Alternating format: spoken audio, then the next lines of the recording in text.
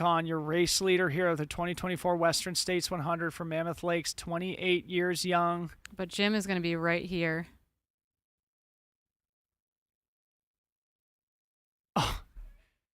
Oh my goodness, we have two men in the river together. I don't know when we've ever had our 1-2 in the river together. It's never happened before. This has never happened before. It may never happen. I was told life jackets were optional today, but Jim is not taking any chances. So one thing we've been talking about all week, Corinne, remembering back to 1983 when the final gap between M1 and M2 was 31 seconds. I want a race could this on be the the year? It could actually be the year. Two men in the river simultaneously. Historic moment here in Western States history for all of us to witness here. And now, Corinne, this climb up to Greengate is going to be the moment of truth. Could end up being a crux moment for these two men where any separation might occur. Jacob Meyer in the chat says that in 2010, Killian and Anton were in the river together. Is that accurate? That's a good question. Maybe were they in the boat together? They probably were, been actually. In the boat together. Yeah, yep. Good call, Jacob Meyer. Excuse me. Still a historic moment. That was the unbreakable year. Could this be the second unbreakable year? Yep. And we will remember what happened there in 2010. It was not Anton or Killian who won that year. It was the legendary Jeff Rose who came from behind, sort of in a similar position to where Hayden Hawks is now.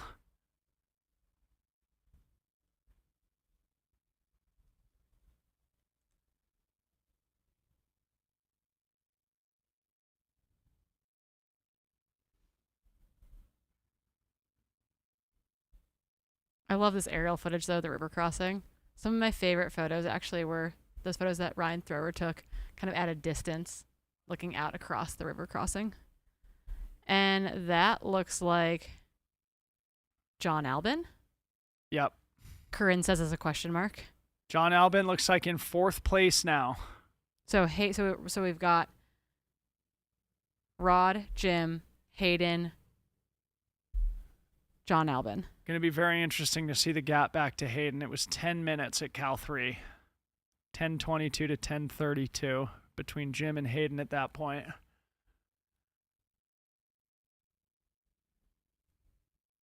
And it looks like, yeah, Hayden was 5 minutes ahead of John Albin. That gap is probably pretty similar to where we saw Hayden in the same spot a short time ago.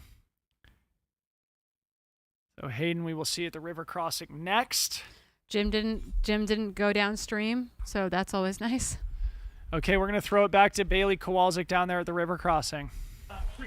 No, I know. Well, that was amazing. Nobody went downstream. It was interesting to see the different tactics with Jim putting on the life jacket, but he definitely fully submerged himself a little bit more than that. So that was, he looked confident. He looked like he knew what he was doing. He was patient. So this will be really interesting. This race is so tight for 80 miles. And thank you. Thank you so much, Bailey. Appreciate that insight. So basically what Bailey's saying is that Jim took a little bit of extra time to get wet relative to Rod. Of course, as people are conversating about in the chat here, Jim also put on a life preserver. But also, I believe from our drone operator on that section that we didn't get to see it, but we did have Dan Jones ahead of John Albin on that section of the trail. We just did not get that. We did not see that on screen. Oh, do we have Tim Tollefson? Look at Tim Tollefson there. Hey, Bailey, if we can get a word from Tim Tollefson, it'd be really interesting to him provide some intel as to where they passed Jim after Cal 3. So, yeah. Sorry, you can't hear. Yeah. Okay, yeah, tell me about Rod and where he's at right now. Rod's in a really good headspace. That whole section, we just were chatting back and forth saying, stay calm, focus on the basics. That was just our mantra. And, it almost felt like Jim might be playing some head games with us, but I'm like, Rod's a chess master. So I told him just stay calm, focus on the basics. We yo-yoed a little bit. Jim sat behind us for about a mile and a half, then took the lead. Then we took the lead back. And this last section down the river, Rod was just very calm, remind him to stay calm on the basics, and he's excited. He's in a good place. Yeah, who's he picking up right now, and what's his plan for the final 20? So Chris Brown just took over, and he's taking him for the final 20. Unless something happens, I'm leaving my laces tied tight. I'm back in there with him. As I left, Rod said, "I'm going to miss you, buddy." So he's in a really good headspace. He's staying cool. The heat is not affecting him at all, and his nutrition is dialed. Amazing. Rod is crushing it. You heard it from the man himself. Thank you so much, Bailey Tim. and Tim Tollefson. Unbelievable race unfolding here. Looks like we're back at Forest Hill, chasing around some of the women in the top 20 here. Is it Emily Schmitz? I think. Yeah, I'm pretty sure it's Emily Yeah. Schmitz. Very interesting to hear Tim there.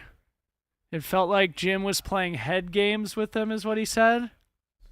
Hard to interpret that. I mean, it's, No, but I mean, that's kind of what it's looked like, right? It's like Jim's ahead, Jim's behind, Jim's ahead, Jim's behind. Like, I feel like if I was Rod, I'd be like, are you just messing with me? Like, that's kind of how Tim interpreted it, it seems, as well. bizarre strategy, though. Like, I don't know. it's so interesting. You know, maybe with the course record not in play, like, Yeah. I don't know. Okay. What do we have here?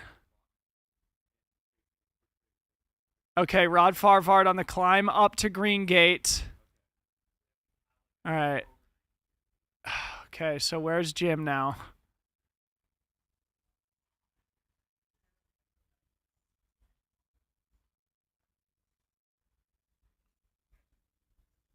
Okay, there's Jim. Call it 20 seconds back of Rod.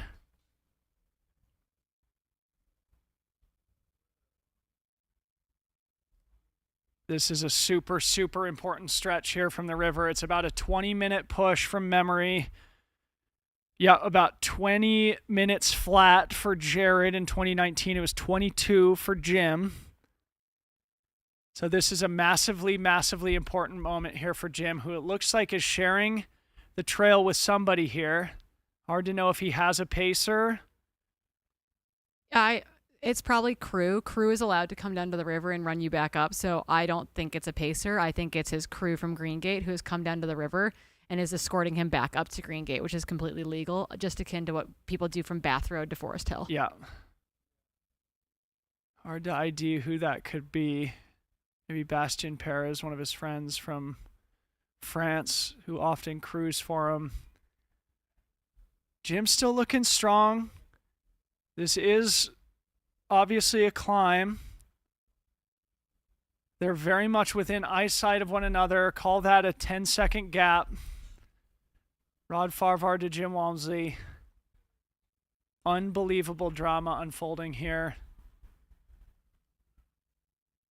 And I believe from memory in the unbreakable year, what Jacob Meyer was just referencing in the chat, it was just after Greengate where Killian started to falter and Anton took the lead. And then a short time later, Jeff Rose just came storming through the podium to secure that iconic victory. One of the most significant moments in Western States history as we look back to the river with Hayden Hawks coming down to the river crossing now. So we are putting a little bit of time now into Hayden Hawks. It was 10 minutes last we saw. We are now up to 12. I'm glad to see ice on him. I think that's Nate Jukes. They're crewing for him in the blue Hoka hat. After being one of our Terra Deck runners earlier today. So Hayden Hawks still very much having a day.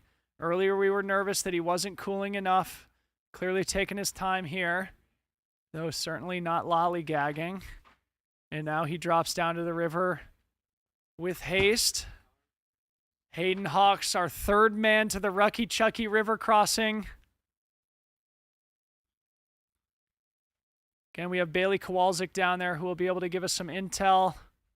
See if she can't gather any feedback from Hayden or his pacer.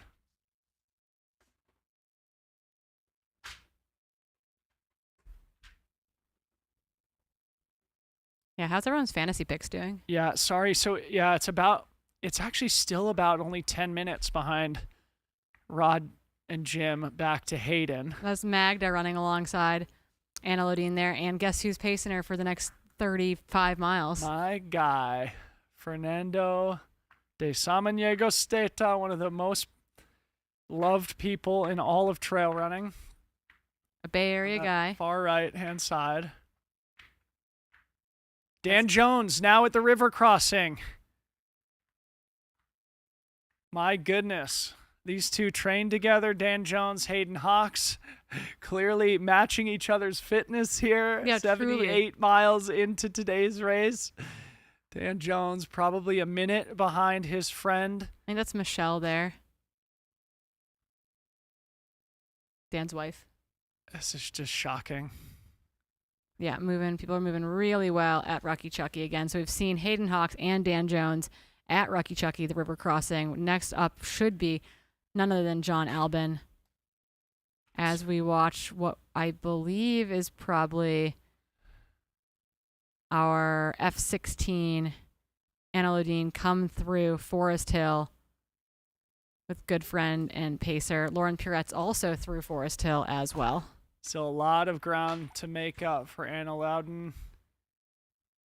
And now looking at the official splits from Rocky Chucky, Rod Farvard was 10:59.52. Jim Walmsley 1 minute back, 11 flat 59. And then Hayden Hawks 9 minutes later, 11:09.56. 10 minutes now separating Rod Farvard in first from Hayden Hawks in second, which means, contrary to what I just said, they have not put any extra time into Hayden since Cal 3, so Hayden's still very much hanging on, still very much in striking distance here. If either Rod or Jim or both falter here, Hayden's still on a historically fast pace through the river crossing with Dan Jones hot on his heels. Again, we did see an aerial of John Albin, too, who we expect to see as M5 here at the river crossing any second now. Okay, so, and then here's an update from Katie Schide, split at Cal 2. She's only about 10 minutes ahead of Courtney DeWalter's split from last year, but she's still 31 minutes ahead of her own splits from last year. Okay, fantastic. So Katie giving a little bit of time back to the course record splits. Chances are she might fade behind it as we see John Albin coming back to the river. But even if Katie Schide does fall behind those iconic, famous splits from last year, she's still very much in control of the race and still very much significantly faster than she was here last year when she ran one of the best races in Western States history. Jonathan Albin making his way down to the river. While we wait for him, let's throw it down to Bailey for some intel.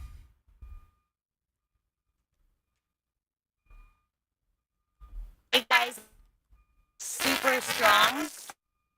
He didn't.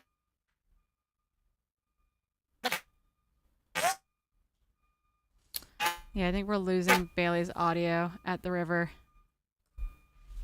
So we are back here in studio. Again, if you're just joining us, we are now almost 12 hours deep. What are we? No, we're exactly 12 hours deep. We started at 4:15 a.m. back here in studio. My name is Dylan Bowman here with Corinne Malcolm. You saw us briefly before we cut back to Lauren Purette's making her way through the Forest Hill aid station. What do we think, Corinne? Lauren is sitting in 17th place. Yeah, looking really smooth. And the truth of the matter is that she's well under. She's probably on 19-hour pace, sitting in 17th. Yep. Like that's annoying. That's really fast. Our top 10 women are going to 100% be under 18 hours this year. Yeah, running with Coach Megan Roche there. Lauren Purette's. Another fastest top 10 ever is my guess. Oh, yeah, it's got to be. You know? Has to be. These women are going to run insane times and end up finishing 15th, 16th, 17th. Unbelievable. Jonathan Albin across the river now. Let's see what the official split is. Okay, so Dan Jones, a minute, 15 seconds behind friend and training partner Hayden Hawks. John Albin, 2.5 minutes back of Dan Jones in 5th place. 14 minutes back of race leader John Albin. Top 5 separated by only 14 minutes. And next up, we expect to see Caleb Olson, Tyler Green.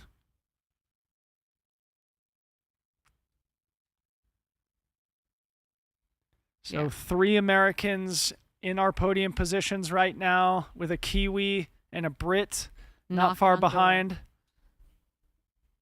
Yep, we're back. We've got an aerial shot now of our next guys making their way to the river. The question is, who exactly is it? It's probably Caleb. Really very little carnage on either side. Shockingly little carnage. Like next to zero, Yeah. I mean, I would say. can we name one of the elite pros who's dropped out yet?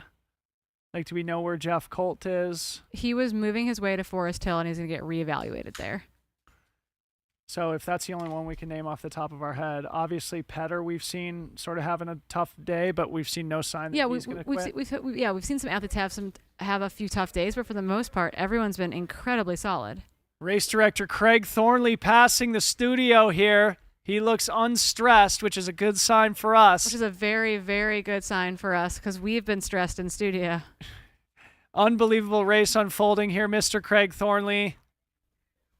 As we look down on who we expect to be our 6th place male making his way to the river crossing, this is either going to be Caleb Olson or Tyler Green, most likely.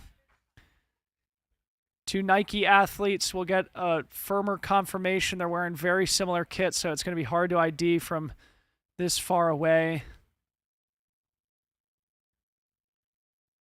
Last we saw, Caleb Olson was ahead of Tyler. We do have a split of Dakota Jones through Ford's Bar, Cal 3, so that's good. Dakota did navigate that low moment. He's now fallen to 10th place through Ford's Bar. Likely soon to be swallowed up by John Ray, who is only a minute back.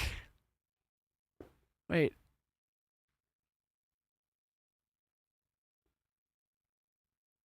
I have no idea what's happening anymore.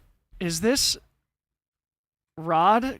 This might be Rod actually climbing to Greengate. That's what this is, I think. With Chris Brown.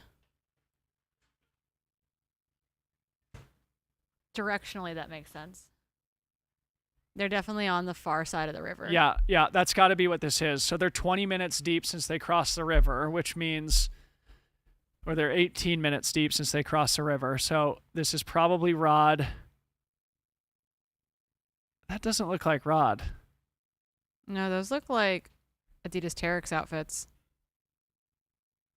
Could be that Dan Jones has crossed the river and is at the bottom of this climb. That's Adidas Terex. Yep, that's the orange. You can see the orange on it. So that would be Dan Jones and his pacer. Yeah, making their way up the other side because he's definitely crossed the river. We saw him cross the river. Yeah, we did see him cross the river, not far back of Hayden Hawks. So any second now, we should get a split from Greengate, which, as we said a moment ago, is going to be a very interesting moment here. A 20-minute climb. That's obviously prime territory for one of our lead 2 athletes to make a move.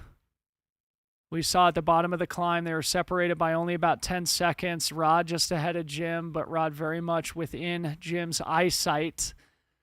No elastic braking by any means. So we see a lone runner now cresting 6-minute hill, beginning this quick descent, sort of gradual rolling dirt road down to the river crossing. Looks like a dark kit. Could be Hoopeter there.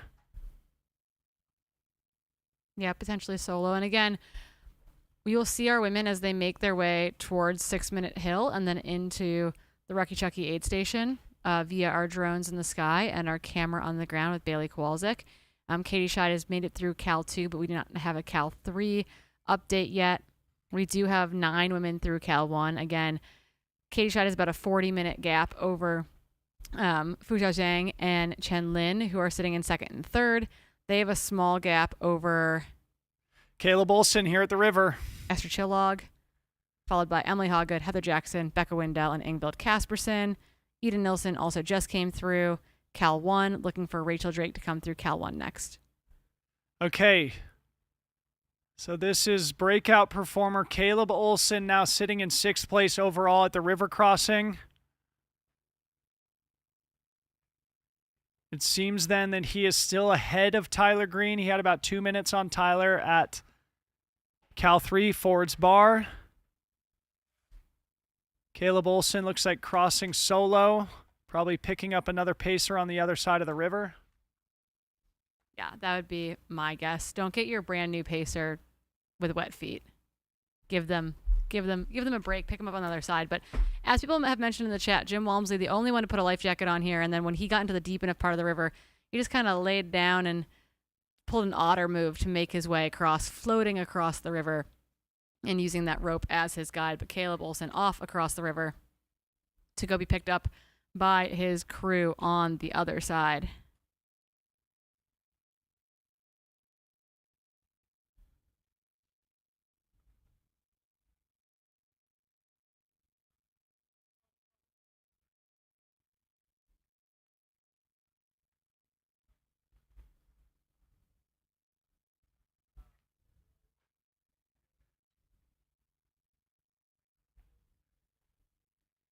There he goes, out of the river. He should be picking up a friend to take him up to Greengate. Again, the next aid station, Greengate, is 2 miles up the hill. You can have a drop bag on this side of the river, for example, if you wanted to change your shoes, but many of us actually send crew to Greengate and do our pacer swap on this next 2-mile section of road. We are also waiting for Tyler Green to make his way to the river. I anticipate that we'll see him here shortly. They were only about 2 minutes apart at Ford's Bar, also known as Cal 3.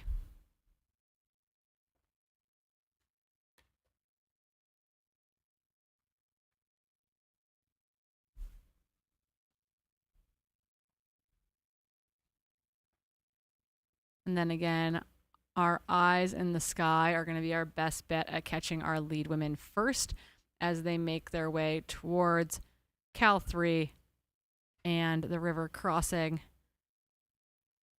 But I don't think we've gotten them in our sights just yet. Although that kind of looks like at least a female pacer.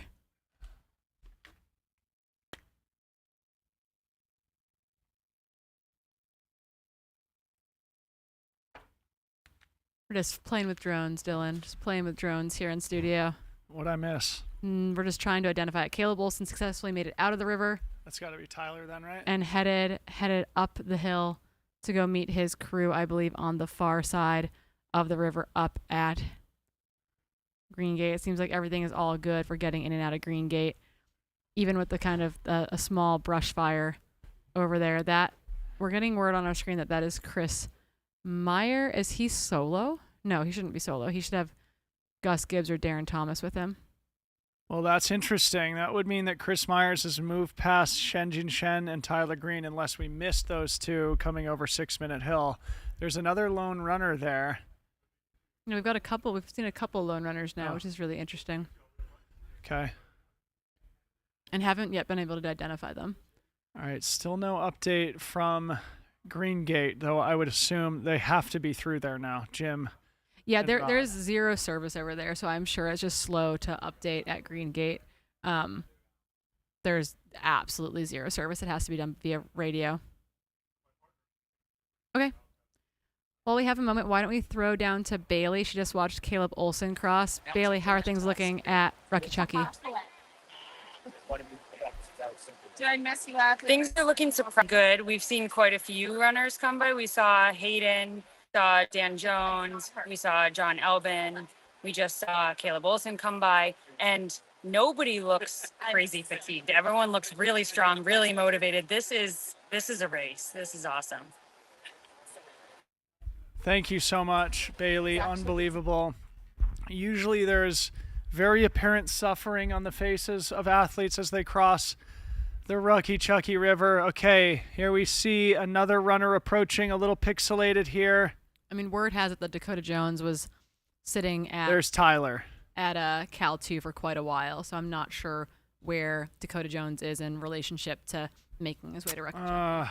Tough luck for Dakota Jones, one of my all-time fave athletes, somebody who definitely has all the talent to win here. Truly one of the all-time greats in the sport, suffering for the second year in a row as we see Tyler Green, the masterful Western States tactician, now sitting in 7th place at the river crossing.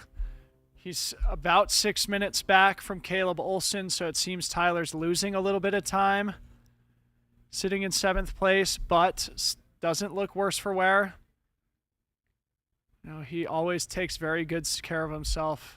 Textbook executor, and I would guess still one of his fastest splits to the river, if not his overall fastest. I can compare it to last year here in just a second.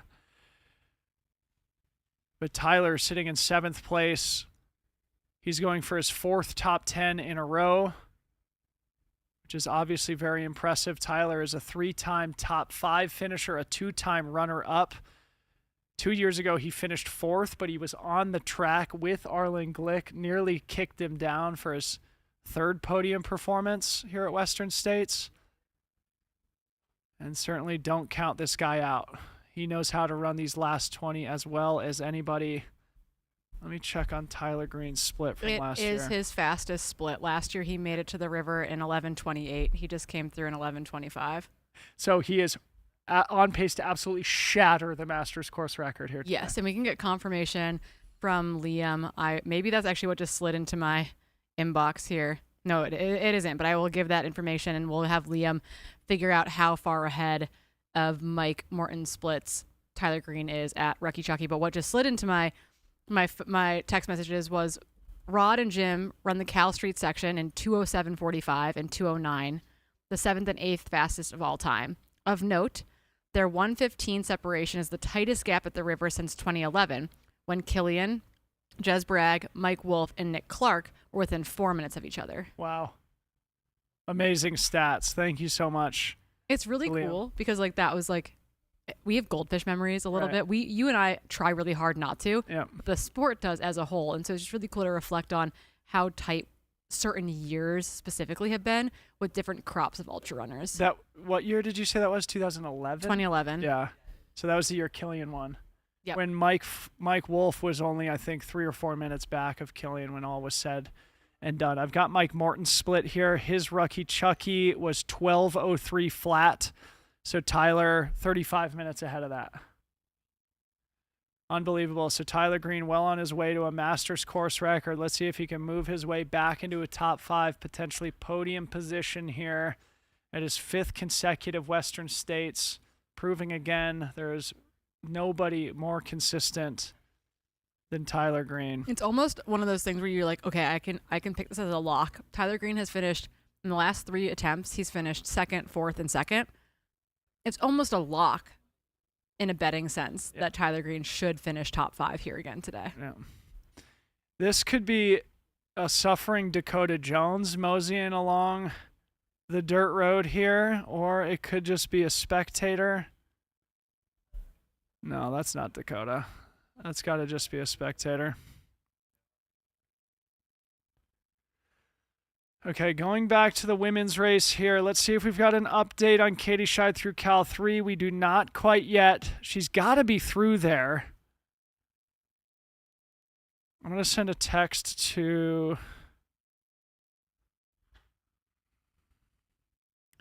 A lot of people are texting me about this fire. People are worried about the fire, but from what we've heard on the ground, while it looks extreme, they've got a lot of resources on it. Everything's good over at Greengate. Everything's good over at ALT. Those are the two areas of the course closest to it. So lots of resources on the fire. Great. That is the word on the street. Relieves at least a little bit of stress. I don't think Craig would have looked quite so calm when he walked through here. Right. Okay, so did you give an update while I was away from the women's top 10 through Cal 1? We did. We were waiting for Rachel Drake to come through there. She did just come through, so 11:22 elapsed. Rachel Drake through Cal 1 in 10th place. So both members of the Drake Green household, as we see Shenji Shen coming towards the river here, both members of the Drake Green household inside the top 10 here today. A fun story for us to monitor here for the final few hours of the race. Shen will be picking up pacer Patty O'Leary. Wonder if Patty's on the far side of the river and the near side. That would be my guess. Yeah. Shen Jishen, our returning 4th place finisher from last year, a great Chinese athlete. He was 2nd at CCC last year behind John Albin, who's also in today's race. Only 29 years old. An incredible athlete.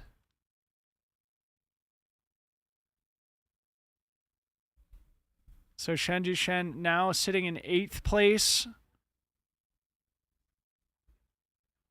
Yeah, maintaining that 5-minute gap behind Tyler Green.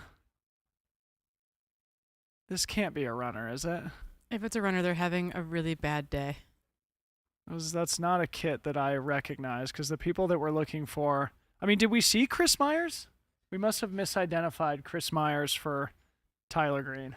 We haven't seen Chris Myers come through yet, but we should be seeing... We're looking for Chris Myers and John Ray. And that was definitely not either of them. Definitely not. No, because Chris Myers should have Darren Thomas with him, and I'm assuming John Ray also has a pacer with him. Yeah. Okay, what a freaking group here. Still waiting on an update on Dakota Jones. Not sure what's going on with him. Still waiting on that Cal 3 update as well at Ford's Bar from Katie Schide. She came through there last year at 11:47 elapsed to Courtney DeWalter's 11:22 elapsed. Important update here from James Bonet. He said, I was just denied access to Greengate and they told me to evacuate. Wait, what? James Bonet, I think, was heading down to Greengate to crew or pace. And he says, I was just denied access to Greengate and they told me to evacuate. He sent me 2 photographs. Gotcha. So Mackay Clemens is pacing Chris Myers as well. Not Darren. Darren couldn't make it over.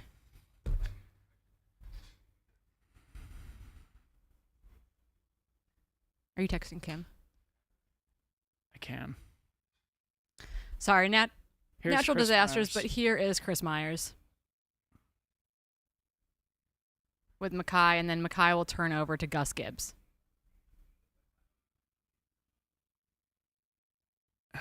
Please get this fire under control here. Be a nightmare. Yeah, we will. If anything, we will have to pull our drones out of the air because they'll need aerial on the fire, and so we won't be allowed to be in the air. That is for sure. Okay, well, let's not worry too much about that right now. We are looking at Chris Myers from Nederland, Colorado. His first 100-miler, sitting in 9th place. He's not far back of Shen Jishen. Now at the river crossing, Chris Myers, will remember, was paced by his friend Gus Gibbs, who we see in the foreground at the Black Canyon 100K back in February, where he really was one of the surprises of the day, finishing 3rd place, punching his golden ticket here to Western States. Here he is battling it out for a top 10. We figured out why Caleb Olson might have been solo at the river. Our drone pilot believes that was Finn pacing Caleb, and that Caleb probably dropped him. Huh. Oh, okay. So he's walking. He's walking to the river to get a ride back up. No shame in that. No shame in getting dropped. Yeah. Okay, we've got Bailey down at the river as we watch Chris Myers about to take the baptism. Bailey, how's it going down there? It is amazing. Chris Myers is just crossing the water right now. It really touches my heart. He's a friend of mine. It's really cool to see him out there crushing it. But it definitely, we can see a little bit of smoke from here, so that definitely is a little bit disconcerting. But behind me is Stanley as well. At the top of the aid station, I think. We saw he took a little bit of time up there. We are going to try to find his crew and see what. From the chat. A note from the chat that was interesting. Shen Jishen was 15 minutes faster to the river compared to last year on a hotter day than last year. Wow. Okay, I don't know if that was in your ears or not. We still don't have video here in studio. We still are getting that QR code logo on our screen. Perfect. Awesome. Thank you. Okay, so resetting the system here. Things are hot and stressful, I think, probably for racers out on course, for us here in studio, but we are back live. The tidbit of information I was sharing before we crashed was that Shen Jishen was 15 minutes faster to the river this year despite it being a much hotter year. Unbelievable statistic there. So we see a lone runner here making their way down towards the river. It doesn't look like John Ray. That's probably Duo G, actually, who's been wearing the all-white kit. Oh, look, we've got, more runners ahead, though. Anyway, we'll get IDs on these runners making their way down towards the rivers just as soon as we can. Resetting now. We are almost 12 hours into the Western States 100, about 11 hours, 37 minutes. We are seeing one of the most dramatic races in Western States history on both the men's and women's side. Katie Schide, we expect, is through Cal 3 right now. I'm working to get us a split. But Katie Schide has been well and truly in control of the women's race since seconds after the shotgun start in Olympic Valley at 5 o'clock this morning. She has shown no signs of cracking, no signs of being in danger by herself or any of her competitors. But meanwhile, on the men's side, we have a battle for the ages evolving between Rod Farvard and Jim Walmsley.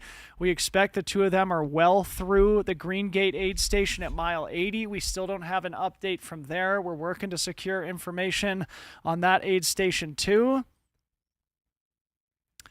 And behind them, it is an absolute savage group of men who are duking it out for those 3rd through 10th positions. It looks like John Ray came through Rucky Chucky only a minute behind Chris Myers. And we do have Katie Schide at Cal 3 officially as well, coming through at 4:13 local time. So a very delayed split. 11:13 elapsed. Okay, great. I have a text from Ted Knutson here saying that there's some radio problems with he and the crews at Cal 3 and Greengate, but the rest of the aid stations are electronic, so we shouldn't have any problems with splits going forward here. The men's top 10 is officially through the river crossing here. 2 aid station Fireball. I wonder what the fastest ever 10th place through the river split is in Western States history. Right now, that is John Ray at 11:34 elapsed. We're just texting with crews on the ground that are working their way towards Greengate. They will be our best guess at getting updates from that side of the river, I believe, as we kind of are walking into a little bit of an unknown. But updating again, Katie Schide came through at 11:13 elapsed, 4:13 local time. That means she is still under Courtney's time from last year by about 9 minutes. So she's lost another minute or so to Courtney, but she is still well under her splits from last year. Last year she came through in 11:47. Well, that makes me breathe a sigh of relief. 34 too. minutes. She's running the section better than she did last year, but she's still losing time to Courtney. Yeah, okay. That's wild. Yeah, it makes me breathe a sigh of relief when we weren't getting updates from Katie, who's been off to such a hot start here. Of course, you're sort of like, uh-oh, is she starting to fall apart here in the heat of the day on Cal Street? No way, Jose. Okay, it sounds like we have Bailey down at the river, so we're going to throw to her to get an update from what's going down at the Rucky Chucky river crossing. Hey, so the men are still really close together. They all seem to be using the same tactic, getting really low in the water. It was super cool to see Chris, Shen Jisheng, and John Ray all go on the rope at the same time. It was really awesome, and it's going to be a tight race. It's going to be a really tight race for top 10. So Thank you so much to Bailey for that update. It must be so exciting to be down there at the river. Bailey, don't move. We definitely want to know what's going on with Dakota Jones. Here we see Katie Schide making her way to the top of 6 Minute Hill here. So, Bailey, if you can hear us, don't go anywhere. Race leader Katie Schide is probably 6-7 minutes from the river crossing here. Running without pacer, as she exited Forest Hill, as Corinne said. You had heard that's probably the plan for Katie. Run it Euro style sans pacer for the entire 100 miles. No pacer, no problem for Katie. Looking very smooth, breaking back into the jogging stride. Looking fresh, looking strong. Again, she's 76 miles into the race here today. Looks like she's just getting started here. Still well under the course record split, though giving a bit of time, as Corinne just said. Yeah, how have we been here for 13 hours? Every year it feels the same, doesn't it? When did that happen? So again, Katie Schide is running faster than she ran last year, but is, as Dylan just mentioned, giving a little bit of time back to Courtney, now only about 9 or so minutes under Courtney's split at this point. Still the fastest woman to ever come through Cal 3. And we'll see how long she can hold that on the back half of this race course. Yep. And we'll get another good split here from Rucky Chucky, which is an electronic split mat. So then we'll be able to reverse engineer that comparison to Courtney DeWalter from last year. But either way, Katie's running 15:30 pace right now, which is so fast, just mind-boggling. What's your and Western even if States she PR? fades, 15:36. Yeah. Katie's coming for you, man. Yes, she is, absolutely.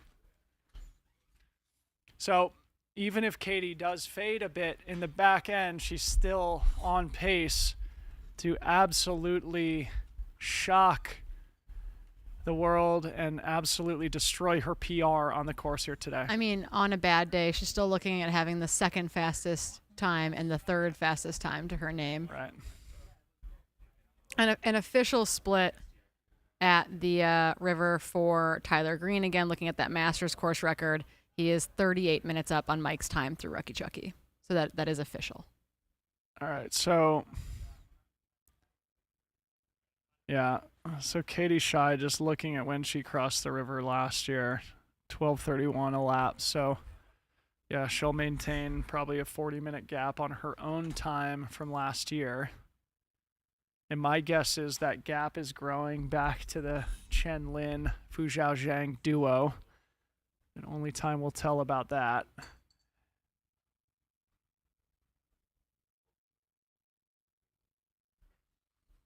Yeah, so again, hanging out at Rucky Chucky, waiting for our race leader, Katie Schide, who is making quick work of that section. She is on more or less that downhill.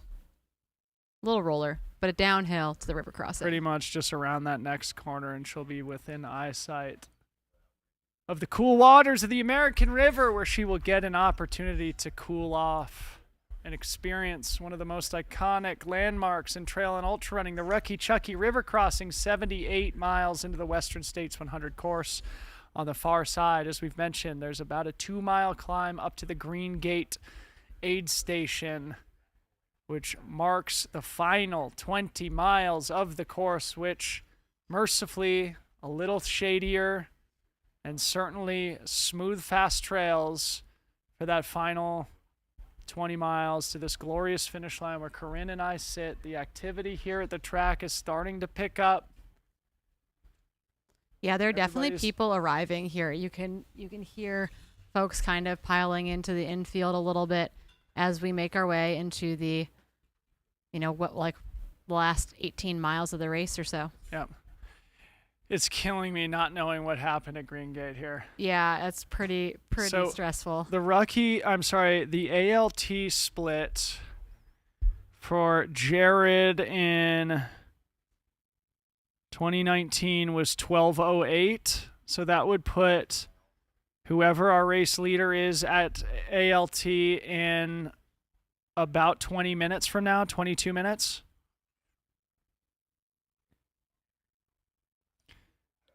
How far do we think Katie Schide is from the river crossing? I think we should wait until Katie crosses the river, and then we're going to take a quick break to our viewing audience, so don't go anywhere. We're going to, we'll stay with Hear Katie. from Bailey after Katie crosses the river, and we'll take a quick break.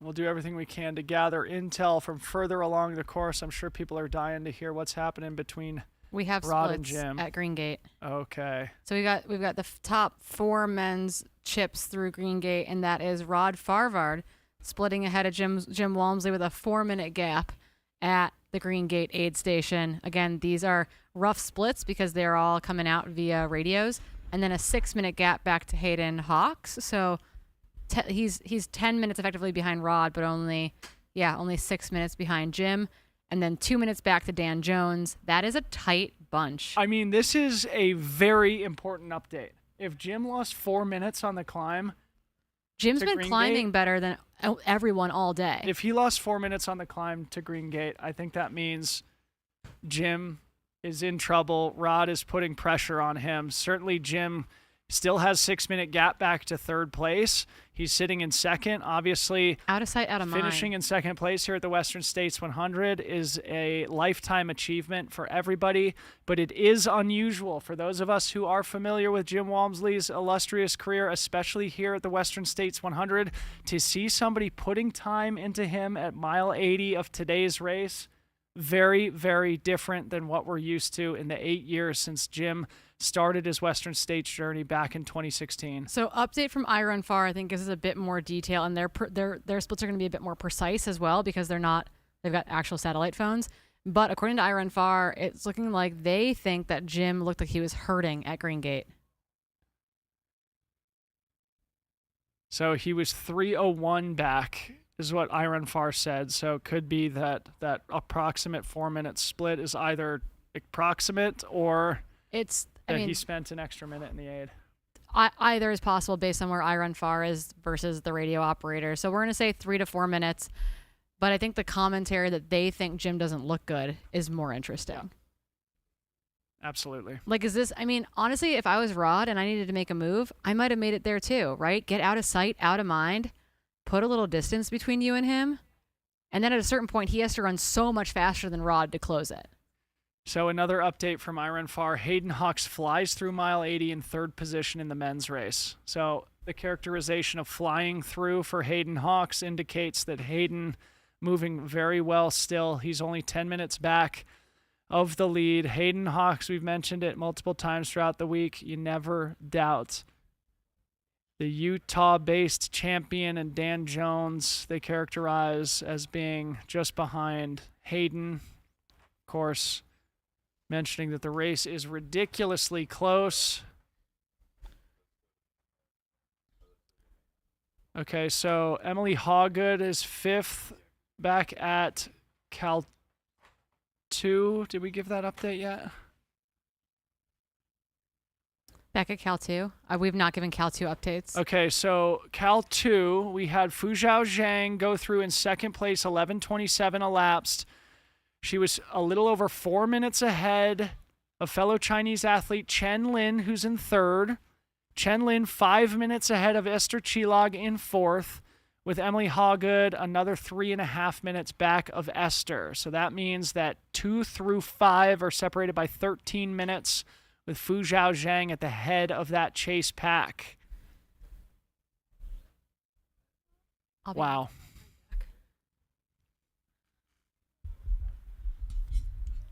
Okay, so this is Cole Watson now arriving at the river crossing. Cole Watson, M9 from last year.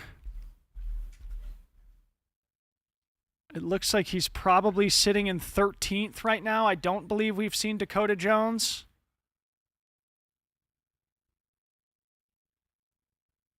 Cole Watson, it looks like, making his way to Schide, sort of leaning against his wife there.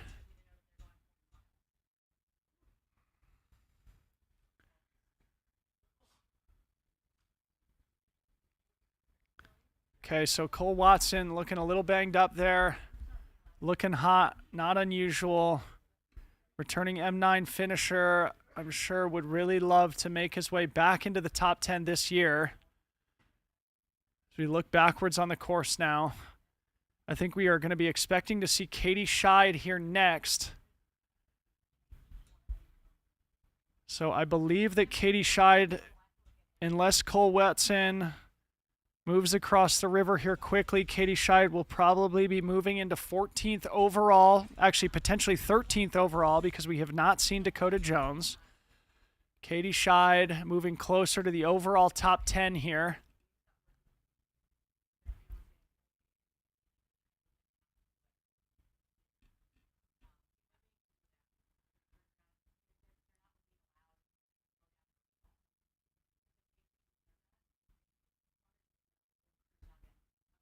Oh, yeah. There's Finn Melanson. It looks like he was Caleb Olson's pacer making his way to the river. And it looks like just behind Finn. No, this isn't quite yet. Katie, who is this? This is Gumin Dang now. In, I think, 14th place, because I don't think we've still seen Dakota Jones. So again, we're still waiting for Katie Schide, women's race leader, probably here any second now.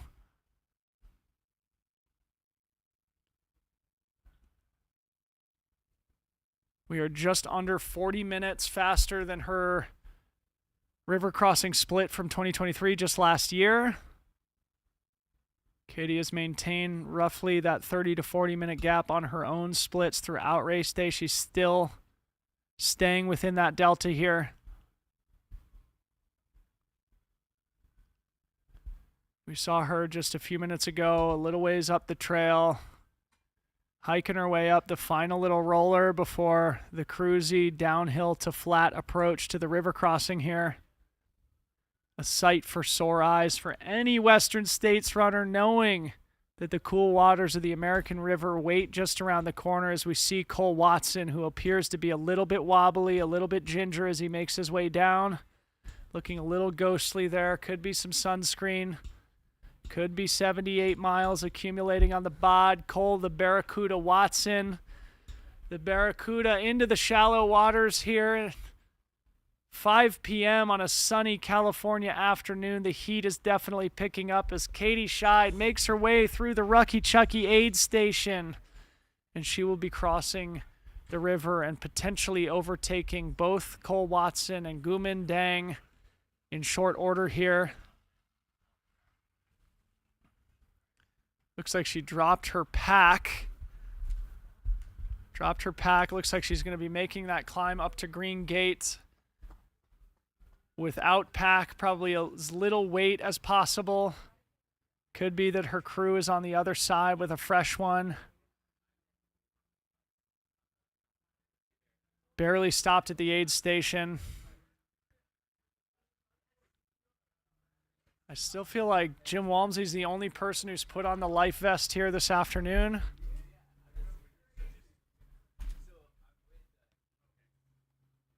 So Katie Schide and Cole Watson in the water here together right now. Not sure if Gumin Dang made his way down there. If we have Bailey Kowalczyk, we would love to get an update from her here just as soon as we can. Hey Bailey, what's going on down there? Hey guys, it is getting, there's a lot of people coming through right now. Katie's great. She took her pack completely off, so it seems like she won't have too much weight when she gets out of the water. And then she has a crew back at Greengate. We did figure out that it potentially Jim the life jacket because he was not aware that it was optional. So there's some more clear instructions now that the life jacket is optional. So far Jim's been the only person that has taken it, but it seems like everybody else has been. Okay, thanks for that update. Here. Sorry, Bailey, have we seen Gumin Dang entering the river yet? One of our Chinese athletes, or is Katie in front of him? Hey, hang on, we've got a runner. Katie is in front of him right now. I think he may be up at the aid station or coming right behind me. Next. Yeah. Here comes the runner. Okay, great. We see Jupiter Carrera Casas now making his way down towards the river crossing as Katie Schide exits on the far end to begin the climb up to Greengate. Jupiter Carrera Casas looks like he had a tough go of that Cal Street section. It does look like Blake Slattengren is in the water now too. Not sure if we've seen Gumin Dang. If not, he's still up in the aid station. Katie Schide, I believe, now in 14th place overall.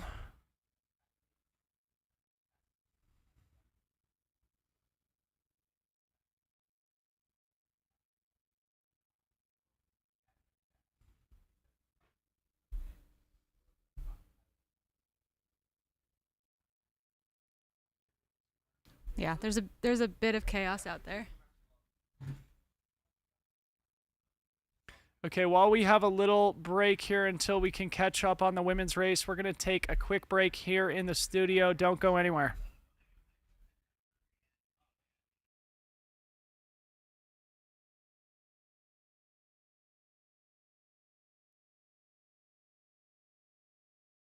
Stifling it. We stand beside the Nisenan people and their right to sovereignty, self-governance, and self-determination through the stabilization of their people, homelands, and culture. Being up there doing the land acknowledgement, it felt like an honor. Being affiliated with Rising Hearts and working with them gets an opportunity to spread that education and that awareness. At the end of the day, I hope people, not only listen to it, but even throughout the run, just taking in their surroundings and keeping in mind the lands that we run on and who are the original caretakers of the land. And it's just a way to feel even more connected. And, we get outside because we want to be outside. Just feeling the ground under our feet and getting in the dirt and crossing the streams, I just think it's another way to be more present and more connected. Now, as the Dene or Navajo people would say, let's walk, or in this case, mostly run and hike in beauty today. Thank you. Thanks, Alex.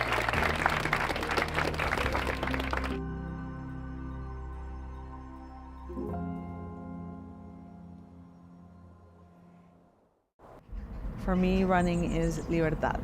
It's liberation, it's freedom. The trail is sort of that place where I'm able to be unequivocally who I am. And I take that energy and I take it into the world. And that's what I try to give people: joy, hope, and that magic that you can only experience when you go into the woods. Being able to look beyond what you have is what I think opens up to other worlds, and imagining yourself being more than just what has been offered to you. So much of my work really connects to freedom, whether it's people that are kidnapped or people that are in jail or people that are prisoners of their immigration status. Running is really that tool to break those walls and be able to understand that you have the power to go beyond them.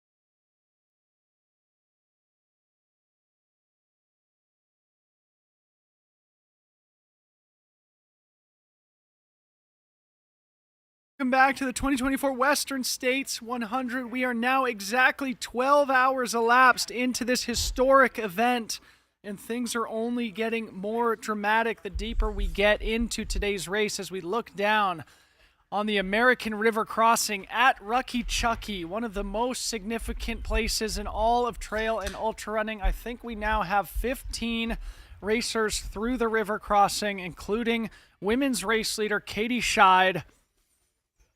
As I refresh my overall standings here, we have now seen Dakota Jones through the river crossing. We had missed him.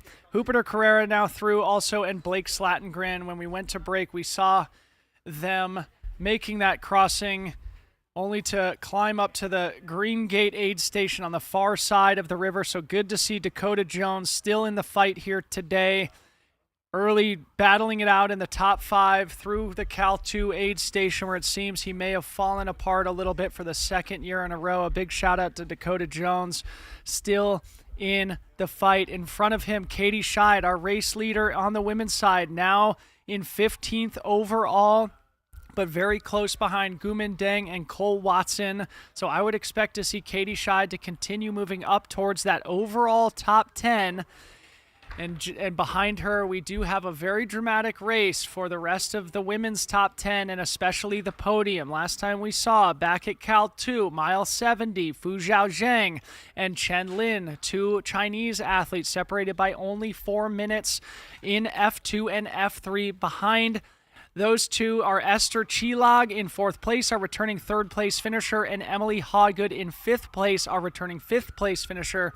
So Emily Hawgood well ahead of her splits from 2023, but sitting still in 5th place overall. The men's side, things are getting crazy here. We now have 7 through Greengate. Last we said, Rod Farvard, race leader, came through in 11:20 elapsed, looking to finally be putting time into his main rival today, that being Jim Walmsley, and a charging Hayden Hawks in 3rd place, 10 minutes back of the lead, only 6 minutes back of Jim, but Hayden only 2 minutes ahead of his friend and training partner, the Kiwi Dan Jones, our returning 5th place finisher, now 1 spot better at this point, mile 80.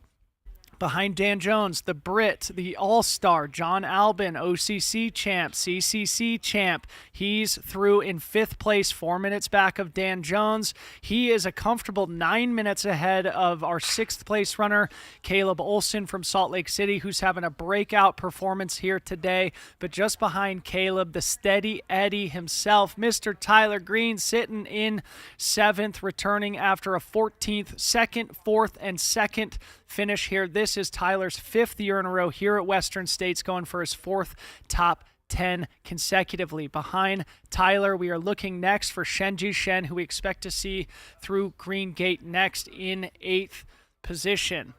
Looking at the river from the far side here.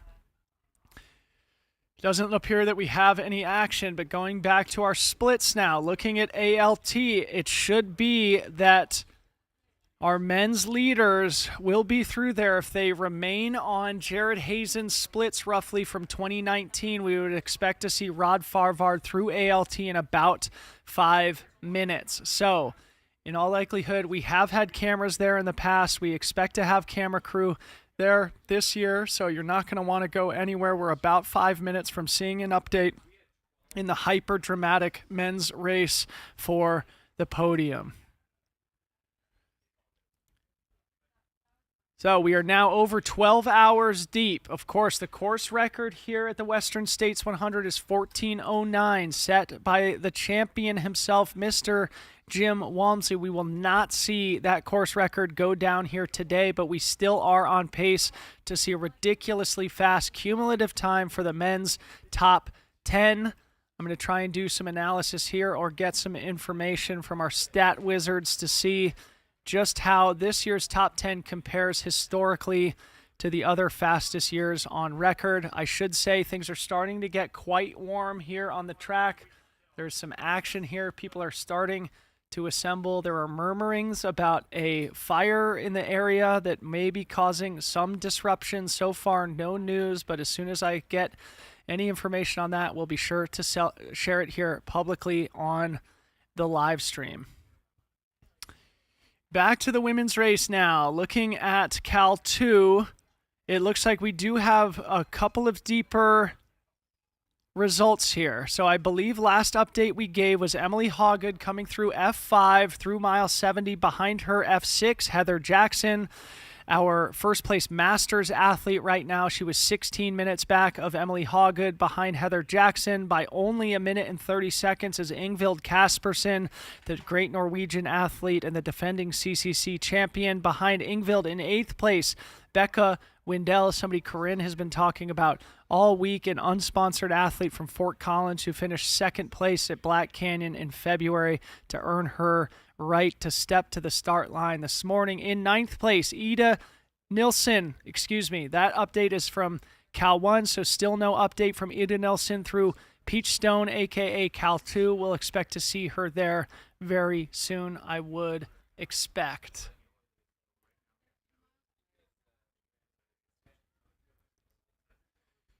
I'm solo here in studio right now, trying to dig up some extra information. There's definitely sort of an animated, I wouldn't say frantic energy, but something not far below that here at the track, as we have one of the most exciting races ever in Western States history taking place right now. While there are murmurings of a potentially disruptive fire, the vibe here at the track is one of slight confusion, though there still is an overhanging aura of calm. Again, we are only a couple of hours away, probably 2.5 hours away from seeing our men's champion enter the track here at Placer High School.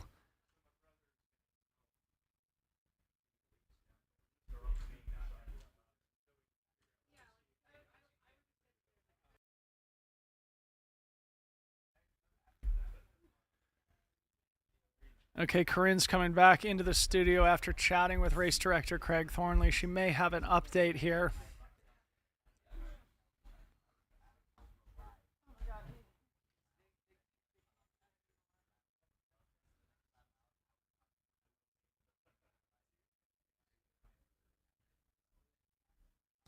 Oh my goodness, Jim Walmsley through ALT. It looks like Jim Walmsley in the lead through ALT Again. in 12:06 elapsed. Whiplash up here. I mean, so now Jim is ahead of Jared Hazen's splits slightly That's insane. from 2019. Okay, so this is really going to be maybe the most interesting moment of the day. I know I have said that 1,000 times. We do have an update. Eden Nilsson now through Cal 2. She's about 75 minutes back from the lead.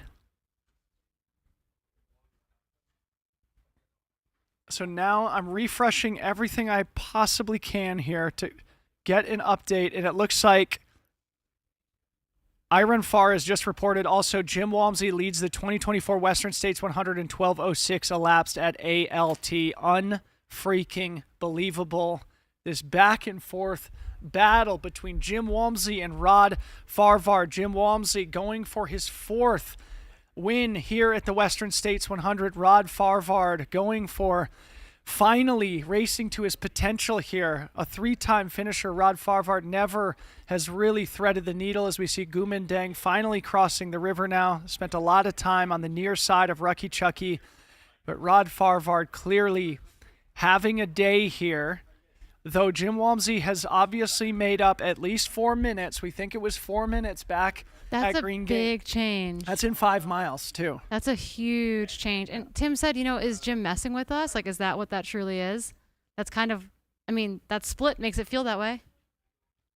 Still no update from Iron Farr indicating where Rod Farvard is. It's been 3 minutes since Jim left ALT, so Jim is in the final 15 miles of the course.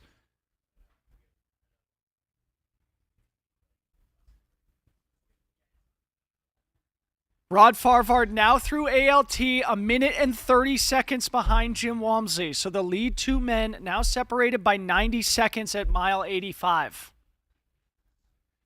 So we're not entirely sure how accurate our splits were at Greengate. Iron Farr did report that Jim was 3:01 behind Rod. And we thought it was 4, but Right. that's kind of the inaccuracy of getting handheld splits. Right. So if that is indeed accurate, which we assume it is because Iron Farr are the consummate professionals, that means that Jim made up 4.5 minutes in 5 miles to retake the That's lead from wild. Rod Farvard.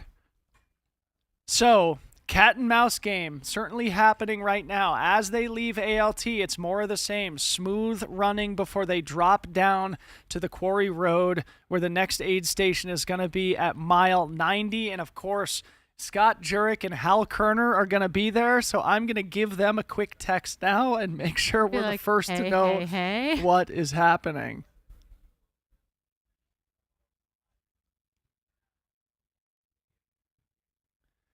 Okay, I'm getting an update from somebody on course that they are driving down to Greengate now.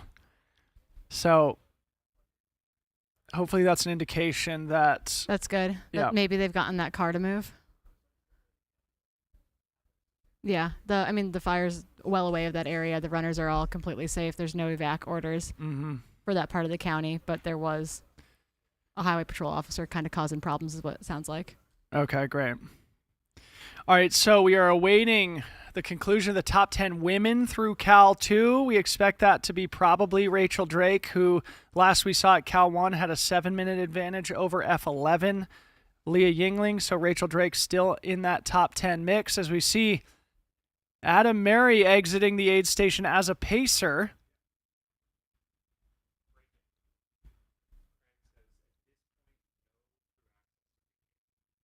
That's official.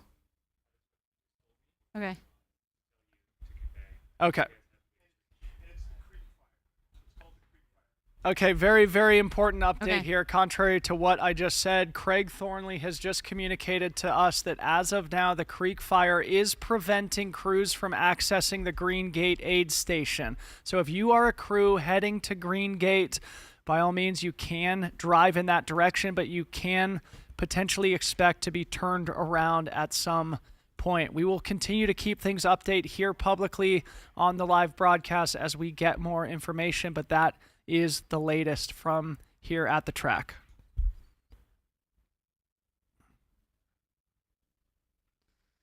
Yeah, and that's what we were hearing from folks on the ground, that we're getting turned around. There's a lot of crews trying to make their way there and finding issues getting to Greengate. So we want those runners to get well taken care of at that Rucky Chucky River crossing before they head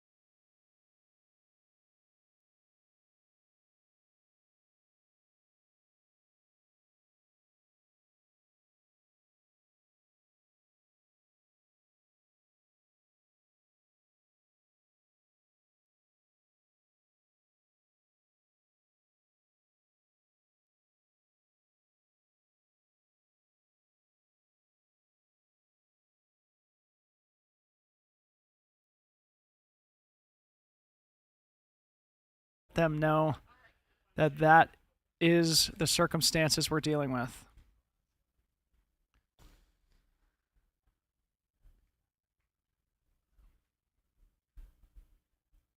Yeah, just a little kerfuffle. Somebody just sent me a screen cap of it, and it is a little close for comfort to the Western States course. Yeah, no, there's Craig doesn't seem too flustered, though. No one seems too flustered. And talking to the county, it seems like everything is well under control. But cars not welcome. Cars not welcome. Okay, we continue to look at this beautiful drone shot of the American River, the Middle Fork, and the dirt road adjacent to it that our runners are now traversing on their way to the Rucky Chucky River crossing.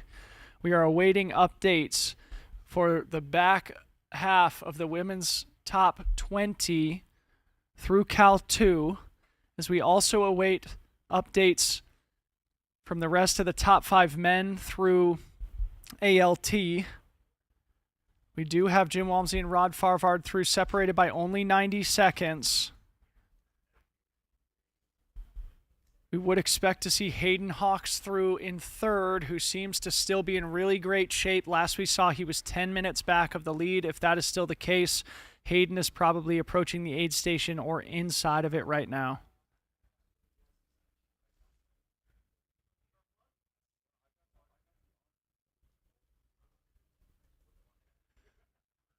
We did see Corinne Dakota Jones has crossed the river successfully. I didn't get a visual of it, but according to our splits, Dakota is still making his way down the course, which is good to see. 2 years in a row, Dakota Jones running a really strong race through mile 75, where things go a little sideways. Dakota has not crossed the river. So Bailey is still down at Rucky Chucky, and she said Dakota has not crossed the river. He is not hurt, and he is okay, but he's very, very tired. His socks and shoes are off, and he is drinking a ginger ale. He has not crossed the river. Okay. Well, thank you, Bailey. So our updates here on Ultra Live are inaccurate, at least as it pertains to Dakota Jones, who it shows here went through in 15th place. Where, at Rucky Chucky or at Greengate? Okay, so he probably crossed the mat into the aid station. He's just been chilling there. Yes, exactly. Okay. No, he's made it to Rucky Chucky. He just has not gotten into the river. Understood. Excuse me. Thank you, Corinne, for that clarification. Sorry for the confusion to our viewing audience here. Hopefully, Dakota will put those shoes back on and get in the boat, so to speak.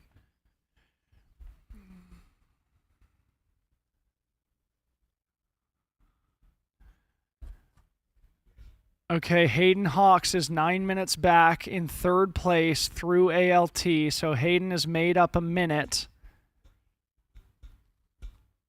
According to iRunFar, Rod Farvard is only 1 minute behind and stopped for an ice bath.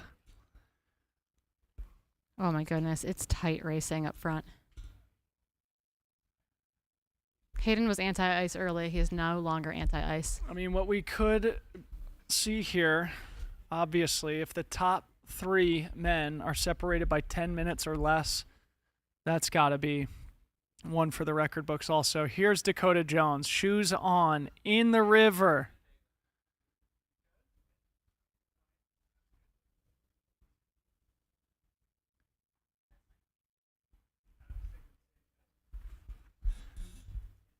He's in the river now. I think that was Nick Danielson who sent him on his way there. An excellent photographer from the Seattle area.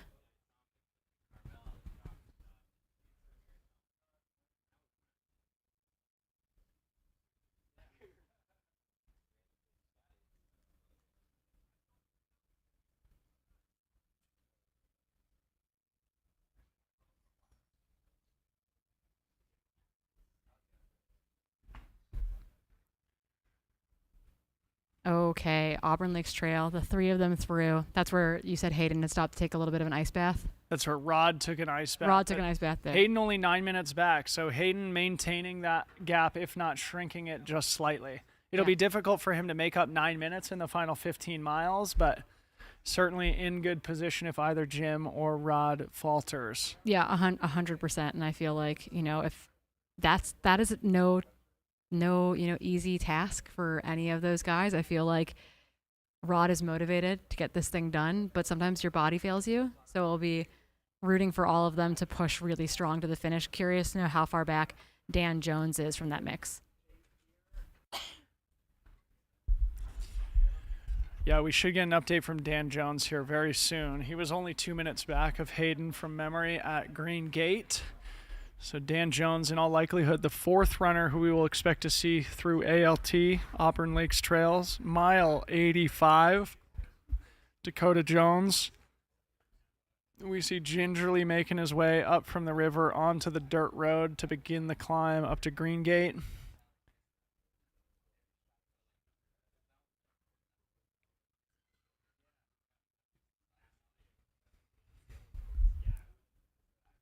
Typically, we do have a camera there at ALT. It doesn't appear that we have one as of yet. Yeah, there is normally one live there. So that means that the next possible opportunity that we might see our lead athletes would be down at the Quarry Road aid station, which seems kind of unlikely to me. More likely is up at Pointed Rocks, but that's not until 10 miles down the trail. So again, we'll do everything we can to try and get visuals on our lead athletes, both the top 3 in the men's race and Katie Schide, who is dominating the women's race here through mile 80. We should start to see the rest of the women's top 10 start to make their way towards the Rucky Chucky River crossing, probably within the next 10 or 15 minutes.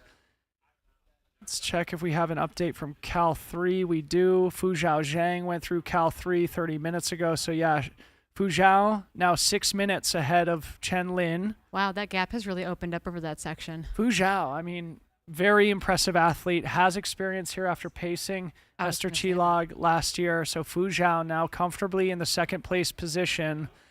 30 minutes since she left Cal 3.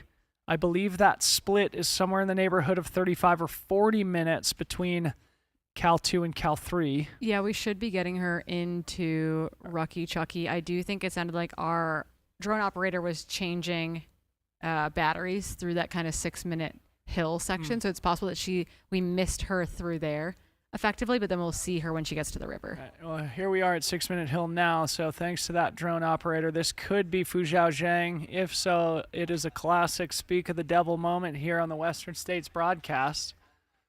Yep, that is her. We believe that is Fu Zhao making her way to the Rucky Chucky River crossing before she heads up to Greengate into her final 20 miles of the race. Home stretch is just a long run at that point. Mm-hmm. you've done that, right? You've done so many 20-mile runs building into this thing. At that point in time, it's like, I know exactly how to do this. I've done this so many times. It still feels so It's far at still that so point. The far. other torturous thing for our viewing audience here is those 20 miles have mile markers basically between Greengate and the finish. So you're painfully aware just how far you are from the glorious finish here on the track at Placer High School for those entire 20 miles. Sometimes it can drag on, as we've been talking about all week.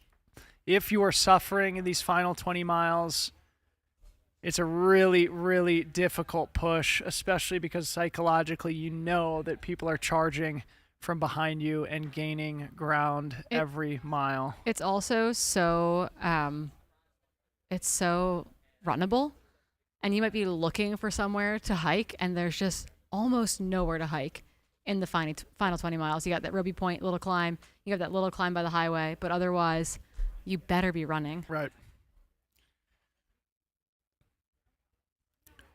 No breaks, no rest in those final 20.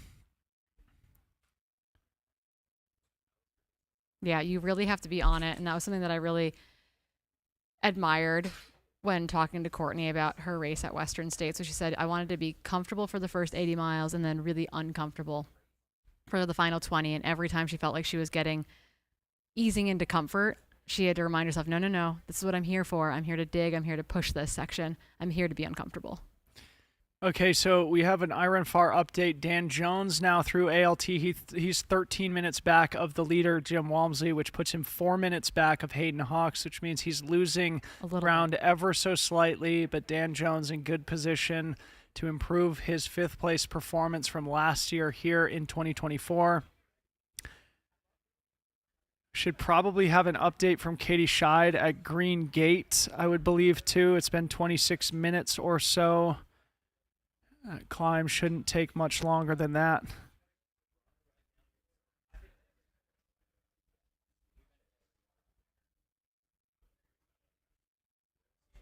Some good photos of Jim Walmsley and Rod Farvard here on Iron Far's Twitter feed going through ALT. Another good update from Iron Far, back in the women's top 10 at Cal 2. Rounding out the top 10 at mile 71, Rachel Drake blows through like a freight train. So Rachel Drake looks like having a good day here, rounding out the women's top 10 at Cal 2. You know who's excited? Rachel Drake and Anna Cassius both have pacers that were planning to go 35 miles. Yes. So Keeley is on the gas right now. On the gas all the way to Pointed Rocks is the plan.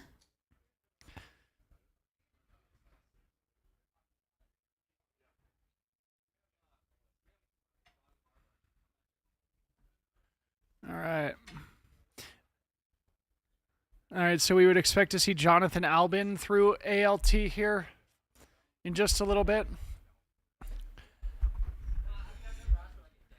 I just got a text from Scott Jurek. We're all wired up here and ready. So we will hopefully get a cool update from Scott Jurek and Hal Kerner from the Quarry Road aid station as soon as the lead men come through. I'm pretty sure I have breaking news on my phone right now. A video came through. That's from Quarry Road. From Chris Brown. Who's running on my phone side by side right now? Corinne is showing me a video of Jim Walmsley and Rod Farvard running shoulder to shoulder. So if that is the case, Rod has again bridged back up to Jim Walmsley. And this remains the most confusing, most riveting, most dramatic race that I can remember ever. If the lead two men are still shoulder to shoulder, 85, 87 miles in to the Western States 100. And I believe this is Ryan Montgomery now on our screen here. Ryan Montgomery still making their way down the course. Having a tough one after finishing M7 last year. Ryan Montgomery, a fan favorite.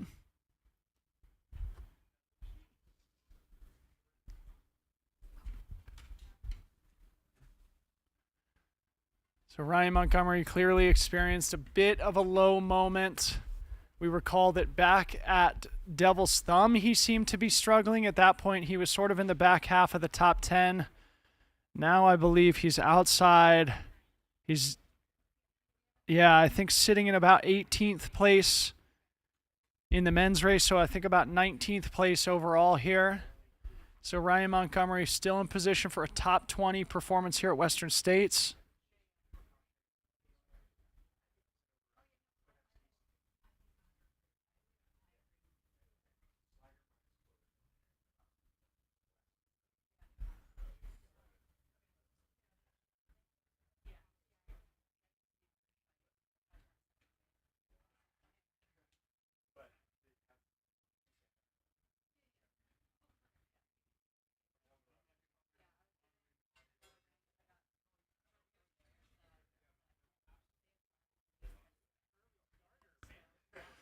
Okay, now our 5th place men's runner now through ALT mile 85 in 12:25 elapsed. 19 minutes back of race leader Jim Walmsley. Jonathan Albin having a very solid 100-mile debut at the Western States 100. The great British champion who lives over in Norway. Sitting about 6 minutes back of the Kiwi Daniel Jones, who is currently in 4th place. John Albin rounding out the top 5 through ALT. Next, we're going to be looking for the likes of Caleb Olson from Salt Lake City, Tyler Green, also now of Salt Lake City, and then Jonathan Ray from Boulder, Colorado, Shenji Shen from China, and Chris Myers also from Boulder, Colorado. Those are our top 10 through Greengate. So in just a little while, we should be starting to get more updates from ALT. We do typically have a camera there. Doesn't appear that we do this year. So you'll just be relying on these updates from us. Meanwhile, we look at the aid station at Rucky Chucky and Petter Engdahl, the great Swedish athlete who's been having a tough go of it here today. It looks like he's probably rounding out our top 20 here, running with his pacer, fellow pro athlete Eric LaPuma. Petter Engdahl took a hard fall in the opening miles of the race just as they crested the top of the escarpment into the Granite Chief Wilderness, and it appeared that threw his race off the deep end very early in the day, so it's great to see him continue to battle through it. We had gotten reports that he had potentially rolled his ankle, that he had a bit of road rash, that his crew was having to bandage up his hands and elbows from that tomahawk that he took on the trail in the early miles. Here he is, Petter Engdahl, gloriously crossing the American River, continuing to push his way through. On screen, it appears he's in 8th place, male position, so 19th place overall. That may be off by 1 place or so, but Petter Engdahl, the fact remains, continues to persevere here at the Western States 100. Okay, we have a small update that's important for everyone listening to this, wherever you might be. So we've talked to El Dorado County and the fire department, and they believe that everything is very much under control. So everything is good in that sense. But we are asking that only crews and pacers go down to Rucky Chucky. So if you are a spectator and you are not crewing and you are not pacing, we're asking you not to go down to Rucky Chucky so that we can get crews and pacers down to that aid station on the shuttle. Very good update. That comes straight from the race director, Craig Thornley, by way of Corinne Malcolm. And we do have an update here from iRun Far. Katie Schide was through Greengate at 12:20 elapsed, so that's 10 minutes ago. She's bang on course record to the minute at this point. So Katie continues to lose time on Courtney DeWalter's course record. It's starting to slip through her grasp. Not surprising. This is a much hotter day than it was last year, but Katie remains well ahead of her own amazing splits from 2023. It's so impressive that she is once again most improved. Like beating her. I mean, actually, most of the women and most of the men that are running today are well ahead of their 2023 splits. Some of them are moving up spots, some of them are not. Right. It's just that good of a field. To ALT, 12:06:57, 12:08:19, and 12:15:42.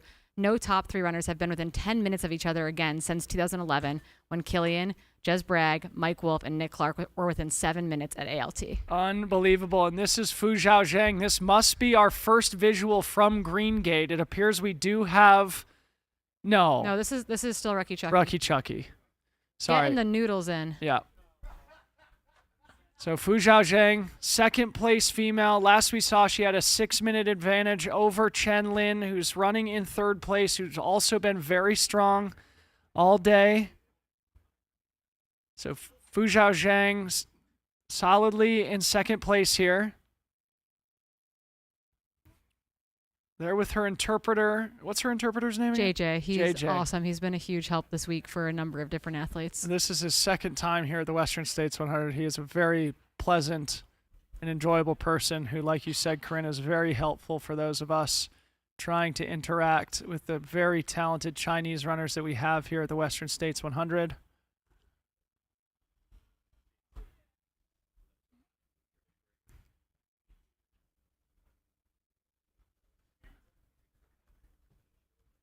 Okay, looking further back down the course, deeper in the men's results through ALT, we have Caleb Olson still sitting in 6th place, 28-year-old from Salt Lake City, Utah. He is roughly 6 minutes behind Jonathan Albin. And here we have the legend, Casey Lichtai, exiting Forest Hill en route to her 10th consecutive finish here at the Western States 100, 37 years old from Omaha. Yeah, and sitting probably right around, 20 to 20 and a half hour pace or so coming through at 5:30 p.m., maybe 20 to 21 hours, stopping at the car for crew there. But again, going for that 1,000-mile belt buckle. Think she'd like that 10-day belt buckle, but she is, I think, 2 minutes and 39 seconds shy from having one race over the 24-hour mark. Absolute icon, Casey Lichtai. Truly a revolutionary. Somebody who lives in the flatlands of Omaha, Nebraska, who came and has been a champion at the race. When most of our winners obviously come from the American West, with the exception of the few European champions that we've had here at the race. And I do have a funny update also. Oh no, Fu Zhao going for a swim here.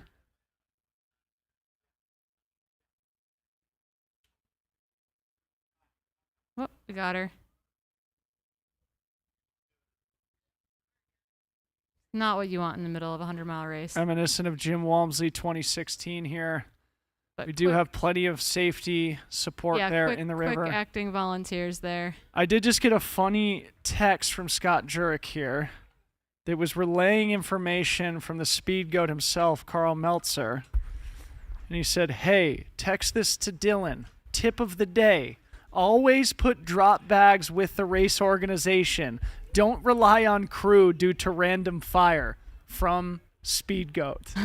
Classic Carl Meltzer, the 100-mile king, with very practical advice here for our audience here today. I mean, and to be fair, we also had a racer earlier in the day have a crew not make it to Dusty Corners in time, for example. So, you got to plan for plan B always. So we are now more than 12 and a half hours deep. We are probably under 2 hours until we see our men's champion emerge onto the track. It's hard to believe that we've been doing this for 13 hours in the studio, Corinne and myself and the massive team behind the scenes. We are grateful for all 15,000+ people who are watching here today.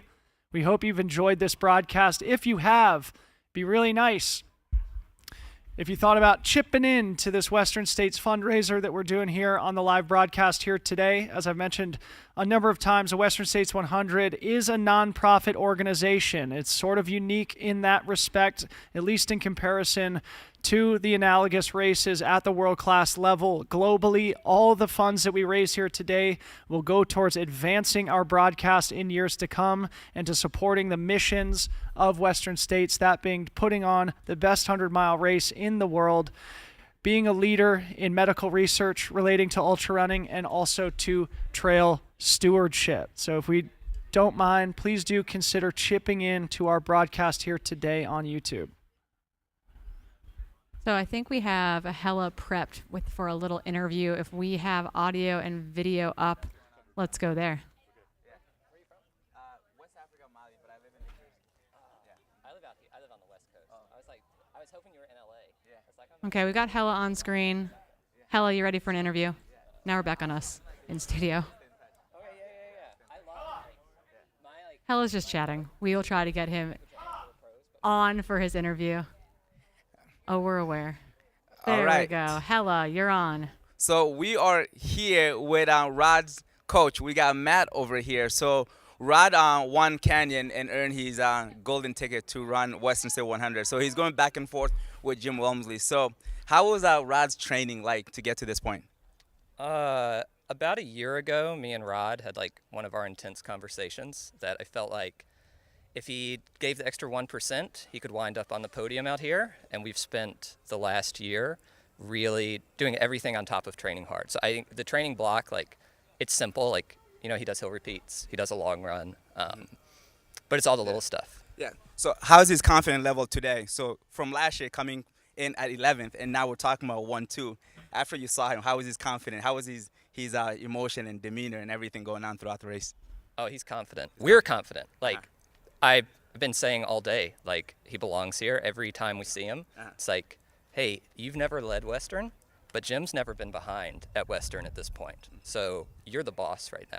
And Rod's like, yeah, I'm the boss right now. That's some super confident words over there. So anything that you would like everybody watching, all the beautiful people out there watching the Western State 100 to know about Rod, yourself, or this amazing place that we're at right now, and we leave it at that. I would like to know, and this might hurt Rod a little bit, Rod was not the most talented kid. Wasn't the fastest high schooler, wasn't that great at triathlon when I met him, but if you work hard and you believe in yourself and you make the sacrifices, like, this type of sport is cut out for those who are tough and confident. And like right now, Rod might be a minute down, but I know he's saying to himself, like, hey, I'm still in this. I got this. I've come this far. And like, that's what you need for an event like this. Yeah. This is beautiful. Thank you. So it's not about what you did yesterday. It's what you do moving forward. Because if you look at it last year, Rod was 11th, but now he's up there. So that's what it's all about at the end of the day. Thank you, Matt, for coming in and talk about Rod. And I'll give it back to you guys. Unbelievable. Hella Sidibe bringing us some golden nuggets here into the broadcast. Rod Farvard's coach. No, I loved the, like, hey, you've never led Western States before, but Jim's never really been behind at Western States before. Like, what a great way to flip the narrative psychologically, isn't it? Right? Like, you're in the driver's seat. You're in control. That is incredibly impressive. Unbelievable and very cool. It reminds me back in the spring, went on a nice long run with some of the boys in the Bay Area, Nick Handel, Patty O'Leary, and Rod Farvard, who had been doing some training through the winter in our neck of the woods. The four of us went out. Clearly, Rod Farvard was the strongest, put the hurting on us. And as soon as we were done, got back to my house, Rod refilled his water bottle, went back out for an extra 90 minutes. You've known this whole time. Knew the whole time. He clearly showed it at the Canyons 100K just 8 weeks ago. And here he is still very much in the fight with Jim Walmsley to win here at the Western States 100, as we do now, it appears, have a camera at ALT. So we should be able to catch some of the back half of the men's top 10 eventually through ALT. We're still looking down at this aerial drone shot, and now we're back to ALT. And we've got official Katie Schide splits through Greengate. She's down to 1 minute under Courtney DeWalter's time from last year. She's coming through in 12:19 elapsed. So she is more than likely going to fall back to finish the second fastest time ever. But she is over 30 minutes. She's 35 minutes ahead of her time from last year. She's running, which I think is a continued extension of her splits over her own splits from last year, from Forest Hill to Greengate. Yep. Very, very interesting. So Katie Schide, in all likelihood, not going to take the course record here today, but well on her way, as Corinne said, to running the second fastest time in history, knocking herself out of that designation. Of course, there's still a long way to go, 20 miles to be exact for Katie Schide. Right now, we are looking at the aid station with 15 miles to go, 85 miles on the Western States course. This is the Auburn Lakes Trail aid station in Corinne. We will remember each of the last couple of years we have seen some carnage here. Recall seeing Jared Hazen 2 years ago coming in when he was in podium contention, coming, sitting down, and never leaving again. And then last year, I recall Jeff Colt came in, sat down for a little while, ultimately left and finished in the top 10, but was clearly struggling. Yeah, had a big moment there. I think, particularly if you're a runner that's never had to puke, for example, during an ultra, the first time it happens to you, I think it can be really alarming. and it's really hard to get out of the headspace of like, it's okay. Yep. It's really hard to be like, oh, it's just a reset. I'm actually ready now to go. I just reset my system. I'm good. That's not the case for a lot of folks. And you end up, on a cot, in a chair, not moving for a good long while you try really hard to kind of force something more. Yeah. I did just refresh, and Tyler Green, it looks like we just missed him through ALT in 7th position. Tyler through ALT at 12:40 elapsed. We're now at 12:42, so we just missed him. Next, we expect to see in 8th place John Ray, who came through Greengate, I would guess 6-7 minutes behind Tyler, but Tyler is now 9 minutes behind Caleb Olson. So it's going to be difficult for Tyler to make up any ground on the men in front of him. So we'll see if he tries to consolidate that 7th place position or if he continues to fight in true Tyler Green fashion. As we look at Chen Lin now, F3 at Rucky Chucky. Let's see what that gap is now between her and Fu Zhao. Currently sitting at 10 minutes, basically 10 and a half minutes. So Fu Zhao clearly the stronger of the two, at least at this moment in time. Last we had checked, Fu Zhao had a 6-minute gap. Now it's up to 10. So Fu Zhao taking about a minute a mile, at least for the last hour or so. Still Chen Lin having an incredible day. We'll crunch some numbers and see how her split here through Rucky Chucky compares to some of the historical fastest. As Corinne said, Chen Lin is sort of thought as more of a mountain specialist here, running one of the faster 100-mile races in the world, showing she has speed and talent, though. Uh-oh. A noticeable limp there. I think she's going to come into medical. Oh, no. I wonder if that's an ankle that needs to get taped up or a knee that needs to get looked at. I think it's an ankle or a foot. Okay, so Chen Lin coming in 10 minutes down of 2nd position into medical at Greengate, or not Greengate, at Rucky Chucky to get her foot or ankle looked at. I think that was Ryan Montgomery in the aid station as well, continuing to push on today. Okay, so that could explain the fact that Chen Lin has been losing a little bit of time on fellow Chinese professional trail running athlete Fu Zhao Zhang, who's now solidly in 2nd place. Fu Zhao now probably halfway up the climb towards Greengate, and now we see Ryan Montgomery, who's been in the aid station for a bit of time now. It looks like Ryan Montgomery is going to continue to battle down the course, crossing the river. He sits in about 20th position overall. Probably a little bit outside of it at this point. Ryan Montgomery, our 7th place finisher here last year, desperately wanted to improve on that performance. It's a hard day at the office, as we all know. Ryan Montgomery admirably continuing on. We've seen similar things from Dakota Jones, who sat for a while. It appeared that Cole Watson was really struggling as he crossed the river. Still very little attrition here, Corinne. Have we heard anybody dropping out of the elite men's or women's races? Not that we're aware of at this point. I know Jeff Colt saw medical at Forest Hill, said it was magical, continued on. Was spirits renewed, said it was magical, made his way out of there. Sorry, but helicopter going overhead here. Okay, so looking at Chen Lin now at the Rucky Chucky River crossing. I think it's blisters. That's a little foot surgery here, potentially. Yeah. That looked like a look of pain, I think, on her face, but it looked like blister care was being done right there. Okay, this must be John the Big Cat Ray coming into the ALT aid station now. John Ray sitting in 8th place. He is now 5 minutes back of Tyler Green, so John Ray running through the field here, Corinne. We've been waiting for this guy to have his day at Western States. He's finished in the mid-teens a couple of times. We all know that's far below his potential here on the course. Having a much better one here today.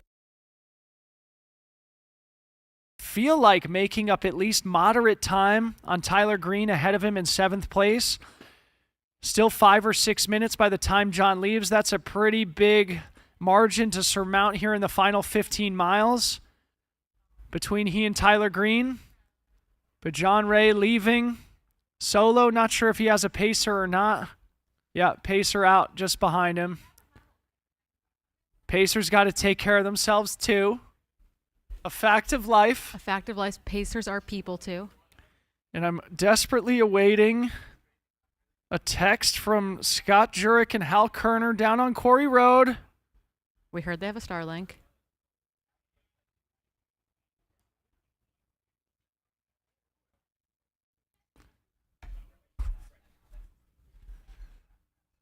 Okay. So the men's split, if we are still operating off of Jared Hazen's 2019 split, we don't have one from Quarry Road.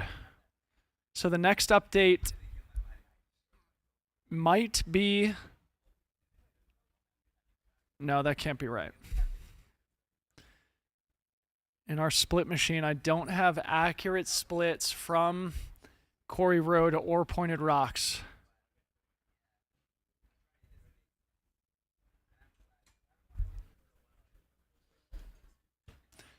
Jurek just texted me, no gym yet. Yeah, I do think. What do you think? What's your guess? I mean, it depends on whether that video was accurate and timely. Yeah, or if it got stuck over on the other side of the river somewhere. Right. Which is distinctly possible based on how well we've gotten splits out of Greengate today. But I'm thinking we're seeing it's gonna be close. No matter what happens, it's gonna be close. Jurek just texted me. Here he is. Okay, Jim's so in. Jurek on the ground. This is instantaneous update from Scott Jurek, the 7-time champion here at Western States. It appears Jim in the lead. We will confirm if it is indeed Jim, and if so, what the gap is back to Rod Farvard. Let's see if it's updating here on Ultra Live. Not quite yet. Shenjing Shen is also through Auburn Lakes, just behind, literally 10 seconds behind John Ray. So 8 and 9 together at ALT. Awesome. Jenny Jurek also texting me. Wow. John Ray, Shenji Shen, probably going to try to work together to bridge back up to Tyler Green. It's going to be a tall task. 6 minutes separate them. Final 15 miles. Crazier things have happened, but it does feel that these margins are starting to solidify a little bit, with the exception of the margin between Jim Walmsley and Rod Farvard, because last we saw it was 7 minutes back to Hayden, who then had 5 minutes back to Dan Jones, who then had 6 minutes back to Jonathan Albin, who then had another 6 back to Caleb Olson, who then had 9 back to Tyler. All of those are going to be difficult to bridge for each of those athletes. Each of those athletes basically in no man's land right now, except for John Ray and Shenji Shen running together. And we are waiting. Scott Jurek says he is in and out. Jim Walmsley was in and out. We are going to await an accurate split from Scott Jurek now. Scott says looking solid. Jim Walmsley in and out, looking solid through Quarry Road, 90 miles into the race. 3-time champion, course record holder Jim Walmsley now in the final 10 miles en route to his 4th victory here at Western States. Chris Myers rounding out the top 10, coming into ALT aid station now. Scott estimates 30 seconds in the aid station for Jim Walmsley, and now we wait. Tick-tock, tick-tock, where is Rod? And before we went back here to ALT, we did see Emily Hawgood at the river at Rucky Chucky getting prepped to go across to the other side. All right, so Emily Hawgood, could be that she is now moving back into 3rd. I don't know if we saw Chen Lin emerge from the medical tent to cross the river. I don't know. We can ask. We'll message Bailey to see. We have her on the ground there. Officially 7.5 minutes since Chen Lin entered the Rucky Chucky aid station. So if Chen Lin is still having her feet worked on there in the medical tent, it could be that Emily Hawgood is now moving into 3rd position. Emily Hawgood, here for the 4th time, has finished as high as 5th. A podium finish for her here would be a spectacular outcome here today. One of the most experienced and most consistent athletes in the game. Very reminiscent to someone like Tyler Green. Always shows up, always executes, always with a good attitude, never crumbles or falls apart. Emily Hawgood now crossing the river solidly in 4th place. Last we saw, I think Emily had a decent cushion back to Esther Chilog. I think it was about 5 minutes. at Cal 3. Okay, I'm continuing to report on updates from restrictions and unrestrictions out on course. So it sounds like everything is good to go at the near side of the river at Rucky Chucky. So spectators are allowed to be back on that shuttle along with crews and pacers, and all air resources on the fire have been called off. So things are looking up out there. So all positive news. Great coming in. update.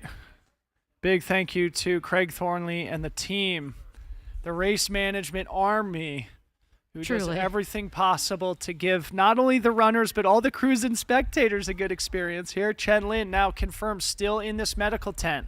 So Emily Hawgood no doubt understands that she is now moving into podium contention here, though still solidly behind Fu Zhao Zhang. It's going to be very hard for Emily to catch the Chinese athlete Fu Zhao, who crossed the river now about almost 20 minutes ago.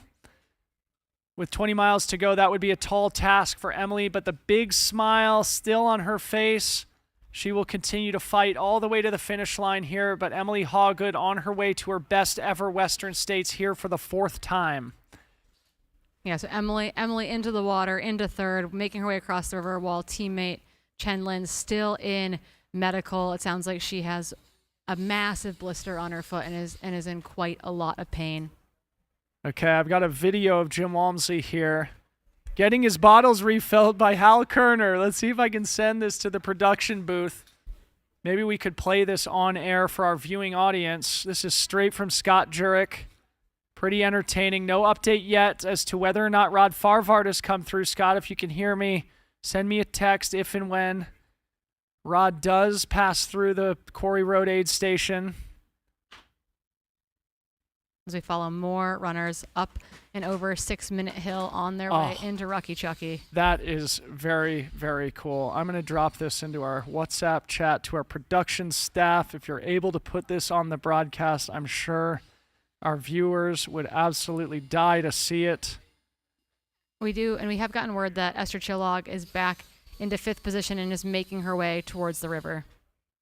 And at Cal 3, she had quite a lead over Ingvild Kaspersen, who had moved her way into 6th position. Heather Jackson, 2 minutes back in 7th. Yeah. Eden Nilsson, 4 minutes back in 8th. Just behind Eden Nilsson, Becca Wendell sitting in 9th. Rachel Drake not yet into Cal 3. And honestly, the scarier part maybe for Rachel Drake is that Leah Yingling is only 3 or 4 minutes back at Cal 2. So we might be seeing Rachel Drake and Leah Yingling duking it out for that 10th place position. Wow. Big update. So I also got an update here from Scott Jurek.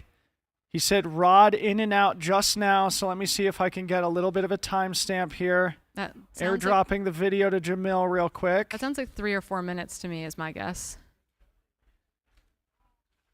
Okay, Rod out just now. So that was at 5:54. So Rod probably about 3 or 4 minutes behind Jim now. Scott's assessment says some cracks in the windshield, just a tad longer in aid station than Jim. So it appears Jim has now at least broken a little bit of elastic on Rod Farvard, somebody he's had a hard time shaking all day here. Jim Walmsley now with a 3 or 4 minute advantage in the closing 10 miles. Obviously a good indication for the 3-time champion that he might be able to close it out again today. Esther Chillog making her way into the aid station now, sitting in 5th position. But if Chinlun is still in that medical tent, she'll be bumping up into 4th position. She's picking up pacer Helen Mino-Faulkner right there to take her home. Okay, so Jim now slightly ahead of Jared Hazen's 2019 splits. Okay, so we're looking at 2nd fastest time. So we're looking at potentially 14:20 low here on a 90-degree day. Fast. I called believable. 14:20. I'm pretty sure I did. I think I said 16 I said and 14:37. So anyway, I've there's got the receipts. still 10 miles to go. Nothing is written in stone here.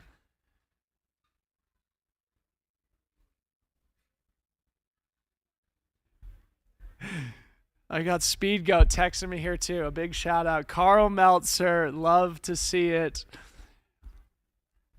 The pioneers of our sport now. Here in my text messages, Scott Jurek, the 7-time champ.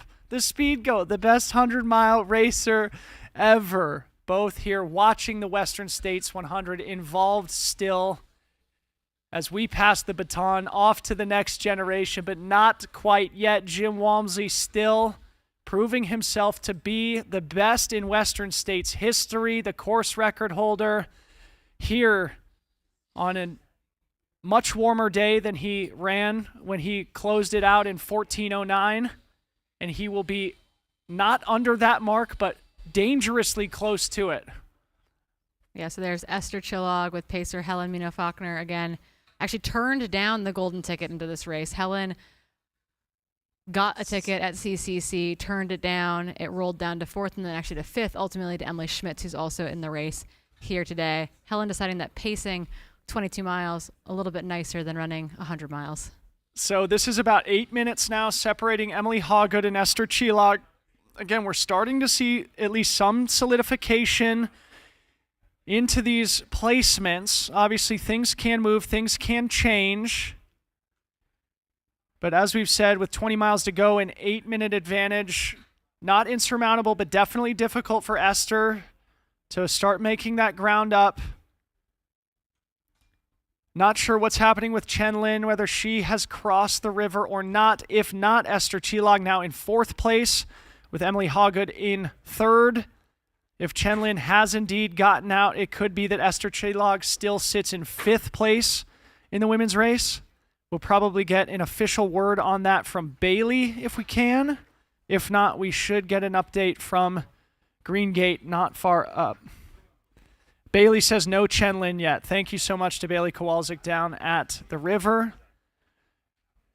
If we can, would love to get an update from Bailey on how Esther's looking, the dynamic in the women's race, and how Emily Hawgood was feeling as she crossed the river too.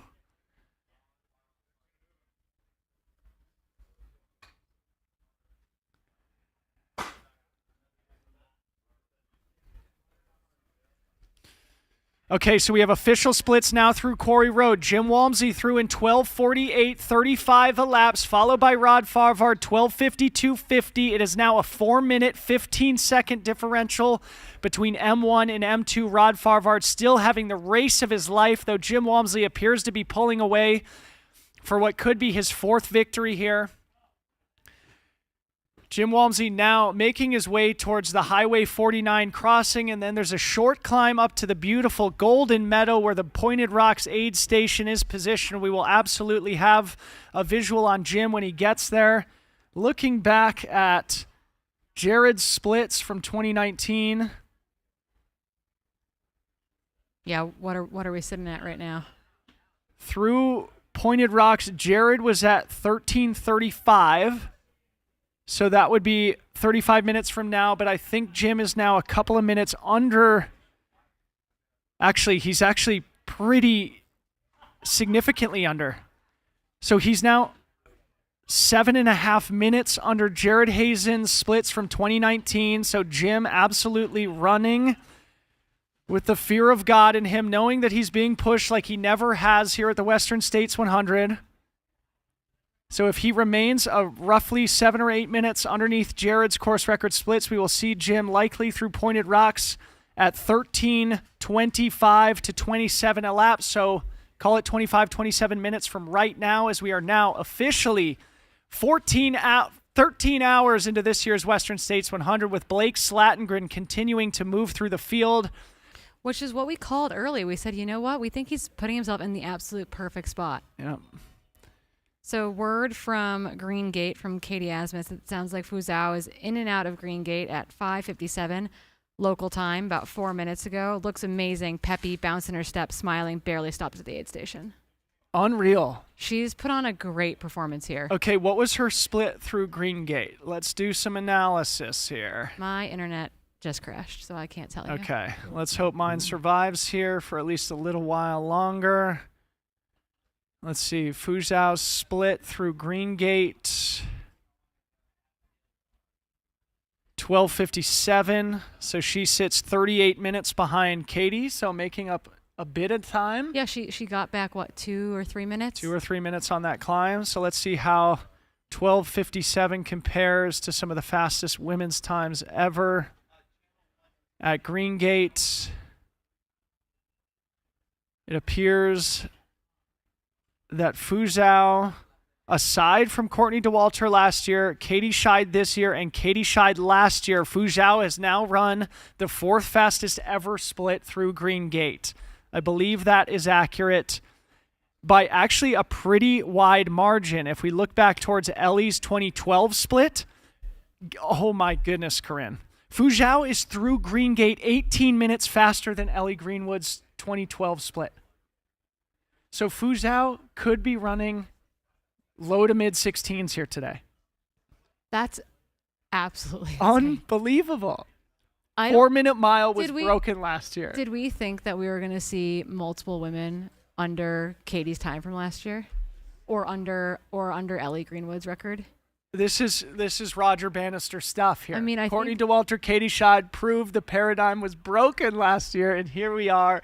Fuzhou Zhang, a great athlete from China, here running historically great performance on this iconic race course. As we see, looks like Simone Gosselin now making his way into the ALT aid station. So that means Blake Slatengren has taken another spot.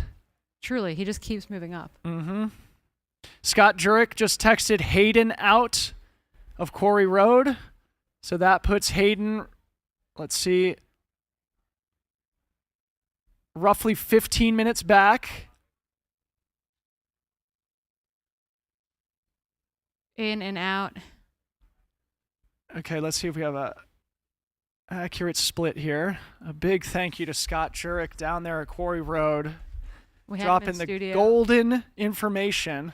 I did give Jamil a video that I'm hoping we can incorporate into the stream here. We don't have an updated split from Hayden. My guess is that gap is beginning to grow between he and Jim Walmsley. Jim Walmsley, a closer's closer.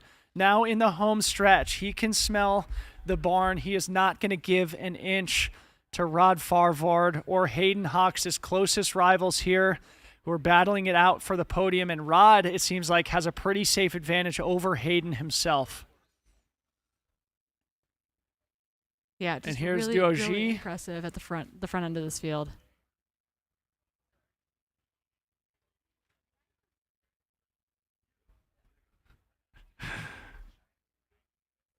My internet is beginning to struggle as we have more and more personnel arriving at the track for the finish.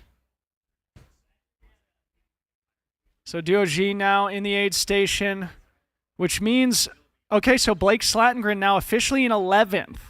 Blake still 10 minutes back of Chris Myers, who's in the top 10, but Blake is moving probably better than anybody. He's probably paced this better than many of the men in the top 10 in front of him. It could be that Blake Slatengren, he's going to have to make up 40 seconds a mile in order to put himself in top 10 contention. On the bubble right now in that painful M11 position, can Blake Slatengren continue to move through the field? We've seen him back close to 20th, now in 11th. Blake Slatengren from Seattle, Washington, here having a great Western States debut just outside the top 10. It looks like we now have an official split from Quarry Road. Hayden Hawks officially 13:43 behind race leader Jim Walmsley. Hayden Hawks also having his best Western States performance in 4 starts here today, though definitely losing time. Last we had seen it was 9 minutes and now 13 plus.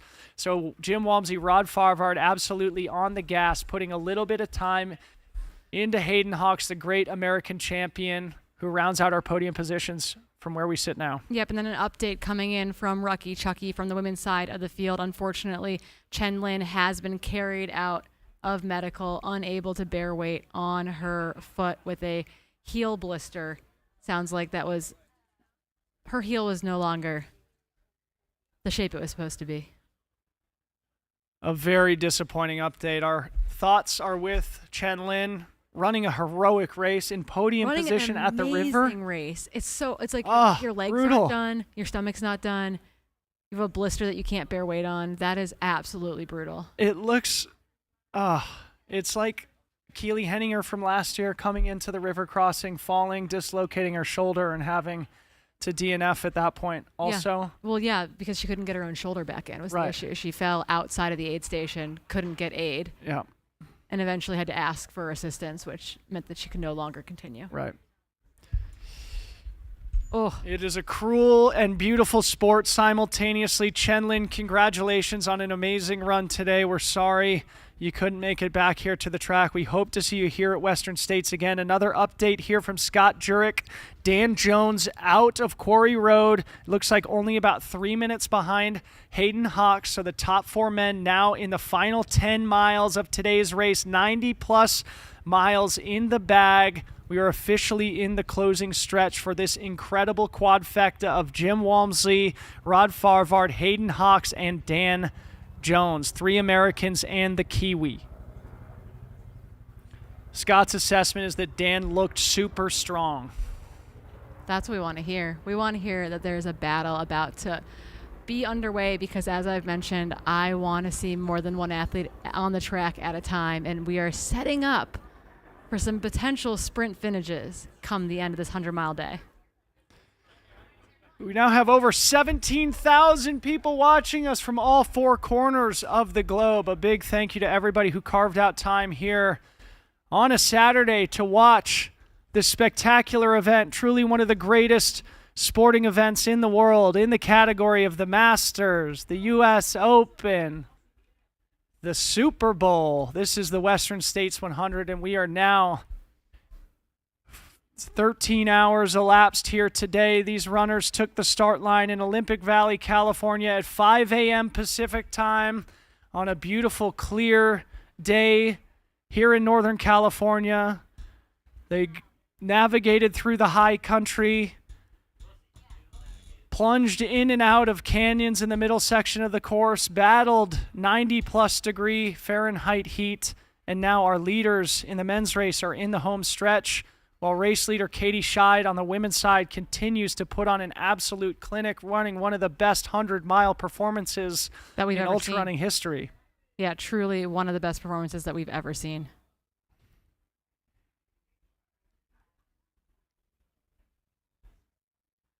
Now my internet is beginning to struggle. Yeah, mine has completely stopped refreshing. It's bad timing. If our production staff... Okay, great. We have our video from Scott Jurek ready to play here on the broadcast. Words can't describe how awesome this is. Scott Jurek texted me this video of race leader Jim Walmsley going through Quarry Road, mile 90. Here he comes.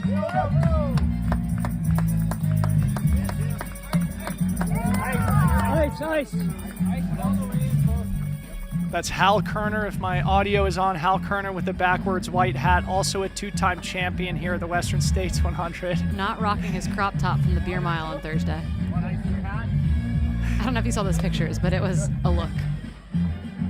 I mean, just think these are first ballot Hall of Famers here in this aid station. Scott Jurek there, the tall guy next to Jim, Hal Kerner there on the left-hand side, Scott Jurek giving him a pat on the back as Jim Walmsley exits on his way to his 4th victory. Nothing cooler. Yeah, our cameras are gonna start making their way to Pointed Rocks. I do believe we have Brett in the field at Pointed Rocks is where we'll next get infield coverage. And again, Pointed Rocks is just a leap from where we're sitting here. Yeah. Basically home when you get to Pointed Rocks. Exactly. So that's what I've described as the Golden Meadow. Jim is probably climbing up towards that Highway 49 crossing or beyond it at this point. He's actually probably getting pretty close to that Pointed Rocks aid station. Let me assess. Here comes Katie Schide.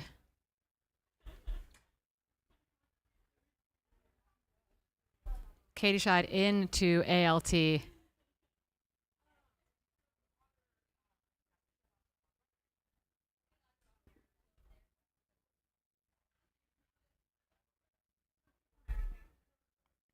Katie Schide through ALT. Let's compare this split to herself from last year. It appears that she is now 47 minutes ahead of her own split here from 2023. It appears she went through ALT at 13 58 elapsed. It is now 13:11 elapsed. So Katie just 3 minutes behind Courtney Dauwalter's course record splits right now, Corinne. 15 miles to go, 3 minutes back. So she's still losing a couple of minutes per aid station or so. We were down to 1 minute at. She was 1 minute Greengate. under at Greengate. She's 3 minutes over now. Yes. Okay. I was just like, wait, which direction is our numbers going? Maybe by the time she exits, it'll be closer to 4 minutes. But the fact remains, Katie Schide, well on her way to a sub 16-hour performance here today. Again, 4-minute mile was broken last year when Courtney Dauwalter ran a stupefying 15 hours and 29 minutes. Katie Schide ran 16 hours, 43 minutes on a day that I think she would characterize as far from perfect, even though it was the second best race by a female ever on the Western States course. Katie Schide well on her way to shattering her own PR, likely running the second fastest time in Western States history. And could that be Ida Nilsson maybe? Entering the water. Looks like we're being told that Heather Jackson is in the water. We'll try to get accurate updates from. It looks like Bailey's saying that Heather and Ida are together in the water now.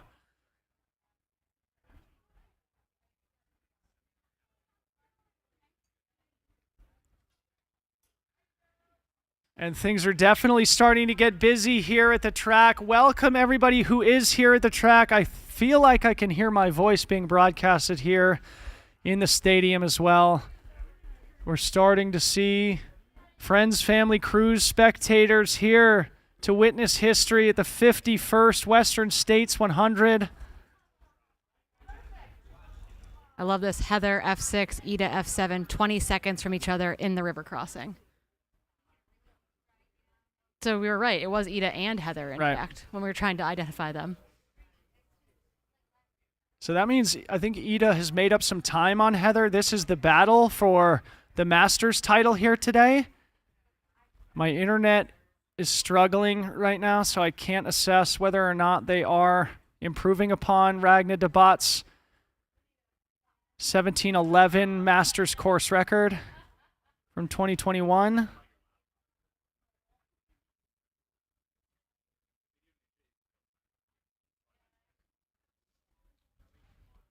Yeah, my internet is completely down here in studio, but I can still see what's going on the screen. So looking at Heather Jackson and Ida Nilsson making their way across the river, they will now head up the 2-mile climb that is oftentimes in the sun this time of day as they make their way to the Greengate aid station and then hit their final 20 miles to make it here to where we sit on the track.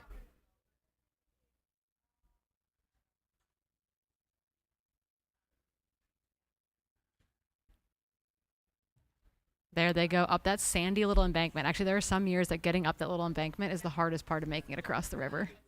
Right.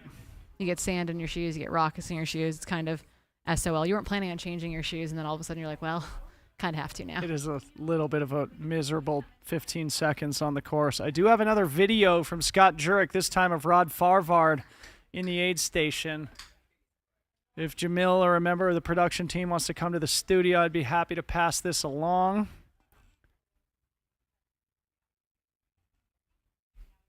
Yes, according to this video, I can confirm Scott's assessment that Rod was looking a little worse for wear compared to Jim Walmsley.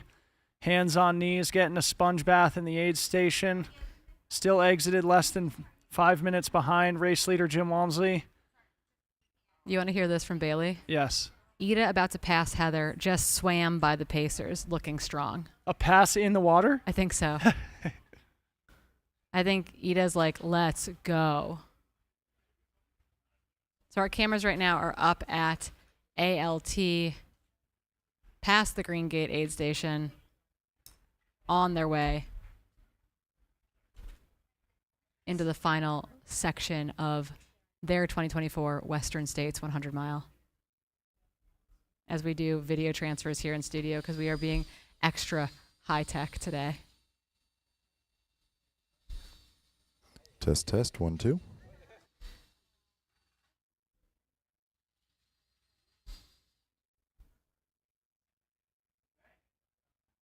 So again, Katie Schide, the only female runner through ALT, coming through at 13:12 elapsed, mile 85.2 of her day.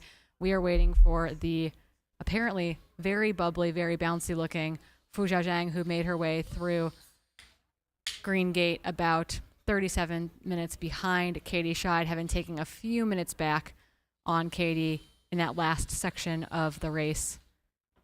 Again, because Chen Lin has dropped out of the race, that puts Emily Hawgood into third, Esther Chilog into fourth, Ingvild Kaspersen into fifth, and we do believe Eden Nilsson and Heather Jackson just had a flip to be F6 and F7 in the actual river. We're waiting for Becca Wendell, Rachel Drake, and Leah Yingling all to make their way to the Rucky Chucky River crossing in 8, 9, 10, and maybe even 11 position. I guess that does mean that Rachel Drake and Leah Yingling no longer have to fight for 10th. With Chen Lin out, they're now sitting in 9th and 10th position, respectively.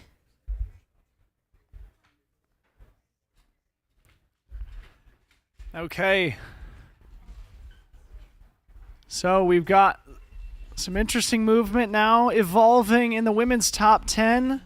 I did just get a text here from Katie Asmuth, who it appears is at Greengate, saying Emily making her way up the climb.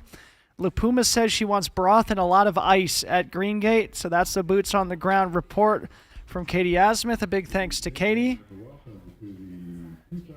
And there is the legendary voice of Tropical John here in the stadium. You might be able to pick it up here on the broadcast.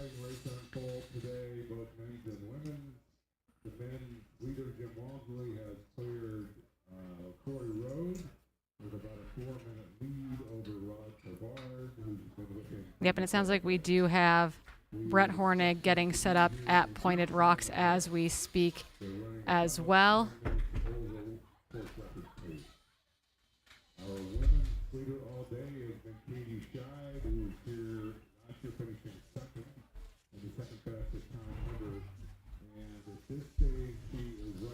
Microphone check, Brett Hornig, Pointed Rocks aid station. 94.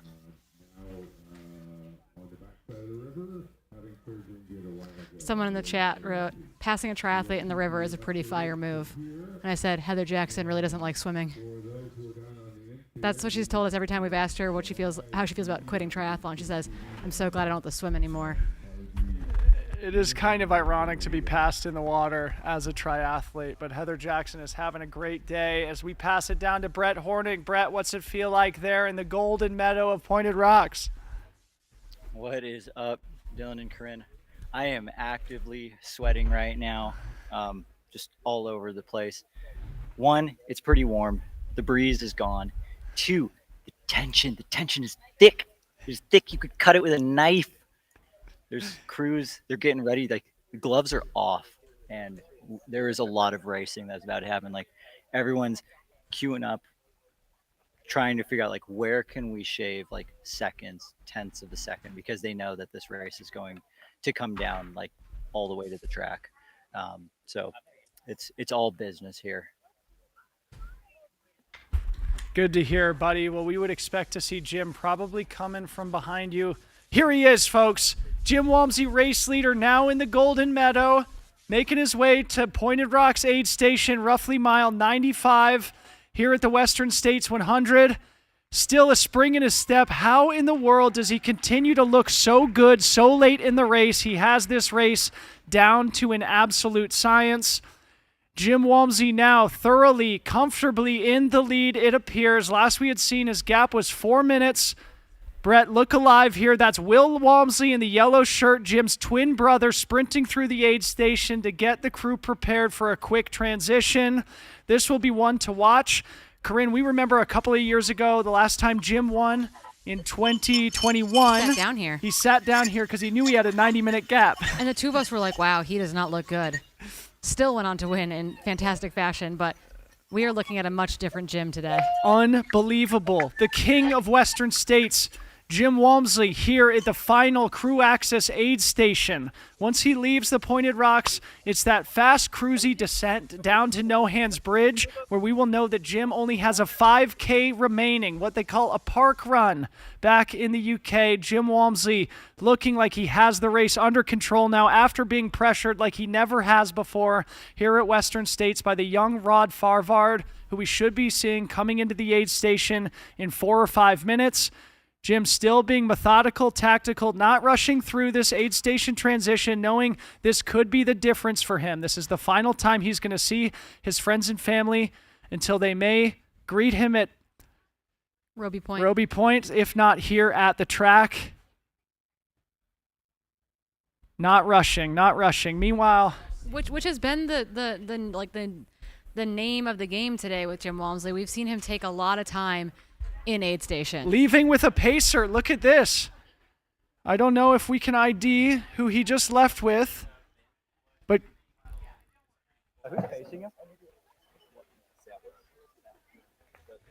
okay, Brett Hornig, what did you see there, buddy? Dude, that was definitely very serious, very all business. Like you could feel the pressure. A little incoherent, we didn't grab much nutrition. We're kind of in the give me a bottle with Coke. We're going in on fumes. I think they're caring about just getting out there and going. So like no other changes. He didn't take on any ice. He just grabbed 2 bottles. He chugged a bunch of Coke and then just yelled, "Let's go," and left with his pacer. Brett, do you know who his pacer was? Hey, who's pacing Jim? Ben. That was the answer I got from crew.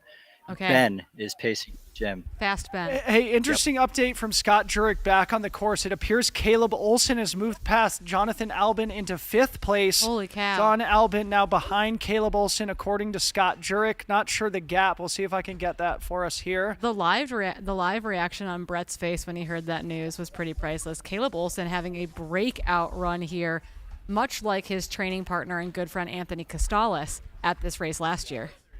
Okay, so Brett, I don't know if you hit your stopwatch there upon Jim's exit, but we're definitely going to want to have a semi-accurate split. Our internet is down here in studio, so we can't help with that. Well, let me check. So he probably left at about, I'm just going time of day, like 6:21, 45-ish. No, what am I saying? 6:22, 45-ish. We've got Becca Wendell now yeah. into studio. It looks like her crew has made it here for her. She was one of the early crews that got turned around trying to go to Greengate, but it looks like they have made it here to Rucky Chucky for her. It sounds like they actually ran down from where the shuttles were to make sure that they could make it here in time for Becca Wendell. Currently sitting in 8th place in her debut Western States. Not her debut 100. She's run well at the Bear before, but we watched her have that absolutely phenomenal run back in February at the Black Canyon 100K, where she actually bridged to Rachel Drake late in the race and made Rachel work for that win. Becca ultimately taking 2nd, getting that golden ticket, joining us here and trying to work towards that F8 bib right now.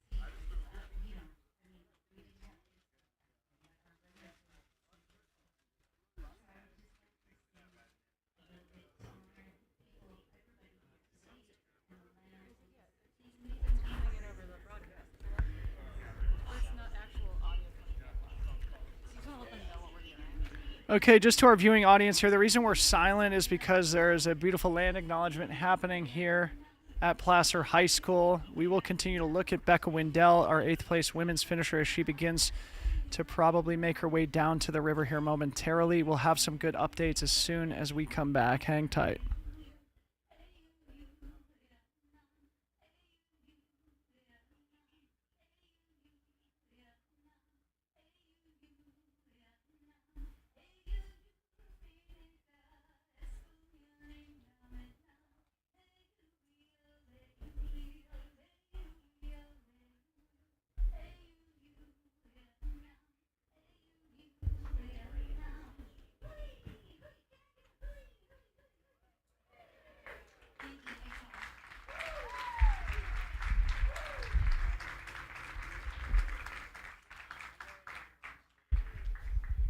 Okay, so we are back here in studio. We are now 13 and a half hours almost elapsed here in the 2024 Western States 100. Corinne, I have word here that Jim's course record split from 2019 was about 50 minutes from Pointed Rocks to the aid station. It's probably been about 5 minutes since he went through. No sign of Rod Farvard, which means to our viewing audience, we will see men's champion Jim Walmsley in all likelihood making his way up over Roby Point and down here to the track in about the next 40 or 45 minutes. He's been not going to want to go anywhere. He's been running close to those course record splits for this part of the course. I think we're still going to end up with the second fastest time in race history.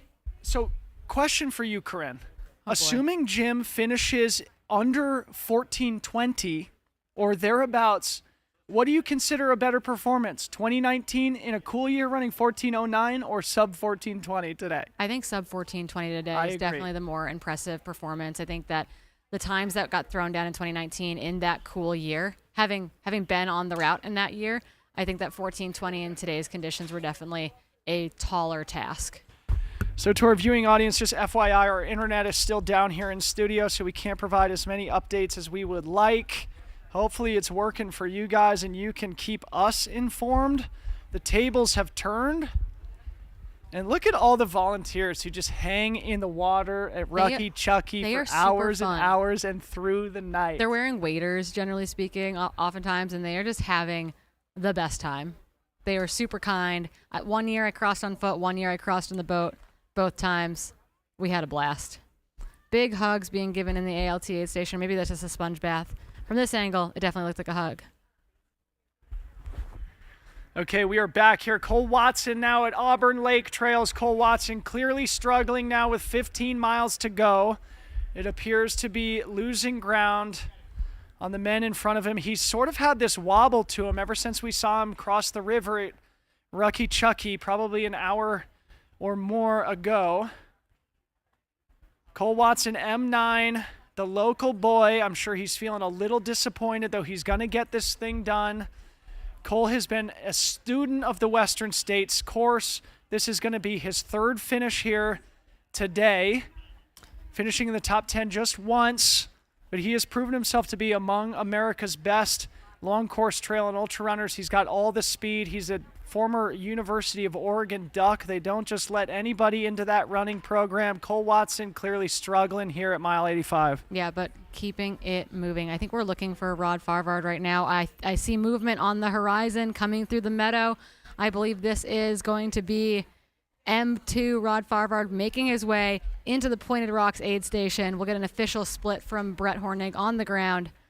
But I see a fast-moving train coming towards us. Absolutely, a fast-moving train, though. Let's be honest here. Jim Walmsley has put quite a substantial gap into Rod in these 5 miles since Quarry Road. My guess is this gap is going to be probably 8 or 9 minutes, which means Jim's probably taking a minute a mile from Rod. But here's the thing for our viewing audience here. Rod Farvard probably knows, hey, Jim's a little bit stronger right now. I can't catch him. Simultaneously, he has a pretty solid cushion of 9 minutes or so back to Hayden Hawks. So obviously, he's not going to take his foot off the gas, but psychologically, it is easy to sort of let that leader go, that being Jim Walmsley, and sort of, consolidate your position in second place. You see Tim Tollefson there in the white singlet. Ready to potentially tag in if and as needed. He's got a bottle ready. I don't know if that's for him or for Rod. All right. Rod Farvard having the race of his life. This is still going to be one of the great performances in Western States history. The 28-year-old from Mammoth Lakes, California, there with his hometown hero, Tim Tollefson, who's acting as crew chief, potentially tagging back in as pacer. It's been Chris Brown who shepherded him for the last 15 miles or so. Rod Farvard in the aid station now. We do have Brett Hornig there, boots on the ground. We'll get an assessment from Brett as to how Rod is feeling and see if we can't gather any intel or conversation from the crew on the periphery. It looks like... Oh, that was a bit of a buzzkill. Bringing a bucket. Yeah, it's Chris Brown is the runner who's been pacing Rod through this last section of the race. Looks like in a big cotton t-shirt. Pretty styling. Chris Brown, also, I think, a multiple-time finisher here at the Western States 100, Missoula, Montana. Rod, definitely starting to look a little bit wobbly.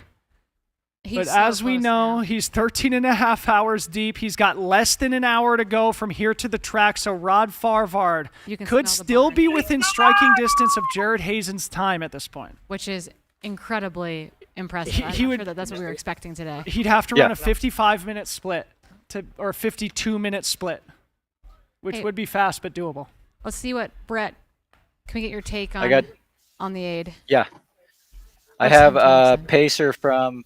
I've got pacer from Forest Hill to the river. Tim Tollefson here. Tim, care to tell me how Rod's doing right now? He's suffering, expectedly, but he's having the day of his life. I'm so stoked for him. There you have it.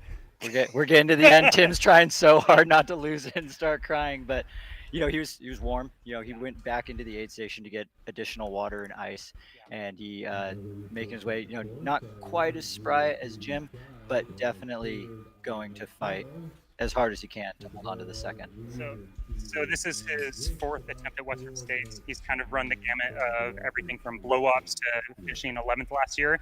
And the kid is 28 years old. And what's really been exciting is watching him put Jim on the ropes. It's almost like a David and Goliath thing.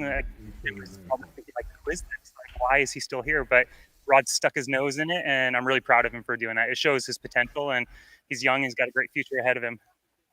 Back to you guys in the studio. Unbelievable. What a great exchange there between Brett Hornig and Tim Tollefson. The David versus Goliath metaphor was something that was ricocheting in my head as they were trading positions on Cal Street. Tim Tollefson saying in no uncertain terms, Rod Farvard is suffering. That is the case when you're 95 miles deep and you're on one of the most historically fast paces we've ever seen in the 51-year running of Western States. So a bunch of little updates coming from the field. We briefly saw Jupiter make his way into ALT, and then now we are at the river crossing where Leah Yingling looking spry as F10 right now goes into the river with pacer Matt Mitchell from the Bay Area making moves. That means Rachel Drake is probably not that far ahead of her. We will get updates. It looks like 12 seconds ahead of her according to the Perfect. splits here. We got two. Oh, here's Rachel exiting the river on the other side. So Leah Yingling, Rachel Drake in 9th and 10th positions. As you've said multiple times here, Corinne, Leah has never been within the top 10 until the river. Here she is running the trademark Leah Yingling race again in 2024. In 10th at the river. So updates from further up the hill from Katie Asmith from the Greengate aid station. Emily came in smiling, drenched. Esther didn't walk a single step of the Greengate climb. Even the steep pitches. She put 7 minutes on Emily Hawgood on the climb. Emily and Esther leave the Greengate aid station 1 minute apart.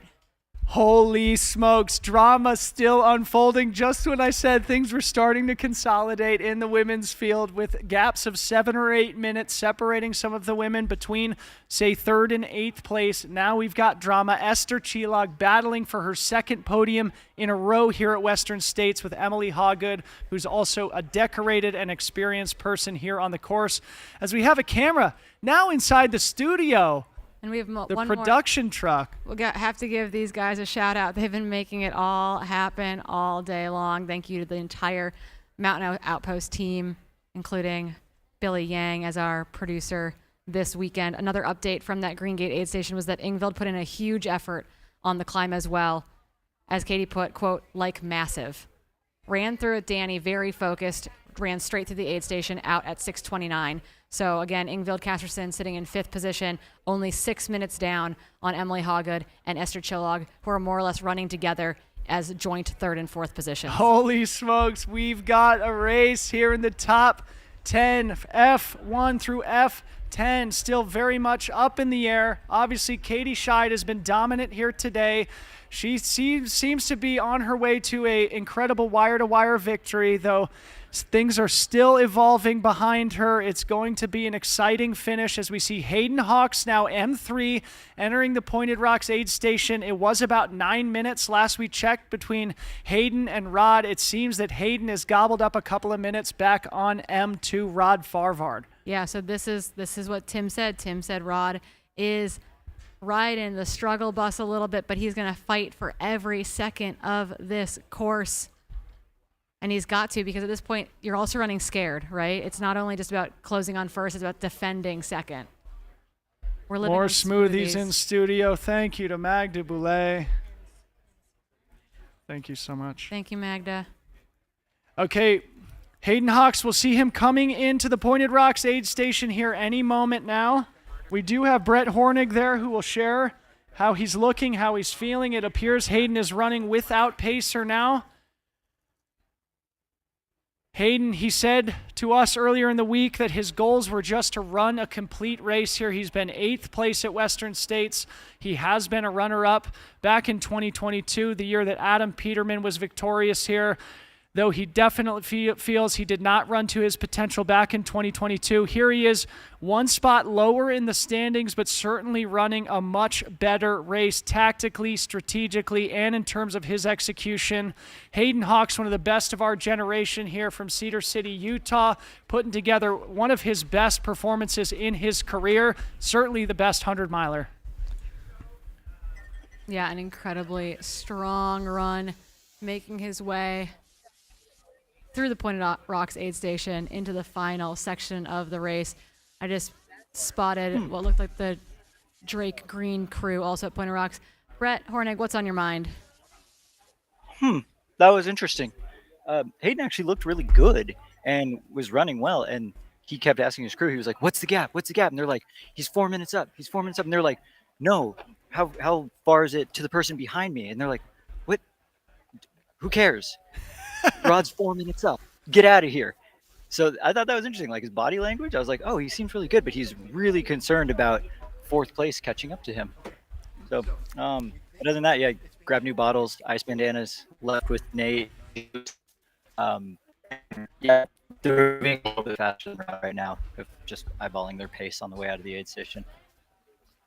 Well, Rod, there's good reason why Hayden's looking over his shoulder, because Dan Jones is now coming into the Pointed Rocks aid station just behind him. Dan Jones pushing Hayden Hawks to the limit, currently in 4th place. And if Hayden Hawks is only 4 minutes behind Rod Farvard, that means that he has made up a handful of minutes here in the last 5 miles, which means if Hayden Hawks continues at that pace, it could be a close finish for M2 and M3 between Rod Farvard and Hayden Hawks here. I wonder if Rod has any intel as to what the gap is behind him. Certainly Hayden is going to be pushing from here on out, not only chasing Rod, but also running away from his friend and training partner, Mr. Dan Jones from New Zealand. Dan Jones, our 5th place finisher here at Western States last year. The pride of New Zealand, as I said, the 2-time Tarawera champ. He gave Eli Hemming everything he could handle, finishing 2nd place behind the Great American at the Canyons 50K back in April, only 8 weeks ago. Dan has been in the U.S. for that entire time, training with Hayden Hawks, who's the man just a couple minutes ahead of him here. Dan Jones going to do everything he can to battle back and bridge to his good buddy Hayden and close things down together, or push his way past Hayden into podium position here. Things are getting incredibly exciting. And if you're just joining us, obviously, 3-time Western States champ is through here. The Pointed Rocks aid station now comfortably in the league, barring catastrophe. Jim should be well on his way to his 4th win here at Western States. And it looks like we have Stephen Kirsch on the ground. Brett, but what does Stephen have to say? Yes, we have Stephen Kirsch here. What's going on with Dan? Dan's looking great. It's a real fight right now for the podium. He's about 2 minutes behind Hayden, and he looks like he's charging forward. So I know they're kind of besties. So we'll have to see how this turns out. Yeah. How's that going to play out? What happens? I mean, I remember Hayden saying he wasn't here to make friends with anyone. So. Yeah, he kind of dug his own grave with that one. I think Dan's gonna go get him. There you have it, guys. It's a race. It's a race for the podium. Thanks, Steven.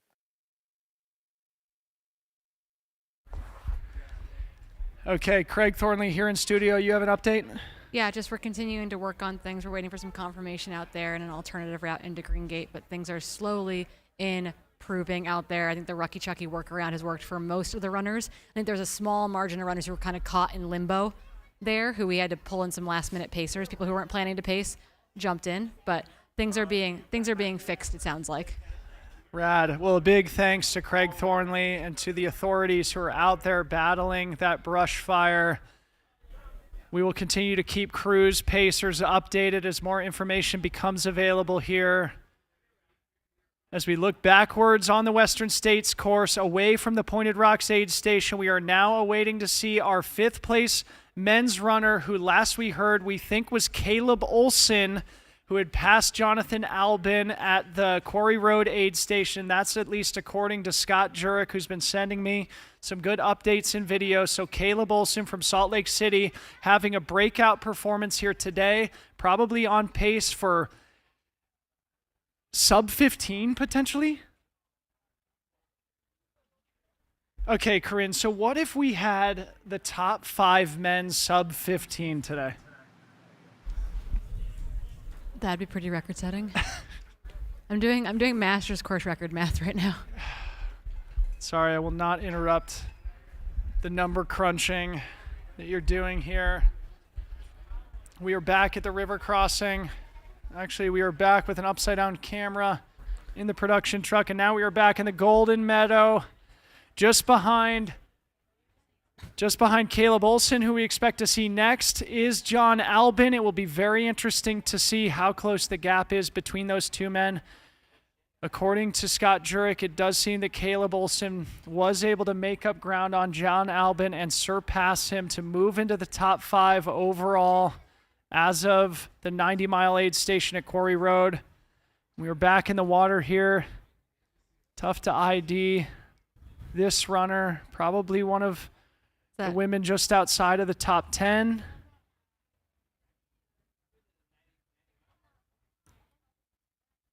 We could be looking at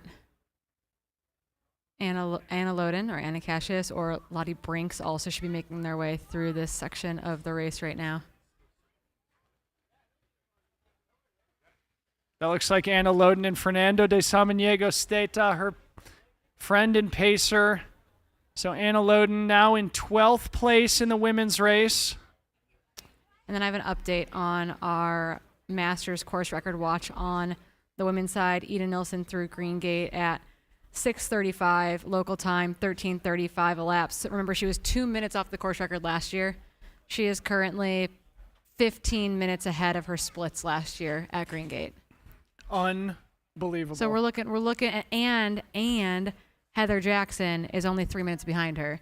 So we've got 2 women currently under Ragnar DeBot's 2021 Masters course record splits of that 17:41. History in the making in so many different ways. That does mean, Corinne, that Ida Nilsson was able to secure a 3-minute advantage on Heather Jackson just on that 2-mile climb from the river to Greengate. So now Ida Nilsson sitting in 6th place ahead of Heather Jackson for that battle for the Masters course record, just ahead of Becca Wendell from Fort Collins, Colorado, Rachel Drake and Leah Yingling rounding out our women's top 10. We should get updates through Greengate from them here any minute. Yeah, and just looking back kind of, okay, this is actually, hold on, I'm looking at the right splits. Okay, so to put this into perspective and just how fast these women are running, Leah Yingling currently sitting in 10th position. She finished 9th last year. She was 10th at the river. She is something like, 18 minutes, 17 minutes ahead of her split from Rucky Chucky last year. We're going sub 18 for the women's top 10. I am pretty darn sure. My goodness. Oof. Okay, now I'm looking at the men's splits through Pointed Rocks. It appears we do have Wi-Fi back in the studio, and if these splits are accurate, it's pretty interesting, Corinne. As we saw, Jim Walmsley in the lead of the men's race, 13:20 elapsed through Pointed Rocks. They say Rod Farvard was a full 11 minutes back of Jim, which means Jim put 7 minutes into Rod in 4.3 miles from Quarry Road to that Pointed Rocks aid station. We heard Brett say that they had reported to Hayden that the margin to Rod Farvard in second was only 4 minutes. According to our split tracker here, it's actually 7. And Hayden Hawks then has just over 2 minutes back to his friend Dan Jones in fourth. We're still waiting for Caleb Olson. We are now 7 minutes since Dan Jones left Pointed Rocks. So again, about 5.5 miles to go from here. It could be a battle for fifth between Caleb Olson and Jonathan Albin. It'll be really interesting to see who comes in here first and how the two of these great runners look. Caleb Olson, very much this next generation, up-and-coming breakout, potential future champion of the race, and also Jonathan Albin, who's been an established world beater, world champion in his illustrious career, though they both are making their 100-mile debuts here today. Absolutely blown away by the performances. By everyone, truly everyone. It's been a hot day out there. It's going to be a long night for many, many runners. So check this out. No, never mind. Did you just do math? I just did some math and realized that it was inaccurate, so. We're getting closer. But yeah, right now, looking at a very, very solid top 10. And looking at people kind of knocking at the door there, too, people who are not that far away. If anyone makes a mistake, Blake Slatengren, we've talked about him a lot today. He was well back early on. We're talking 19th, 20th, 22nd in the field. Currently sitting in 11th place. He is only 10 minutes right now out of 10th. If anything slips up in the final 15 miles, there's moves to be made still. Simone Gosselin as well also ran a very metered race, currently sitting in 12th position.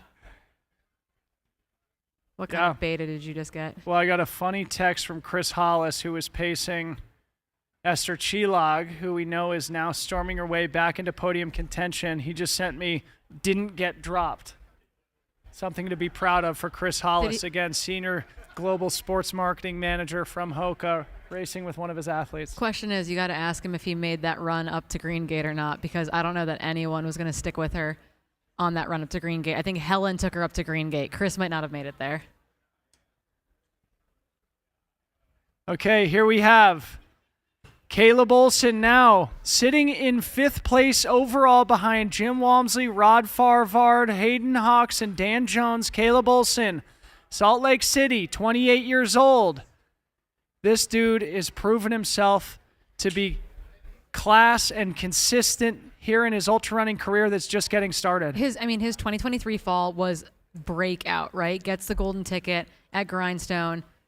8 weeks later, more or less, shows up to UTCT, his first ever international race, and finishes second to Dmitry Mityaeva.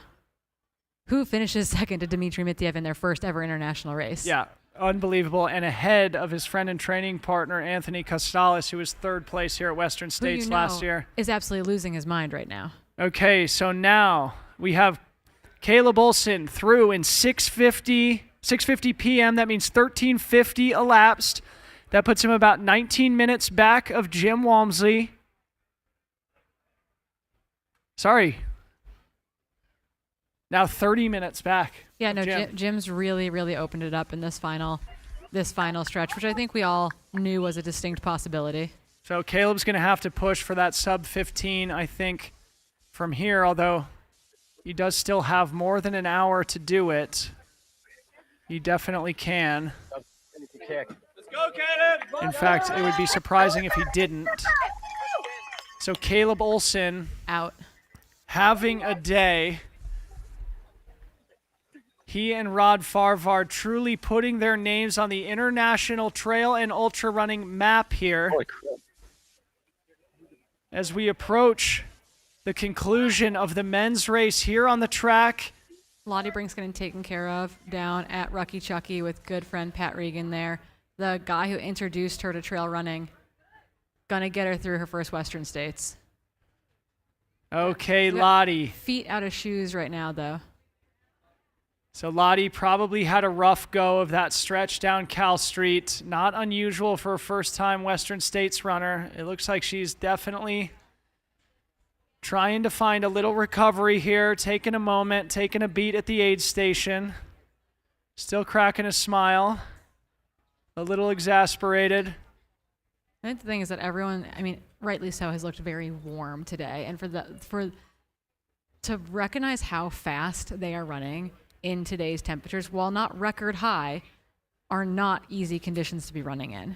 And I want to point out, too, at the ALT aid station, Fu Zhao Zhang now has taken one more minute back on Katie Schide, so the gap has gone down to 36 minutes at ALT. All right, Fu Zhao running one of the best performances in Western States history herself, well under Katie Schide, or well under Ellie Greenwood's course record splits from 2012. And eventually we would love to get Brett Hornig's analysis of Caleb Olson, as we also wait for Jonathan Albin to make his way through the Pointed Rocks aid station, probably in 6th place, unless he has started to fade.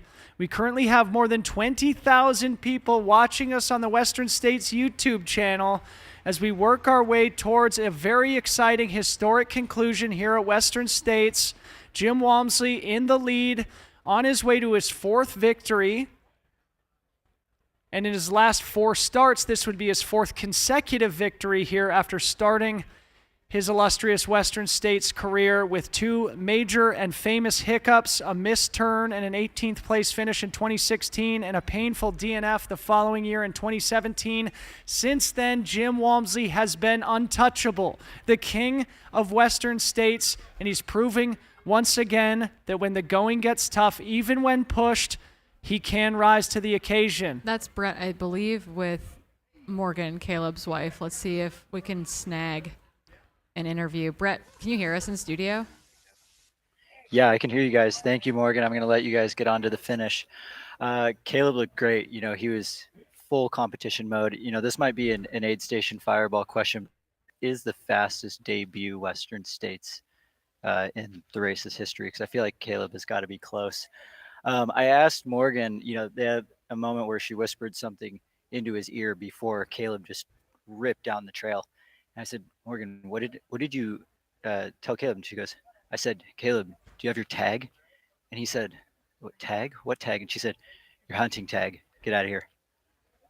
Let's go, Morgan. All right, so off the top of my head, I'm going to take a guess on the fastest Western States debut. My guess is that it's probably Rob Krar from 2013, where I think he ran somewhere in the neighborhood of 15:20.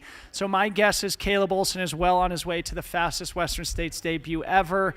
We'll wait for Liam to confirm or deny my guess here in studio. What did Tom Evans run in 2019? Good call. Tom Evans, sub 15. Or just over 15. Was it sub 15? It was close to 15 even. It wasn't under. I think it was 14:55. I think you're right, Corinne. I think it was Tom Evans. That was the 2019 year. The cool year, yeah.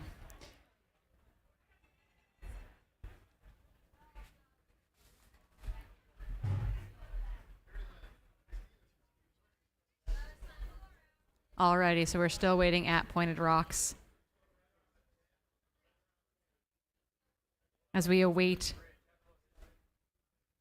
That is John Albin making his way into the Pointed Rocks aid station again. Another debut, Western States debut 100-mile.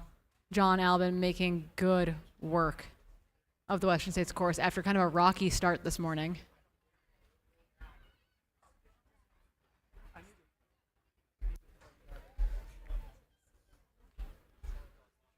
But again, we'll get those splits lined up for you. Okay, John Albin. He's been an OCC champ. He's been a CCC champ. I think he's been a world champ as an obstacle course racer. He won Transvolcania about 6 weeks ago. He won Templier back in the fall. He's one of those athletes who wins more than he loses. Jonathan Albin putting together a spectacular 100-mile debut here at Western States, sitting just outside the top 5 now in 6th position. And it looks like Caleb Olson has been able to gain some separation on John. And we believe behind John in 2nd place is the Western States masterful tactician himself, Mr. Tyler Green, sitting in 7th. And last we saw, Tyler had a pretty sizable gap of about 12 minutes behind Jonathan, so that's obviously going to be very difficult to surmount. So John's probably getting updates on gaps both in front of him and behind him. It will be difficult for him to bridge back up to Caleb Olson, and it will also be difficult for Tyler Green to bridge back up to him. So I believe fastest debut, if I'm accurate, is Tom Evans, 2019, 14:59:44. Very good call, Corinne, and a great answer to Brett Hornig's question. There's been very few people to run under 15 hours, period, so that must be the fastest debut. John Albin now exiting the aid station, making quick work. He's got a little hitch in his step, but obviously not surprising after 95 miles. John Albin leaves the final crew access aid station to begin the long, smooth descent down to No Hands Bridge, another one of the most iconic landmarks on the Western States 100 course.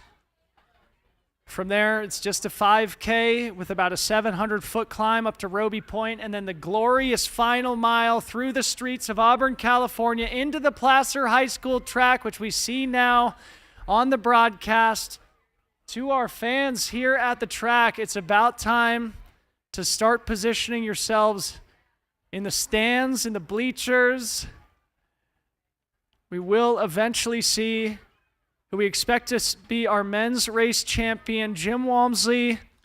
We do not have a split quite yet through No Hands Bridge, which is surprising. Yeah, that is definitely surprising because we expect him to probably split that section in about 45 minutes. We typically have a camera down there too. Maybe difficult to get back and forth between here at Pointed Rocks. And generally we've got a camera that will take us in from Roby Point as well. There's Sally McRae on your screen right now making her way into Forest Hill. Okay, once we get a little update on Sally's race here, we're going to throw it back to Brett. Brett, what'd you see from Jonathan Albin? So I've got Henrietta Albin here, John's wife. How's John doing? He's definitely in the pain cave now. I've never seen him wanted to just stop so badly as he wanted to now. He just said, I just want to be finished. I don't even care what position I get. I just want to be done. He's had a rough day. His stomach has been a bit up and down. I think COVID is still affecting him a little bit as well. So we knew it wasn't going to be easy. It's not easy for anyone out there. And he's definitely feeling the Western States burn now for sure. I'm sure he can smell the finish line. He's so close. I don't know. We'll see. He still needs to get there. Well, thanks for that. Yeah, cool. Back to you guys. Okay, thanks so much. What a great little anecdote. He's just ready to be done, doesn't care where he finishes.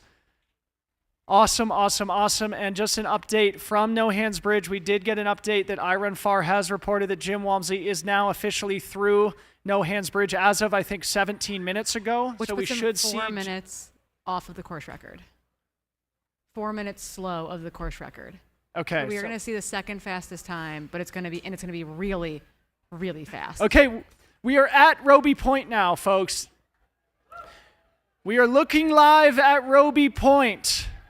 We are awaiting men's champion Jim Walmsley, the greatest to ever do it, to put the finishing touches here on his 4th victory.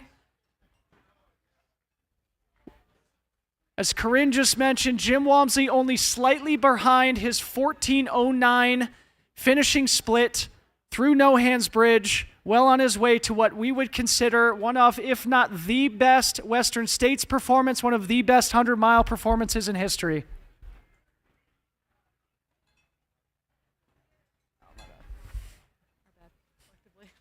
Whoops, we just wanted to be a rookie really badly.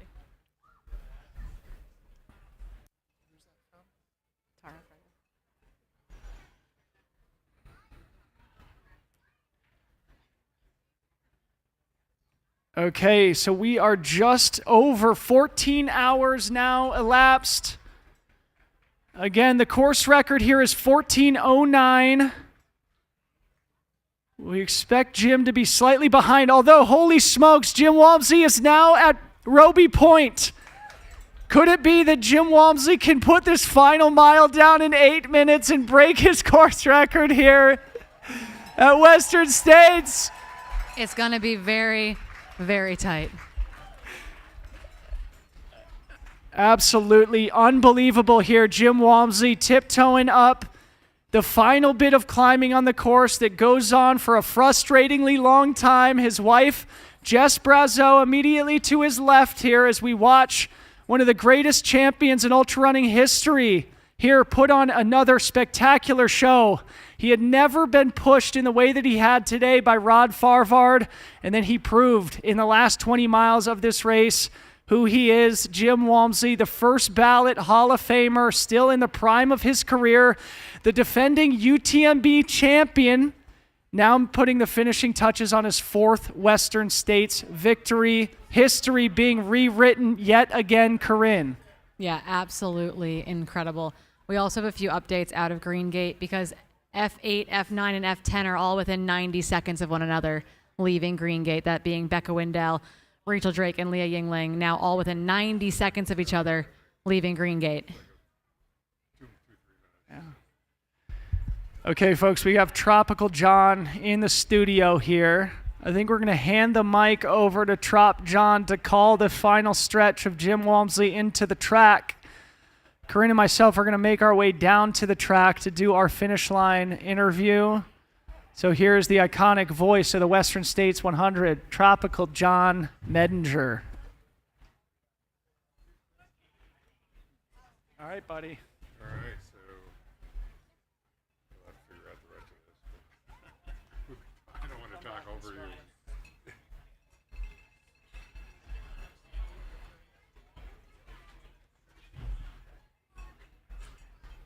Course record, as everybody I think is familiar, is 14:09, and we're now at 14:03.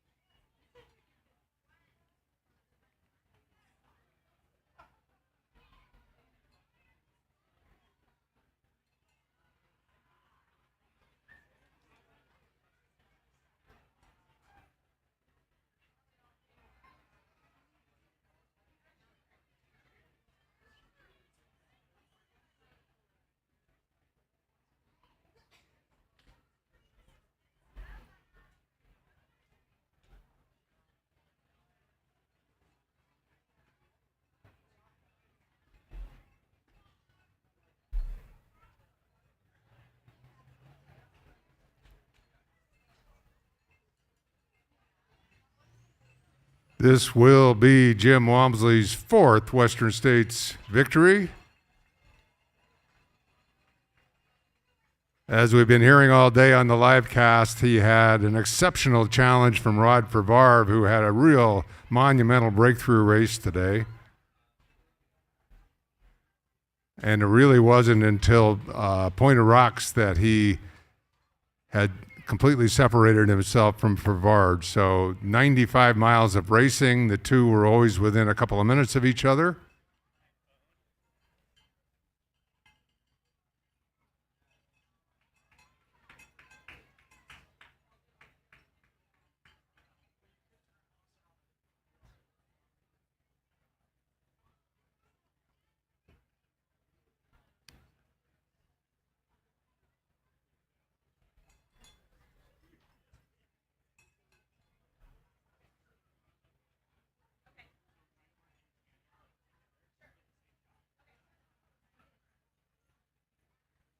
Big crowd of people running with Jim up Roby Drive.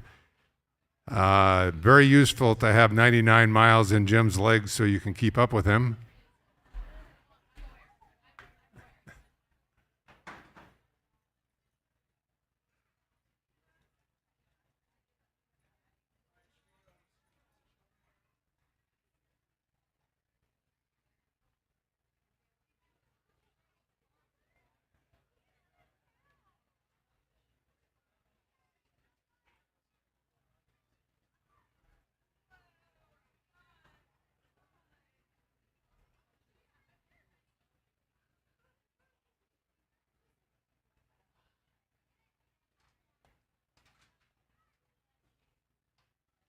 Just a few minutes away from our men's champion coming into the track here at Placer High School.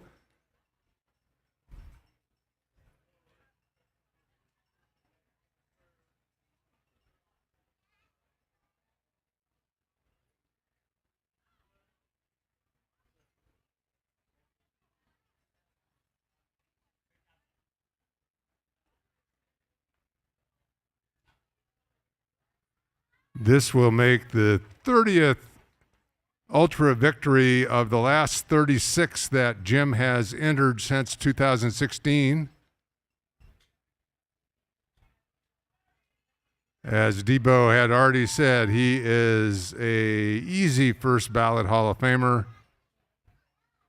This will be his 4th victory here at Western States.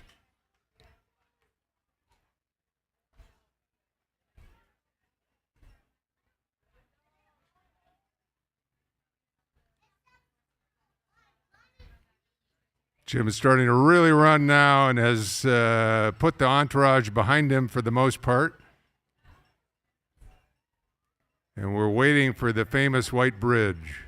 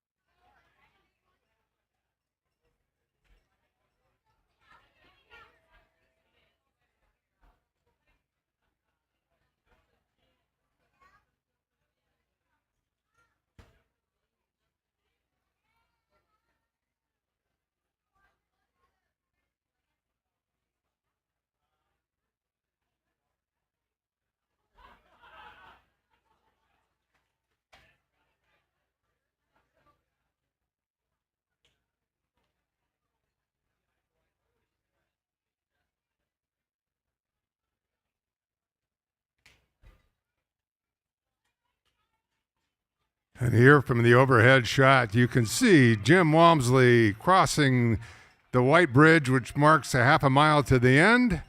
And he's going to make the left turn onto Finley Street and will be here on the track momentarily. Feel free to jump in here if you're, are you guys? We're going to do the finish line track. We thought that, I mean, what I suggested to Billy is they cut our audio in the stadium and use yours, and we just do the... Just do the thing online. Yeah. I mean, whatever you guys want to do. I just don't want us talking over each other. Yeah. You know. So. So we're gonna do the finish line interview. And yeah. Maybe I'll check in. And see yeah. And I'll interrupt you if somebody's coming, but he's got an 11-minute lead or something. So yeah, you should be good. Unless he starts, losing it or something.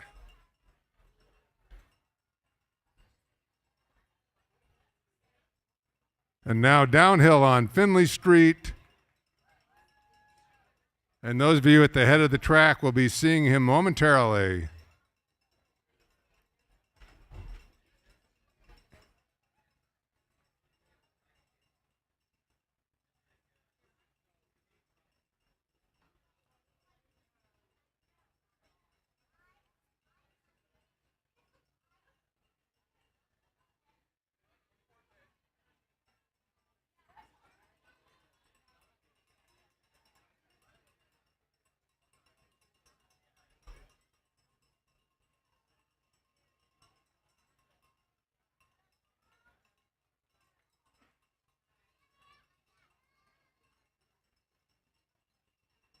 Jim running with his wife, Jess.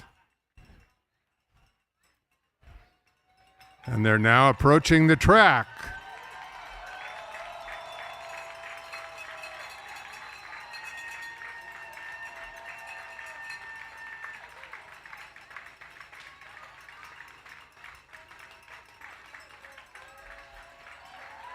And onto the track from Flagstaff, Arizona, this is Jim Walmsley.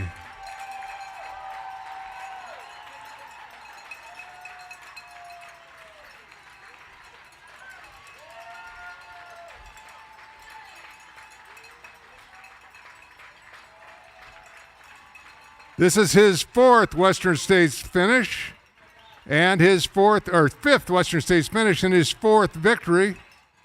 This will become the second fastest time in Western States history, behind only his own course record of 14:09.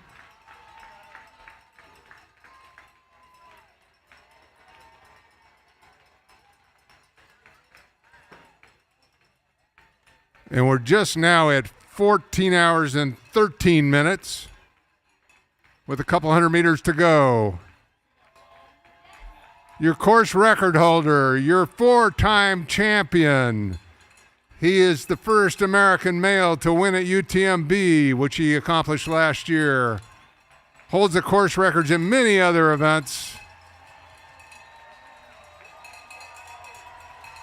And here he comes down to the finish line. The winner of the 2024 Western States 100, Jim Walmsley.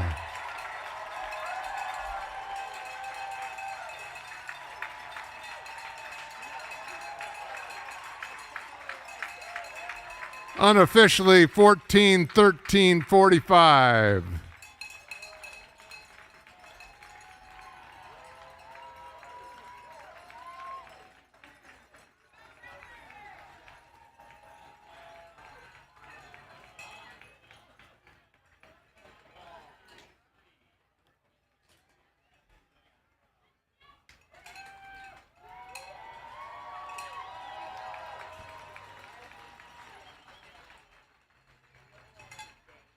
Greeted at the finish line by race director Craig Thornley and Western States Board President Diana Fitzpatrick.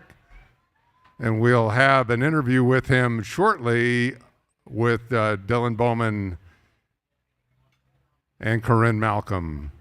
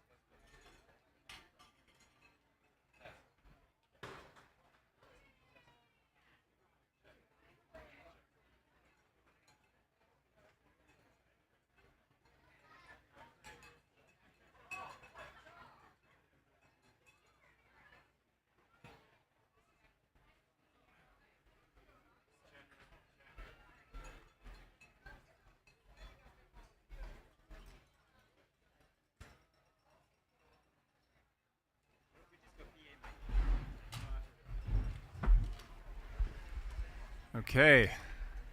As Dylan and Corinne get ready to interview our brand new M1, Jim Walmsley, we have eyes on Hayden Hawks running up Roby Point, mile 99, overtook Rod Farvard, who's running in second place male through Pointed Rocks. And look at that stride, folks. Hayden Hawks charging hard with either Dan Jones or Rod chasing him down, and he is not letting up at all.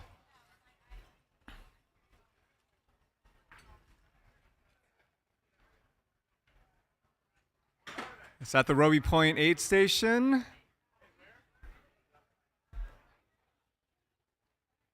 Holy Toledo.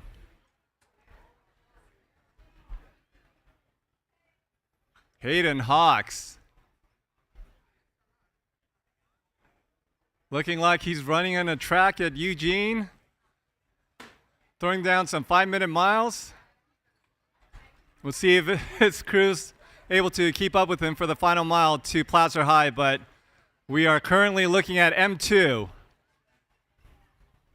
Hayden Hawks of Cedar City, Utah.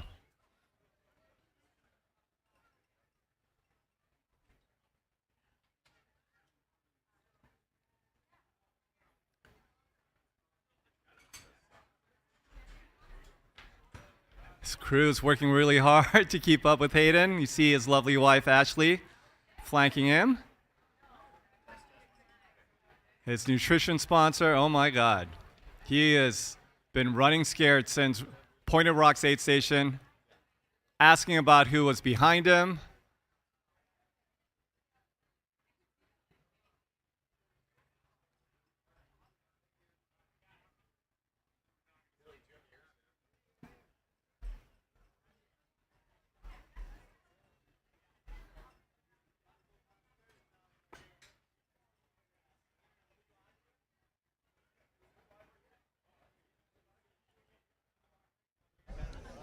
Hayden Hawks, ladies and gentlemen. Check, Can you check, loud check. and clear. Okay, are we going Billy to Jim? Yang. Okay. Welcome. Check, check, check. Does my mic work? I think mine works. Check, check, check. Okay. TJ, we're going to get started here with Jim Walmsley. On behalf of the Western States Race Organization, welcome everybody to the 2024 Western States 100.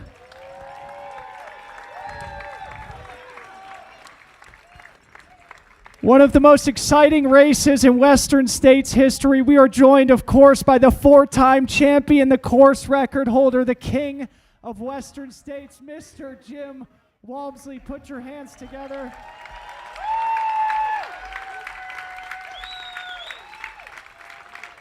Jim, before we get started, I have a gift from the race director, Mr. Craig Thornley. He wanted me to make sure you got that safely. That is, of course, the shotgun shell from the start line this morning, 5 a.m. Jim running 14 hours, 13 minutes. Jim, before we went live here, you said that was the toughest fight you've ever had here at Western States. Bring us inside of it. Yeah, I think for the first time, like, really getting past several times and just trying to take care of myself all day, which I think caused, like, stopping a lot more at the aid stations, making sure I'm getting ice, staying cool, just hoping that it pays off at some point. And yeah, Rod just ran an incredible day, and yeah, it just brings a lot of emotion because it was just really hard. So really proud of this one.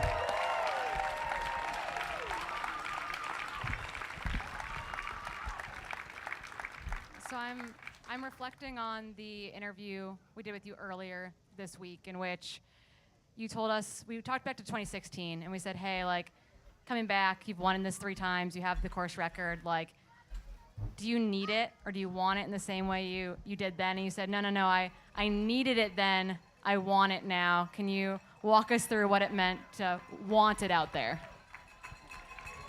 maybe it's a little bit of a soft lie, and I still need it a bit.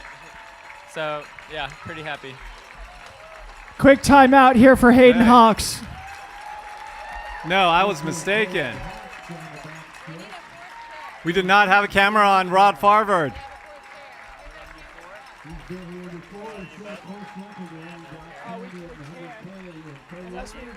That is my mistake, and Hayden Hawks enters the track.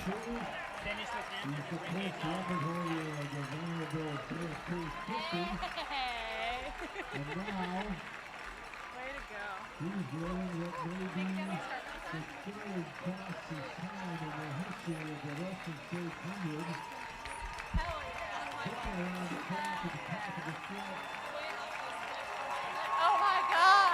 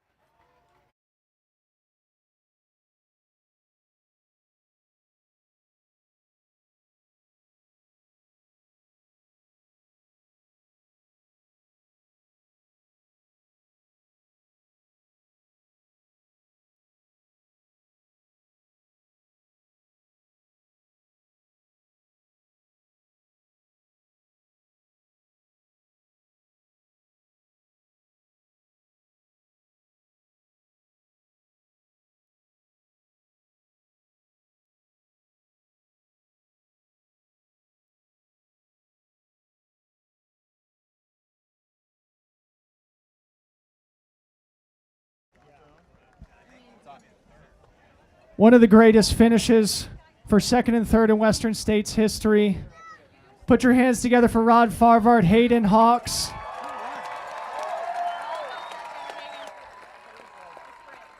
Absolutely heroic finish here. The fastest podium ever at Western States history. 3 of the 4 fastest times in Western States history. Absolutely historic day.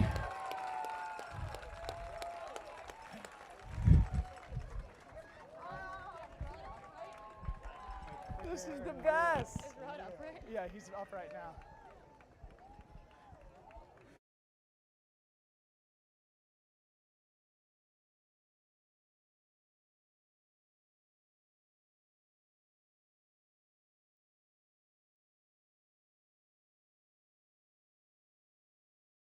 Best day ever. Best sport ever. Best race ever.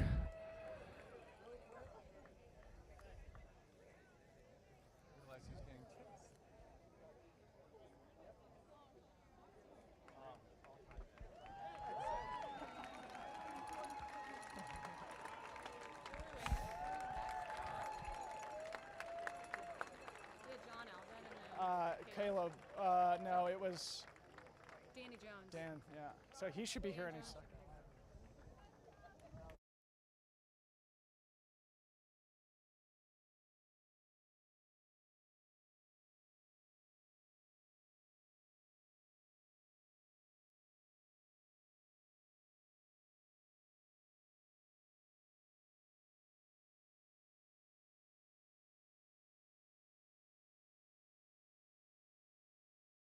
And then just use this right here.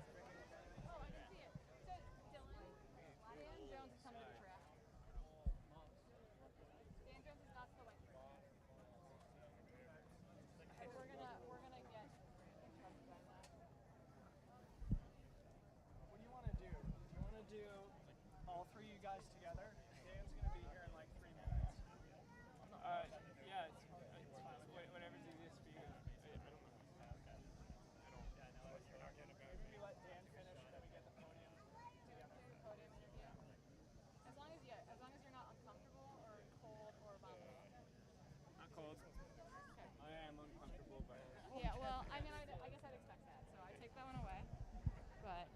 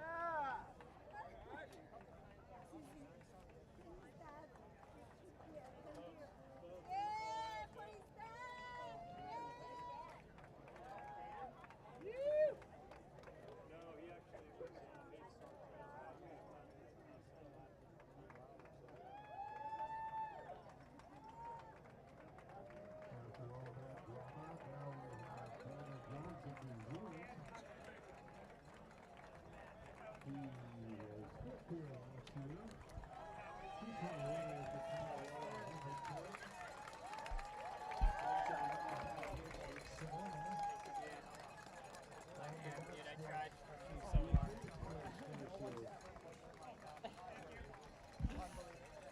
Yeah, well, I thought Rod was gone. But I kept hearing like 10 minutes. And then they were like 4 minutes, and I was like, that might be possible.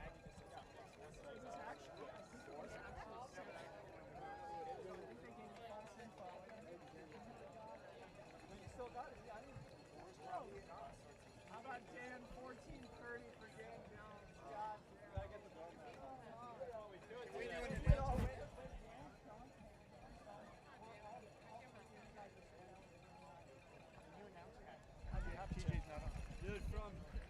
Check. I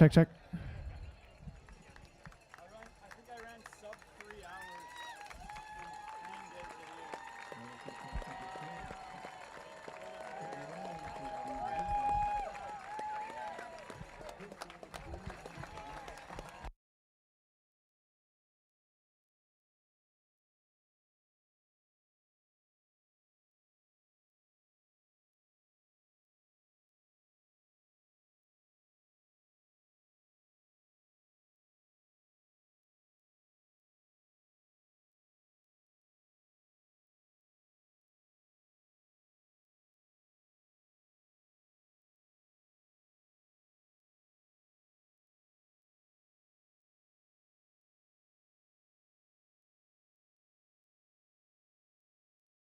Thank you, TJ. For those in the audience, we're going to do the top 3 men together here momentarily. We're going to let them exchange hugs with Dan Jones.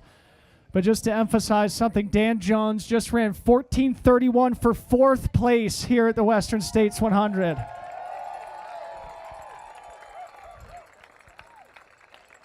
I think that is the 6th fastest time ever, with 3 of those times coming today.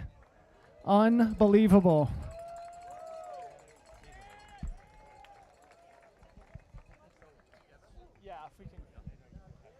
Hayden, Rod, you guys mind coming over here for a sec?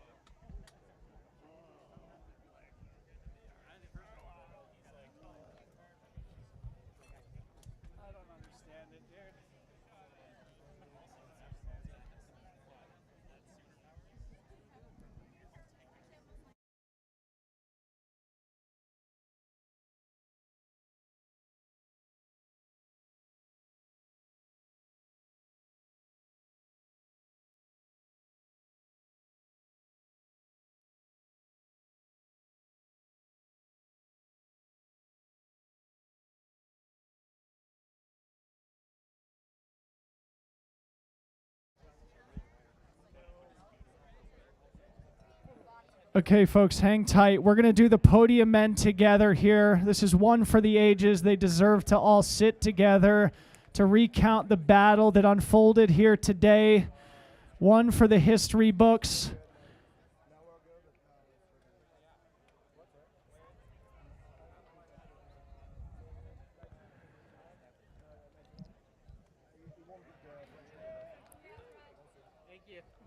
Have a seat, young man.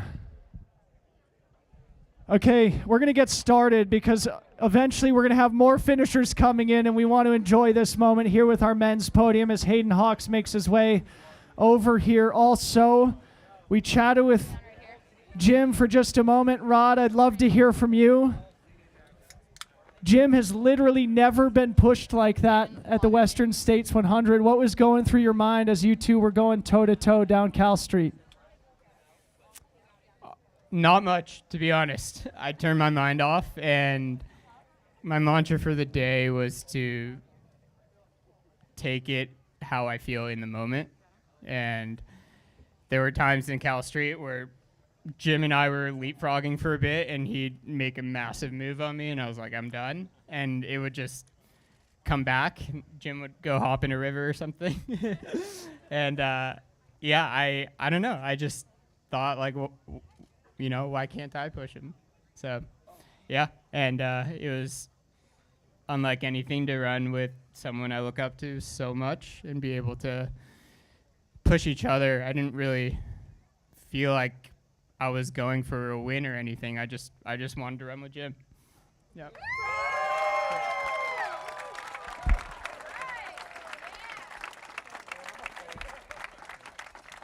I just want to add to that, actually, Rod. We were talking to your coach earlier, and there was this idea that came about where it was like, you were like, well, I've never led Western States. And he was like, well, Jim's never been behind anyone at Western States. Talk a little bit about settling into that mindset and really adapting to that out there.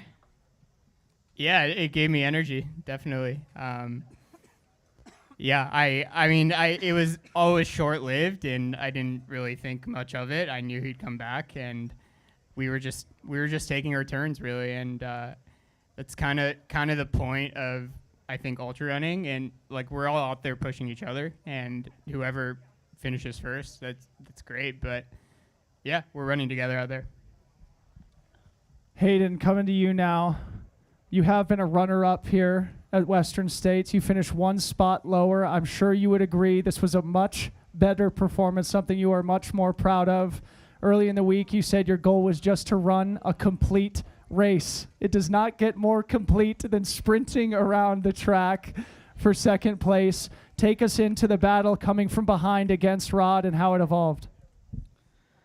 Yeah, 8 weeks ago, I wasn't even going to run this race because I had a pretty serious injury after Black Canyon and didn't think I'd be able to do this. So I'm just really happy to be here and to be, you know, on the track here today.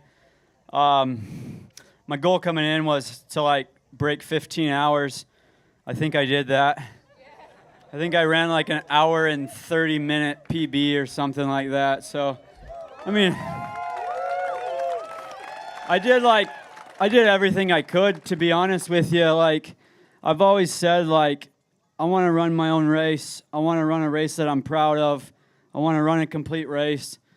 Check, check, check. I did that, you know, and the only, like Jim and Rod were just better, and that's all that it was. Like, I did everything I possibly could, and I'm very proud of the race today.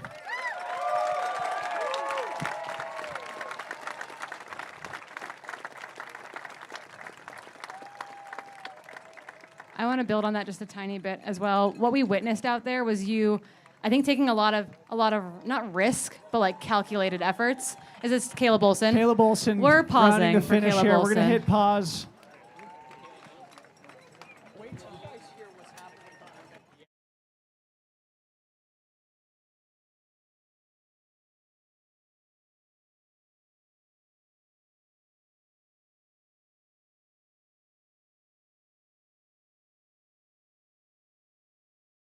On the track from Draper, Utah.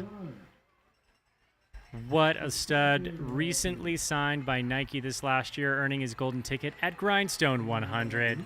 Making the most of his first shot here at Western States with a phenomenal finish. Here he comes, getting a flurry of crowd cheers and love. What a star-studded performance here today. Absolutely amazing, getting his Love from his pacer there.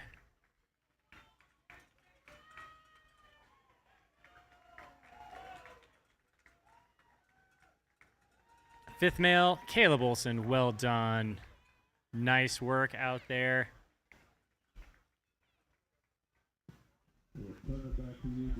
Teammate of Tyler Green, got to see them running out on Cal 1 today. Both of them at miles 65, 66. Just Check. excited. Okay, we are back. A big congratulations to Caleb Olson. For context, the time that Caleb Olson ran for 4th place today won this race last year. His Western States debut, his 100-mile debut, unbelievable. The fastest ever Western States debut in history.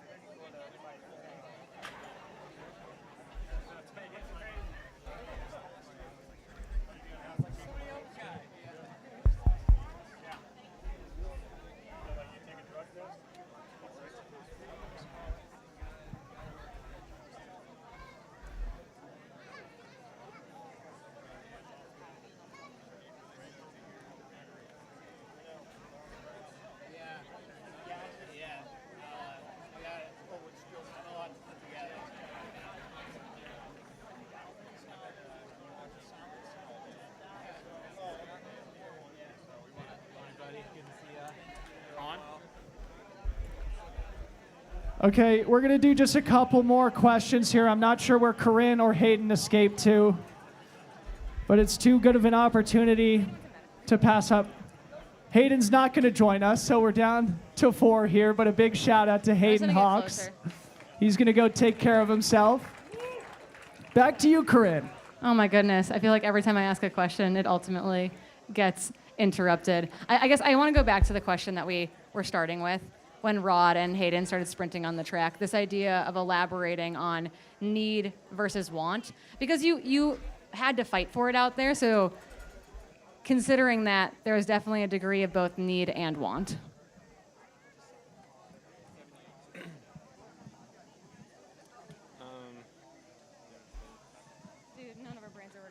Yeah, it's just feels pretty crazy and just really proud to be able to fight and be able to just compete with Rod today, with Hayden kind of stalking us in the background, and then just a train of guys coming in under 15. It's just pretty crazy to pull it off when everybody's having their day. Yeah, just really thankful for the day. Real quick, Jim. One of the moments that had us really on the edge of our seat in the studio was when Rod came in to Greengate with a 3-minute advantage after you guys basically crossed the river together. We were figuring that you probably had the advantages on climbs, so we interpreted it as Rod is breaking the elastic on Jim. Sure enough, about an hour later, you had built the advantage back on him. Can you just describe what happened there? Because it left us all kind of confused. Yeah, we came into Greengate basically together.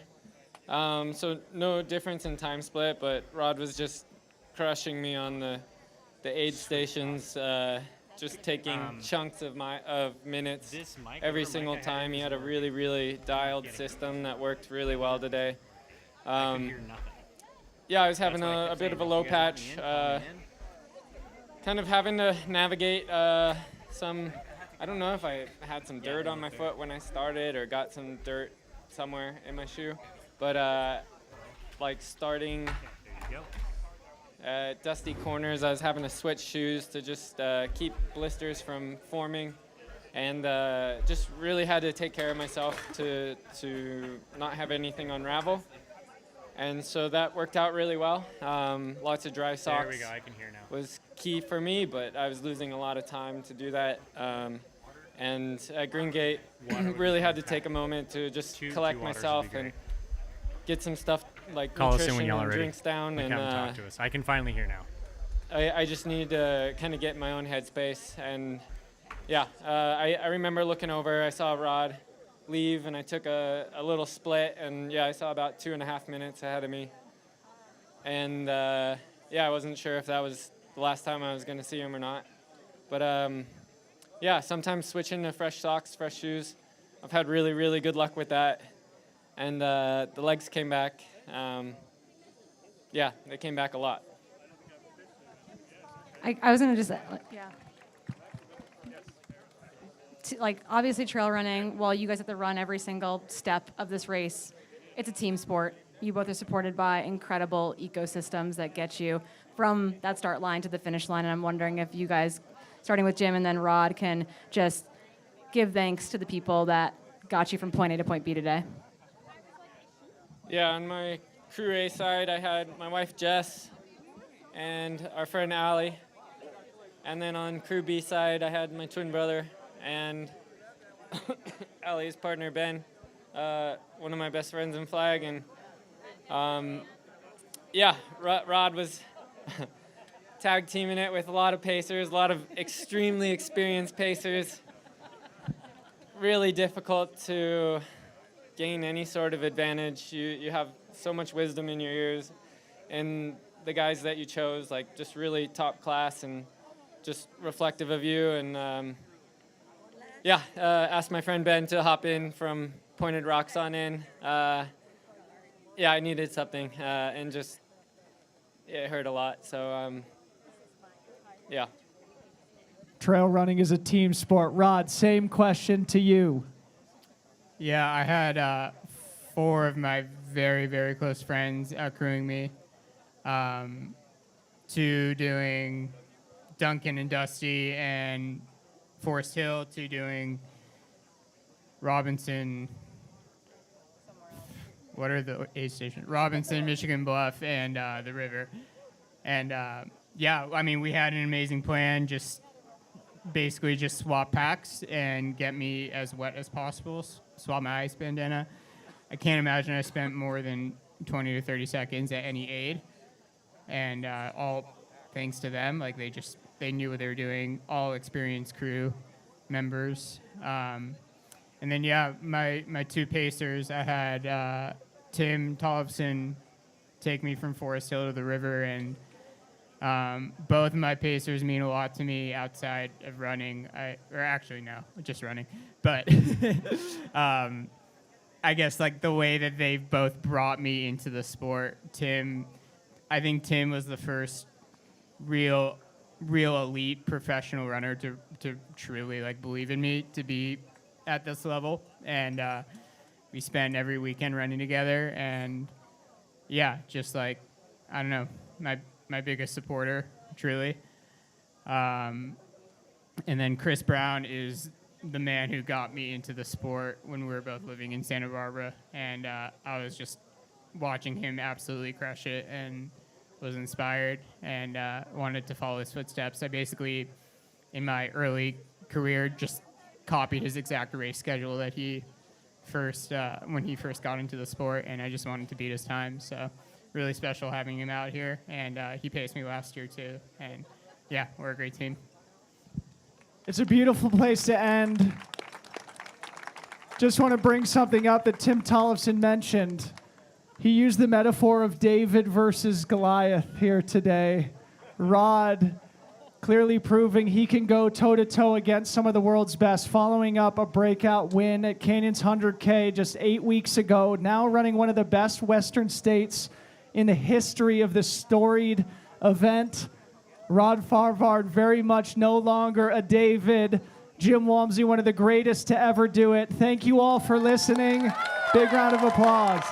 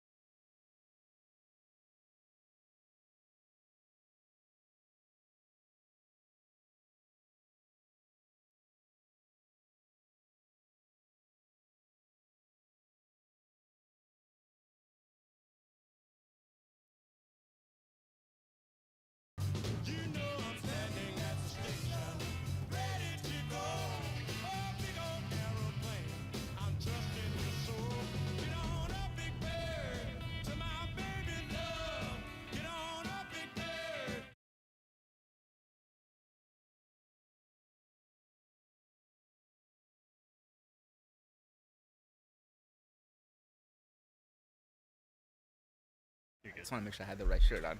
This Hoka's this one. What a fantastic day. I'm Zach Marion with the Mountain Outpost, and I'm here with the ever-lovable Hella Sidibe. How you doing, buddy? I am doing amazing. What about yourself? Absolutely fantastic. Both of us have had some pretty fun days out on the field, yeah? Today is epic. Today is basically showing that you don't have to be an ultra marathoner. You don't have to be in running. If you come out here at Western State, you're going to have an absolute blast, and you have to check it out. Absolutely, absolutely. But, you know, we just had some amazing words and deserved time to our men's podium here, listening to their days and how they shook out. They ran for like 14 and a half hours. I think they deserve a few minutes to chat. We Absolutely. appreciate everyone who was who gave him that. That is fantastic. But now, let's turn our attention to the ladies' race. We got eyes on John Albin right now, making his way out of Roby Point. But we've got Katie Schide has already left Pointed Rocks. According to my watch, it was 4 minutes and 1 second ago. That is absolutely amazing. She's running really strong. When I saw her at Forest Hill, all smiles. Yeah, you got to see her a couple times today. How was the progression? Like, how was it seeing her out there? How did she interact with her crew? Let's talk about that. She looked very positive, and you look at I automatically look at runners' posture when they come in, especially we're talking about running 62 miles at that point. You went through Devil's Thumb, you went through El Dorado, all those switchbacks, and coming in at that point, and when you still see they have positive body language, it just inspires you. I think Katie is crushing it, and I can't wait to see her come finish this race pretty soon in front of us. Yeah, I mean, she's only got about, according to where I'm at, we got about like 5 miles left. So she's going to make quick work of that. So you got to see her at the aid station. Mm-hmm. I got the opportunity to see her running down Cal Street, making her way into Cal 1. And exactly like you said, she exuded so much positive energy. Yes. She was such called out to me, gave me a high five, was jazzed to see me. Yeah. It was working, you could tell, but she was just really loving the day and loving the grind. I think that makes a huge difference too. When you are in pain, I always tell myself, smile through the pain. It's a beautiful pain because it's already happening. You have to find something else to keep you going, and I feel like her body language, her smile, everything that you can look at her from was transforming, like putting that in front of us, that she's digging through whatever she's facing, and it's amazing to see her going as fast as that she has been since the beginning of the race. Oh, yeah. I mean, she went out with intentions to have a fantastic day here and to put her mark on a course where she already put an incredible mark last year. But I think, speaking of last year, we can bring up the queen, Courtney DeWalter. Yes. She also had a fantastic race last year. Katie going under the course record with her for a second place, which is always such an overshadowing place to be. But now if she can maintain, as we expect that she can, she will have earned her spot as she'll be a Cougar owner at this point. That is incredible. Absolutely incredible. Fascinating. We're going to turn our attention a little bit to John Albin over here coming in. This is going to be our 6th place male. Already has left Roby Point, so he's got, I mean, you've been there, Hella. Yeah. What does it feel like to hit Roby Point? Tell me. When you hit that, you're like, I'm almost there. But at the same time, that's a lot of few miles to push through. I'm speaking for myself. So there's a lot of hope. You're like, okay, I'm there. I put so much miles in. I'm not far away. But at the same time, I also got to be not letting everything go. Still got to hold on strong. Still got to be positive and keep going because everything could switch again. Exactly, even in those last 2 miles. Yes. But it sounds like we have an update. Brett, buddy, how you doing out there? Oh, it looks like we don't got audio from him. I mean, we still get to see a pretty face. I'm never upset about it. Exactly. What a fantastic dude. Let's bring our attention to Placer High, John Albin. Welcome to Placer High. Welcome to the final 300 meters of your 100.2 mile journey from Olympic Valley. The best 300 meter. The best three I could imagine. And not to mention, look at that crowd. Incredible. Look at this. Look at these views. This is absolutely spectacular. You know, when you get on the track, it makes you feel like you can open up your gates a little bit. I remember last year when I got on the track, and I was like, I'm going to pick it up, but the legs are like, no, you can't. But when you see these amazing elites out there, I call them, they're just cruising as if they just didn't run 100 miles pretty much. Yeah, this is a celebratory lap for them. And absolutely. Unless you're Rod Farvard and Hayden Hawks. That was it's insane. A celebratory lap. Yeah, that was a sprint finish. That was all out. You know, we hear all the time, don't leave anything in the tank. That was a perfect example of that. They literally push everything they had in them. They couldn't even stand up straight at the finish line. I think Rod Farvard literally emptied the tank at the finish line. Absolutely, no pun intended. Yeah, he let it all out there. Yes. Let's welcome John Albin, ladies and gentlemen. Look at that smile. Knows he's about to finish Western State 100. Sub 15-hour effort out there today. Just consistently moved his way up into the field, ran a strong race, duking it out with that top 10 to 15 all day, and then just finishing in an incredible 6th place. Look at that.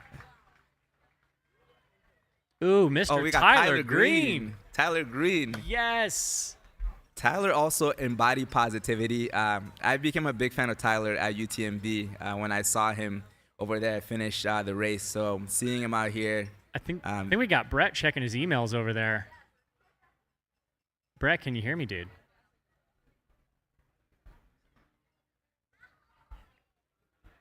I think when we're able to get Brett. Can you guys hear me? Oh, I can hear you loud and clear, buddy. How are you, man? Oh, all right. Maybe I just had to stand 3 feet closer to the camera. Who knows? I am here at the Pointed Rocks aid station. Handful of minutes ago, I got to see Katie Schide come through. She was in great spirits, still running really well. The quote that definitely is one that I'm not going to forget. She goes, "Man, I had such a good quesadilla with Scott Jurek." So that is amazing. And anyone who knows what she fueled with, at UTMB, she did take a cheese sandwich with her to go. Probably definitely be the fastest finisher to eat a cheese sandwich. I asked her crew, what kind of cheese sandwich, and they were like, "Bro, we're in America now. Wonder Bread and Kraft Singles." So those were the vibes from F1 at mile 94. You can take the girl out of America, but you can't take the American cheese out of the girl. That's a fact. Here we go. Tyler Green making his way in here. Brett, thank you so much for that update. We're going to cut over here watching Nike athlete Tyler Green, perennial top 10 finisher here. You can just depend on him being in the top 10 at this point. Absolutely. And look at those strides. I'm always fascinated when I see these runners coming in with just a couple miles left. It looks like they just started the 100-mile race to me. That's what I see visually.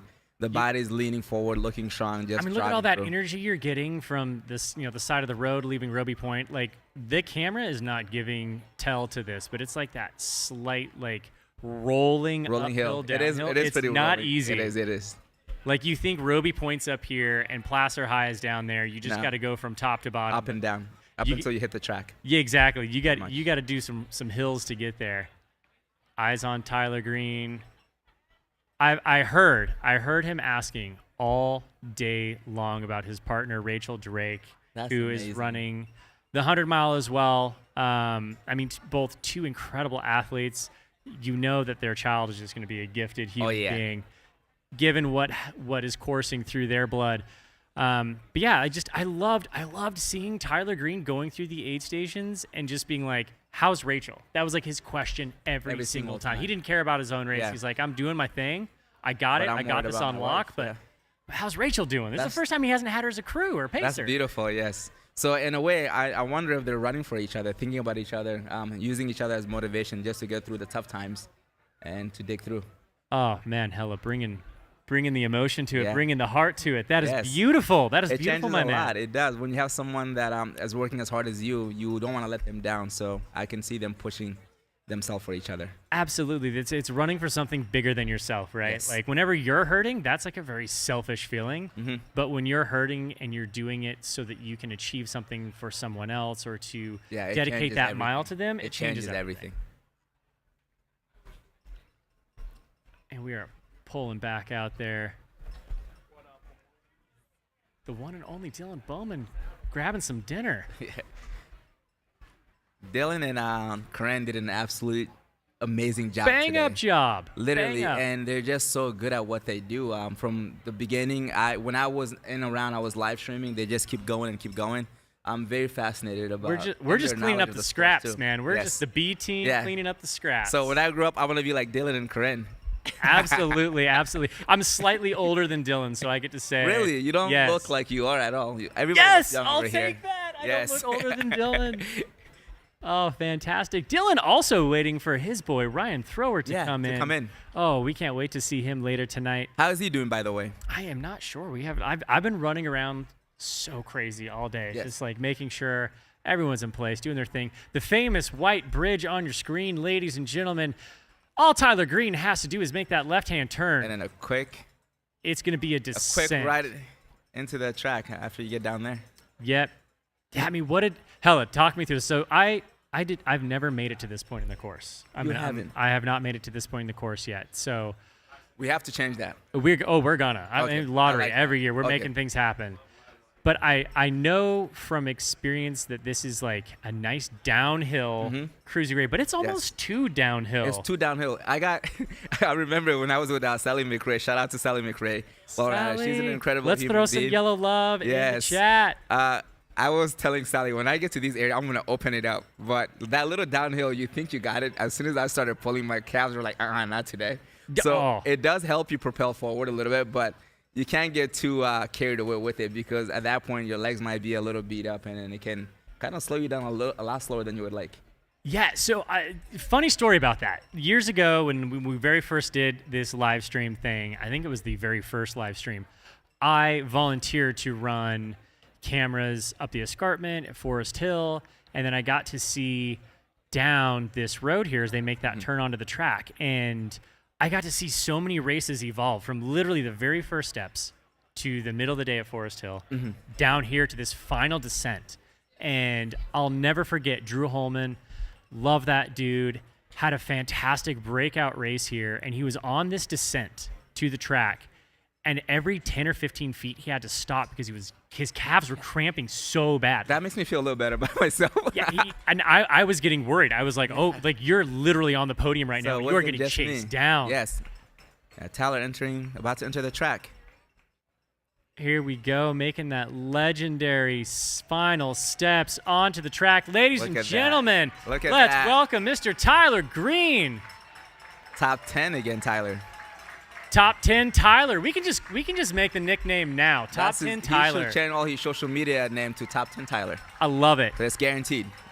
Heck yes, here he comes, making his way around the track. A few places behind his friend and teammate Caleb Olson. Now they get to be training partners in Salt Lake together. I got to see them running down Cal Street together, and both of them were just laughing and like smiling, having a great time. And they're putting, I guess, their competitive side side to side. Yeah, and they're working together. And again, like we've mentioned it several times today, it is a team sport, right? Yes, like absolutely. And I don't mean just the team is in like, I think this is like F1 pit crew team as well. Yeah. You know, like you have your guys out on the track with you who are helping you get into position, but you also have your whole pit crew team. And here Tyler's sharing some final meters on the track with He has a crowd behind him. Oh, yeah, he does. Everywhere Tyler shows up, he shows up, and he's just so beloved. And once you hear the man talk or you get to spend any amount of time with him, you'll know when exactly I met him, why. I was just like, wow, I'm a fan of this guy. Absolutely. Yes. Just the energy he gives is and just here amazing. he goes. Final 100 meters, soaking it up, getting the love. Yeah, Tyler Green with a 15:05. He even paused. Oh, that's awesome. Look at that. Yes. Y'all. Look at that. Oh. Wow. That's beautiful. Speaking of teams, right here, this is what it's about. Now they get to hang it. Yes. Oh, wow. Yes. I love this. I love this. Hey, he gets to say, I finished the Western State 100 with my dad. That's epic. Oh.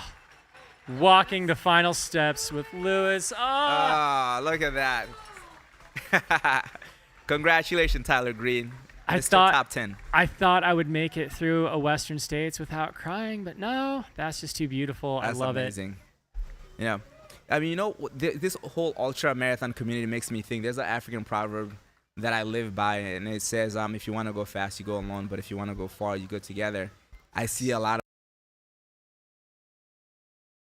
in the race itself, but we're talking about the training to begin with. All of that stuff you have to go through to get to this point. It's a teamwork, so that proverb really describes this ultramarathon community, and especially what we're witnessing today here at Western Absolutely. States. Beautiful no hands bridge, the iconic no Hey, hands you know, I had to bridge. do the hella good wings on this. You gotta fly. There's no hand, you gotta Yes. put that arm up. It's beautiful running on that. Oh, I love it.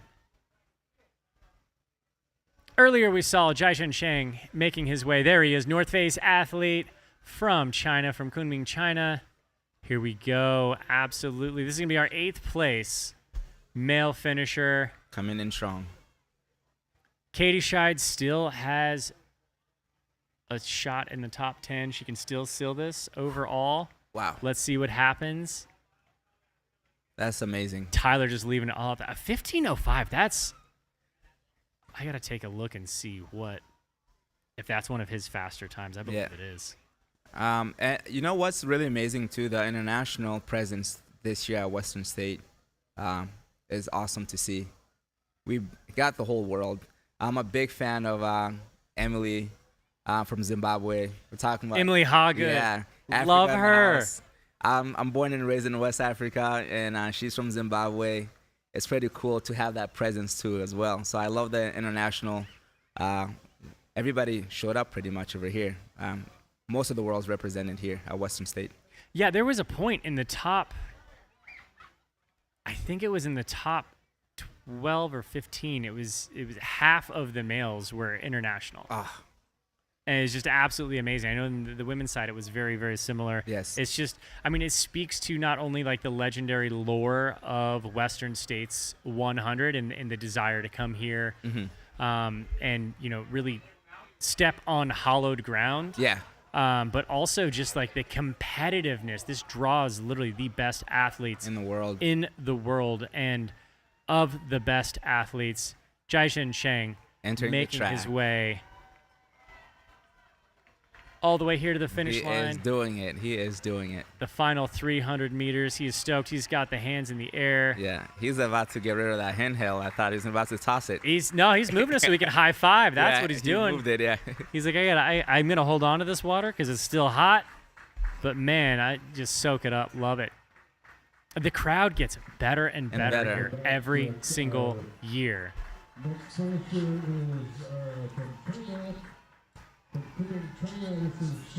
He's about to make that last turn and then to the finish line. Ripping through turn 2 into turn 3 on that straightaway. So epic. Well, now we have the A team about to take over. So we got caught. We Yes. got caught. They're gonna kick We're us trying out. to get to their level, but one day, maybe one of these days. Yeah, one of these days. But thank you for having me. This is really awesome to witness Western State from the non-running view, because I ran last year, but seeing it now is just beautiful. Oh, another Coming in, yeah, beautiful with it. dad moment. Here we Yes. go.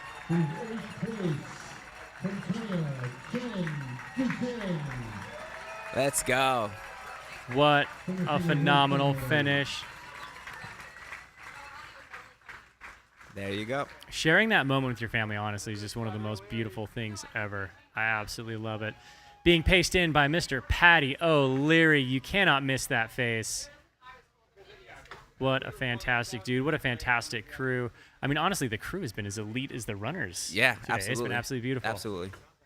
On that note, we're going to give him his moment. Thank you, ladies and gentlemen, for letting us join you for just a few moments. The A team is back. The To B give a- team is making their way out.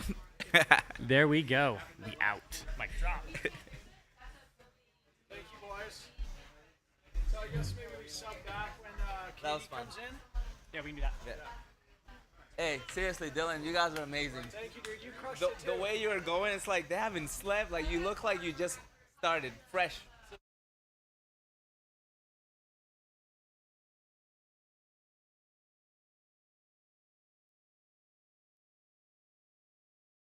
Hands. Okay, here we go, folks. Katie Schide now crossing No Hands Bridge. A 5K separates her from a victory here at the Western States 100. Katie Schide running one of the most remarkable 100-mile performances in Western States history and in ultra running history. The American from Maine, living in France, returning after a second place finish here to take home a convincing victory, only 3 miles separating her, including that climb up to Roby Point. I'm pretty sure this is where she dropped Topher Gaylord last year. As he was pacing her in, they realized that they were under Ellie Greenwood's course record, and she looked at Topher and said, I gotta go. Corinne, absolutely incredible evening here on the track.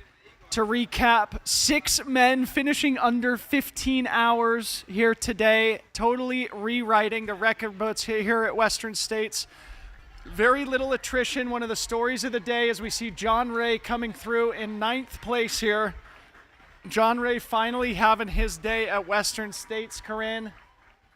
Boulder, Colorado, John the Big Cat Ray is not going to have to run his way back into Western States for next year.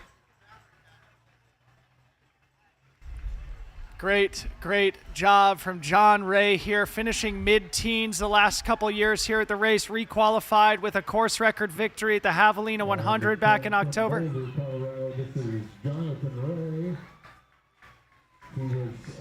Are we being 14th in his previous 2 finishes here?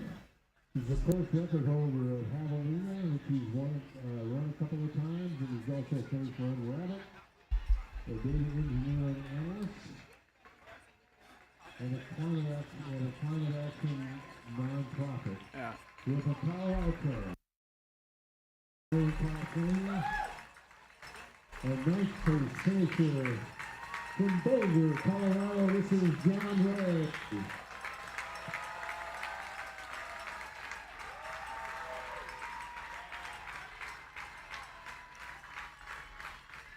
Okay, sorry about that. We were a little confused. We didn't want to talk over Tropical John. I feel like I can hear my voice in the stadium here. Anyway, John Ray, 9th place finisher here, clearly emotional after finally running to his potential on this course, finishing in 15:13 for 9th place, a time that would win this race for much of its 51-year history. John Ray, congratulations, young man. You did it.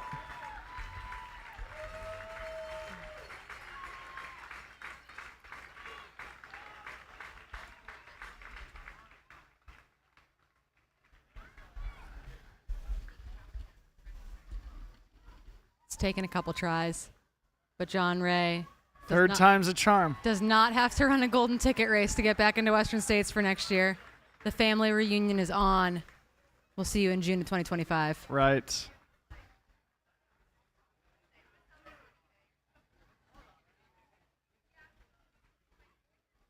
So my guess is that Katie is only going to be a handful of minutes behind Courtney DeWalter's course record here at Western States. She'll probably run 15:35 or so.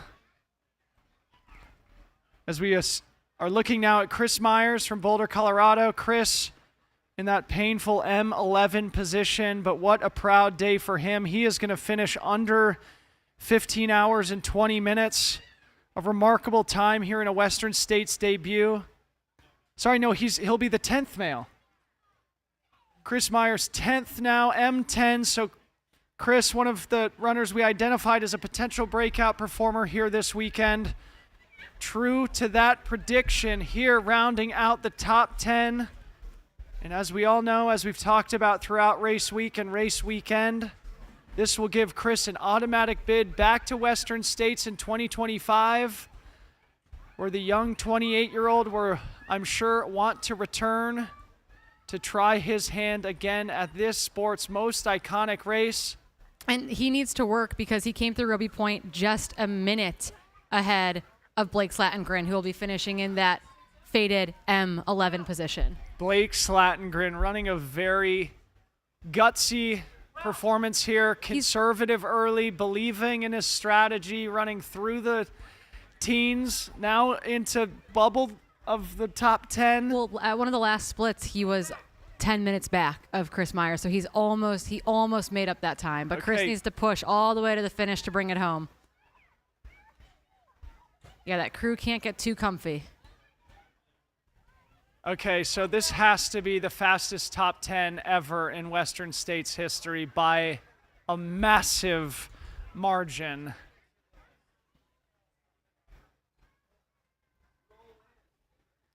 There's Blake. Blake's Oh, about to cross he's 30 the seconds bridge. back.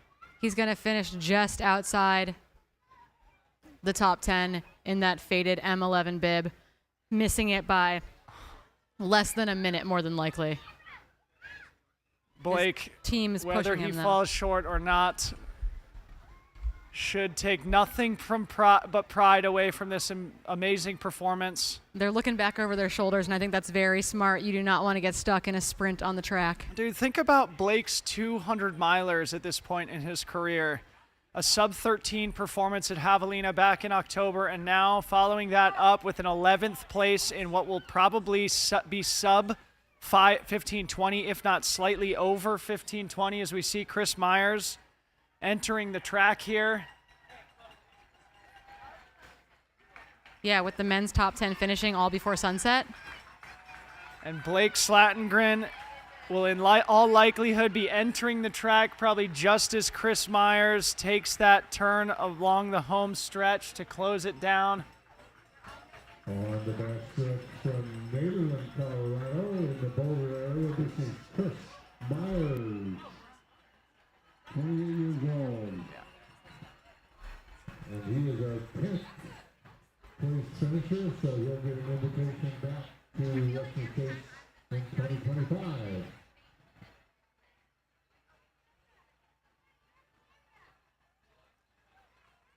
Here comes Blake and his crew entering the track. Blake Slattengren onto the track. Here he comes. A closer.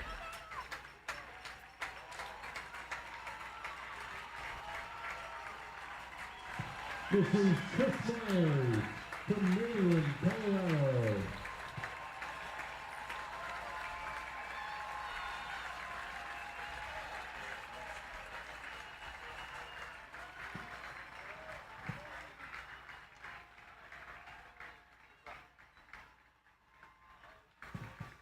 Training buddies there. Slattengren from Seattle, Washington is coming in. He's also 28 years old.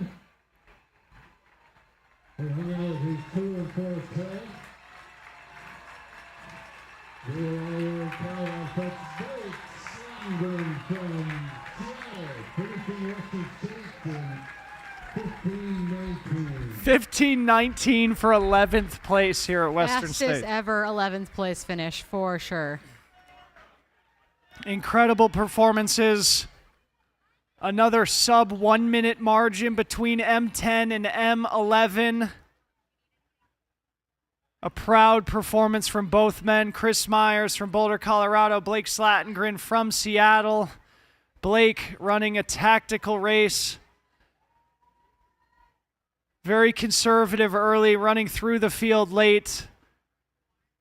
Coming home with what I am sure is the fastest 11th place finish in Western States history by a massive margin. Congrats to Chris and Blake.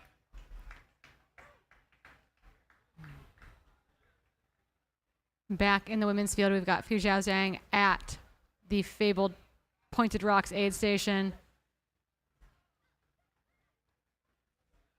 I think they're making sure that she grabs a... Yep, she's got a headlamp, I think, in her pocket. There she goes. We'll get a split there officially at Pointed Rocks as well. Pointed Rock aid station split officially.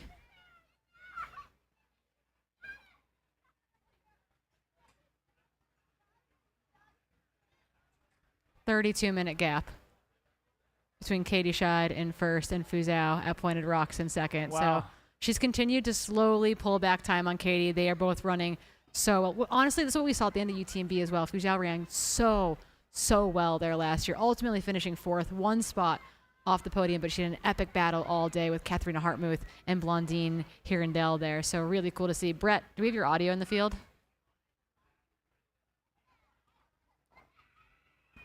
We don't have your audio in studio. We'll see if we can get it live, Brett.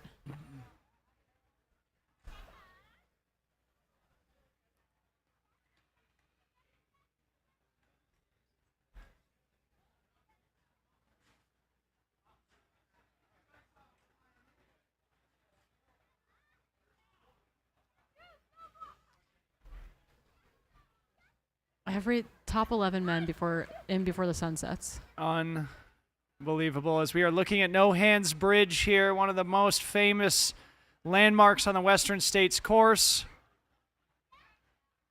In a couple of miles, we will see Fuzhou Zhang, our second place female runner, as she exits the Pointed Rocks aid station, will make her way down the hill to this iconic moment on the course. And from there, there's only 3 miles left.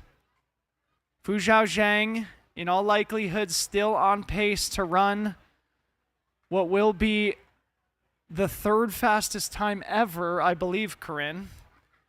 She would only have to run 1 hour and 20 minutes for these final 6 miles in order to do so.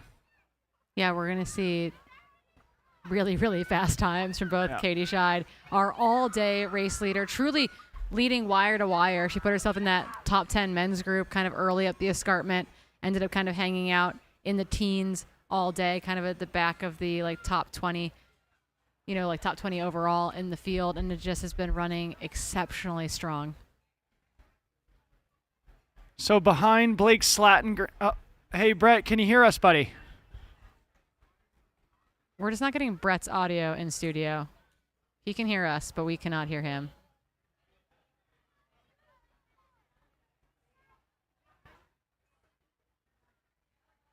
He looks good at Pointed Rocks. We could lip read. Here's Duo G in 12th place here. Making his way up Roby Point. Another this is Duo G, not Gumendang.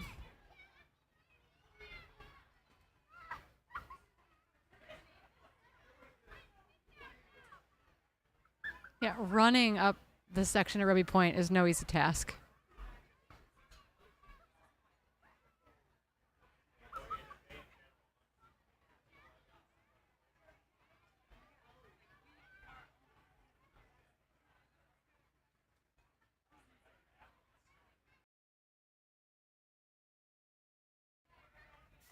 You got my audio? Yeah. All right. Hey, Dylan and Corinne. Back at you from Pointed Rocks aid station. Fuzhou Zhang was on a tear coming out of here. It was like one of the fastest exit speeds I've seen so far today, male or female, did not matter. She made very quick work of the aid station. Just really didn't seem like she needed much at all, and then was like creating a dust cloud on the way up. It was truly impressive. Definitely one of the fastest people on their way out of this aid station so far.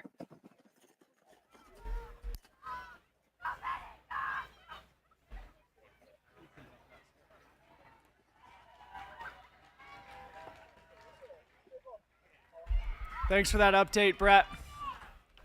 For those of you watching online who are asking, where is Katie? We want Katie. We promise you will get Katie. You'll get Katie coming up Ruby Point, and you'll get Katie all the way to the finish line here at the track. Have no fear. Yeah, so if we look at the overall at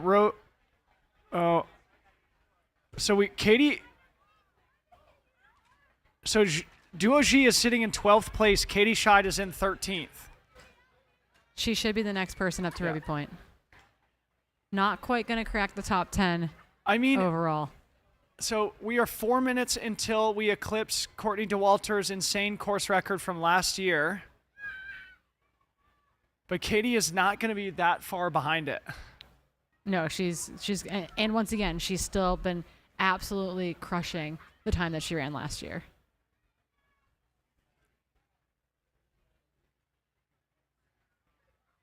So to our viewing audience, you've probably seen this, but we haven't been in the studio, so worth mentioning here. Once you crest Roby Point, you think you're at the top, but much like Robinson Flat and Michigan Bluff, no, you're not. You see Duo G continuing to climb up this paved road before it finally and mercifully starts trending downhill all the way here to the track.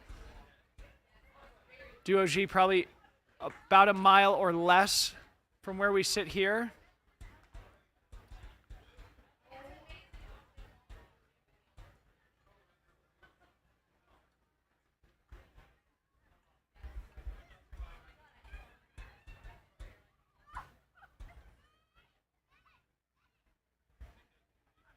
I would guess that Katie Schide will probably be hitting Roby Point here in the next 5 minutes or so.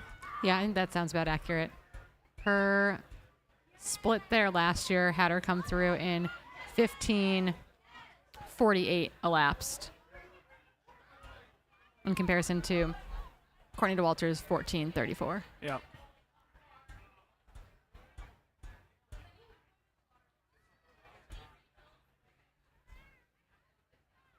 Sorry. So how much slower was she than Courtney there? Over an At- hour.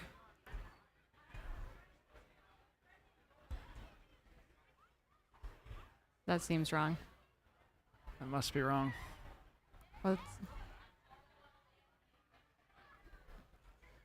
Oh, but yeah, okay, so last year, so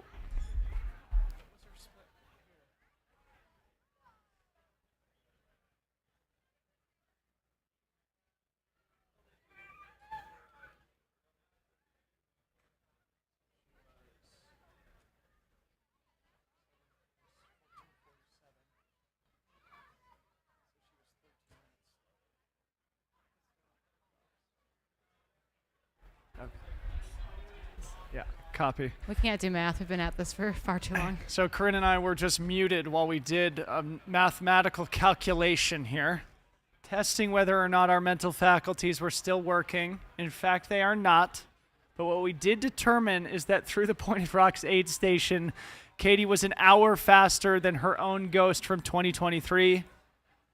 So Katie Schide, it looks like trending about 13 minutes slower than Courtney DeWalter's course record from last year, which we are about to touch now. Last year, Courtney finished in 15:29, an astounding performance. So if all trends the same, we would guess that Katie Schide will likely be finishing in about 15:42, which will officially be the second fastest finish by a woman ever and a comfortable hour faster than herself from last year. But in all likelihood, Fu Zhaozhang is now on pace to probably put down the third fastest time in Western States history.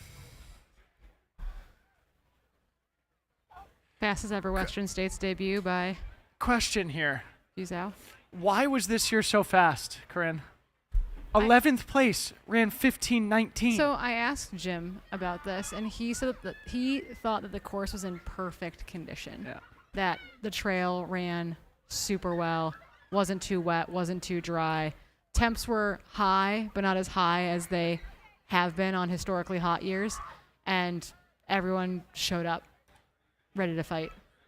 I think we also had pretty decent temperatures this morning that kept things maybe a little bit more temperate a little bit longer before things really got hot this afternoon. And we recall even at Michigan Bluff, Brett Hornig was saying, oh, there's a little bit of a breeze. It doesn't feel terrible. Typically at that point, things are starting to feel a little bit more oppressive. But as you said, Corinne, if it is indeed the fact that the course is in perfect shape, you know who we can thank for that? The Western States Trail crew and the hundreds and thousands of hours that is put in to making that trail passable and runnable throughout the year. And as I've said throughout the day here today, we are raising money for the Western States Race Foundation here. The Western States is a nonprofit. We are just about to crack that $10,000 threshold. All that money will go to us advancing the broadcast coverage here at Western States and towards perpetuating the mission of the race, which is to put on a world-class event to advance medical research in the space, and last but not least, to be trail stewards and take care of the course. A big thank you to everybody who has contributed to our fundraiser here today. Let's get over 10,000 before Katie comes in.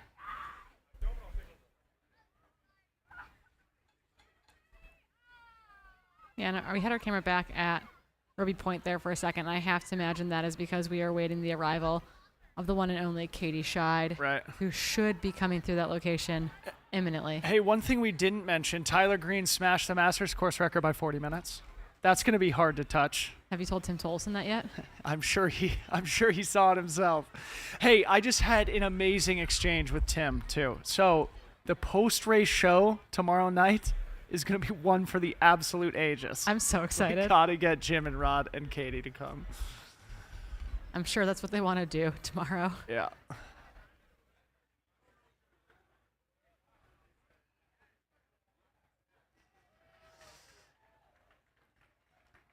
Duoji crossing the white bridge here, going to take that left-hand turn. Then he is home free. We should see him on the track in about 2 or 3 minutes.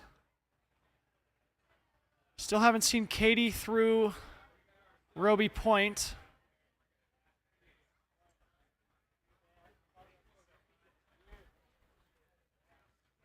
And I think we had an update as well from Katie Asmuth, update at 8:22 p.m., kind of speaking to the chase pack that's going on behind our front two ladies, with Esther racing hard. Emily is 4 minutes behind her. Ida and Ingvild 10 minutes behind her. That 3, 4, 5 spot, nothing's a lock. Jeez, holy smokes. Okay. Wow.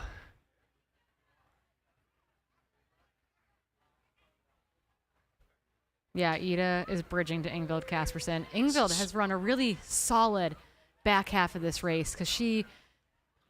This looks like maybe Lottie.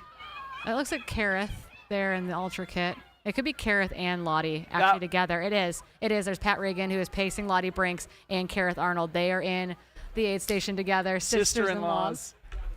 The sister-in-laws, Kareth Arnold and Lottie Brinks, have teamed up here with 15 miles to go. Lottie was Kareth was supposed to pace Lottie in this, and then accidentally found herself getting a golden ticket at Canyons and thought, oops, well, heck, better jump in. All right, so Ida Nilsson was 15, 14, 51 through Quarry Road. How does that compare against the 2021 split from Ragna? I should look. I will do that. I'm actually curious to see it against Ida's splits from last year, too, reflecting again that she came up just shy, but maybe ran a more stable race. I got to believe that Katie is through Roby Point at this point. So if we have a second camera out there. We definitely want to... Katie hitting Roby now. That's the text I'm getting. Okay. Okay, so Duo G on the track. We're going to hand it over to Tropical John.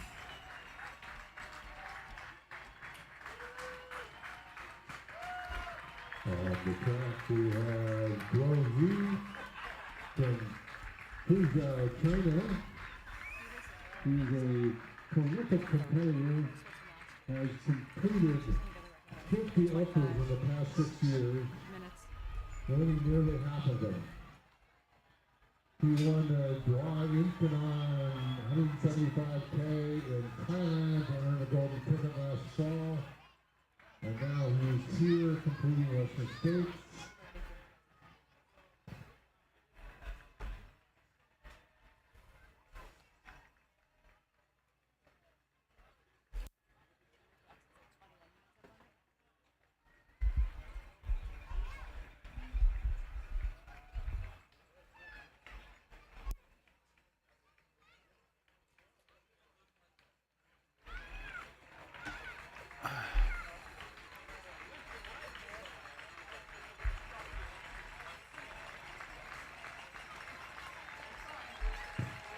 Wow G from Fuzhou, China. He is finishing Western States for the first time in 13th place with a phenomenal time of 15:35. Wow G.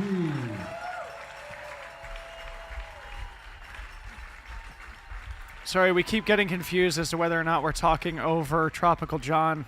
To our production staff, I can hear my voice in the stadium. That's why I don't want to talk over TJ. This is Katie Schide, race leader. 15 hours, 35 minutes elapsed into the Western States 100 with 1 mile to go. Katie Schide doing the unthinkable here, following up an otherworldly performance at the Canyons 100K about 8 weeks ago. The final bit of climbing here on this 100-mile course, but before Katie can finally use gravity to a glorious finish here on the track at Placer High. Katie sitting in 13th place overall in a historically fast overall field here today. A 12th place finisher finishing in 15:35. And now we expect 13th place overall to be Katie Schide, the American from Maine, who lives and makes her home in France. Our returning F2 runner from last year, Katie Schide, happily taken home F1 here today. We are working on the stream, and we are back. We are so back. Yeah, I think we all were wondering after Canyons, was that effort too hard? Was it going to be too much? Was it going to put her under for this performance?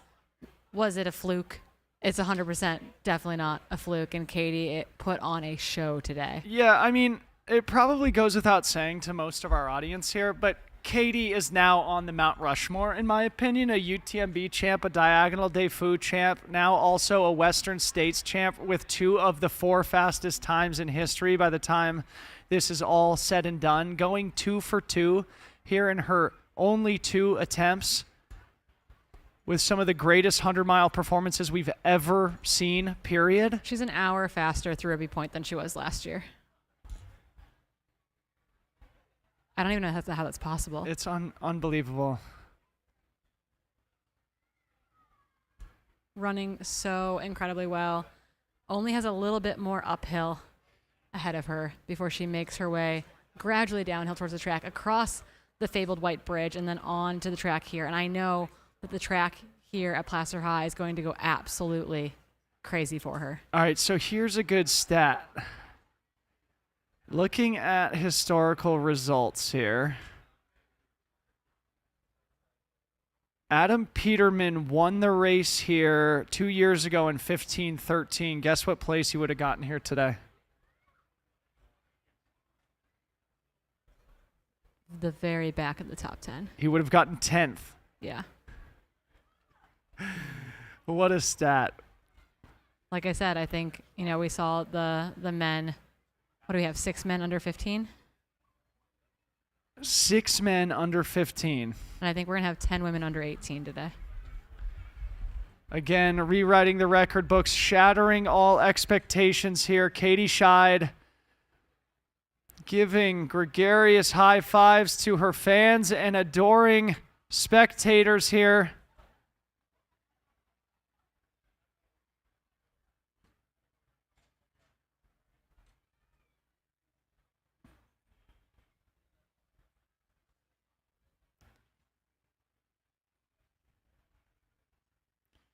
A big smile. Corinne, we have not seen anything other than smiles and composure from Katie all day.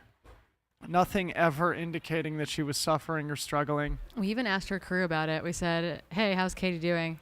And maybe they lied to us, but they said, she's doing great. She's all smiles. She's happy to be here.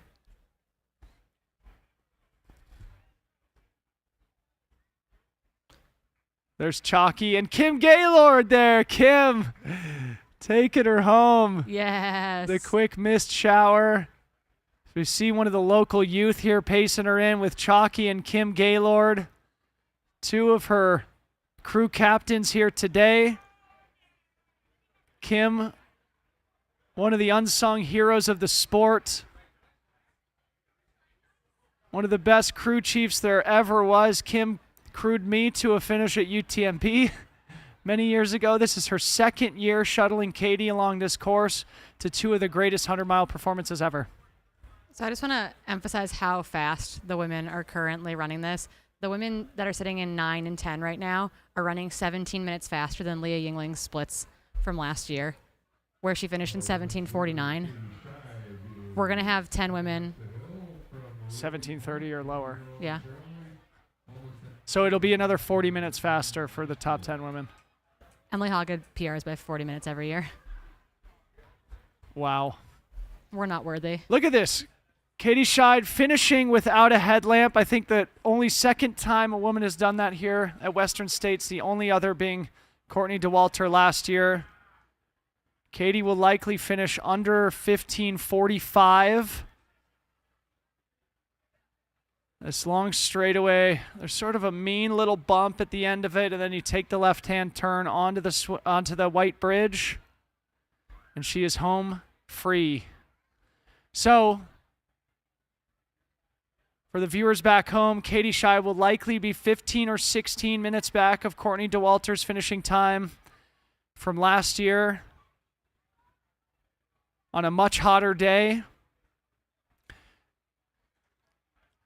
We did notice that she was much faster through the high country, and it seems like she's sort of matched the splits ever since then. Yeah. So obviously it's difficult to compare years, but running way faster on a way hotter day, truly one of the best 100-mile performances we've ever seen. Yeah, again, we talked about was Jim's performance here more impressive, particularly when we thought he might go 14:20, for example. He obviously blew that out of the water in 14:13-ish. I think that, knowing how hot it was here versus the 2019 race when he ran that course record time, he really put it all out there today. And I think we're seeing the same thing from Katie Schide. Had a cooler year, but obviously snowy in the high country last year, and to run an hour faster than that this year feels unbelievable. So this is the final mean bump here.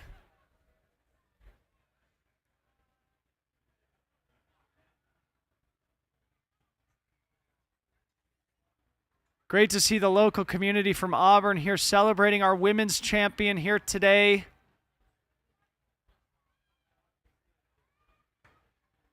A global, international, world-class race with a local vibe. The Western States 100, there is nothing like it anywhere in the world.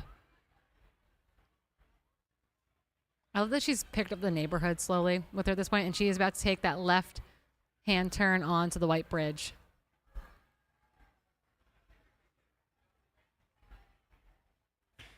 Well, it'll be fun to get Toph's side of the story during Golden Hour tomorrow morning, Corinne. Yeah, I'm looking forward to talking about the incredible race she put together. And look at this spectacular drone shot. I don't think I've seen this one before. A big shout out to the Mountain Outpost crew who has taken this broadcast to a new level here in 2024.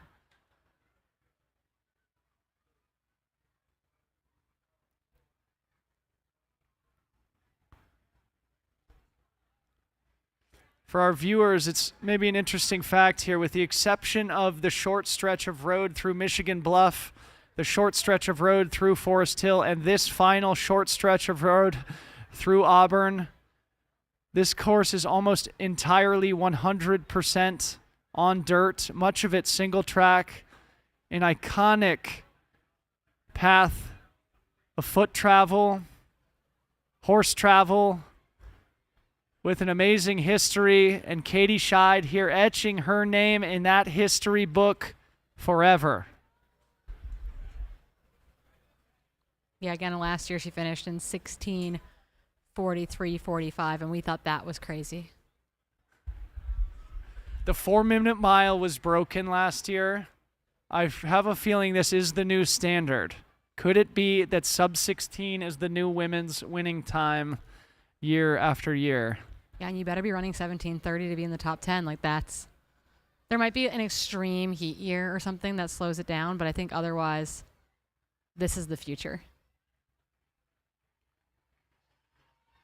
Can't do anything but shake my head. Here she comes, rounding the final bends to the track. The woman who's going to be your 2024 Western States 100-mile champion, last year's F2, Katie Schide. Make your way to the track. We're here for you. Okay, we're going to hand things over up to Tropical John to call in our women's champion, Katie Schide, here today. Unreal.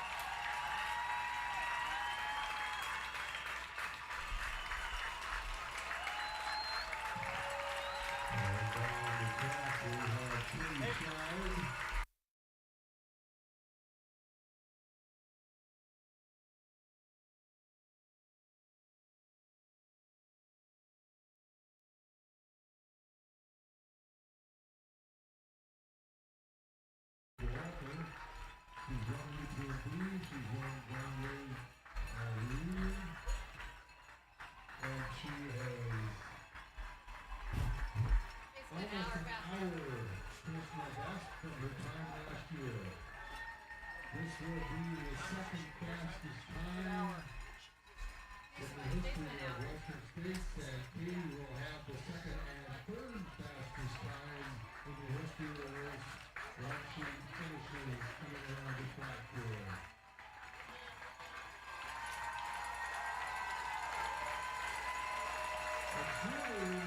journey from Olympic Valley to Auburn on a 94-degree day.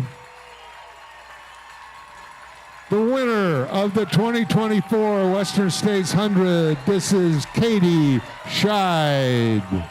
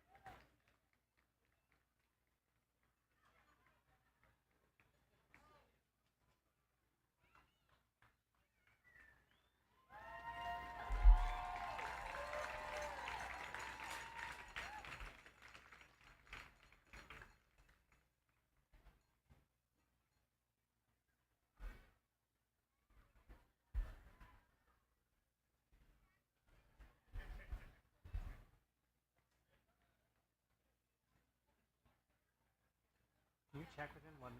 Let me know when to go live. Let me know when I'm hot.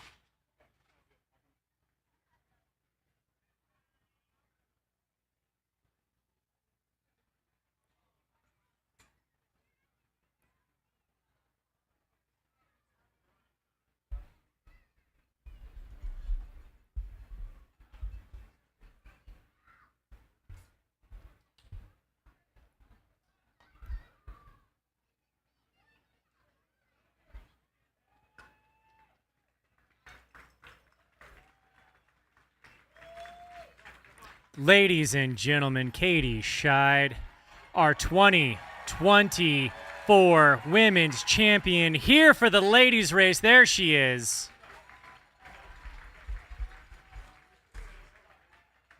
With basically an hour faster than previous, which we already thought was a fantastic time. Look at that, soaking in the moment. This is her time to shine.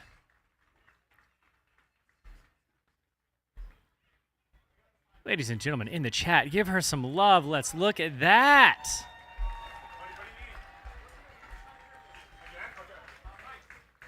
There she is, taking a few cold drinks from Topher Gaylord, who I heard was quite relieved he didn't have to pace her again this year.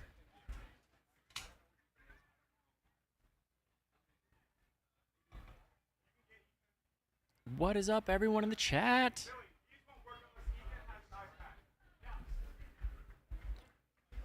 Give her a moment to soak it in. All right, we're going to get her over for an interview. Under 16 hours. Wow. Don't worry, chat. I got you guys. Let's throw some purple hearts in there. Let's just give it to her right there in the chat. Come on.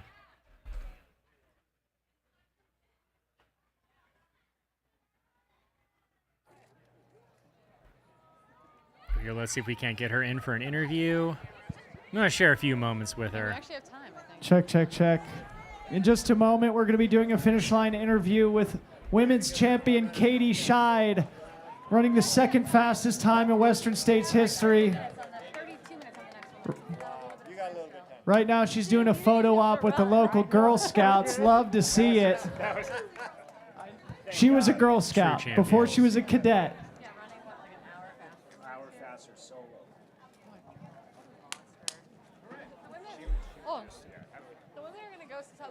Got to stop that watch. I'm right now. I'm okay. I feel like last year these are really loud. Check, check, check. Okay, welcome back to the finish line of the 2024 Western States 100 with the women's champion. Now the second fastest person to ever traverse this course, beating her own time from last year by an hour. No big deal. Katie Schide, put your hands together, please.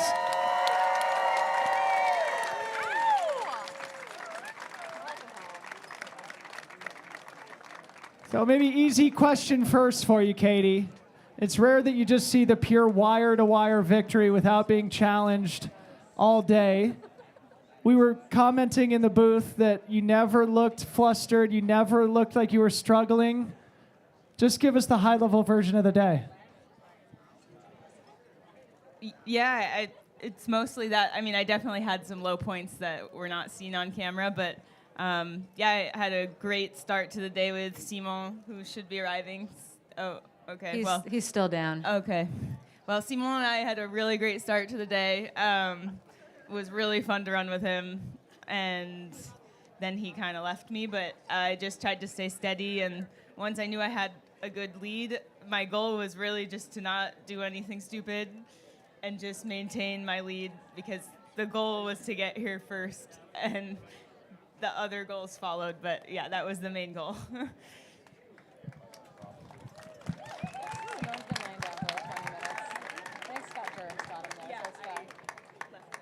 You left him with Scott Jurek. That's good. That's a great place to leave a friend. We were talking in the booth earlier that I think when you ran canyons, some of us were like, okay, we're all put on notice. But I think we were also like, okay, like, was that too much of an effort? And then we watched her training, and we were like, holy cow, she's really going for it. So I guess just talk to us a little bit about the confidence that I think you've put together in this training block that transpired into a 1-hour PR out there today. Yeah, to be honest, this training block was probably the hardest block of training I've ever done. So I actually don't know if I had as much confidence as last year when I was just feeling better in all my training, but I was confident that I had last year, like, in my memory and could build off that. So during the whole race, I took confidence every time I was in like a new in a place I recognized. I even recognized some volunteers, which was cool. Yes, I saw Diana and Roger, who's at Last Chance. I remember him from last year. Said hi to him again, and that just felt like really reassuring. Like, I know where I am, I know what to do. So that's, I think, where I took the most confidence. Speaking of last year, one of the metaphors we've been using throughout the day is Roger Bannister in the 4-minute mile. And it feels like last year was a watershed moment, Roger Bannister level moment here at Western States and in 100-mile racing when you and Courtney, of course, rewrote the record books. Now you outdo yourself by an hour, only finishing maybe 15 minutes behind Courtney's time from last year. Do you view it in the same way? Do you view last year as sort of a Roger Bannister moment? Is this what it's going to take to win Western States from now on? I have no idea. I think the conditions could really change things up, but yeah, I think we saw last year just the top 10 women totally exploding what everyone thought was possible, and it seems like that's going to happen again today. So okay. I didn't have that much information, but great. Yeah, that's super cool. One of my intermediate goals was to finish without a headlamp, and I'm really happy to have done that.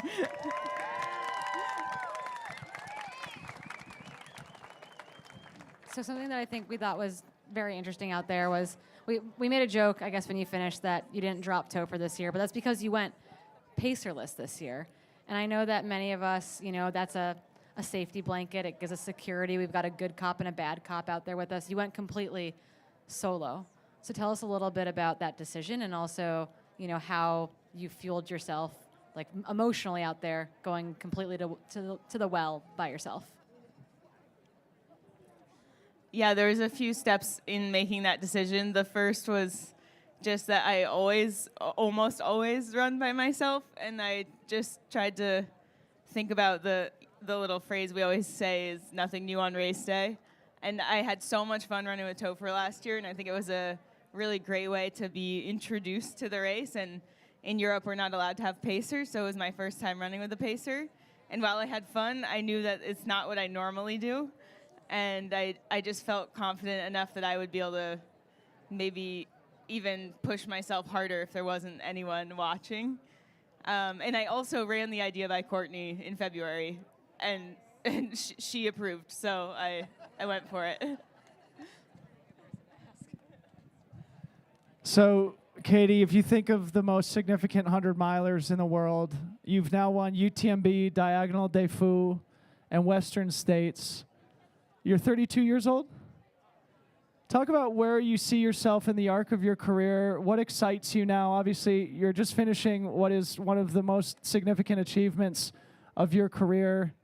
How are you feeling about where you are right now, and where do you think you'll go in the future?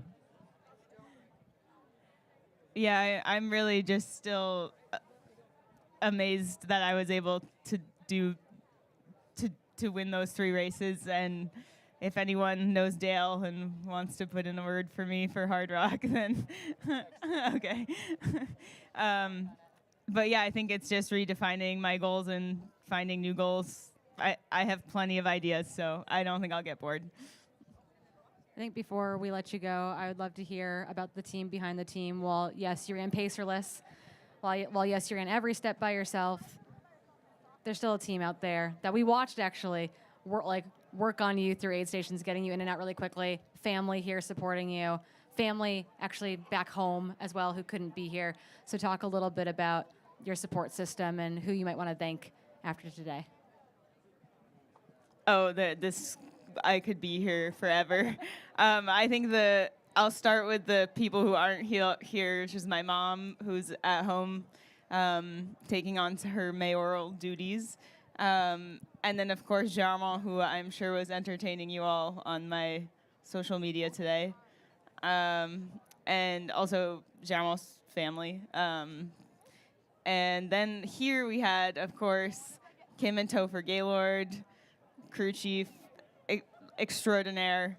Then I had a friend, Chalky, from Switzerland, who's American, but it sounds cooler to say he's from Switzerland. And then my sister and my dad were like taking care of me, letting me be a princess all week, so that was huge. And then my best friend from elementary school surprised me on the course, Hannah. I'm missing a bunch of other people, but those are the first people who come to mind. I had an amazing crew.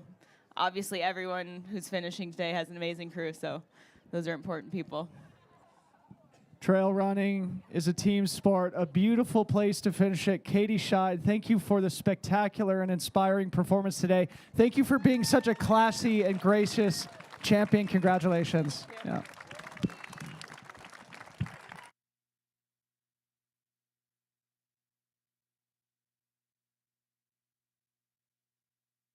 That is our trail princess, Katie Schide. Taking home that Cougar today, but we've got so many other races happening out there. Let's take a look over here at Pointed Rocks. I know we got Brett out in the field over there, hanging out, doing his thing, trying to get some shots, trying to talk to some people. What a fantastic day. Now, we've had our top 10 men. They've all come in, plus a handful. But now we turn our attention to F2 through F10. Who's it going to be? Let's hear it in the chat. Who are you looking forward to coming through that finish line?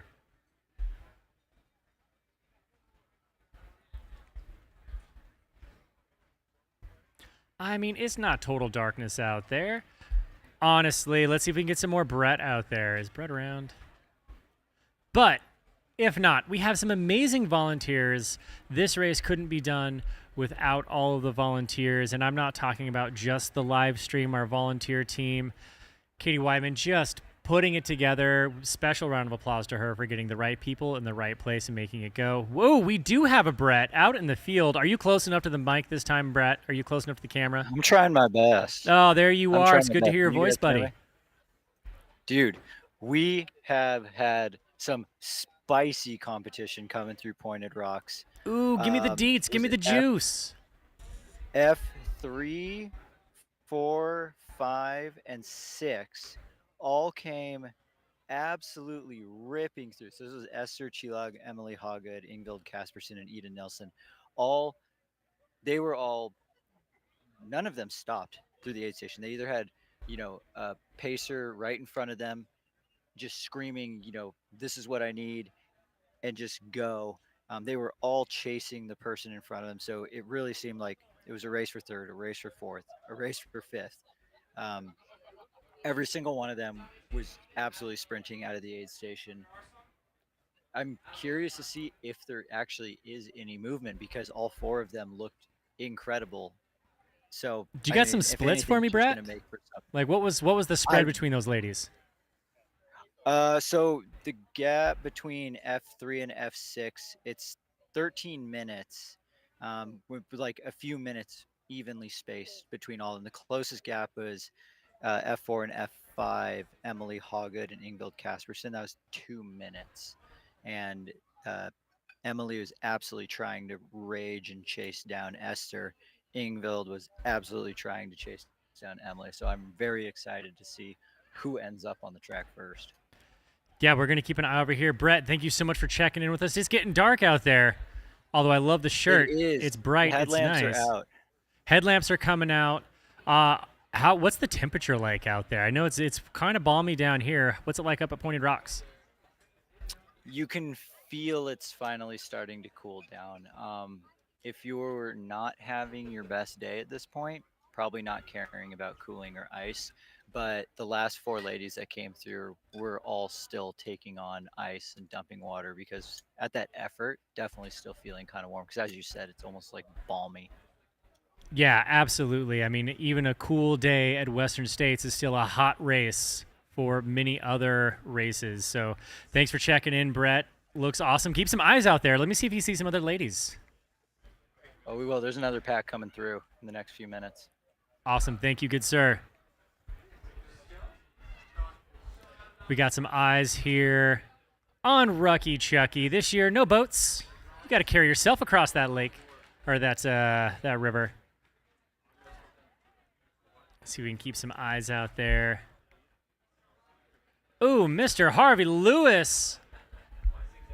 The man, the myth, the legend himself, making his way to Auburn Lake Trails, the ALT aid station. Man, just a legend of the sport with a plethora of amazing finishes, mostly in the multi-day, multi-hour sports. Big's legend. Looks like he's feeling it out there at ALT. So for those of you who are not familiar, ALT is the aid station between Greengate and Quarry Road. And it's kind of really hidden. And I've run into this aid station during Rio del Lago. It shares the same aid station position. And man, you're just kind of running and it's just like getting a few good stretches in there. Look at that. Like a pro, like a seasoned pro.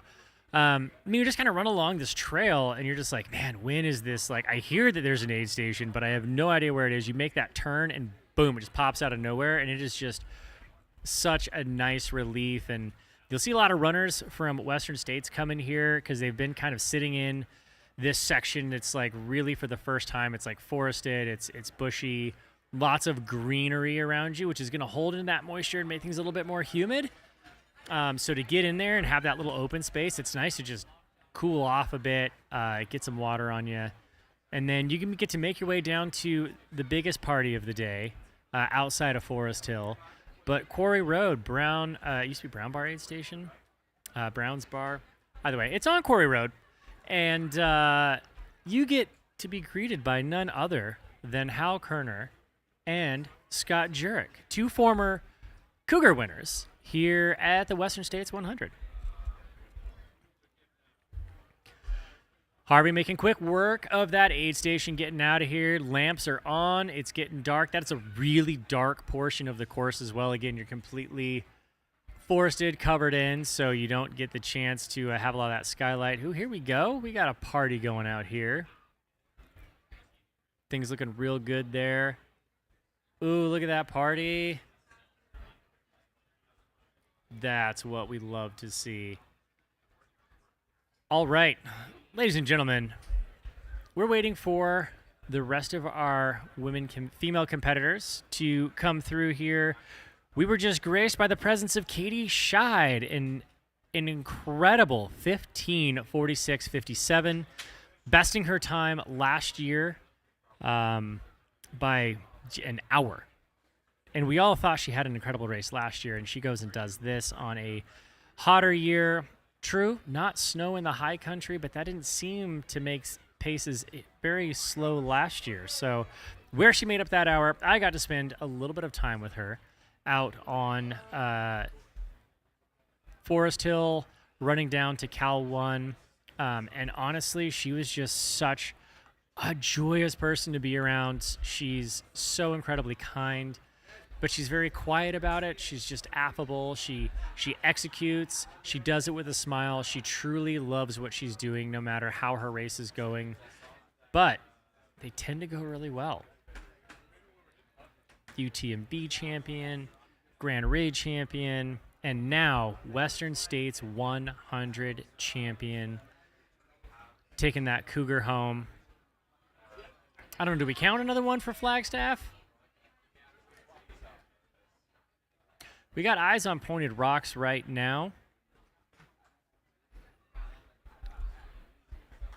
But we are going to cut to a couple ads. We got to thank our amazing sponsors, for without their help, none of this would be possible. You wouldn't be able to see any of this, so please, let's show a little love for Hoka, Goo, and the other incredible sponsors here of the Western States 100. We're going to throw to them, and we'll be back.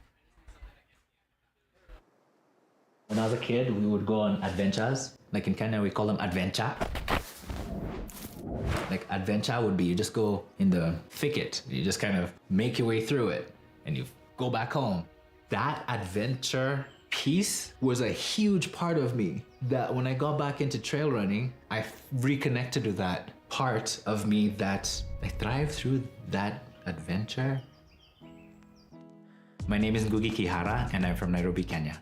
I moved to the US when I turned 20, and I just had a really difficult time finding my footing in myself, in my identity here in the US.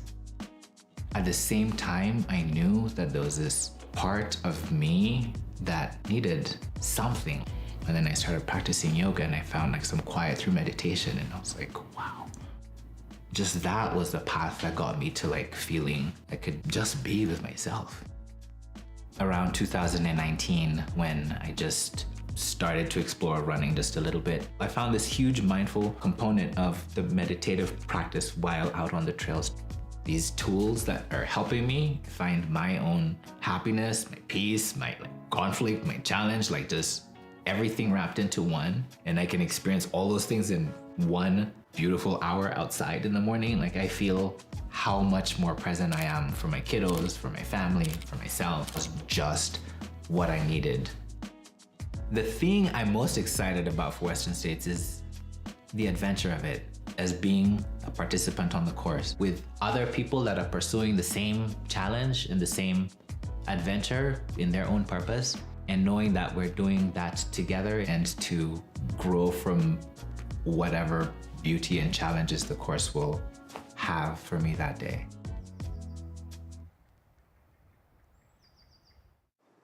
I think in some aspects, to be human means to learn, and failure is okay.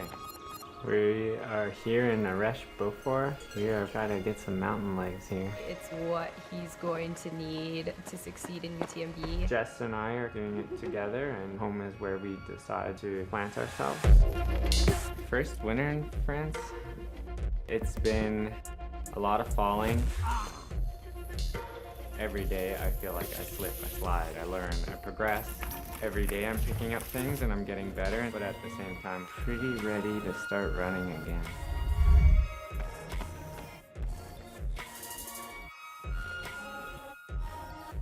I've had 4 attempts at getting to run UTMB. I mean, 4th place without a doubt feels unfulfilling. Last year, it was a lot to handle, and this year, it's most likely to all come together.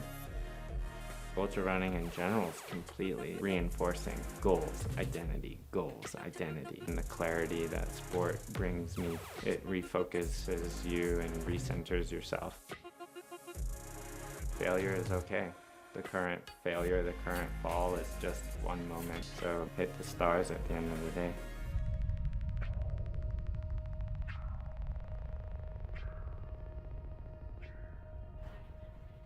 Ladies and gentlemen, welcome back to the 2024 Western States 100. I'm Zach Marion from the Mountain Outpost, and I'm joined by Mr. Hella. How you doing, buddy? What's up, my beautiful people? We are back. We're back again. Yes, we never we get left. to hang out a little bit. They let the Yes. B team back on. The B team is back because we crushed it, right? Let's go. Absolutely, because we crushed it so well. I mean, I don't know. Corinne and Dylan better watch out. Their jobs are at stake. Yeah, They actually got 2025 might be yours to take. Yeah, let's I put think them so. on the course and let's us have a little fun, man. Yes. Let's us do this. Yeah, what an incredible performance by Katie Schide. Yeah, a whole hour faster than last year. And we all thought last year was just like an amazing performance, epic, and she comes in and does that, which, not to discredit last year's performance, it was a phenomenal performance. In fact, it was the second fastest performance ever At the done time. on this course by a female. Yes. And she dominated again this year, 1 hour faster, getting her closer and closer to that course record. Are we going to see a Jim Walmsley-esque repeat where she keeps coming back until she gets I it? feel that. And I feel like she's thinking, this is my home now. You know, this is my home, man, and I'm going Ooh. to come and take the prize. Yes. Yeah. I don't just want a cougar. I want the course record. Exactly. And then, you know, Love when it. that happens, I feel like our other queen, Courtney, might be like, wait a minute. Yeah, wait a second. There Wait a cannot be minute. two queens in this Yeah, castle. yeah. There's so much room for everybody. Yeah. We love them all so much. Both Absolutely. amazing champions and amazing representations and examples to women across the world. And You know what was beautiful? Those little girls that saw her at the finish line and Yes. their Girl Scouts. They were like, we're Girl Scouts. And she happened to be one when she was younger, and it was so awesome. They were so inspired by her. And I bet you some of those girls standing there might be like, you know what? One day I'm going to be out here finishing the Western State 100. I was absolutely going to say that, you know, how many times is it that we don't see this for 10 years down the road, but her performance today has inspired some young woman to Or come men, and do. too, or boys. Or boys Yeah, as well. yeah. But, you know, you've got a lot of young women looking up to her of like, I want to compete with the guys. I Yes, want to I come out can here and do compete. that Mhm. stuff. Yes. You know, I want to be the next Katie Schide, the next Courtney DeWalter. Walter. And we are so fortunate to have such a strong female depth and contingency here in our sport now. And I've been saying this for years. Yeah. I am more so look forward to the women's races here at Western States than I do the men. And speaking I feel of, the same way, not just Western States. yeah, I really do. in all races, yes, right? I feel the same way. But speaking of women, powerful women out on the course, we've got Fu Zhao has left Pointed Rocks at 15:19. She's on course currently. We're waiting to get an update from her out of Roby Point. We have not seen that yet, but she should be coming through at any moment. But let's go down the list a little bit further. So she's comfortably, she literally has a 30-minute lead. Yes. 30-minute lead on Esther. Second place. Yes, on Esther in third place right now. So she's sitting in that second place, just realized she has to get home. And then Esther is really kind of fighting off Emily Hagood, Yeah. your gal. Africa, baby. Yes. Let's go. Emily Hagood, Ingvild Kaspersen, and Ida Nilsson. Yeah. All Heather so Jackson, incredibly. seventh Oh, place. yes. So we got Heather Jackson out on Quarry Road, Rachel Drake, Leah Yingling. All seemed, I mean, Rachel and Leah are just a couple minutes away from each other, and they are really duking it out for one of those top 10 spots. Yes. So what an incredible field overall. It doesn't matter. yeah, Everywhere. absolutely. Looks like we've got, is that Petter? That looks like a Petter Engdahl on screen. They're making his way out of Roby Point. That horrendous last climb. They call it the last climb, but you know it always And then comes there's some back. little rolling that yeah, can get you. it comes back. I despise leaving that aid station area. It's all downhill from here. When you hear the fans, it's all downhill. I'm like, are you sure about that? Yeah, as you're walking out uphill. I don't know. This guy's lying to me. I mean, maybe on a fresher leg, it might seem more of a downhill, but at that point in the race, not so much. I have hit the final miles of a race plenty of times where I felt like, man, they told me this was downhill, but this feels very flat right now. I feel like I have to do all the work. Absolutely. Well, Petter Engdahl is making some smooth strides here, making his way in with his Adidas Terex crew out there. I got to talk to the great Abby Hall a few moments ago. They just have such a wonderful team, and I just love to see this whole team Abby's get there. incredible. also, by the way. Yeah. Didn't she just come back from an injury, if I'm correct? She did. Yes. She's come back from injury. She is really just taking her time, making it happen, celebrating this final couple miles here. Petter just doing his thing. Almost there. Making his way onto this course by way of Canyons 100K, having that final ticket passed down to him in just a very emotional moment of recognizing that you work so hard and you're like, I'm going to get this thing, and you come shy by just a few minutes and your heart is broken. But then shortly thereafter, the ticket was passed up and was handed to him. Yes. And his dream of running Western States, the whole reason he was even at Canyons, it just happened. Yes. So he went from heartbreak to just joy, and he is celebrating it here on these final few strides here before he makes his way to Placer High. Yeah. People are still having a good time over here. The energy is still high. We're here for everybody. The front runner, the middle of the pack, the back of the pack. I love it. Absolutely. I mean, like, as we got to see such a great battle amongst the men today, and just incredible back and forth passing. Back and forth. It was just every aid station nail biting, like what has happened in between, and it was just a constant back and forth battle.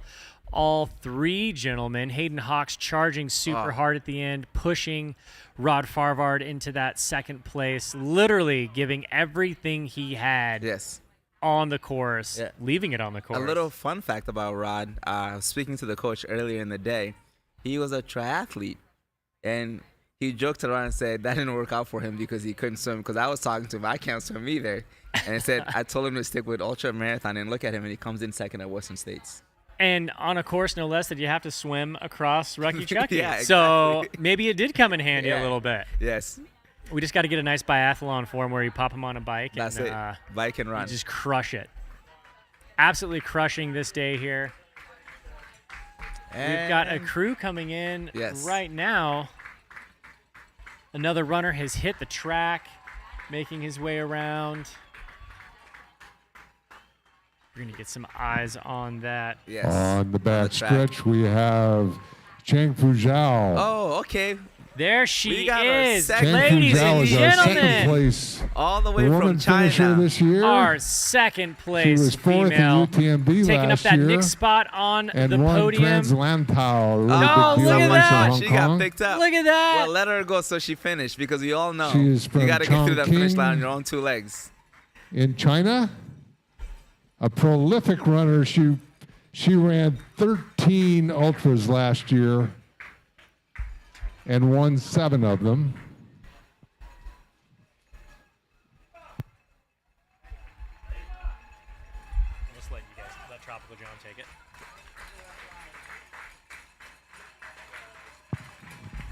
And this is the 4th fastest female time in the history of Western States. Our runner-up from China, Chang Fu Zhao.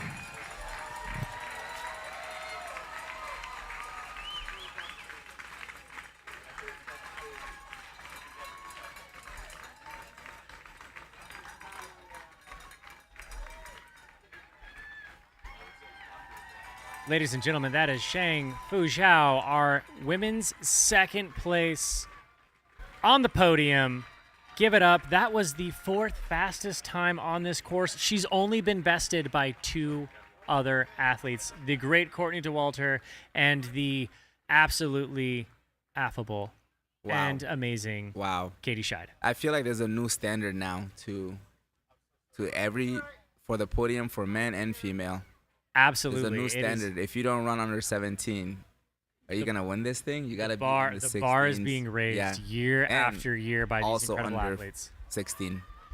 It's just incredible. I mean, I don't think you can win this race under 15, or unless you go under 15. Yeah, what was Corinne said earlier? She was saying if you don't run in the 1730s, you're not even going to be top 10 female. Yeah, that's how fast absolutely the field incredible. Is. Yes. I mean, I think that we've seen there she is getting her official finisher shirt. It looks like a chaotic shirt. That shirt's got so much on it. But every single detail is very significant to the 51 years of the Western States 100 course. It was very intentionally designed that way. There he is, Petter Engdahl, making his way around that track. And I'm sure what is a disappointing 13th place for him, but also you cannot. Oh, he is kicking. Look at that. Ooh, he's got a final 300 in him. He's got the chest tight, arms up. Sprinting down the back stretch. He is picking it up. I'm sure he's just been imagining this day This since is his finish at Petter Canadians and getting that Engdahl, ticket. 29 No years doubt in my old. mind that he's just envisioned this track, this final turn, making his way down to the finish line of Western States 100. 13th place. That is a phenomenal Petter effort. Engdahl. And he is finishing Western States in a spectacular 16 hours, 22 minutes. This is Petter Engdahl.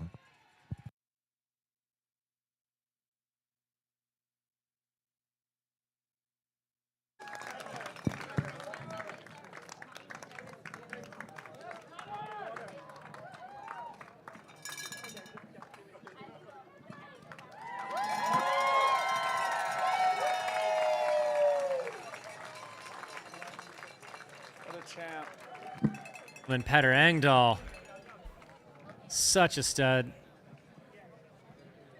sharing an emotional moment. I mean, I don't care who you are. When you cross that finish line, whether it's first, whether it's last, whether it's the day that you dreamed of, or it's just a normal 100-mile day, it's emotional. It all comes down. It all hits you at once.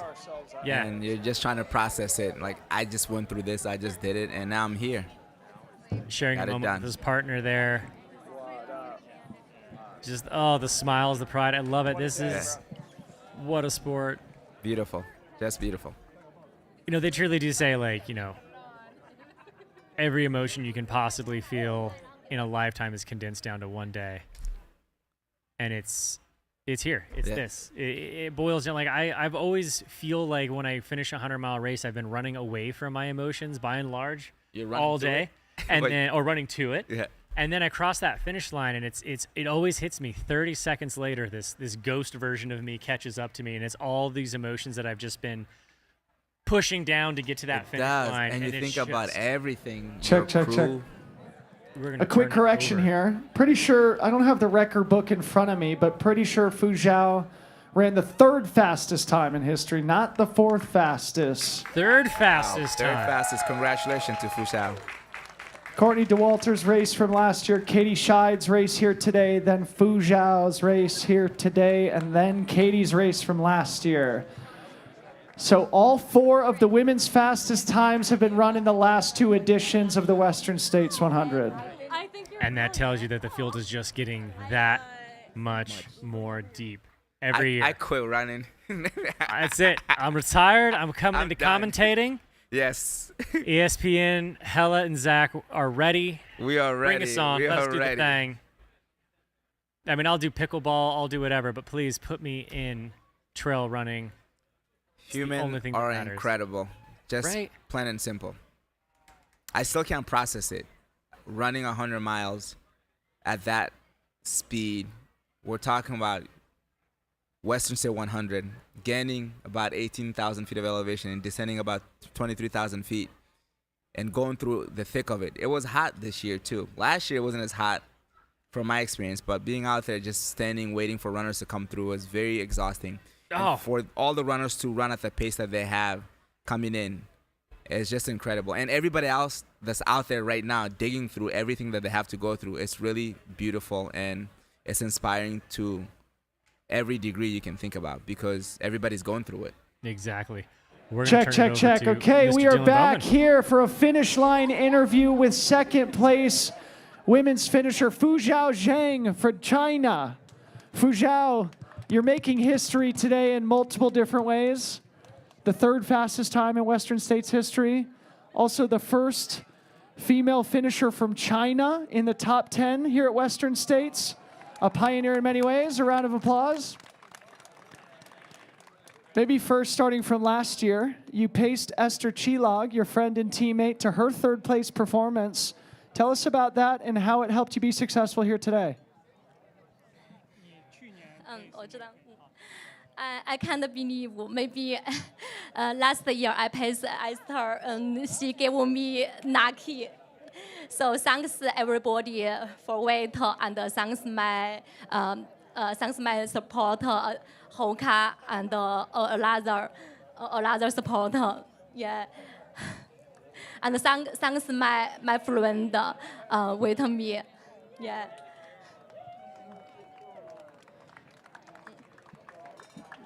While you were here last year, this is your first 100-mile race in the U.S.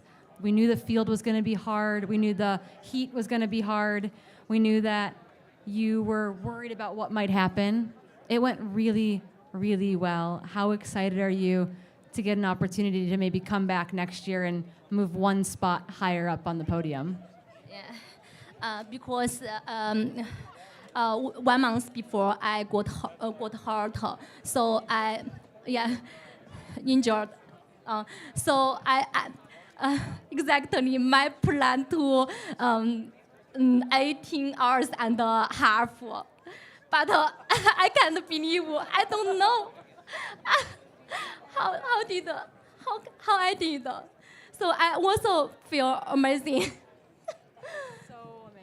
Yeah. So she only beat her goal by 2 hours here today. I need to thanks my pacer. She is very, very good. Maybe my leg with and his leg is the same now. So my step is also the same. So it's so amazing, and I'm thanks to my friend and my teammate Meng Guangfu. She's also the first introduced in China. So thanks Guangfu Meng.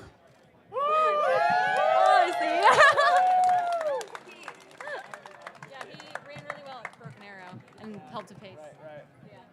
So through the middle part of the race, yourself, Chen Lin, Emily Hawgood, and Esther Chilag were all very close together. Can you give us a sense of how that competitive dynamic evolved and at what point you were able to make your move and establish yourself in second place?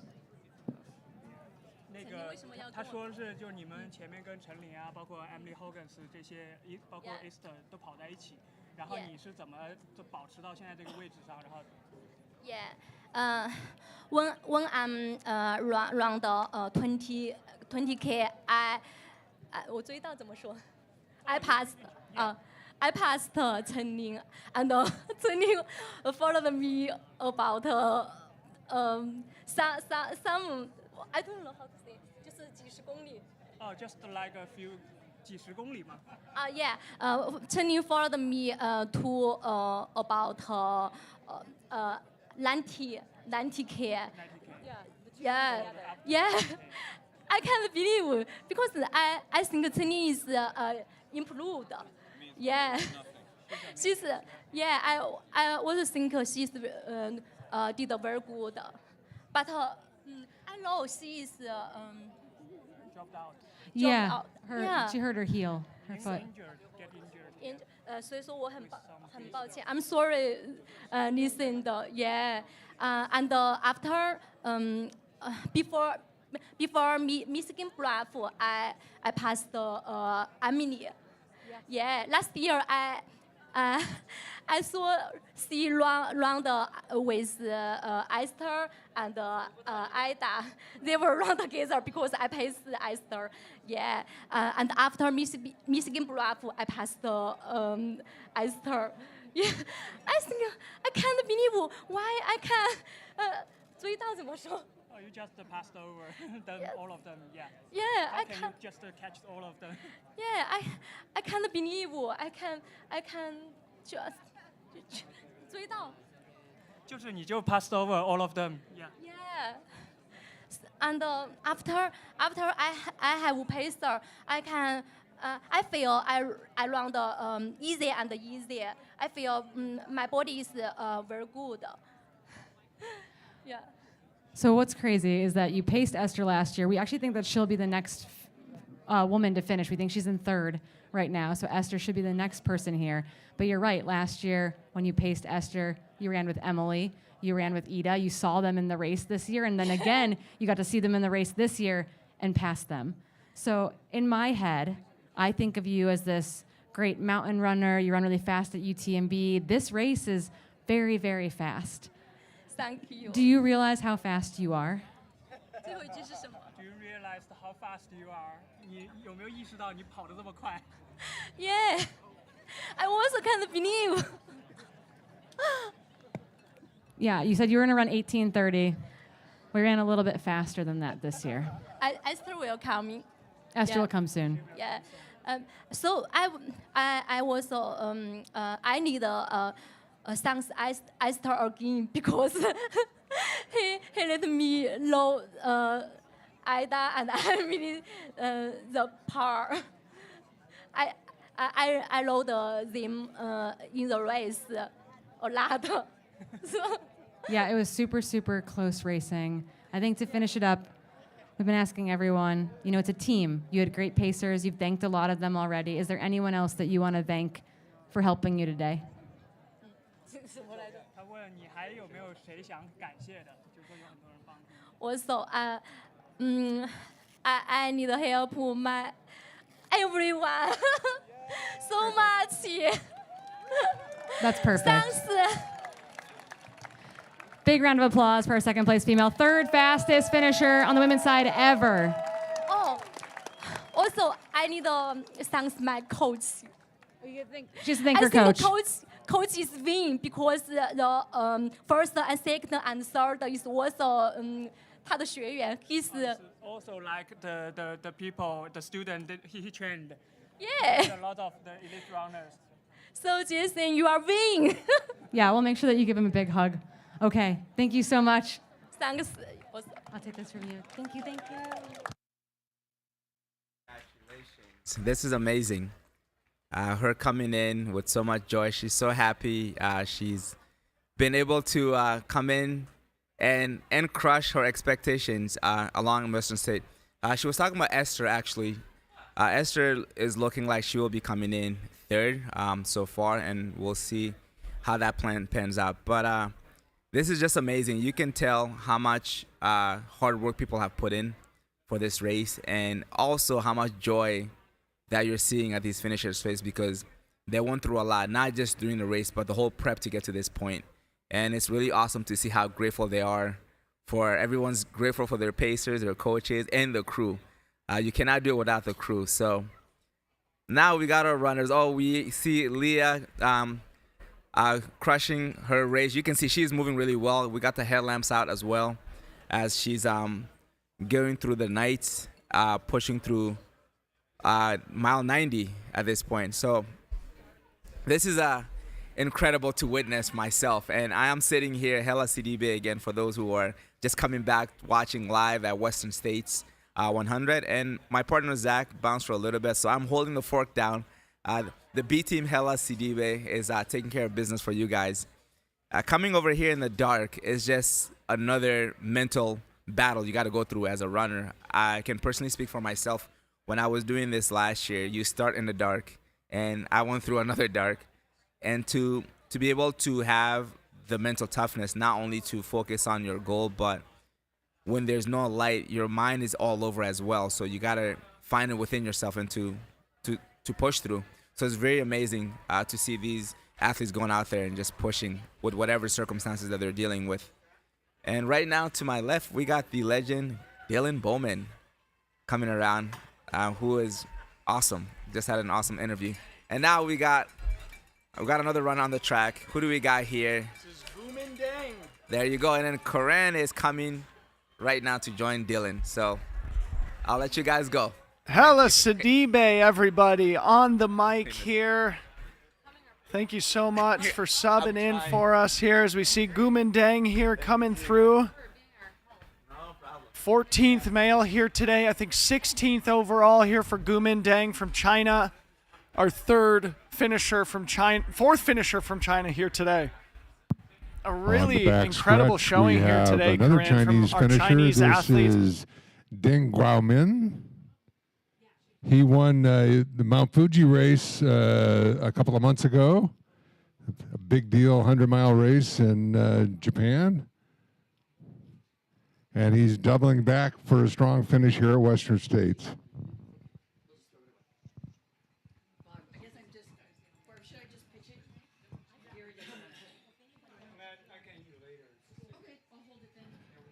Coming in at 16:36. This is Deng Guaomin from China.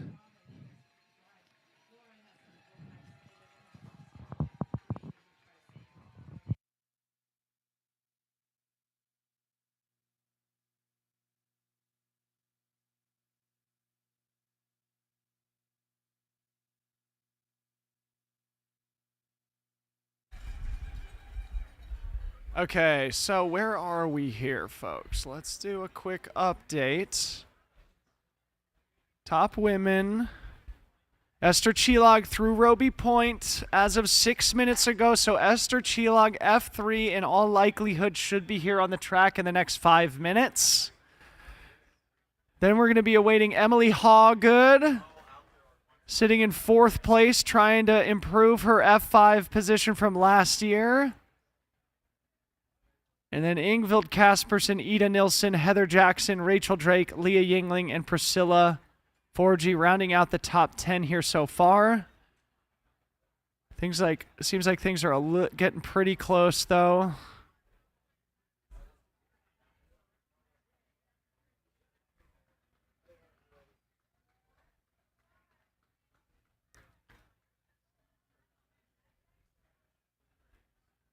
Speak of the devil, here is Esther Chilog, F3, matching her performance from last year in terms of placement, but she will be running 30 minutes faster approximately here this year. Let me double check.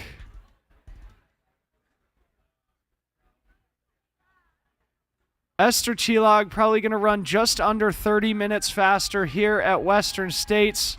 Her second consecutive podium finish.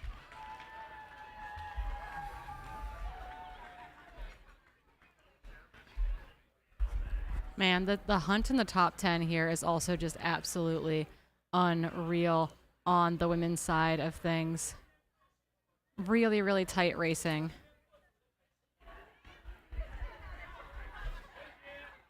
Unfortunately, it looks like Becca Wendell has sort of faded a little bit here in the back half of today's race.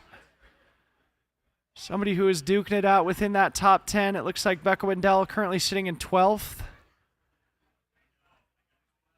But what a competition we have seen here on the women's side. Behind Esther Chilog, our next finisher again will be Emily Hawgood from Zimbabwe, though we could call her probably the first local finisher here. Yeah, living just down the road from where we're sitting here on the track. Unless Cole Watson makes it here first. Speaking of, who's that on our screen right now? Emily Hawgood. Holy smokes. So Emily Hawgood and Esther Chilog through Roby Point, yeah, so separated by only a couple of minutes. On your screen right now, that is not Esther Chilog, that is Emily Hawgood. We are going to have a battle for third between Esther Chilog and Emily Hawgood, pushing for that final podium spot here today. Emily Hawgood, I am so impressed. I'm just so impressed with Emily. Let's see. Is that another 40-minute PR for her? Last year she ran. So she's been 7th, 5th, 5th, now 4th here in 4 consecutive years. Yeah, 17:26 last year. And I think that was a PR. Very, very interesting to see the consistency from our returning runners here. People like Tyler Green, who just put together his 5th consecutive finish. 4 of those top 10 just shattered the Masters course record. And here we have Esther Chilog entering the track.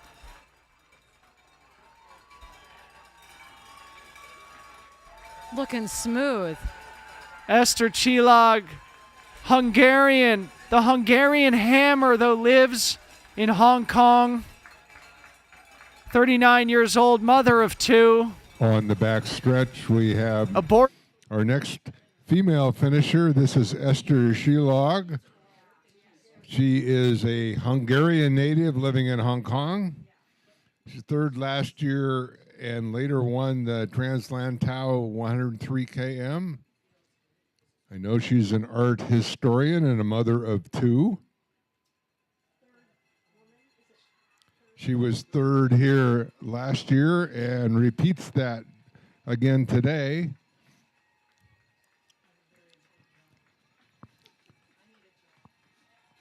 From Hungary by way of Hong Kong, this is Esther Schide.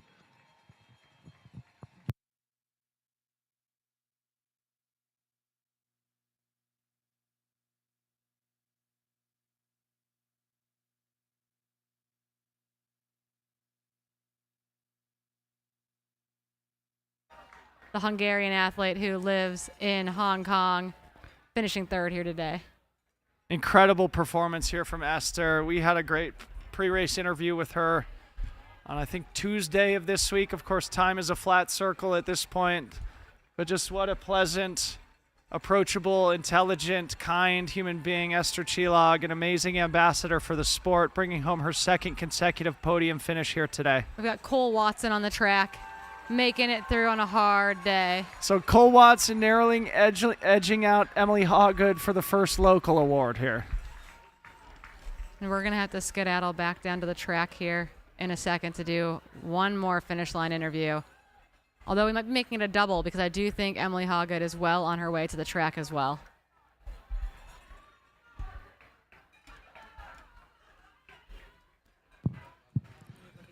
On the back stretch from Rancho Cordova, our first local finisher is Cole Watson.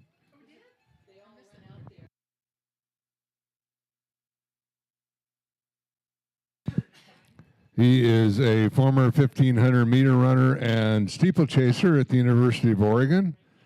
He was 9th last year after winning the Canyons 100K last year.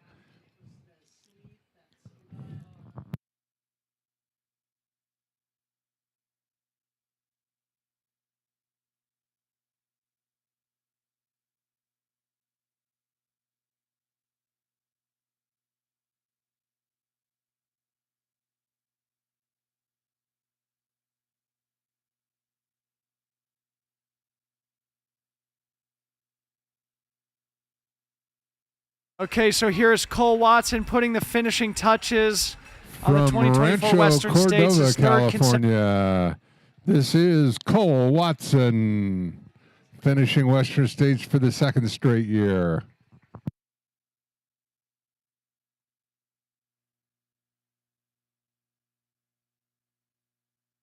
Consummate good sport. I'm sure he wanted to do better here today, but 16:44, still a very solid time here on the Western States course. A big congratulations to Cole Watson.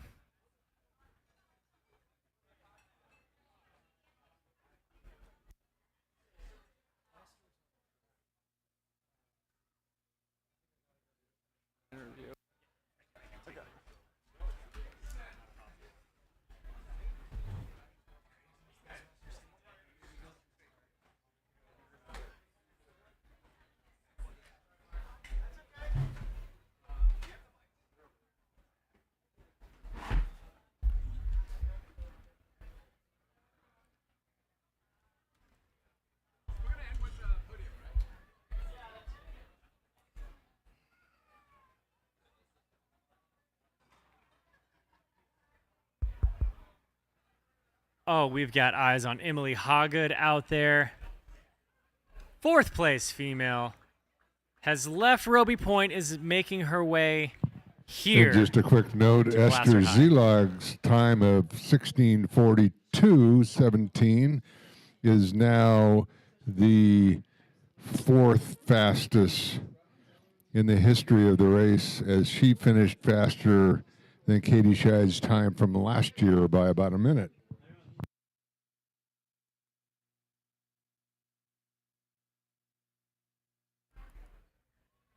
All right, ladies and gentlemen, We're gonna be on the track together.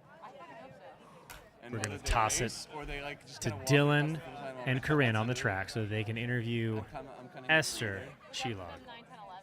No, 8, 9, 10. You're stuck with me for a little bit longer as we watch Emily Hawgood from Zimbabwe. I mean, we could practically claim her as a U.S. citizen at this point. She's been here long enough. We've been graced with her presence, and she is absolutely making incredibly fast work here of the Western States course. She is really gunning in on one of those top 5 fastest times, as we just learned that Esther Chilog is the 4th fastest time on the course, besting last year's performance by Katie Schide. Man, just what an incredible race. I could never say enough good about Emily Hawgood. Just an absolute crusher and shredder and a sweetheart of a human being. She just cares so deeply and is so kind. Something that cannot be understated. Look at her go with that crew, just surrounded by such an amazing crew. There we go, Emily Hawgood. Ladies and gentlemen, making her way onto the track for a top 5 spot here. 4th place female. On the back stretch from Beatrice, Zimbabwe, now living in in Roseville. She was 5th at last year's race. She's moved up 1 spot to 4th this year. And this will be her 4th year in a row of being in the top 10 at Western States. This is Emily Hawgood. She recently won the Chianti Castles 103K in Italy.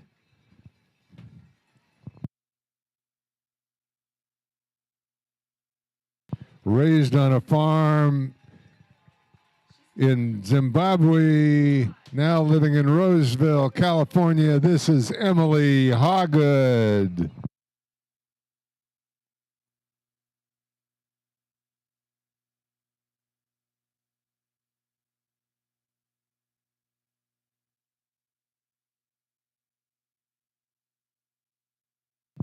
And she moves into the top 10 in all-time finishes at Western States.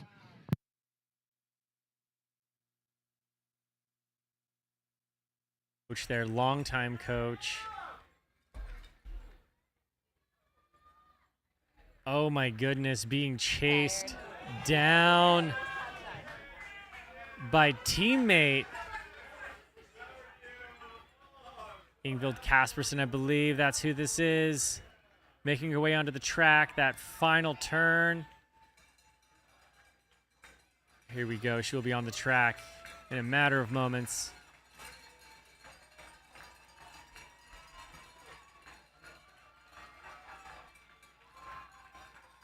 Here she comes. And our 5th place woman is on the back stretch from Norway, our 2nd Norwegian finisher in the last few minutes.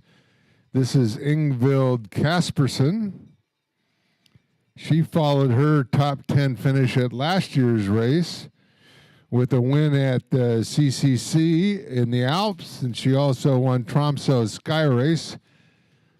Fittingly, because she's from Tromsø, Norway's Ingvild Kaspersen.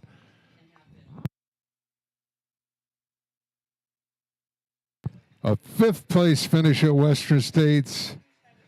Another sub-17-hour female.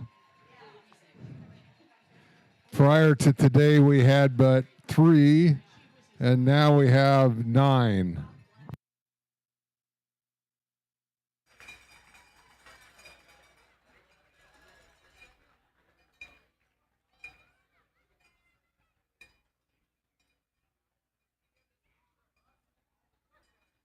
Sharing some beautiful moments there with teammates.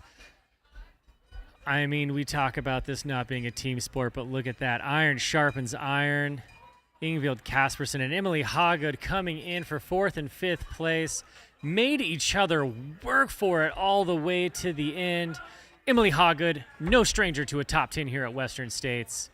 Rachel Kaspersen, welcome to an incredible sub-17 performance here at Placer High, the finish line of a Western States, greeted by good friend and teammate Tony McCann.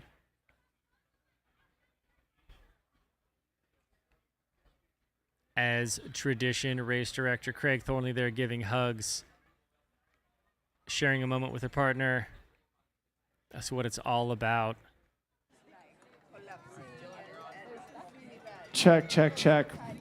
Okay, a massive congratulations to that trifecta of amazing women who just finished. Esther Chilog in third place, 16:42.17. Followed very closely by Emily Hawgood, 16:48.43. And then Ingvild Kaspersen, 16:50.39. And an interesting thing, in our women's top 5, an American, Chinese, Hungarian, Zimbabwe, and Norway here in our top 5 here today. I haven't done the math, but I would assume all 5 of those finishing times are within the top 10 overall. What is definitely for sure, Esther Chilog just ran the 4th fastest time in Western States history, slightly faster than Katie Scheide's second place performance here last year. She was the 4th fastest time last year as well. Okay, so we should say Esther Chilog returning and repeating her 3rd place performance from last year. Unbelievable consistency. A big round of applause for Esther. Esther, maybe just start by comparing and contrasting the 2 third-place performances. You were about 30 minutes faster here today. It was an incredible competition. About 25 or 30 minutes faster, I think, than you were last year. Incredible performance. Tell us a little bit about your day and how it compares to last year. I try to be faster in the first 50 kilometer. I think that was a bit my goal, because last year I was really slow with the snow. And I find myself second, like after Dusty Corner. I was not sure if that's good or not. Like, did I go out too hard or not? So anyway, I had a difficult time between Forest Hill and Rocky Chocky. I had to dig deep. But after Rocky Chocky, I came back and I was able to run like all the uphills and everything. So yeah, I had a good finish, I think. Last year it was more even, like my feelings. I didn't have really I did have a little low point, but not like today, to be honest.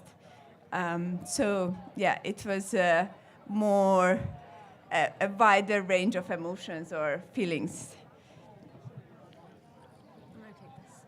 Speaking of being able to run all the uphills in the back part of the course, we heard from Katie Asmuth out from Greengate that you ran every step of the climb into the Greengate aid station, even the steep parts. You closed on Emily Hawgood there, bringing back 7 minutes, and then you had a battle with her all the way to the finish. Tell us a little bit about digging in there and fighting, but fighting with women that you love so much, getting to celebrate that here at the finish line with us.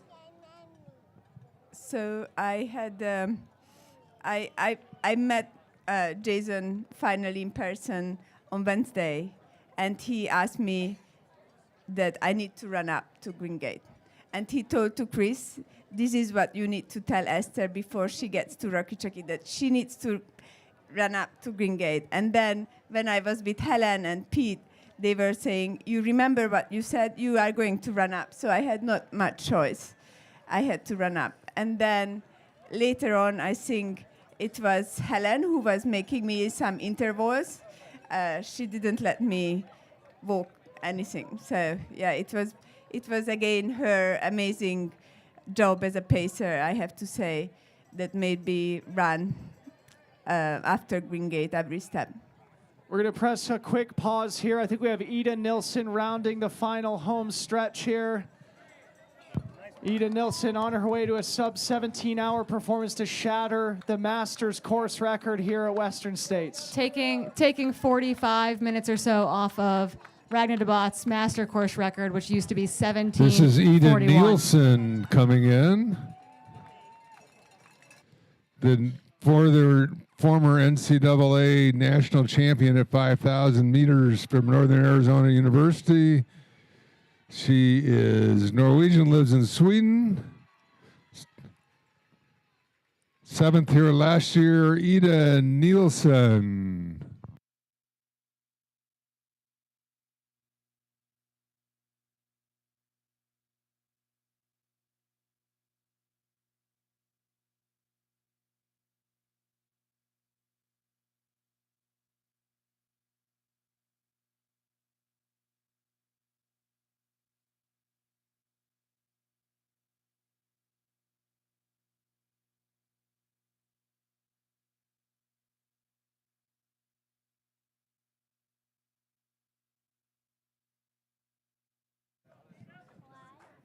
Another incredible finish there by Ida Nilsson. We haven't double-checked the official finishing time, but we think about 45 minutes underneath the existing Masters course record. Both Tyler Green, so it should be emphasized, both Masters course records were taken down today by Tyler Green and Ida Nilsson, two of the great champions in our sport. Okay, we're going to come back to Esther here for a couple of minutes. Esther, one of the storylines aside from the Masters course records leading into the race was the moms in the field. We saw a couple of men finish with their children here in the top 10. You are the first mother to cross the finish line here at the 2024 Western States. Tell us about sharing this very special experience with your family for the second time. Maybe we should ask them, but when I had the low point, Chris was telling me, you should think about Emma and Noemi, that they will be very proud of you at the finish line. So I think as a mother, it's really just an extra boost and energy when you have low points to push it through. So yeah, I was really thinking that I have to get back to them.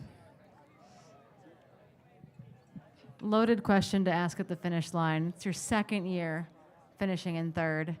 Can we expect to see you back here next year? Maybe a three-peat?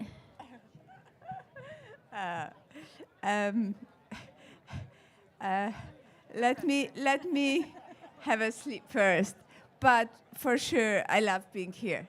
Like, without replying now, I have to say that I have been here for 6 weeks, and I went to the training camp 2 times, and the atmosphere and the volunteers and everything is just so amazing. I love being here, so that's for sure.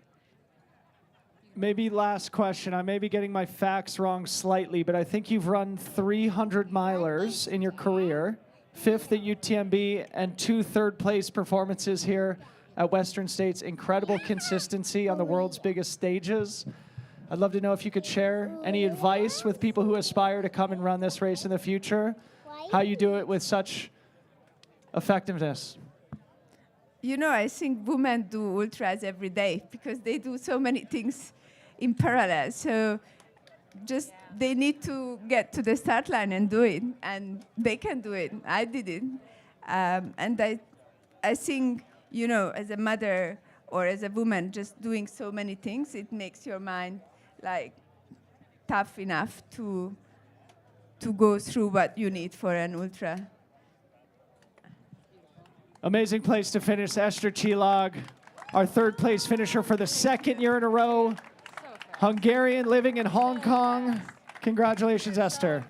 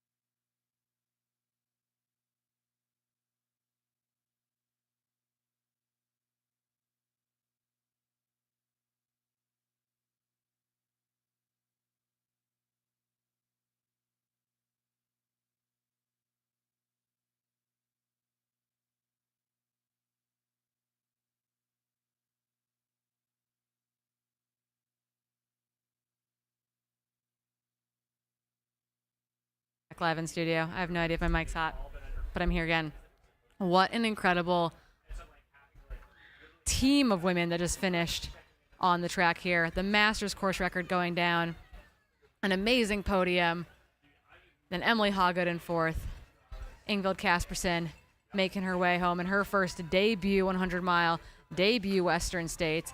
And then obviously the incomparable Ida Nilsson getting it done, taking 45 minutes off the Masters course record.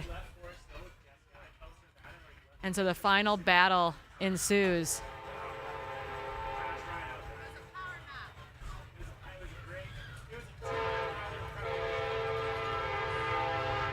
As the train rolls by here.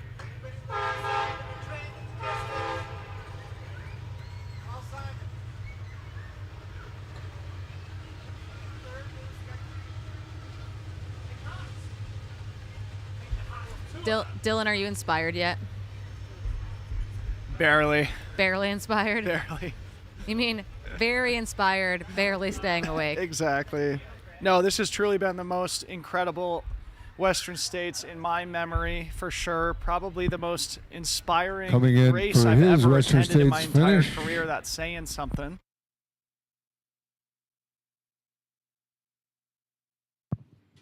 Simone Gosselin from Beaufort, France, coming in just over 17 hours with a fantastic run on a hot day.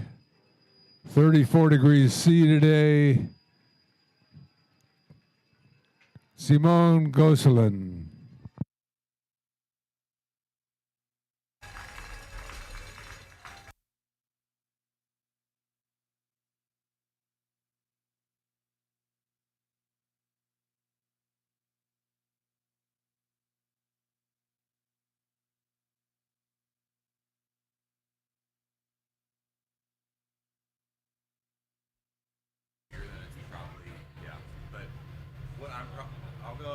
I'll go make Tropical John quieter in the street so that you guys take precedence. Does that make sense? Is that what we want?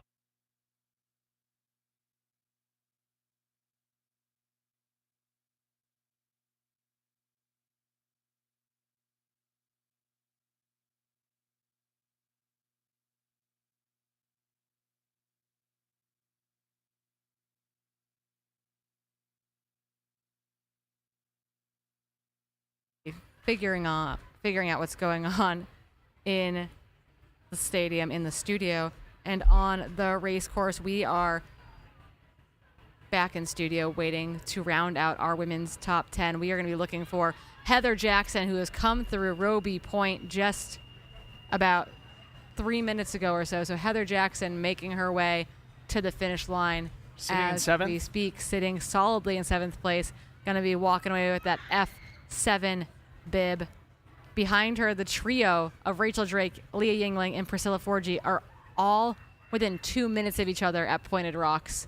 I'm wondering if we're seeing all three of them come into the track together.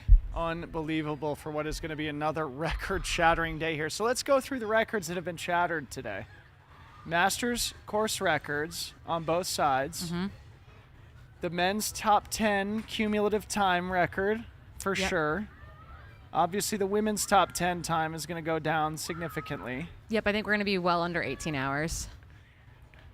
So, obviously, both the standard course records didn't go down, but they were not far off. In fact, it was pretty microscopic at the end of the day. 4 minutes on the men's side, I think 15 minutes on the women's side. So, truly a paradigm-changing race here at the Western States 100 here today. There's Ryan Montgomery sitting with his crew at Pointed Rocks, working through a hard day.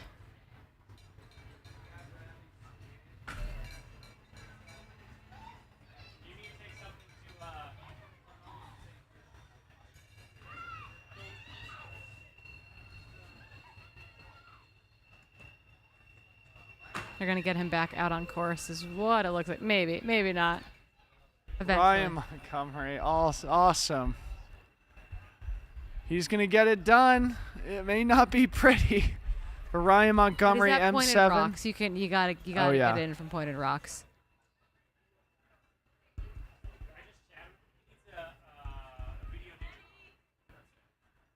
So to our viewing audience here, it may not look like it, but this is really what dreams are made of, you know, suffering, not accomplishing the goals that you've set out to, but eventually just standing up out of the chair and making your way those final 5 painful miles to the track to finish what you've started. We look at Ryan Montgomery here.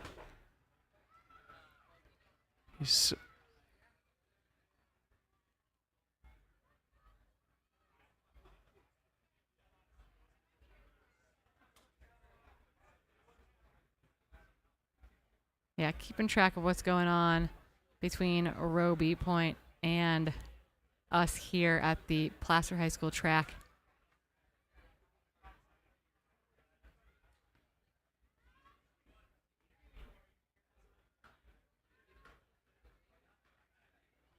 So the only person that we're waiting for between Heather Jackson gets to the track is none other than Jupiter Herrera. We're waiting for him to make his way to finish out his day. He'll be finishing 23rd in the overall. And honestly should be here shortly. He came through Roby Point at 16:53 elapsed. So he should be coming onto the track any moment now.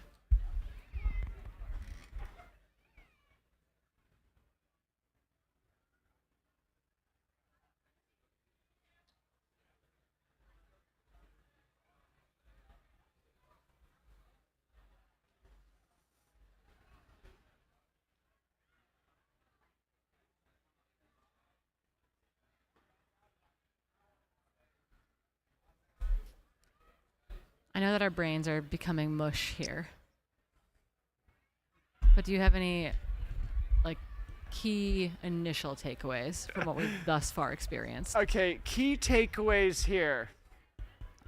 These are Debo's takeaways. Number 1. While being exhausted, the game has changed. Number 1. The lack of attrition in today's race was truly inspiring and shocking. On a warm year. Who has dropped out? Nobody has dropped out. Lin Chen. Lin Chen. Chen Lin, yeah. That's with my friend was actually working medical at Rucky Chucky and saw how bad her foot was and said it was truly awful. So people in the chat were like, really, a blister? And it's like, no. Her entire foot. It's interesting because we mentioned that 2014 was the last example where something like this happened, where basically everybody finished and everybody had a decent day. Yeah, which meant there was very little movement. Right. I mean, we're looking at Ryan Montgomery right now, clearly not having a decent day, but he will finish. Jeff Colt, do we know where Jeff is? We don't, actually. I've texted his crew. Some of his crew wasn't sure where he was either. So we know that he was dealing with some issues out on course. We don't have an official drop from him, but we do think that he's come off the course. Elsie Davis, it sounds like, was the other maybe kind of considerable drop that was in that women's elite field. Oh, Elsie didn't make it. Yeah, that's what it sounds like. That's too bad. Well, either way, very little attrition here today. Shockingly little attrition. Yeah, so the game has changed. Very little attrition.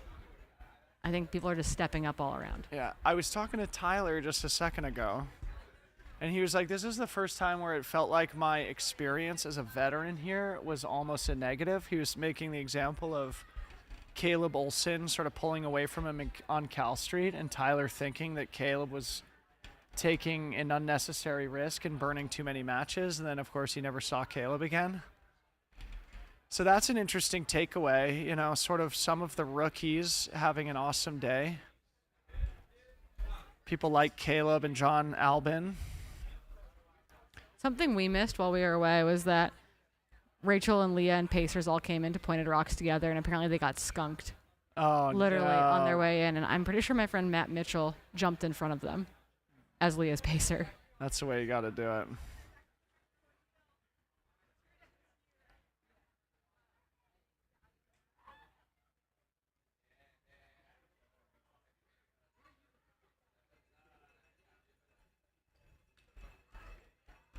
I hear a bell. Yeah, this is going to take a while to decompress from, I feel like, to fully absorb. Tomorrow's going to be a gravity of it. weird post-Western State show for us. This should be Jupiter coming onto the track. Jupiter Carrera Casas from Mexico. Jupiter, 19th overall, 17th male. Finishing up in 17:12 and change or so. That'll be 17:13-ish by the time he rounds the bend. Jupiter Carrera, as we've mentioned a number of times today, the first ever golden ticket recipient from Latin America, where he put on an incredible performance at Black Canyon back in February.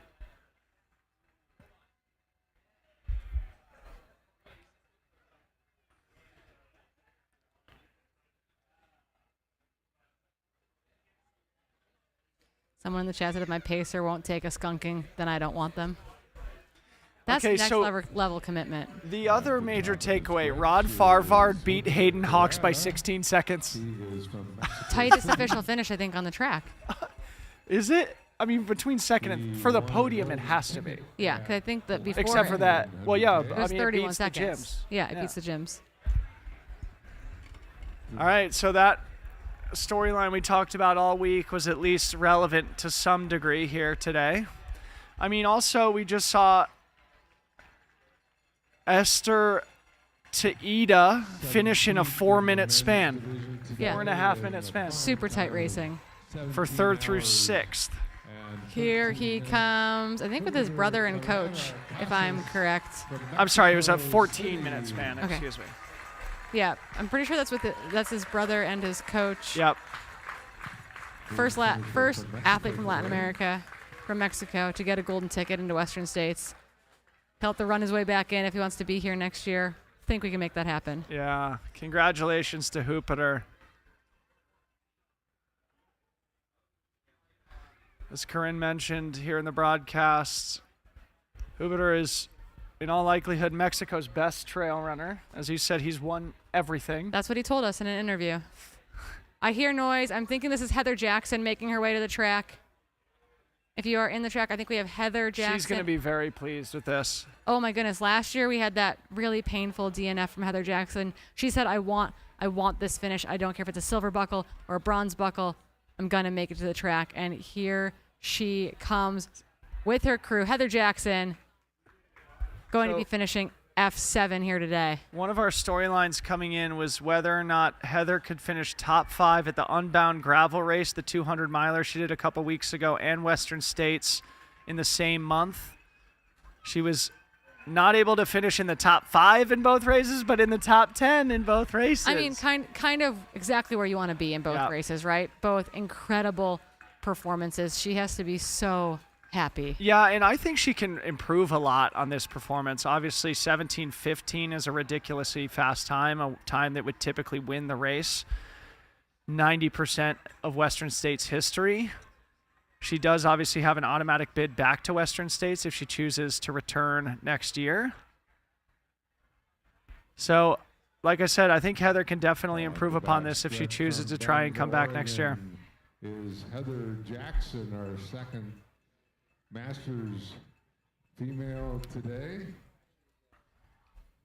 Second Masters athlete, well ahead of Ryan DeBot's previous 1741 best. Just 2 years ago, after a successful career as a professional triathlete.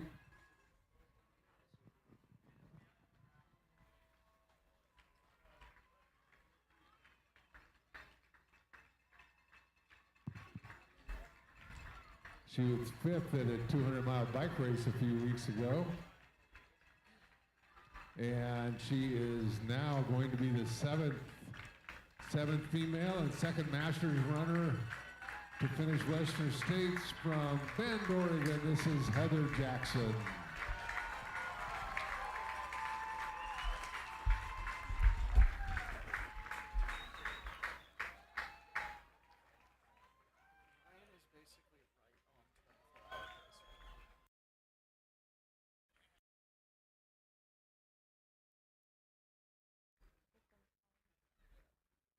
Basically right on 24 hours.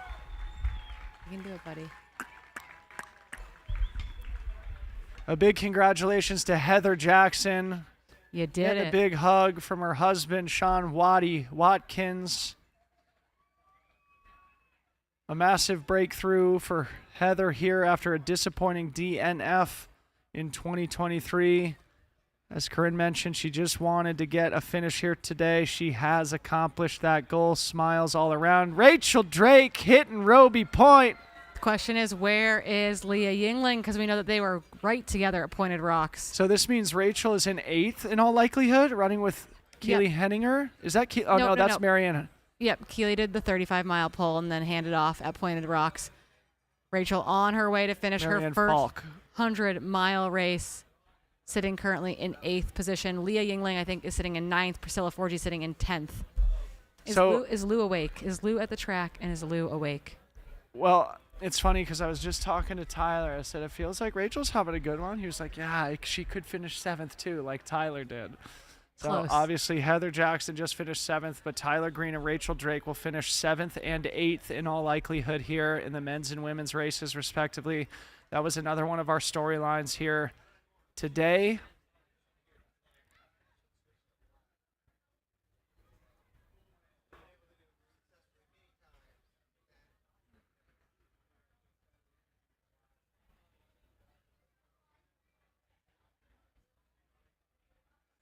Yeah, we think that Leah Yingling is probably only about a minute or so behind Rachel Drake. So we're going to see 8th, 9th, and likely 10th with Priscilla Forgy all finishing in quick succession. And I don't know, I think we're going to be under 1740 for our top 10 women this year, which would be a 30-minute improvement over last year. Again, shattering record books. Throw them out the window. They're irrelevant now. Man, my fantasy team was terrible. Don't say that. I'm so bad. Okay, as we wait to welcome Rachel Drake to the stadium to finish her first 100-mile race, again, it's been an amazing day on both sides. On the women's side, Katie Schide shattering all of our expectations, all of what we thought was possible. Fuzhou Zhang also had an amazing run, 3rd fastest time in race history. Esther Chillog, first mom, 30-minute PR over last year, rounding out the podium, but chased by Emily Hawgood and Ingvild Kaspersen, the Adidas Terex teammates, rounding out the top 5. Ida Nilsson setting a 45-minute record for the Masters time on this course, and then we just saw Heather Jackson finishing in 7th place. Incredible.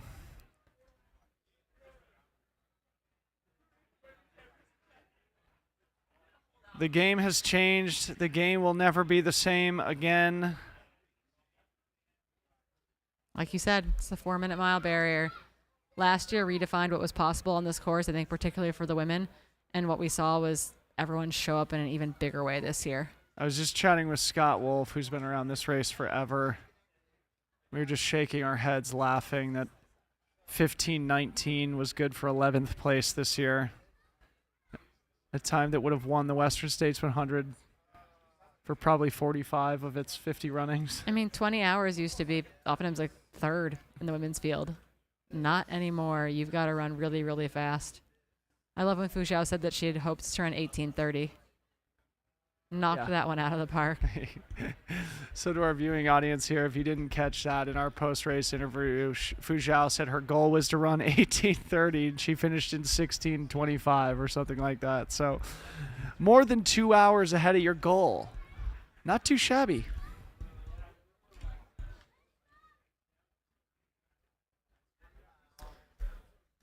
Yep, so we are trying to get images of Rachel Drake as she makes her way towards the track.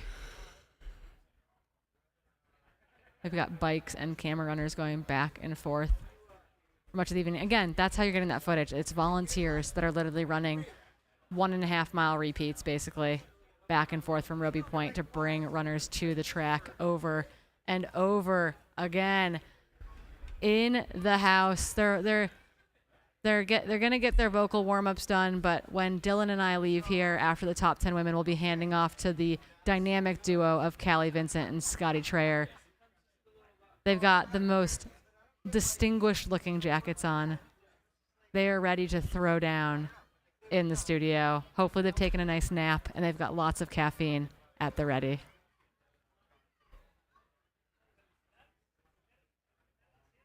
Travis Longcar in the chat.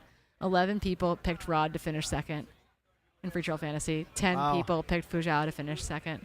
Great stat from Travis. And I didn't ask Rod this in the interview because we were kind of closing out on time, but I heard Danny Moreno talk about this recently, one of his dear friends from Mammoth. And who's this? Priscilla.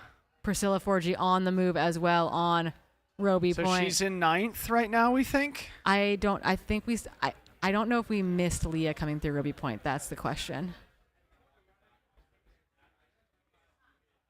It doesn't appear that we have, according to the tracker. So it's very possible that Priscilla Forgy, who Mike McMonagle told me that was closing very, very hard, could have moved up into 9th position, making Leah Yingling the only Canadian in the top 10 here today in either race. Priscilla, F8 from last year. She'll finish one spot lower, though I'm sure like everybody else, much, much quicker than last year.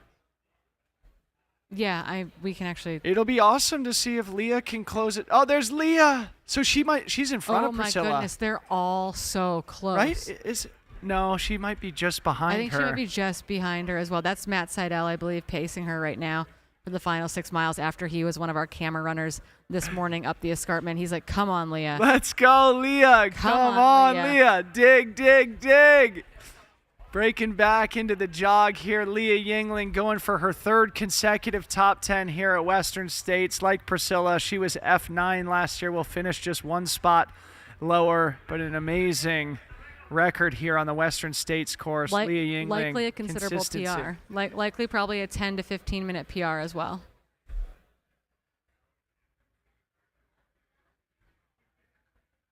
Come on, Matt. Get her home. A duo That's of looking Matts. over his shoulder here. Okay, so we're going to have a race to round to the top 10. Looking for Rachel Drake, Priscilla Forgy, and Leah Yingling to make their way in 8th, 9th, and 10th, respectively. Let's go, Leah. I love to see it. You can tell she's just working right now, huh? Just breaking back and forth between the hike, hands on knees, hands on back, and then going for the jog. She is 99 so miles hard. down, 1 to go. Unfortunately, that last one still packs a little bit of a punch. Yeah, so Priscilla did come through in front of her. The gap is about 2 minutes between them at Roby Point. So 2 minutes from Rachel Drake to Priscilla, then another 2 minutes to Leah Yingling. We'll see the remainder of the women's top 10 here on the track in 5 to 7 minutes. Yeah, calling it. We're going under 1740 for the women's top 10, a 30-minute PR from last year. But what I was saying about under what 1740. about what Danny Moreno asked Rod before the race. They've been doing this thing recently. They said, "Hey, shoot your shot. Call your shot. What is it?" And at Canyons said, "I'm going to win it." And I said, "Hey, Rod, what did you tell Danny you wanted when she asked you to call your shot for Western States?" And he said, 3rd. Wow. And I said, "Dude, you got it Dude, done." I'm so proud of that kid, man. I mean, how touching was that in the finish line interview, too, where he was just like, I was just so happy to be running with Jim, a guy I really look up to. I literally almost started bawling right there. Yeah, this It was sport. beautiful. It truly was beautiful. You could tell that he was Matt feeling the is emotions. hyping everyone up out there. I think that's so cool. But you know what I mean? I mean, like, it was such a authentic response there. Yep, 100%. It was like, you know, obviously the biggest moment of his career. It's easy to shrink from those situations. He did not. And the reason he said he didn't was that he was just happy to be out there running with Jim, the guy that he looks up to. It's a beautiful, beautiful sentiment from second place finisher Rod Farvard.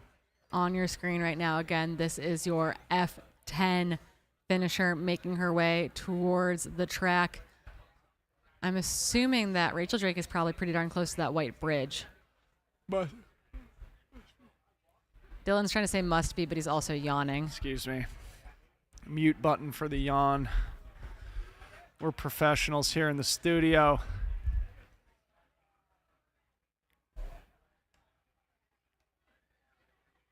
Wow, I am just absolutely blown away by this field on both sides. Yeah, unbelievable. Yeah. All right, so let's go through it. Top 10, we've got American this living might in be- France. Sorry. We'll Pause here. for track entrance because this might be Rachel Drake. It is Rachel Drake. F8 onto the track. Debut 100, debut Western States. She is flying. Gonna just crack 17:30.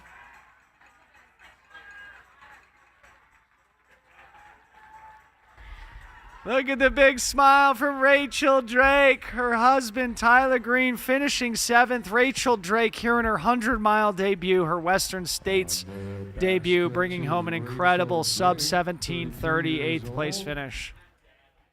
Recently moved from Portland, Oregon to Salt Lake City. Started Just residency finished last medical week. School, had a baby 18 months ago, but still managed to win the Black Canyons 100K to earn a golden ticket. She is going to be the 8th female today. Her husband finished 7th amongst the men.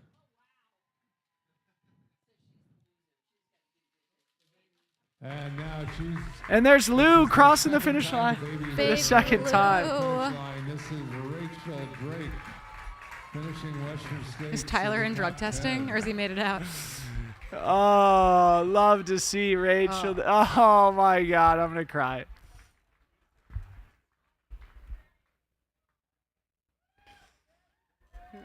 Wow.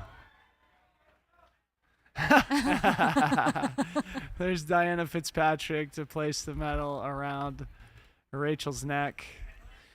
Oh, that's what my son does when I Mama, hold him. mama, He mama. reaches back. He goes, "Mama, hold you. Mama, hold you." Like, well, no, dude, I'm holding you right now. No, I'm busy. And here we go. Who's on the track? Priscilla Forgy on the track here. My goodness. And Rachel Drake's going to be here by the time Priscilla makes it to the corner.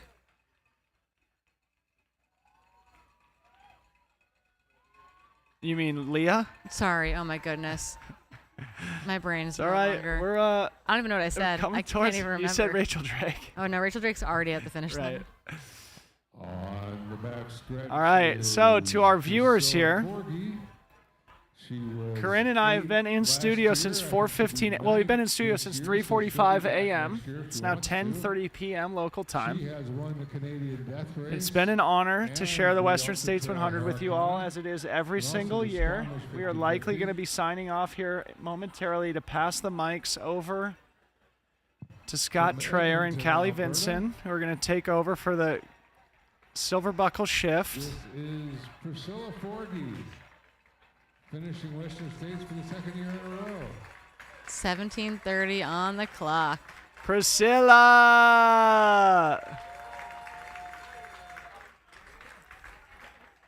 All right, so while we await F10 to enter the track, I just want to go through this here for our audience. In order, we had an American, Chinese athlete, Hungarian, Zimbabwe, Norway, Sweden, American, Canadian, American. On the women's side, International athletes. let's do the men's side. American, Kiwi American, Brit American, Chinese American. So only 2 international athletes in the top 10 here today. Wild On the men's racing. side. Her whole crew with There's Leah David Yingling Lamb. across the White Bridge, joined by the Mats, joined by David. We're going to see her here at the track soon. And again, this is Leah Yingling's 3rd running of Western States. It'll be her fastest time ever, despite being the F10 bib this year. Her lowest placement ever, but her fastest This time time. ever. And we're going to see the What top. a consistent champion she is, Leah. Yeah, sending the top 10 women all under 1740. Unreal. So I think, would she be our 4th Salt Lake City resident in the top 10 between the 2 races? Represent. Caleb, Tyler, Rachel, Leah. Mm-hmm. It's a fun little stat.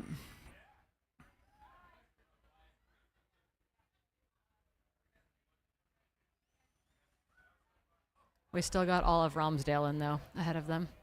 All right. I'm not ahead of all that, but Romsdale definitely cleaned up. Here she comes onto the track. Your F10 today.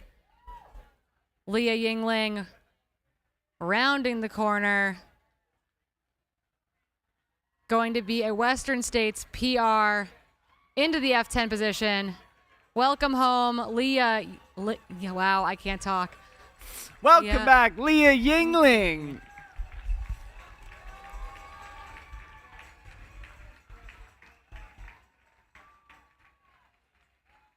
The crew's all there.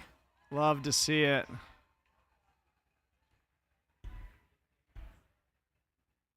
F10 and a PR.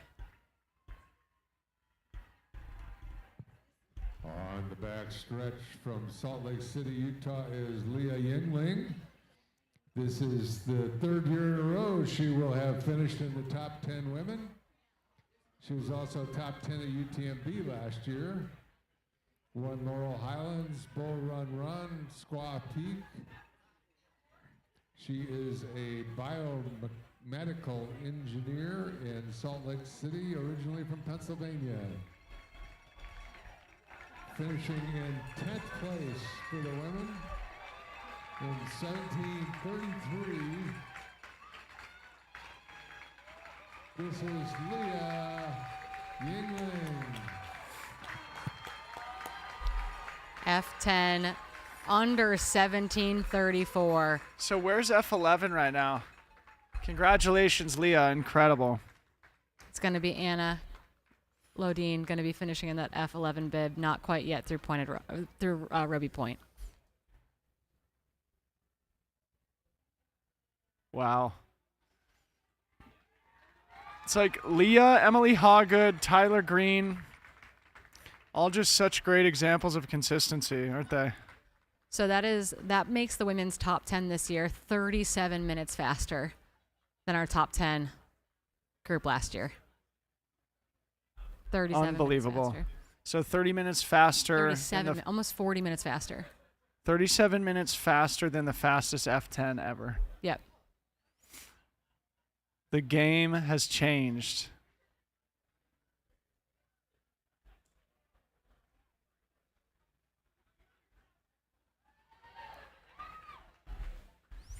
Okay, so to our viewing audience, that concludes the shift for Corinne and I. We will likely sub out here in just a little bit. Corinne, as usual, what an honor to share this day with you and with the rest of these trail running fans globally. How do we follow up on this? I got to go take a quick nap, then I'm going to go pace my boy Ryan Thrower to the finish. I don't know what I'm going to do. You're going to lay in the infield and you're going to walk around. You're going to congratulate and hug a lot of people. Probably. No, I've got to come back on tomorrow to round out Golden Hour with our good friends Billy Yang and Topher Gaylord. So I'm going to check in to see where a few athletes are on course, and then I will be on my way to bed for a little bit, I think, before coming back here to the infield tomorrow morning.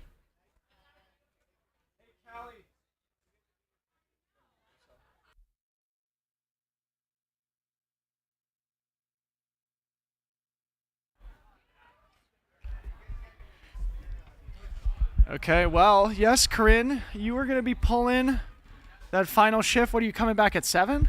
No, I don't have to come back until 9. Oh, wow. I do the last 2 hours. The last 2 hours for Corinne. Your boy Debo, he's logging off for good. But what you might see it depends on how my boy Ryan Thrower's moving. But if you stick around on the broadcast, you might see me cross the finish line with my buddy, Ryan Thrower. I'm going to go out and try and find him at Pointed Rocks and cruise to the finish line as we are back in studio here. A big thank you to the global trail runner community for watching us all day for the 4th year in a row. A massive thank you to the team in the bus, the production crew, the follow cam runners, the drone operators, the on-course correspondents, our fellow broadcasters here who are about to tag in. It was truly a gift, truly another one of the best days of all time. Corinne, always amazing to share the day together. 4 years in a row. Can you believe it? 4 years. We've made it. We've made it. So much love for our team out there. So much love for the people in the chat all day today. You're in great hands. We're going to be handing you over to Callie Vincent and Scott Trayer. They'll take you through the overnight hours, the silver buckle shift, and then I'll see everyone back here tomorrow morning to close things out during Golden Hour. Best day ever, best sport ever, best race ever. Love you all. We'll see you next time.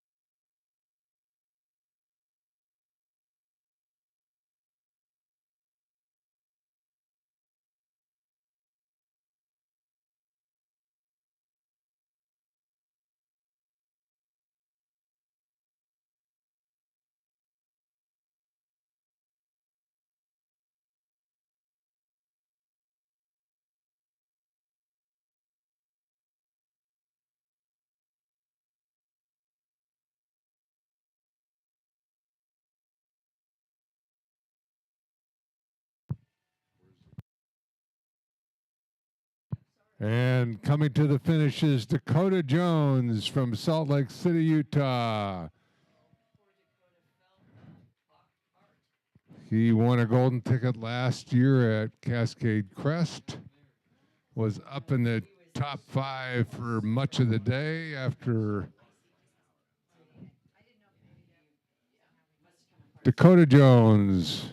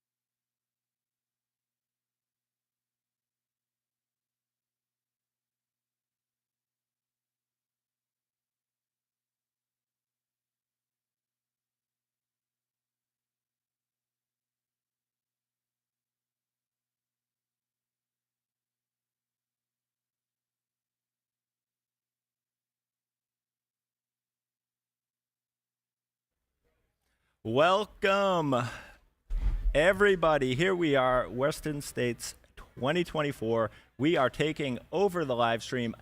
I am Scott Trayer. I have been here for my 3rd year in a row, twice as a runner, and now as a silver buckle commentator tottering with my partner here, Ms. Kelly Vinson. Kelly, tell them who you are. Hello, I'm Callie Vinson, ultra trail runner, body positivity advocate in the outdoor sports world, also dog mom, and you forgot that part, dog dad, dog mom of a 15-year-old senior good boy, and also Scott's fellow commentator tot. So we are so excited to be here, so excited to bring you these phenomenal athletes still giving it their all into the late night, as we are calling the rave night. And here we go. We have an athlete coming onto the track, and this looks like it is going to be Anna Luden. Is that Anna coming in?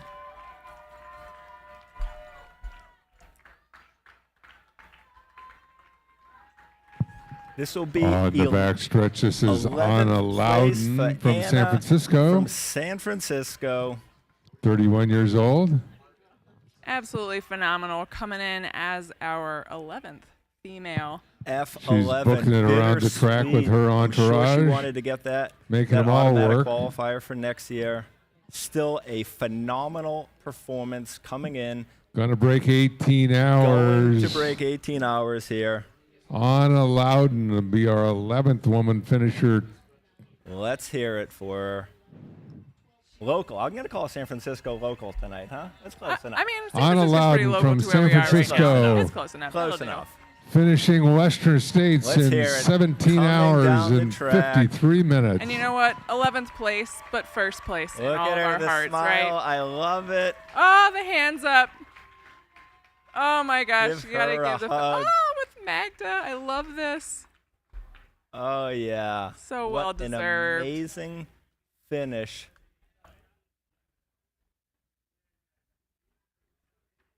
Anna Luden. Let's hear it for her.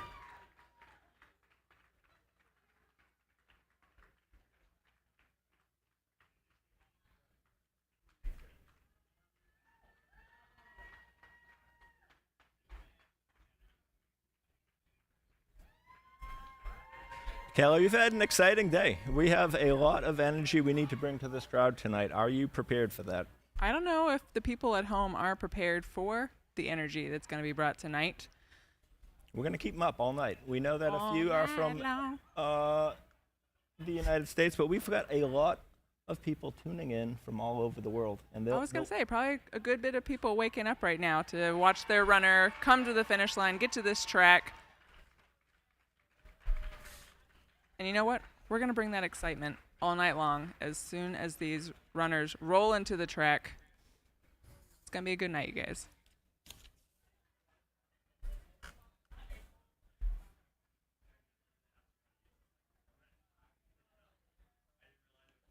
While we're waiting for our next athlete to come on, just want to take a moment.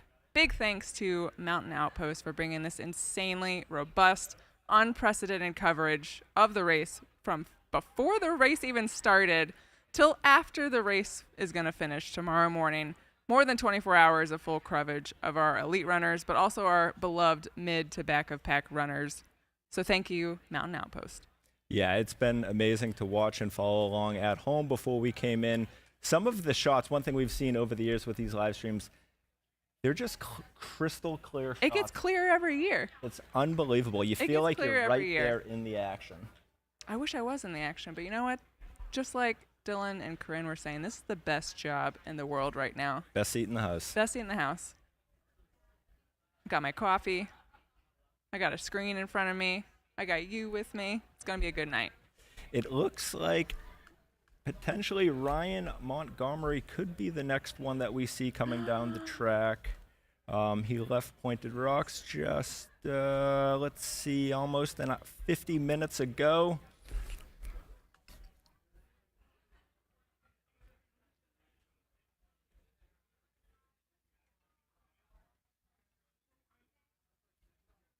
Wouldn't that be nice? Ryan, fan favorite. Now, I know Ryan was having a bit of a stomach issue from what we saw from our fellow John G teammate. But you know what?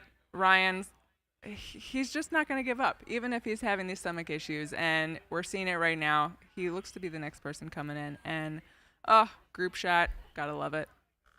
Give him a moment for the celebration. That's one for the mantle. Is it? That's a mantle one. Yeah, okay. I was gonna go with like a nice printed refrigerator piece, but you know what? On the mantle, that works too. It's a transformative race experience. It is a transformative race. Have you been transformed? I have. Twice. Twice. Happened twice. It's happened twice. I've been transformed twice. And you, Kelly, you were here last year running. I was running as well. I did not have the race that I wanted. I'm still shaking my fist at the snow, but you know what? That's all right. Maybe one day I'll make it back. Mm-hmm. Otherwise, maybe next year I'll make it back to the seat right here, or to Crew U. There's a lot of opportunities out there to be a part of Western States, which is another great point. A big thank you to all the people out there bringing this race to life, the volunteers, the race directors, everybody working behind the scenes tirelessly for not just today, not just this week, but for who knows how long, months. The trail work that's been done, the race directing, everything that you're seeing and not seeing. Big thanks to everyone who's helped bring this race to life today. 1,600 volunteers. Are you kidding me? 1,600 volunteers. And you know they probably had more that wanted to even help, but they had to cap it because that's a lot of people. The last 3 weekends, there's been 6 teams out there with about 30 people per team, Woo-wee. cleaning up those trails so everyone out here today could enjoy them. It's a big effort. It is a big effort. That is roughly 4 volunteers per runner. Wow. A lot of volunteer power. That's not too shabby.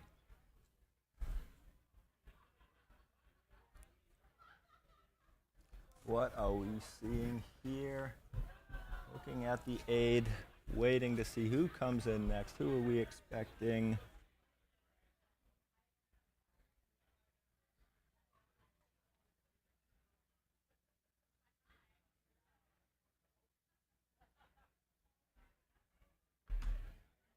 This is probably also another good moment to just again say thank you to our incredible presenting sponsor, Hoka, and our performance nutrition sponsor, and my personal fave, Nutrition, Goo Energy Labs. Thank you for not just sponsoring this incredible, iconic, and historic race, but also supporting so many dreams becoming reality today and into tomorrow morning. This looks like the iconic Rucky Chucky crossing. You've never crossed this at night, but you've crossed it in the day. I'm sure that was pretty refreshing. The sun's up. You're looking forward to that crossing. It's going to be a nice reset going into the next section. I'm guessing it's still like 80-something degrees out there. So this is probably still refreshing to all these runners and pacers going through right now. Absolutely. It's still a very warm day. It's, probably 79 or 80 degrees here on the track. These athletes have been hot all day. This river is certainly refreshing. That engine is hot.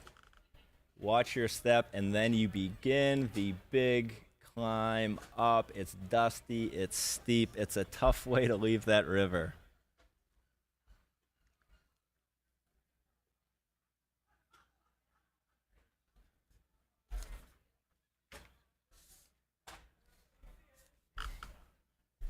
She's got her shoes off. Look at this, keeping those feet dry. I love it.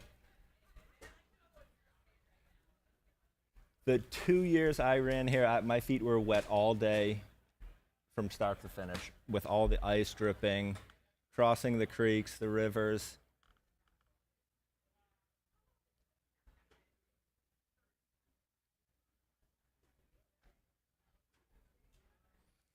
Yeah, right here, it is steep, it's dusty, your feet are slipping out underneath you. You got that rope there on the left to help pull you up. It doesn't get much easier for the next 2-ish miles up to the Greengate aid station.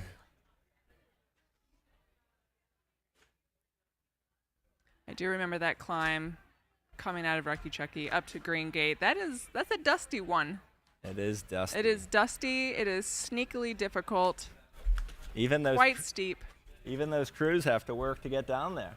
Oh, they got to walk down. They got to walk down. Let me tell you about it. What do you got? Oh man, I remember. You got a story? Well, I mean, when I was crewing you, yeah. Shout out to all the crews right now who are heading their way towards the Greengate aid stations, or they're now waiting for their runner.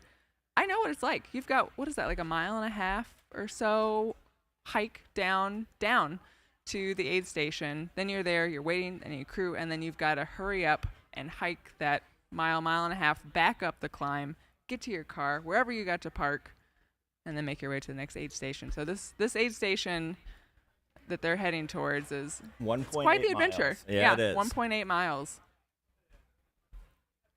Oh, I remember that. It's burned in my memory. And how about those volunteers just in the river all hours?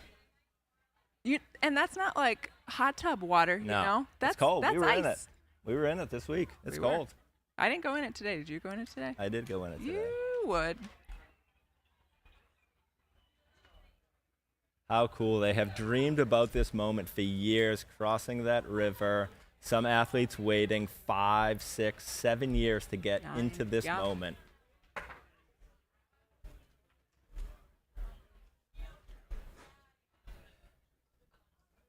The sun is off them. They probably get a little cool leaving that river. I was going to say, I'd be it's curious probably if they actually get hot again, or if that is their final cool off now that the weather is starting to get just a little bit less hot. You know, not cold, less hot. I was just less hot. I can see some of these runners pushing, after this section, some of those flat, nice downhills. Maybe they still got a time goal that's within reach, Mm-hmm. And if that's within reach, it's going to be the motivation you need to push. And so I could see that river being a nice, just a little helper so you can burn that engine and, push yourself to that time goal that you're trying to reach. Speaking of time goals, our next cutoff is going to be at 11:45 p.m. local time. That is 42 minutes from now, and that is going to be at Forest Hill. Hoping all of our athletes get there. They've got about 42 minutes to get out of Forest Hill. Let's make it happen.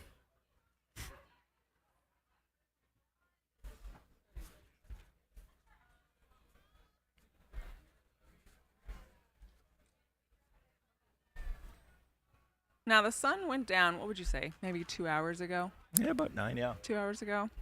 How do you think these runners are going to deal with these late hours? I mean, for the ones who are going for 24 hours, they've got a whole night ahead of them. And a lot of us, we deal with that nighttime or those mental demons, as we like to say, in all different kinds of ways. Some people, opt for music. Some people have some mental strategies. Pacers are a nice help. But that nighttime, it's a whole different kind of race, Well, how would you like to hear this, Kelly? Tell me about it. On the Western States page, they do list out what they project for a 24-hour finish at a few aid stations. And for a 24-hour finish projection on the webpage, we see them at the Rucky Chucky at the river at 11:10. So what we're looking at now is potentially some of our last 24-hour finishers crossing that river. Some are going to make it, some might not. But these are them. These are those people hunting down that silver buckle finish. And Kelly, why don't you tell us, if you finish in 24 hours versus 24 hours and 1 minute, what's the difference there? I believe you watched a film last night, and you may be able to shed some light. Tell us about the film. Tell us about the difference between the 24-hour finish and the 24-hour and 1 minute finish. Well, I believe it was you who put this documentary on. If you haven't seen it, highly recommend it. It'll make you feel all kinds of old watching, but it's called A Race for the Soul. A Race for the Soul. Race for the Soul. Highly recommend watching it. Great history on Western States, on some of the iconic runners. Please just look at some of the outfits worn. I mean, I did see some white button-downs. A lot of white button-downs, So, a lot of nice I know cotton a lot of people think jerseys. that maybe you started that, but I think some No. OG Western States runners actually started that. Absolutely. Okay. But you do learn in that documentary, or as you are told, maybe you already knew this, but to get a silver buckle, the iconic silver buckle, you have to finish this race in under 24 hours. Now, that is a huge goal. This is not a walk in the park kind of course. It's got all kinds of challenges, elements, terrain, you name it, elevation. It's going to throw it all at you. And if you finish in 24:01, what is the different prize you would Well, receive? you don't get that silver buckle. You don't? You sure don't. You But- get a bronze buckle, which I'm not gonna lie, I'm a bronze kind of girl, so I wouldn't be upset. But I know the appeal, I know the drive, I know the motivation. I believe that silver buckle is just a smidge bigger, too. It is a smidge. So when you got that on the jeans and you poke in that flannel shirt and you're like, hey, what's up, cowboy? It's like, pop. Who's saying what's up, cowboy? That's what I want to know. I don't know. That's what people say out here. Oh, Lord. Okay, well, all right, fine. That's fine. That is your difference. We are going to celebrate every finish, whether you have a silver buckle, whether it's a bronze buckle. We are going to celebrate you. And like I said, here we are. The projection is 11:10 at the river for a 24-hour finish, and it's 11:07. So they're on pace. They are on pace. I'm checking my watch now, 11:07. All right. You guys Let's get them this. done. Hopefully those pacers know it too and can push those athletes in. That's why I'm saying, going in this river, it's going to be a nice reset, especially if you've been running hot all day. Take a nice little swim. Nice little swim. Stay in there. Enjoy it. Not too long. Has anyone else put on the life jacket? We did. That's a good question. We don't see any life jackets yet. I haven't seen any life jackets come out of the water yet. They probably should have learned from the race winner. Put on the jacket. Hey, if you want to float win, around. put on the jacket. Did he float around? He was floating. He was floating. He was definitely floating. He didn't almost float away this year, so that's good. His crew could have got an umbrella drink. He's floating around, a little umbrella drink, take a little break off the race. Yeah. Flip the little bucket hat up a little. Yeah. You know what I mean? Catch some sun. Heck yeah. Go crush to the finish. If you were handed a life jacket, would you take it? I don't think I would have. I don't this know is if I would amazing, though, actually. right? Just think, there's not many times in your life are you going to be crossing a river in the dark. There's not many times you're crossing a river. I mean, I run on trails a lot. Yep. Yeah, sometimes you cross a river. It's not common. Certainly not. I don't do it if I'm out on a training run by myself in the dark. They're going to remember this moment the rest of their life. And now they can even watch the live stream and relive the moment. This is beautiful. Look at this footage. There's a lot of people As crossing they the river. dance across. Oh, yeah, we got somebody down. They went down in the river. At least they didn't float away. Yeah, a lot of rocks in there. You got to watch your step. I definitely went down a few times when I crossed. Yeah. You might just be enjoying it. It's warm. I was hot all day. Let me just take a seat here. Yep.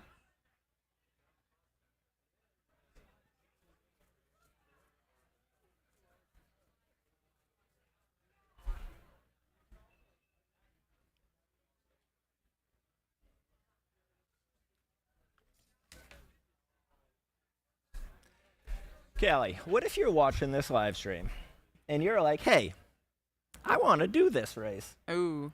How's someone go about getting themselves into the Western States 100? There's a handful of ways.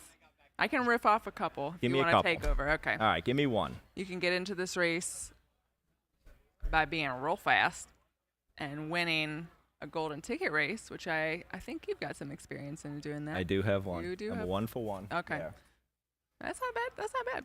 Other ways you could be Well, very I'm not fast. done. Okay. I'm not done. A little trivia for my co-host here. Yep. You can get yourself a nice, shiny golden ticket. It's actually a good, what would you say, 40 inches long. Big ticket. It's a big ticket. It's pretty special. You can also run some qualifying 100-mile races or 100K races and get some tickets. You throw those tickets into the lottery. Lottery happens once a year.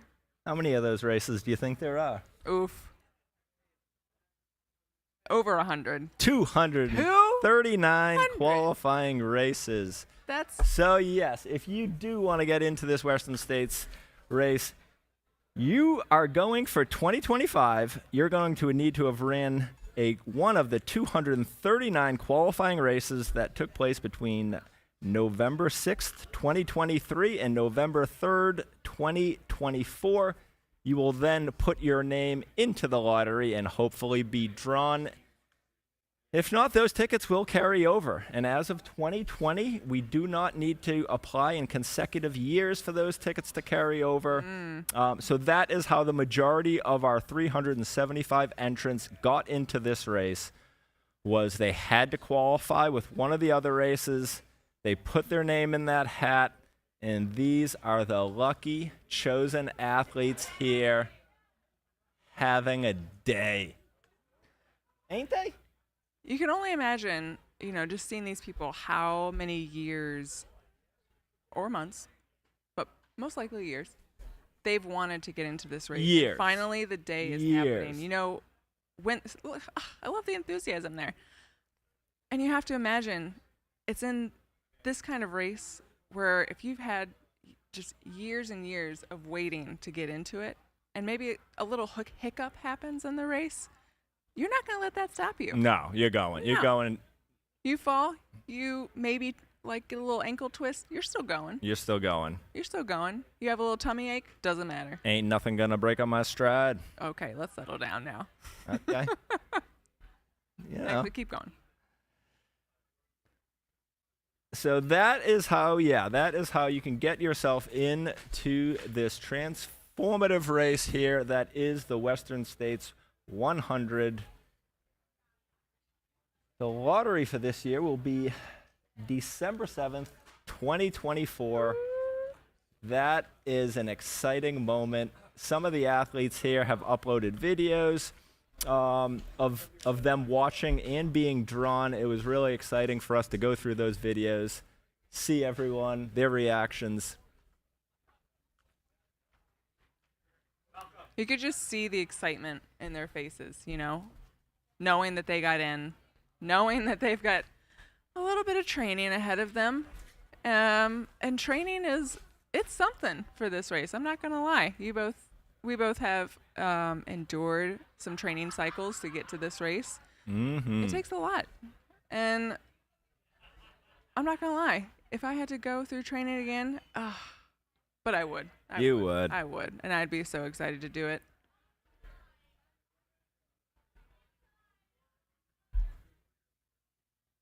All right. It looks like we had Devin Bernard at Robbie Point. Could be our next finisher. Devin Bernard, bib 343. Looks like, yep.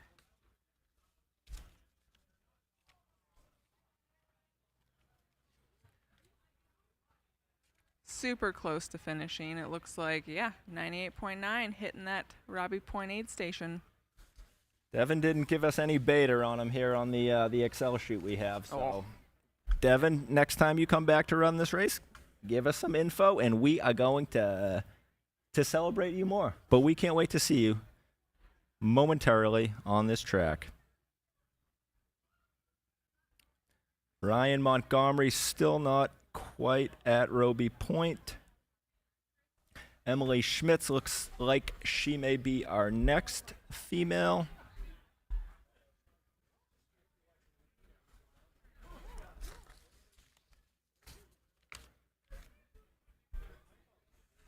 And as a reminder, we are raising money in this stream. This is part of a fundraiser. For those that do not know, Western States is a non-profit. All of the funds that are raised through this live stream are going back to make an even better live stream next year. And of course, it is going to go support some of the Western States missions, which include medical research. Oh, what a pleasure it is to see that medical research presentation every Thursday before the race. Megan Roche was there this year. Another fantastic job by her. And trail stewardship. So that is where those funds are going. So please give a donation if you have enjoyed watching this stream, and we are going to make it better next year. Here we go. This looks like Forest Hill. This looks like Forest Hill. We have 30 minutes left there. Just going to look. How much for time the does Fort cutoff. Hill have? Maybe we can find, I believe Chris Warden could be hanging out there, so we will see if we can find Chris and maybe he can talk to some of these runners and their experience there. I would love to know the vibe of Forest Hill right now, because I know, because I've been there a few times, when you're waiting for those lead pack runners to come through, but this is when the people are chasing the cutoffs through Forest Hill. Look at that. It looks like a rave out there. I want to go party. Look at that. Put some beats out there. You would know. You guys got some disco balls? We can bring some. Look at that. Oh, I love. Oh, I wouldn't mind just going there to run right now. I know, just to go run through all the lights. Like, you just like and down Forest Hill, you know? Didn't you do that already? That's basically what I did. That's what you did. Put on the music, just it out. Mm-hmm. Sit out. Sit out. That's a good how race I strategy. Yeah. Process goal in the last third of the race. Sit out. I'm not very good at doing Who do we got there? I can't see that bib. It looks like a pacer bib, maybe. Is that a pacer bib? I like those pants on the person behind, though. Ooh, yeah, those are great pants. Nice pair of red pants with some nice red dance shoes.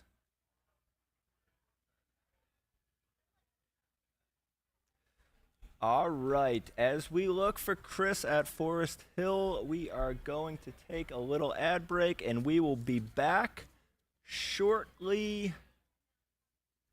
Looks like that looked like Zach coming at us.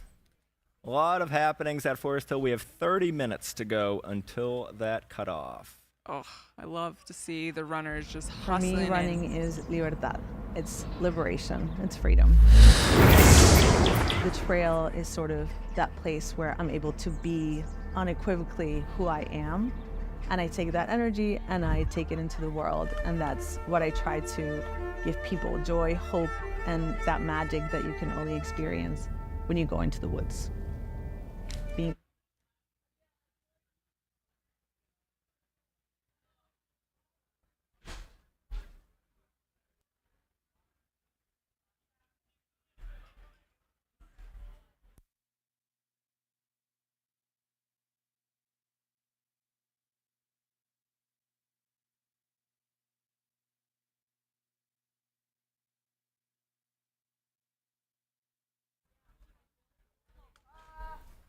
All right, and this looks like Forest Hill. They are going down Forest Hill.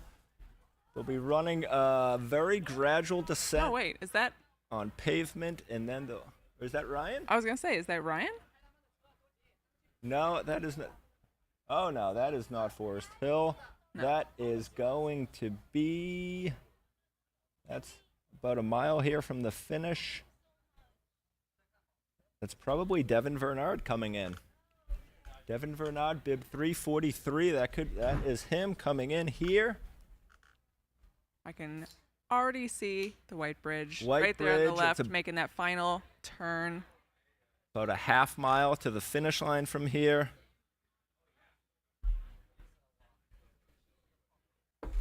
What an exciting moment. Here it is. Bring him to the track. We may. Is libertad. It's liberation. It's freedom.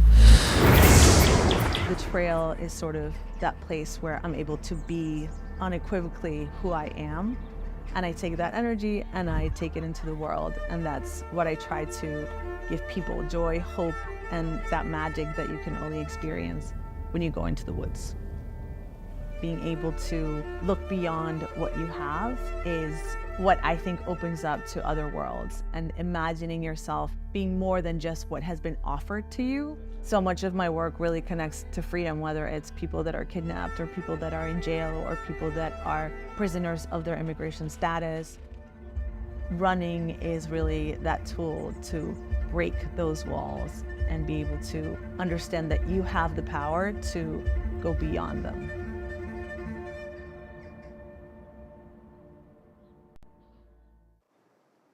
When I was a kid, we would go on adventures. Like in Kenya, we call them adventure. Like adventure would be you just go in the thicket, you just kind of make your way through it and you go back home.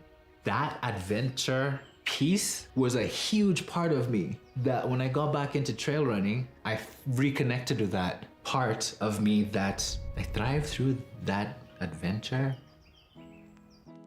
My name is Ngugi Kihara.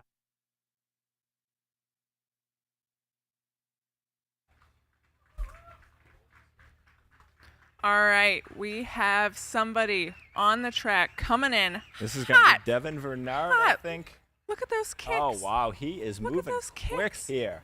Just a casual Open little boop boop. Is that right?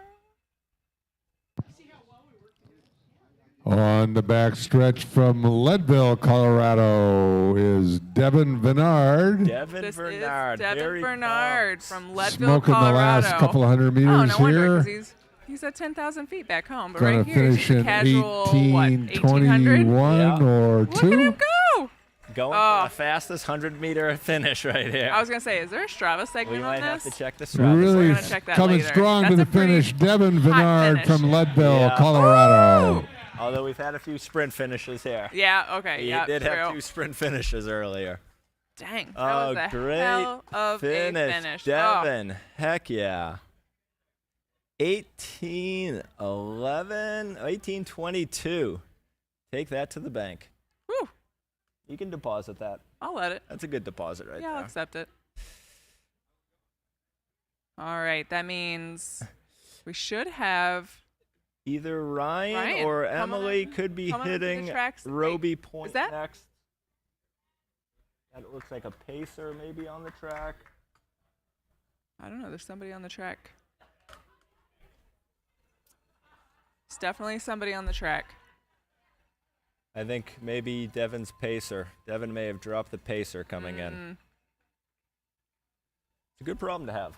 Not bad. Not bad. We've seen it a few times today.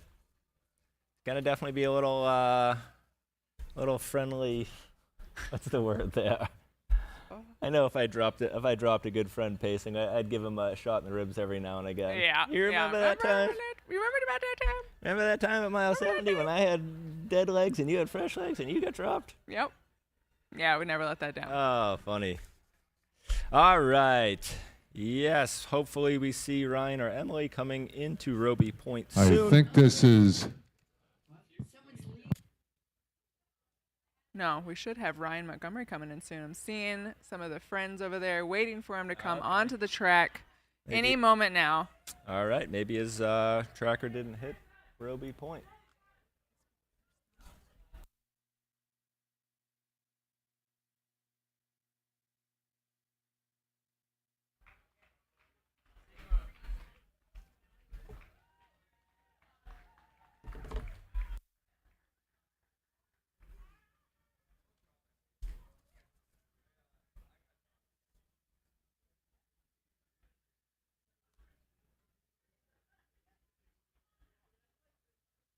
Looks like Ryan hit Roby Point 4 minutes ago. From there, he's got 1.2 miles, steep climb, fast ascent. So I would anticipate Ryan here in about 6 or 7 minutes.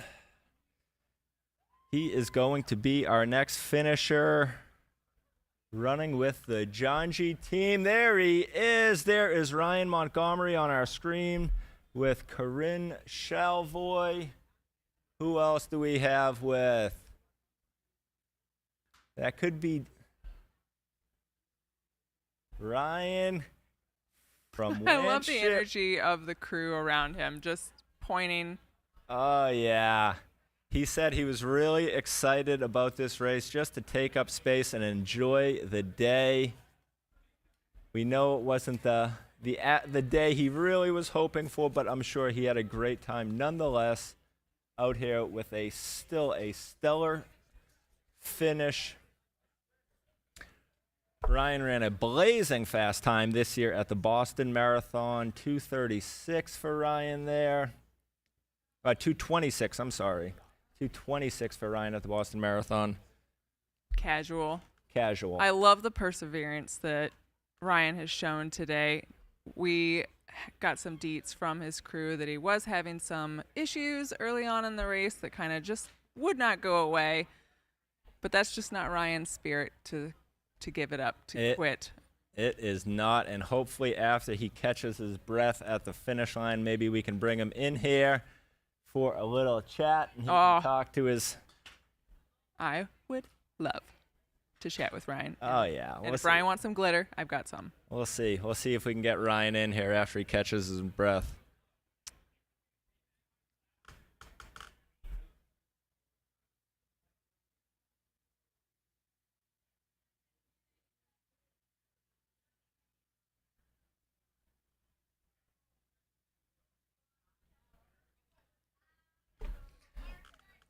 Here he comes, coming down.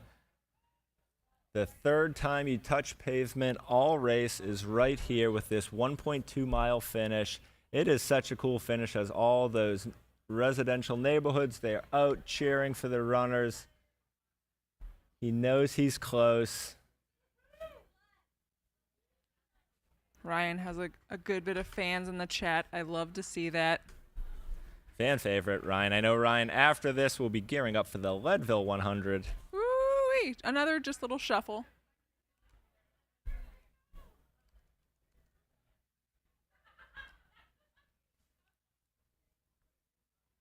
I can only imagine how excited Ryan is to get here and get to the finish. Oh, yeah. Be able to soak it up.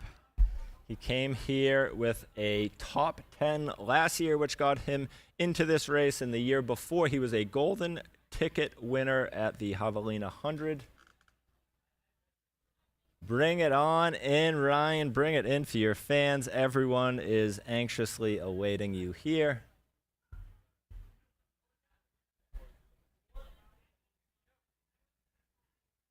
You and Ryan shared a panel earlier this week. We sure did. Yeah. What were y'all talking about? Ryan and I were on a panel. What was that? Thursday evening. Thursday evening. Yep. We had a panel going on over in the event center talking about diversity and inclusivity on the trails and doing that all through storytelling. It was really a great conversation had by me, had by Ryan, a few other runners, and in partnership with GOO and Rising Heart. So good time all around. Yeah, Ryan was very, very happy that his Out Trails community, he's starting to see some of those groups turn into subgroups and just kind of like help spread his message of inclusivity in the trail space. Come on, Ryan. And who do we have here coming up the hill? This is going to be, let's take a look.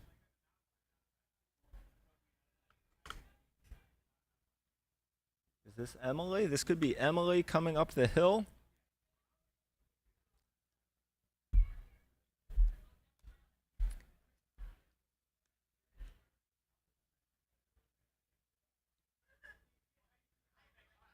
It looks like Henrik Westerlin and Emily Schmintz left Roby Point about less than a minute apart.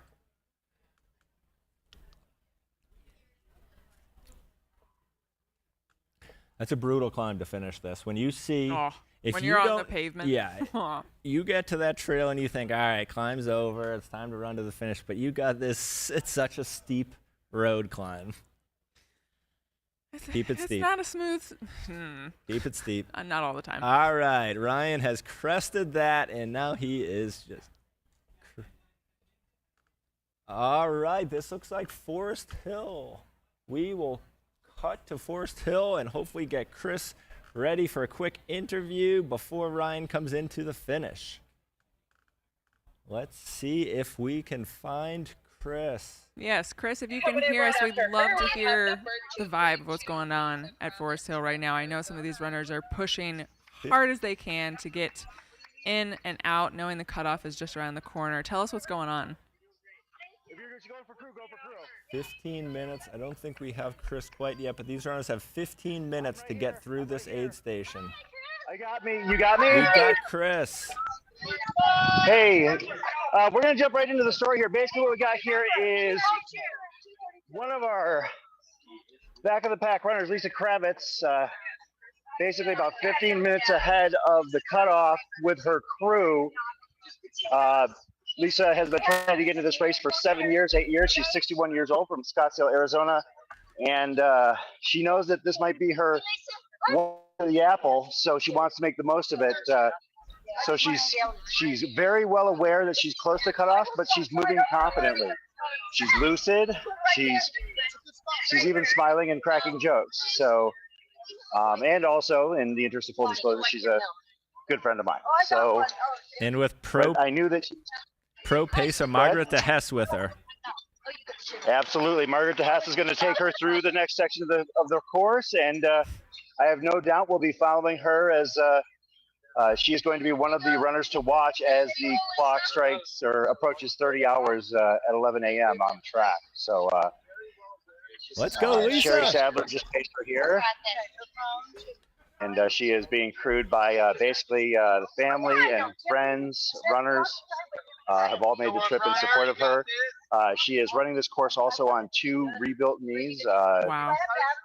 Fascinating story. And I said she knows that at the age of 61, it's realistic that she might not get another chance at this after 7 years of lottery wishes. So she actually drove here last year with Margaret and was next up on the late. Oh, we may have lost.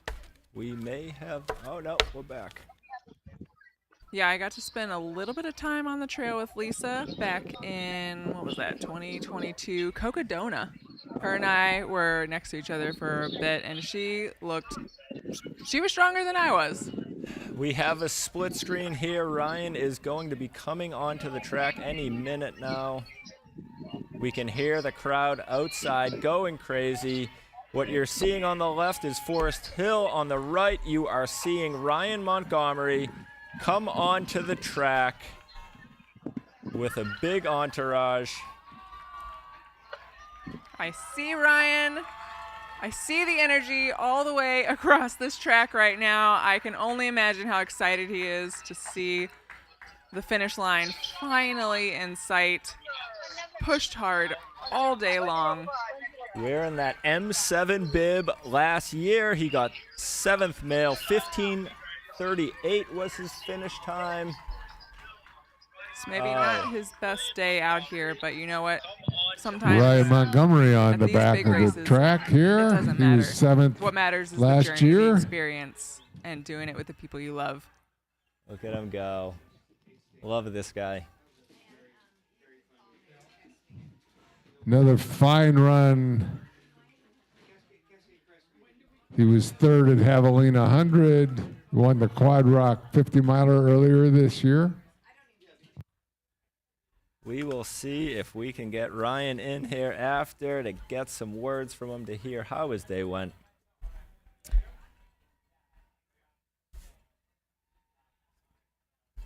I love the energy. I love the Ryan pride coming spends a across lot right of now effort with the LGBT on plus flag. Absolutely. working on inclusion and diversity in the trail running scene. Hell yeah, Ryan. He is from Wanship, Utah. Ryan will be going to get his master's in New Hampshire this fall. He'll be an East Coast boy coming up. Oh, the East Finishing off Pride Month with the prideful finish. This is Ryan Montgomery. Ryan Montgomery, let's hear it for him.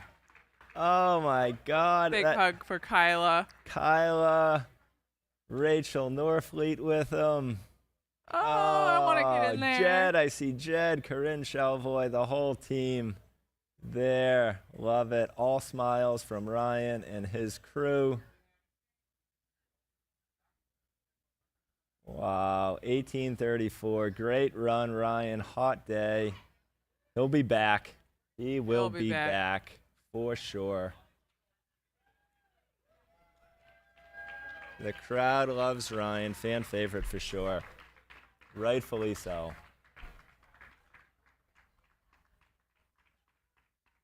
I love the energy in the chat right now. A lot of fans of Ryan. Love it. They got good taste. Good taste. Ryan's a good guy. Hell yeah. All right, we have Forest Hill. As a reminder, we have 10 minutes till that cutoff. Oh my God, this is the moment we are here for, Kelly. We are here to cheer on these runners trying to get past those cutoffs. This is it. Our first one. I'm chasing nervous. cutoffs. Are you nervous? I'm nervous for I them. am nervous. I know that feeling. I know that feeling when you are crunching numbers while you're also running in the night, wondering, do I have what it takes to get to this cutoff? And then it's not just getting to this cutoff. Then you have to reassess, Get to that. refill, and then it's the next cutoff and the next cutoff. So it becomes this mental race, piece by piece, aid station to aid station, of just getting from cutoff to cutoff. And that itself, it can take a toll on you. But these people, they have the strength, they have the willpower to get it done. Let's see if Chris can take a look at some of the runners at Forest Hill and if they're going to get out of there while we have a runner coming on the track now. This looks like it could be Who do we got? Henrik Westerlund. Is that Henrik? Is that Henrik? Bib 352.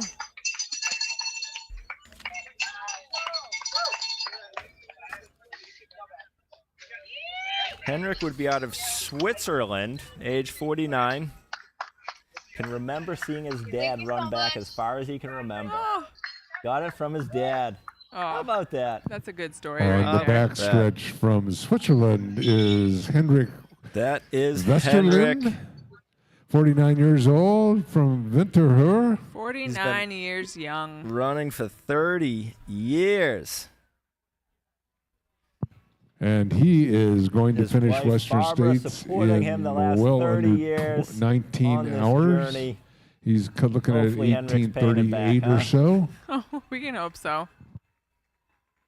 Henrik, enjoy this moment. Look at that. You earned it. A happy camper from Switzerland. This is Henrik. Let's hear it. Give those high fives. Westerlund. Heck yes, Henrik. We've been through that track. That is one happy runner. Heck yes. You did it. Gonna go back to Switzerland.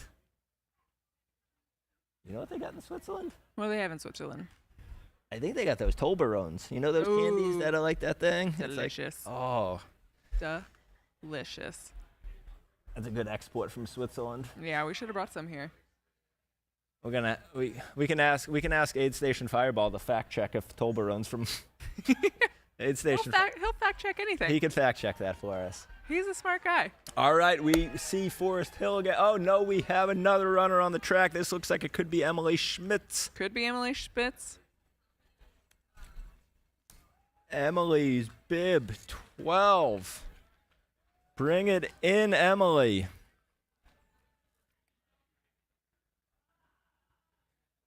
Looking strong there on the track with pacers and She was crew. a golden ticket winner to get in this year. Emily making her way around the track.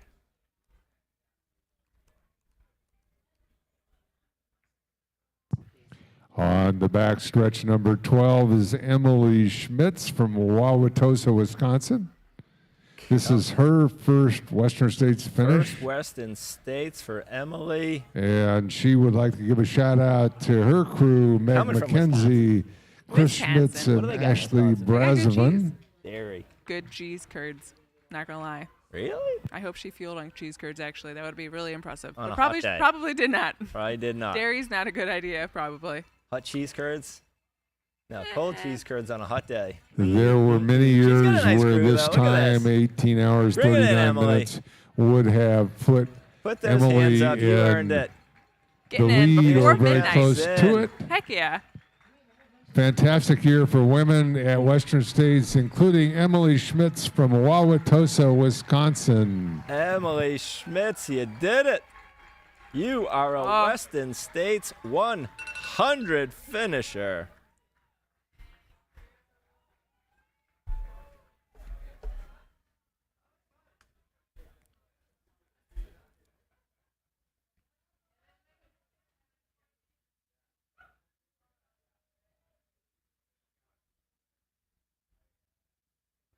All right, Forest Hill, 11:40. We have 5 minutes, Kelly. They're going to shut down. 5 minutes. 5 minutes are gonna shut this down. And you know there are runners in there. It looks like We might be. do not know who that is. They have been there a few minutes trying to gain the strength to get back out there. If there's one rule, Kelly, and I know you've learned it, what is the one rule? You never quit In the dark. in the chair. In the chair. You never quit in the chair. Let's get this athlete moving down course. Let's give them a chance to get that buckle. I'm seeing She's blankets got to removed. know. The crew's got to be telling her on the countdown here. 4 minutes. We got to get you going. They're walking. About to get to that timing mat. Not sure if that's a good walk or a bad walk. We do not know. Hopefully we can get back to Chris with some information for us. Let's hope she is continuing this journey. They're getting the bib. It doesn't look like that bracelet's coming off, Kelly. She's going. Looks like she's They're going for it. I'm not sure if it's a she. I did not see that. I did not see either. They are going. Chris will fill us in when we can get him back. Come on, runners. We're cheering for you here at the studio. Do we have? Let's take a look.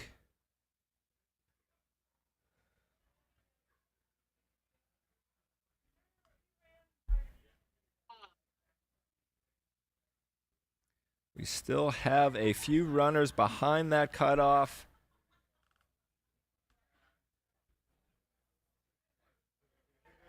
That could have been Mika Anderson, Rachel Elliott, still waiting to ping at Forest Hill.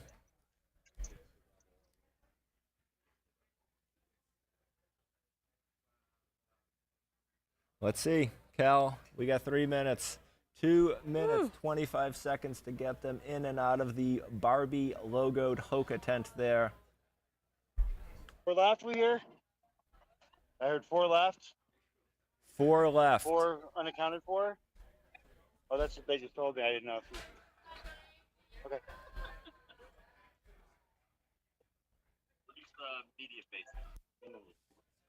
Chris, if you can hear us, do we have any runners still in the aid station?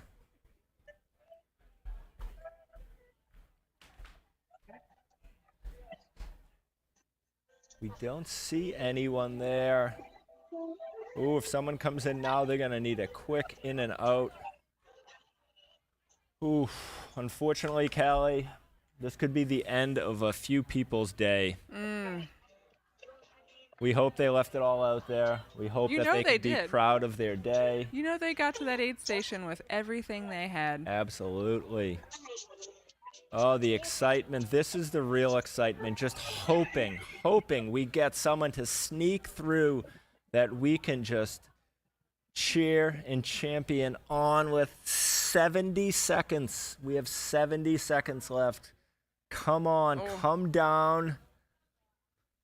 Come down that road. Run the fastest mile you've ever ran to get down that road and get past that checkpoint. Coming in hot. Coming in hotter than hot. Ice cold. What? What's hotter? What's cooler than cool? No. Not hotter than hot. You lost me. What time is it? I don't even know anymore. It's about time for coffee talk. Oh, it's coffee time. I'm loving this like light setup they got going at Forest Hill though.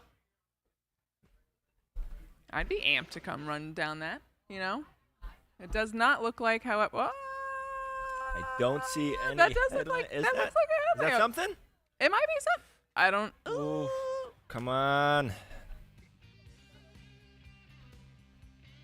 They might have to pull one of the elite moves where you know the crew cruise them as they're still going. So Yep. you're not even sitting. 10 You're seconds. not even taking We're gonna a hear moment that to just siren. Sorry, Kelly. Bad habit of mine, always getting her off. Uh-huh.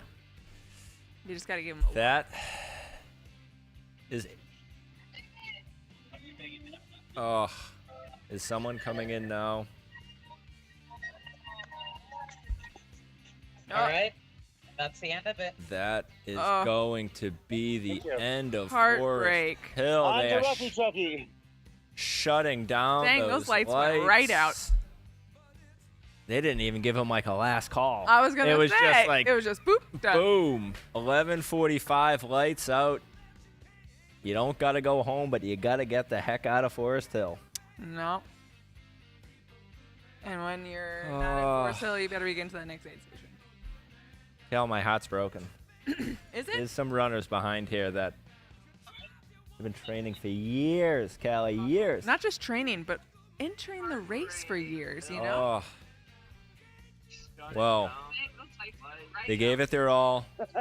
They've had a great 100 kilometers of running on one of the most iconic courses in the world. There's a lot to take from that. All right. Well, with Forest Hill closing, Cal 1 Dardanelles will be our next cutoff, and that will be at 2:40 a.m. local time. So we got about 2 hours and 55 minutes for those athletes to get to Dardanelles. This looks like someone coming in to the finish. Oh, is that Lottie? That does look like Lottie. Let's take a look.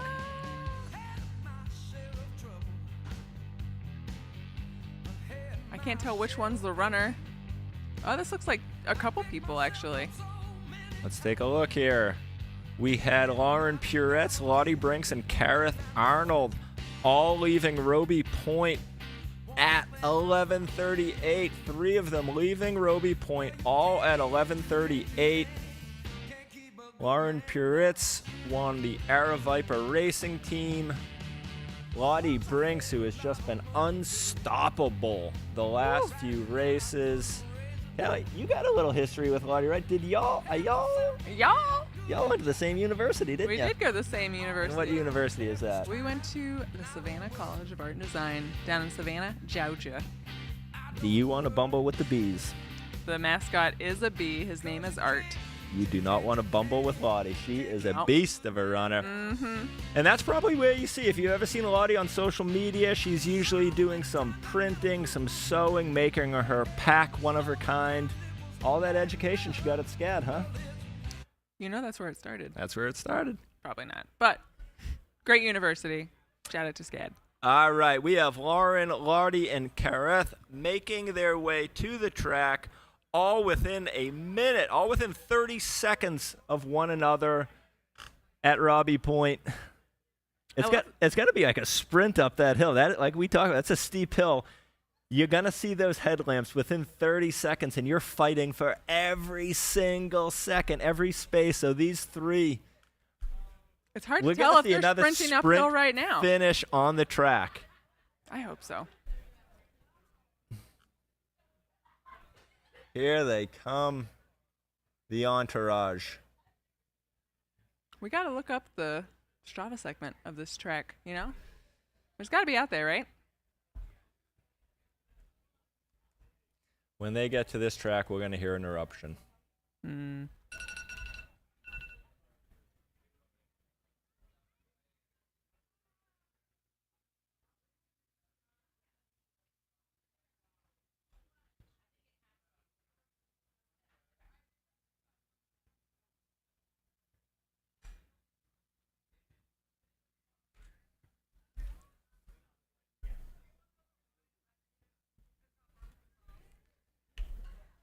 Who will make it first? It's tough to tell. It's pretty dark. We have no ears out there. Got that Cow Gill Collective running. I think that's Lottie coming in with the cow. We have someone in a full cow suit. That's got to be a custom-made suit. Where can I get one of them? You want to be dressed as a cow? You want to join the team? I've been dressed as a panda before. You have. I've been dressed as a brown bear, so, you know. At Black Canyon. Yep. We got one coming. I think we got a hot one, they said. We got a live one coming on here. There is the White Bridge. No, we still got a little bit to go. White Bridge means they're about a half mile away. Yep, folks, whenever you see that White Bridge runners running down, that means they're about a half mile from victory. Their own victory. Yeah, Lottie Brinks, winner at Grindstone, getting her first chance to run 100 miles here at Western States. She's never ran 100 miles before. I'm sure a big learning experience for her. Bright future. We will see her on this track again. Mark my words, this is not her first. Rodeo? Not the first time that, or it won't be the last time that we see Lottie Brinks coming on this Auburn track. Absolutely not.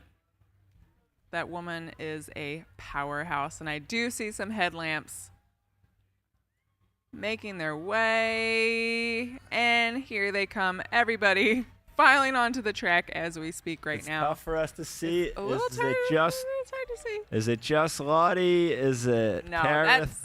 That's a crew. It's a little hard to tell.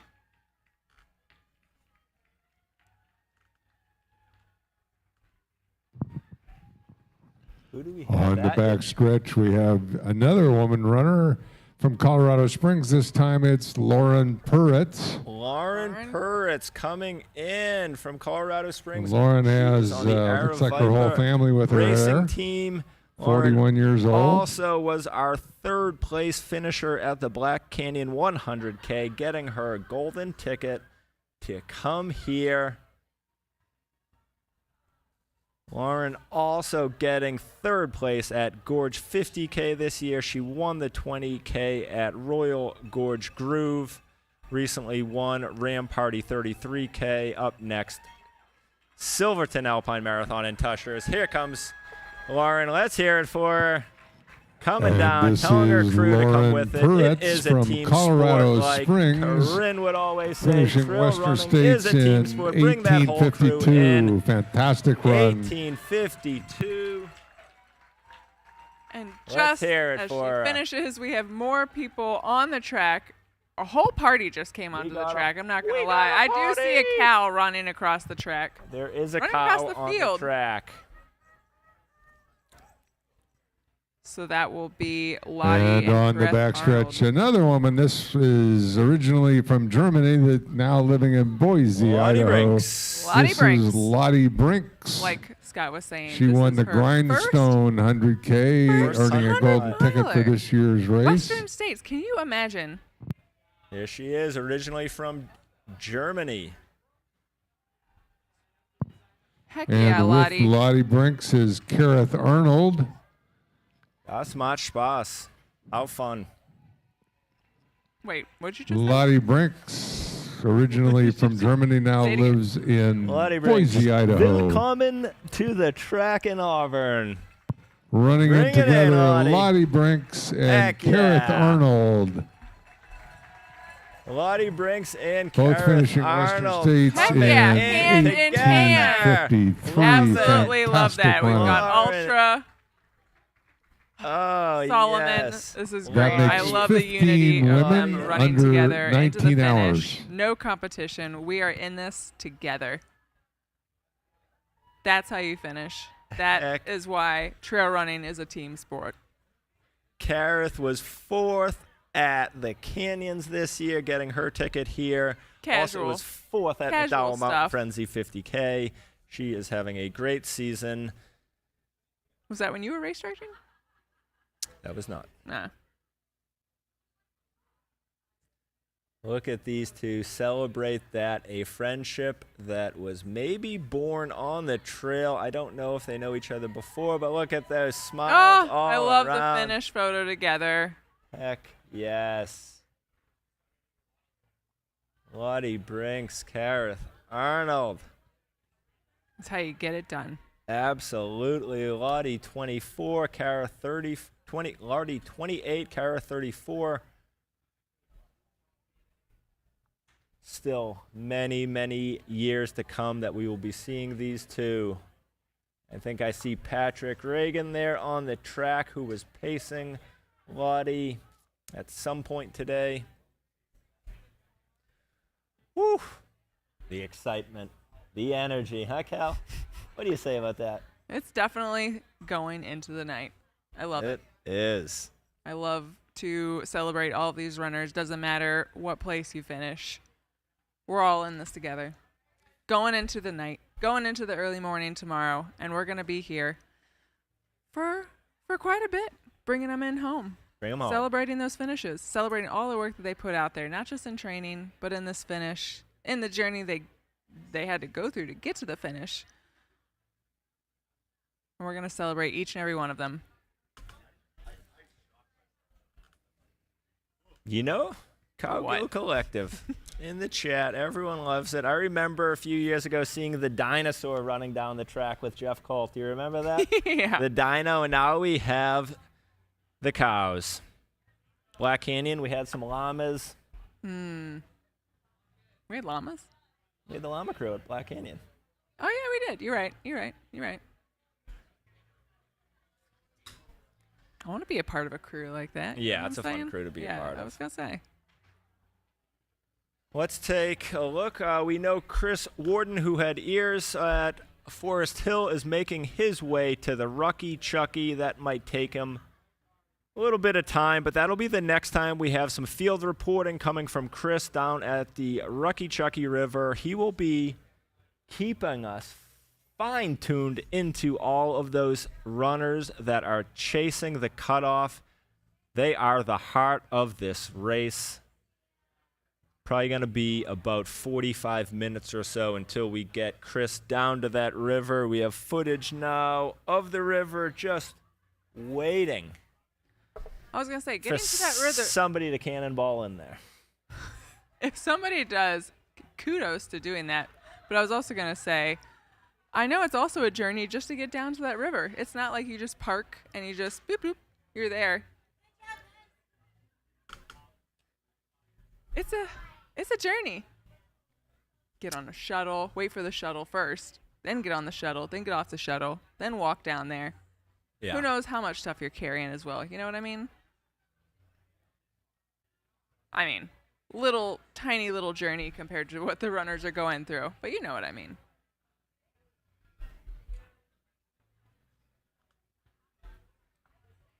We are now looking at the Rucky River right now.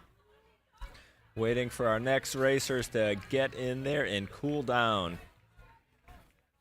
Who's it going to be? You know, at some point, it's going to be a little too cool. You know what I mean? A little bit too cool. Then it's going to be cold. Especially if you're doing a lot of, power hiking, and then it's like, oh, I got to get in this cold water. Then it's going to be a whole different experience from the people running in the daytime. Absolutely.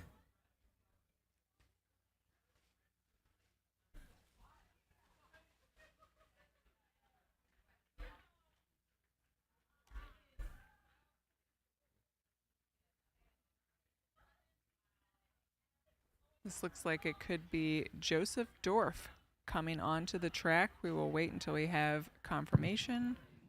This Joe? Is this Joe? That Joe? We'll wait for Tropical John to make that announcement if it is. Coming around the backside there. Can't quite pick up his bib.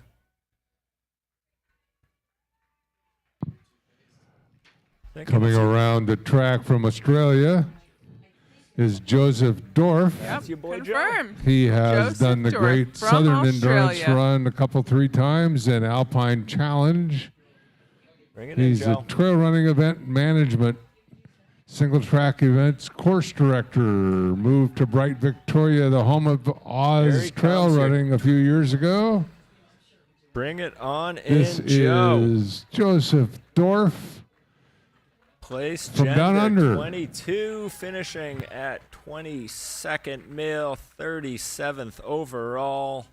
Gotta love those finish line hugs. That's a good feeling.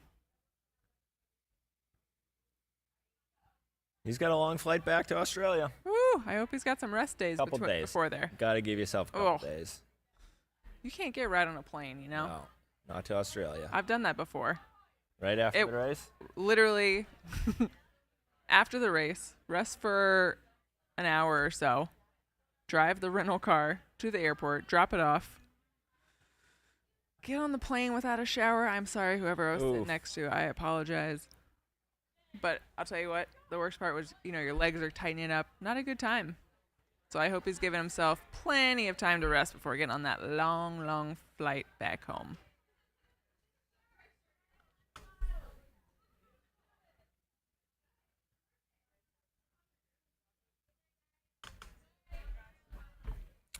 let's take a look at some of our runners. Who do we have? Who are we following here?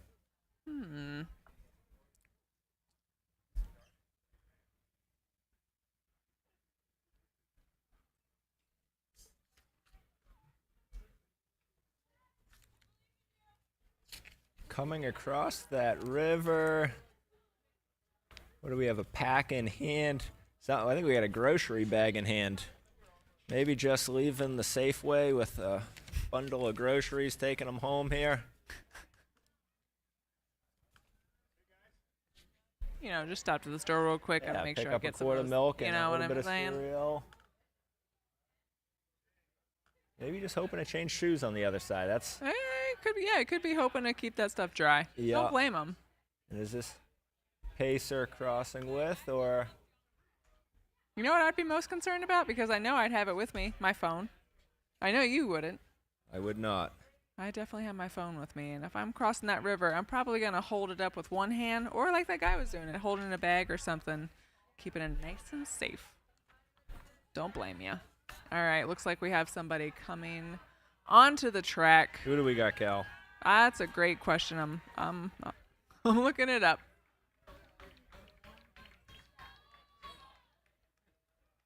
I think This could be a Robert. I'm hearing Let's Go Caleb from the people around. Caleb Bowen, possibly. Caleb Bowen. On the back stretch from Huntington, West Virginia, this is Caleb Bowen. It is Caleb Bowen, 30 years young, from Huntington, West Virginia. This is his 400-mile run. He's done rim to river a couple of times in the Canal Corridor back in Ohio. He's the head cross-country coach at Marshall University. Just a casual 100-miler grindstone. Claims to have the best hair on the Beast Coast. Claims to have the best Thanks hair. to his crew, Charlie He's and happy Lisa I left Bowen, Boston. Lindsay Cook, Ryan Ramsby, Dan Green, Will and Samantha Schaefer. Bring it in, Caleb. This is Caleb Heck Bowen yeah. from Huntington, He was West your Virginia, second finishing place Western States finisher at in 19 Grindstone, hours getting and him 2 that minutes. golden ticket. All of his First athletes runner he's on coaching at Marshall, Sunday, so cheering you him have on that. there. He does have a nice head of hair. Yeah, I'm not gonna gonna give lie. it to him. Okay, yeah. In the chat, if anyone knows what he's using for shampoo, put that in there for us. Yeah, we gotta know. Gotta know. I bet it's Herbal Essence. Gonna have to wait and find out. His crew. Caleb Bowen, great run. Coming in. There's the team. There's the team. Love the team photo. The whole team's been waiting for this one moment. Absolutely.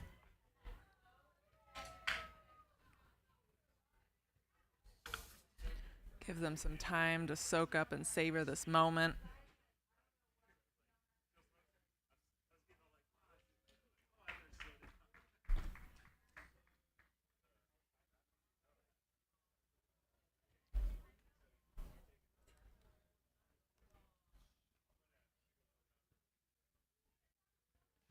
All right, one of those runners we were hoping to get a look at Forest Hill. A story we've been following is Will Barkin. For those, Will is trying to become the first blind runner to finish the Western States 100. He left Forest Hill at 11:05. Chris is going to give us some details on Will when we get back to Chris. But for now, we have another athlete coming onto the track. Let's take a Looks like look. a possibly an ultra athlete. That could be Robert Hangel. Hajnal. Robert coming in.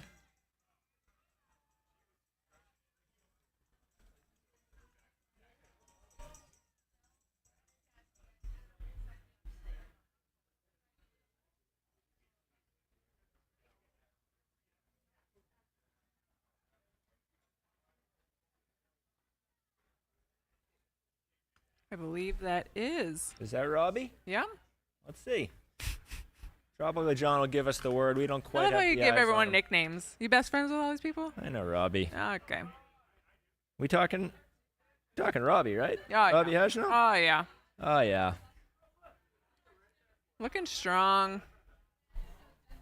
Love it. Savoring this moment around the track. And coming around the track from Romania. He is. Robbie is from Romania. Called it. Petrilla, Romania. In fact, this is Robert Hajnal. Oh, I told ya. Hajnal. Robbie, yep. You go back. You go back. Should have known. Making his journey. Look at him. Friends and family in tow. I see the kids. A magical moment. He None did of them will the ever Chianti forget. Ultra Trail a couple of months ago. Finished 8th overall. He did the Doi Intanon The best Thailand by 100 meters in UTMB the last sport. Here year. it comes. And also You can see Lavaredo Ultra everyone. Trail Just a finishing straight second. shot. Here he comes. This is Straight Robert shot right down. Hajnal Straight shot from Romania. Straight shot down the chute to the finish. Bring it in, Robbie. Romania is here cheering for you. Aye, Robert. We've got his friends in the chat. Let's hear it for him. I'm loving the tambourine energy there at the finish line. More tambourine. 1906 stout finish. Heck yes. A lot of love in the chat right now. Heck yeah. Way to get it done.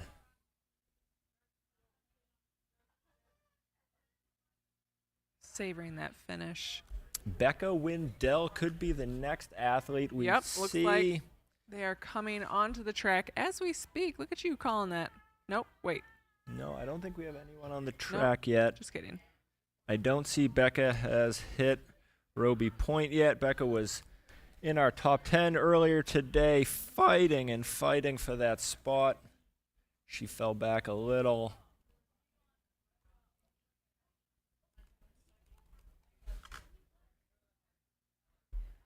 She'll be with us shortly. She was our second place finisher at the Black Canyon 100K, getting her a golden ticket into this event.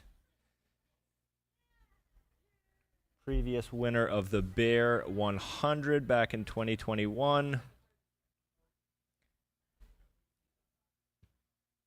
She can do it all. Even had a 5th place at a very technical Speed Goat 50K. Ooh, I know about that race. Would I sign up for it? Probably not. Hard pass. They got to put guardrails on there for you. Yeah, I'm not going to lie. Set the guardrails right down the trail. I'm going to need some Bumper pool. assistance. Yeah. Just bump it on, ba-boom, ba-boom, That's a ba-boom. little, what? I'm going to need some help going into that. You're going to need some help. You? No. But Becca is hopefully the next athlete we see on the track. Oh, Loving the love in the chat. what a day. What a day. Let's take a minute here, You are- Kelly.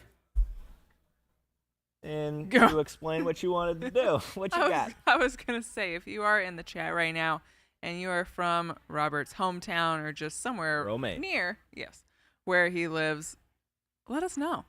Let us know that you are tuning in from home. What's Robert's favorite food and back home? supporting. Ooh, yeah.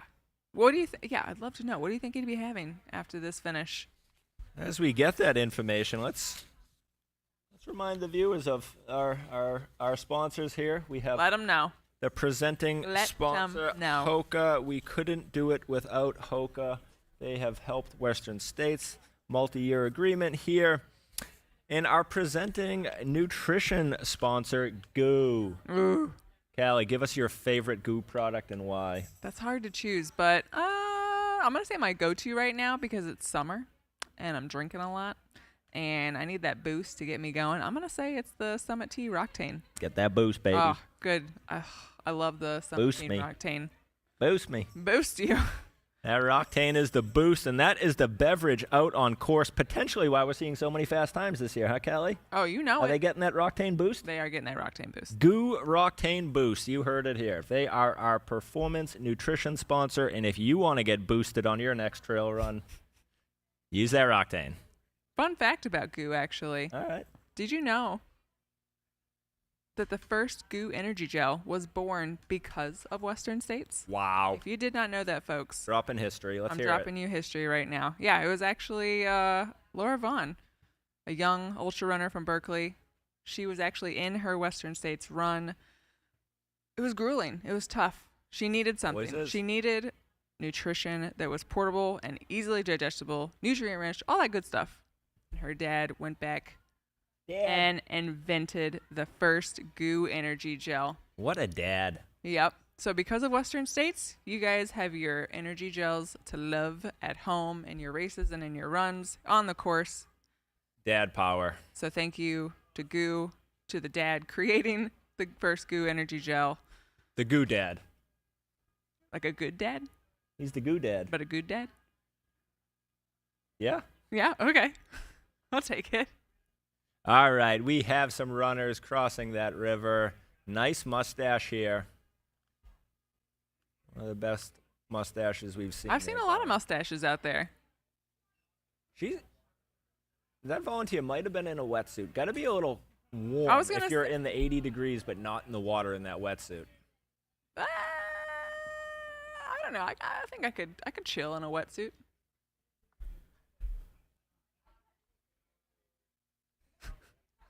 There they go, across that river. Jamil has left the building. Jamil is speeding away on an e-bike across the track. It's going so fast. Oh, probably. Okay. We are looking at the Ruckychucky River right now. Iconic, historic river in the Western States and also just in ultramarathons in general. With a brutal 1.8 mile climb up to Greengate where That is a brutal, brutal climb. These runners right now are lucky they're doing it in the dark, but regardless, it's still a gnarly climb. It's a tough one. I'm just looking at these volunteers right now, and my heart and soul is going out to them right now because I can only imagine just standing in the water, holding a rope for how many hours? Could be an 8-hour shift. I hope they've got some good music going on in their ears. They might be pruning up in the fingers. That's a great. A lot of prunes. That's a great thing to note. I didn't even consider that, but you know what? That's definitely happening right now. Look at that. What do we have about 8 of our volunteers there in the river. 8 of 1,600 volunteers that help put this race together this year. Woo. Sometimes you're out cutting down trees, Kelly. Sometimes you're in the river helping people. Sometimes you're serving food at the finish line. It takes a village to get this race together. And so, if you are appreciating this race, this live stream, we would ask you, think about donating. The Western States is a non-profit. All of those donations are going to go back to make this live stream bigger, better next year. And of course, some of those dollars go to that medical research you see that is coming out of Western States. Lots and lots of research. And finally, those dollars go to trail stewardship. So help us out, make a donation so we can do this bigger, better next year. There they go, up that climb. Hold the rope, help yourself. Get up there. What is that?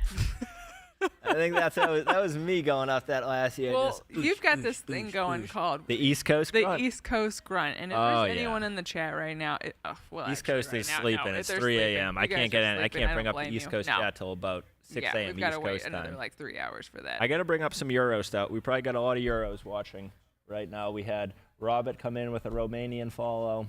I'm just curious. I want to go back to this grunt because is this just an East Coast thing or is predominantly East Coast because the trails are just a little bit harder out there. So you've got a grunt to get it done. You got a grunt to get it done out in the East Coast. I guess so.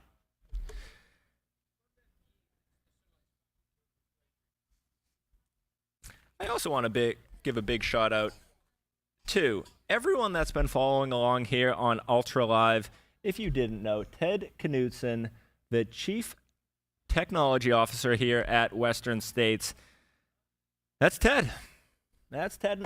He is the founder of Ultra Live. And I'm going to tell you something, Kelly. You want another little fun fact for this audience? I love fun facts. 2019, you know what they gave Ted? The Little Cougar Award. Oh. It's about this 8-pound bronze little cougar giving it to Ted the Cougar Knupson. That's what they call him. Oh, yes, I have heard this story, actually. That's Ted. Yeah, that's He's Ted. the one. If you are enjoying that Ultra Live for all of those races Ultra Live does, that is Ted, our Chief Technology Officer here at Western States. Couldn't have done this race without him, hence Ted Cougar Knupson. It's a strong name. That's a great name. I would introduce, if I was Ted Cougar Knupson, I would introduce myself as that to everyone. Wait, say it 3 times in a row. I can't do that. Okay. Thank you, Takes a Ted. Special talent. Thank you. Appreciate you. Appreciate you. Appreciate you. All right, we are still looking at the river. Like we said, our pal Chris Warden, our boots on the ground, will be there in a little bit. We will get some report from the river. We'll see if we can get Chris in the river. We'll put a pair of waders on him. Say, Chris, get halfway through the river. We'll see if we can get his shift a little spicier for him. I mean, it's already pretty spicy. I don't know what you're talking about. This whole course has got a little spice to it. Chris So has got- it's a different kind of spice, depending on where you are.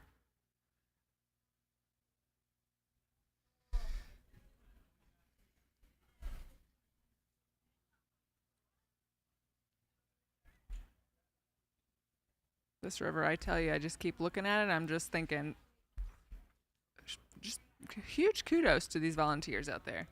Yep. Callie and I have been running around this river the last few days, and let us tell you, Sure have. even at 8 or 9 a.m., it's hot. It's spicy. Hot. Extra spicy. It's hot down there. So some of these runners that we're going to be seeing later on who have survived the heat on day one, Yeah. they're getting dose 2 later this morning. Oof. It's going to come at them, but nothing's going to stop them from getting to this finish line. Not heat, not the night. As some would say, nothing's going to break their stride. Nothing going to hold them back. Hold them down. Hold them down. Yeah, Back that's down. close. 12:17 here, local time. We are waiting on our next finishers here at the track and waiting for our field respondent, Chris, to get over to the Rucky Chucky River. We did have TJ David hitting Roby Point about 11 minutes ago. So TJ David appears could be our next finisher. He's coming from Carbondale, Colorado. One of my favorite places in the world is in Carbondale, Colorado. Yep. I'm going to give it a shout out as the Avalanche Ranch. It is a little farm, hot springs, little resort. They got, I don't know, 7 condos, some covered wagons you could stay in. It is an absolute gem in Carbondale. So That's a good tip right there. yeah, TJ, all next week, he's probably just going to post up there, just sit in that Avalanche Ranch hot springs. We are anticipating TJ in any minute. I don't blame him. I'm not going to lie.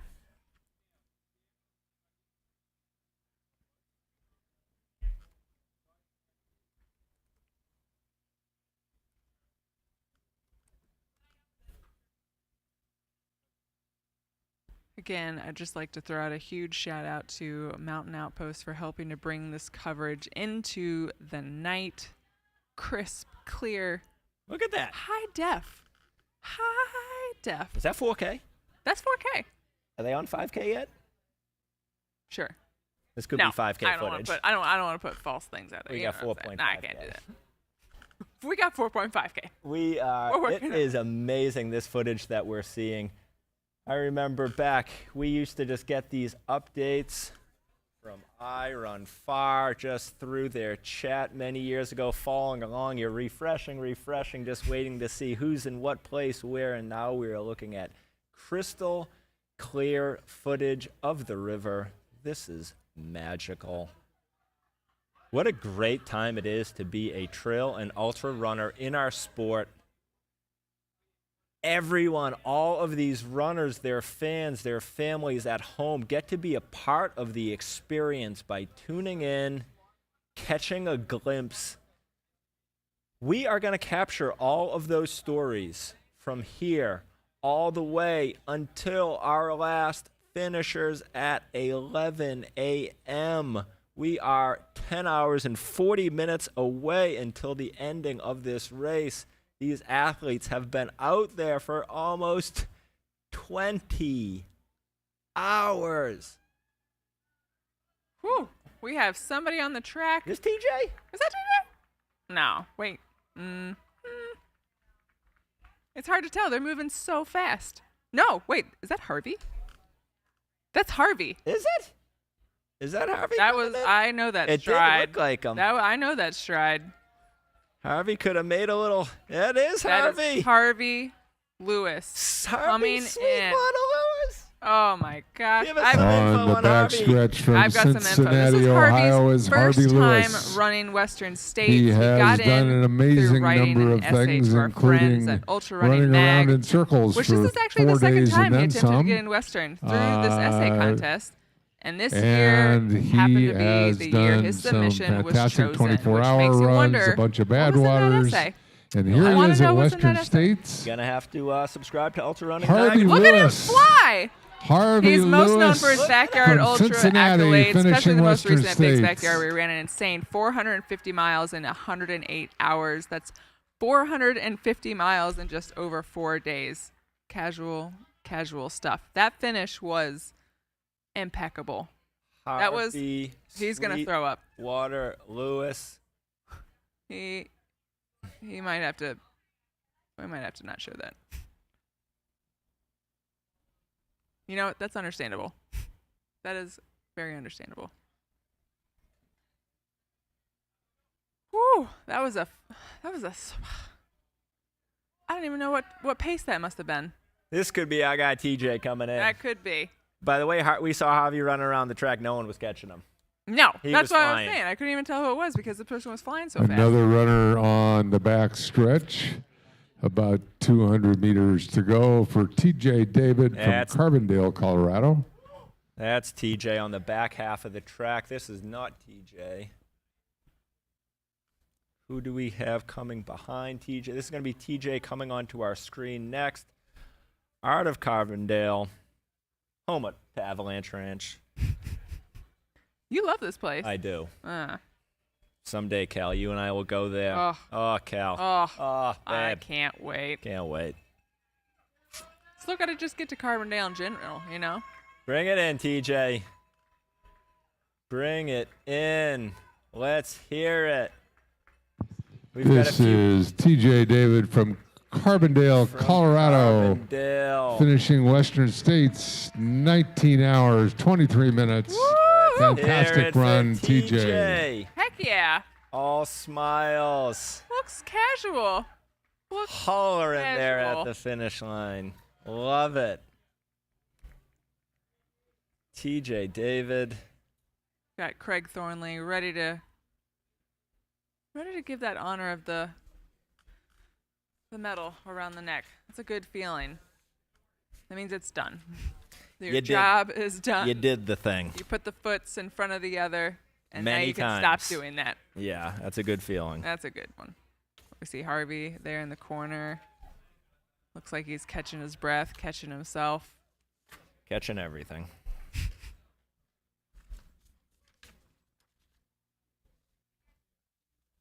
Oh, we got a unicorn on the track. Do we? I did just see a unicorn. Oh, yep, sure do. Is that Amelia? Who do we got? And this is Matthias, Tennessee, running his first Western States. He has done UTMB and Nice Côte d'Azur, Laboredo, Is this Matthias coming in from MIUT France? on Madeira Island, Ultra Trail Cape Town, and now he has done Western States. Matthias, Tennessee. Matthias. From Toron Love in it. France. Waving the flag for back home, representing. I hope he's brought me a croissant. We didn't And he wanted to thank Fabienne, this. his spouse, and all the French people, a lover of gastronomy and sport. My kind of guy. Matthias, Tennessee from France.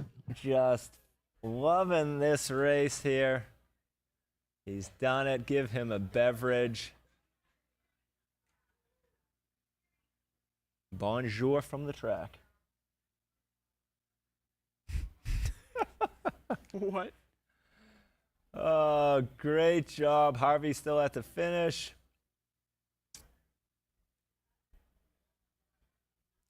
We've got Charles McNulty and potentially Becca Wendell coming in next. So I know we were hoping to get Ryan Montgomery up here on stage. just got word that he's already at In-N-Out. He's already refueling, recovering. He's at the In-N-Out Burger. I don't well blame him. earned. Beeline it, you know? Get yourself a double animal style. Do you know what that means? No idea what that means. Okay. Never been to an In-N-Out. Oh, that doesn't look good from... It's Harvey going to be okay. All right, Harvey, take that photo. Maybe tomorrow when Ryan comes back for Golden Hour, we can get him in the studio. Mm-hmm. We'll send a request to his team. He's wanted for an interview tomorrow. All right, we are 19 hours and 26 minutes into this 2024 Western States 100. Mateus getting that photo there. Heck yeah. You know that one's going to be framed, right? Becca should be next.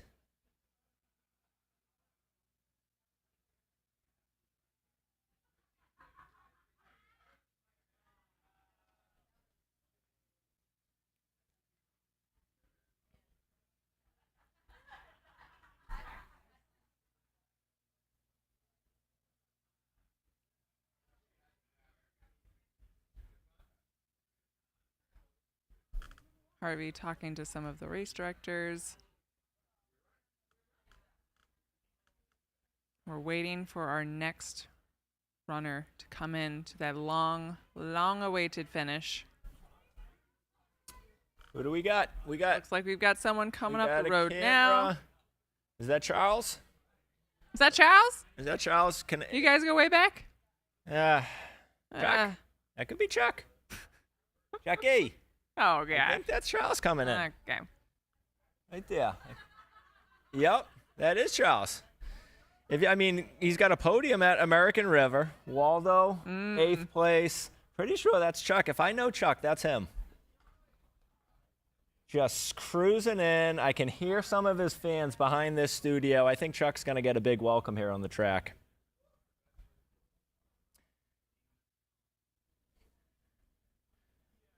Let's take a look. Charles Chuck McNulty, hopefully enjoying these last few steps. Coming in. We got it. That is Chucky. Coming in hot. Hometown hero. Look at this, Cal. Coming in from Auburn. Going home. Probably sleeping in his bed tonight. He could probably walk home.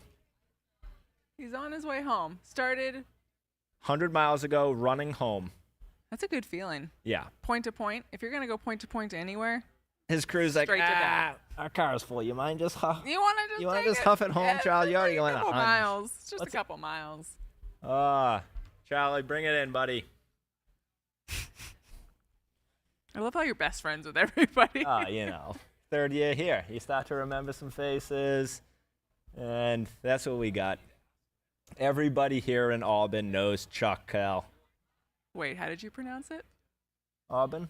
Auburn? Everyone here in Auburn knows Chuck. Oh, that Boston accent coming through. Yep, here he is, coming onto the track. It's a good feeling. You see those Local blue Hoka lights. Legend. That headlamp is just getting on the track.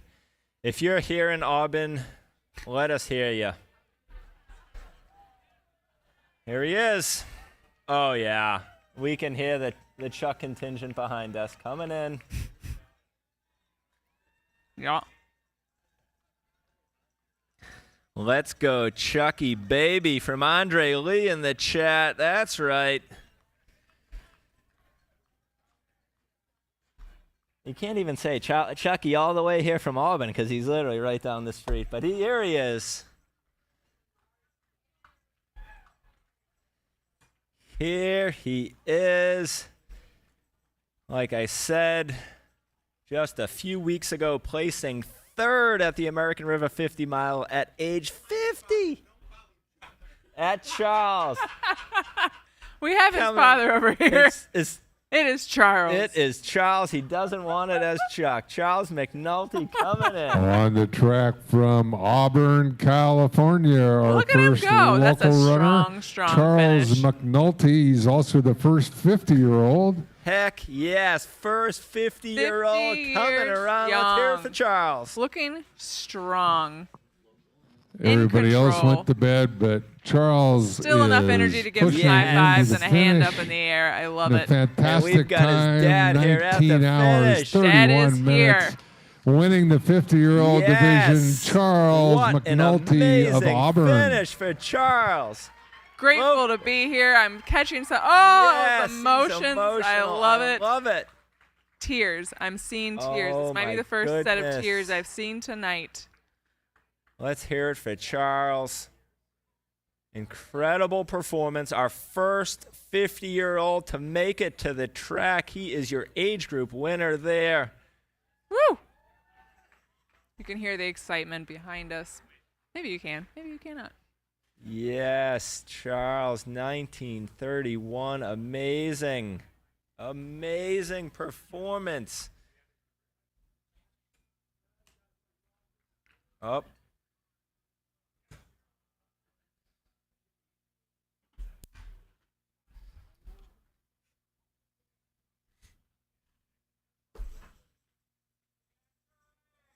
Looks that or we've lost some power. Callie's bringing too much energy here. Jamil's bringing too much energy.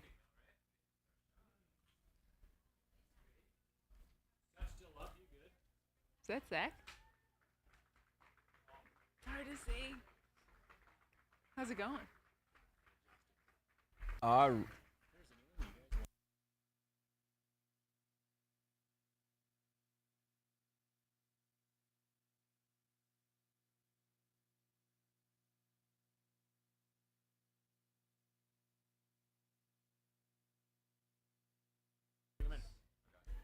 Audio works.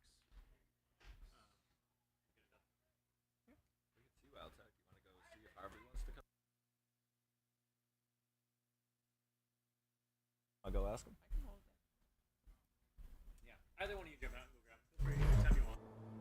I've stood out everywhere I've gone my entire life, and I'm proud of that. I have 2 daughters, and I want them to know that that's okay for them too, and really for anybody else who feels like they're always standing out, that there's nothing wrong with being the unicorn in the sea of horses, and that it's actually a good thing. My name is Hiba Hefsi. I'm a Muslim woman. I grew up in a really conservative Muslim household, and 10 years ago it was really hard to find hijabs that were made from dry fit material. The wardrobe for women who want to be fit has completely changed. A lot of brands have made hijabs and kind of more modest clothing for women to wear when they run. There are definitely not many people who show up dressed the way that I do or look the way that I do. And for a while, I would say there was some imposter syndrome for sure. You know, you show up and everybody looks completely different than you. Anybody can run trails, and you can fit in anywhere, no matter what you look like. Just learning to kind of put myself in places where I don't feel like I belong and realize that you do belong. That's how we grow, and that's how we approach new challenges head on and say, I'm gonna conquer that. And that's actually what made me want to do Western States. If other people can do this challenging thing, why can't I? It's not easy to be different and to always stand out, and it's okay to have down days, but to always remind yourself that this is the only life we get. I'm never gonna feel the way that I feel again, and there's just not enough time in our lives to spend worried about what other people think or how we fit, and that the only way to be is how you are.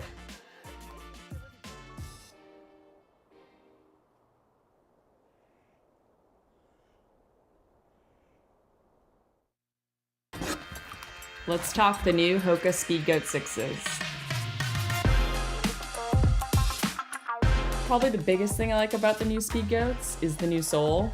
It is extra grippy. It's got a new Vibram Mega Grip, and it's got 5mm lugs. And for me, needing all the technical help I can get, it's been amazing as I've been prepping for Western States on more technical terrain.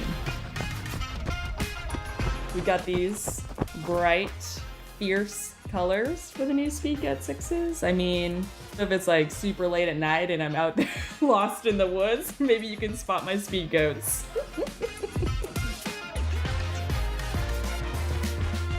Another new feature of the Speedgoat 6s that's awesome is the upper. It's a new woven textile that makes it a lot more comfortable, and it's also way more breathable. So especially on hot, long runs, it's, yeah, a game changer. All right, let's go for a ride.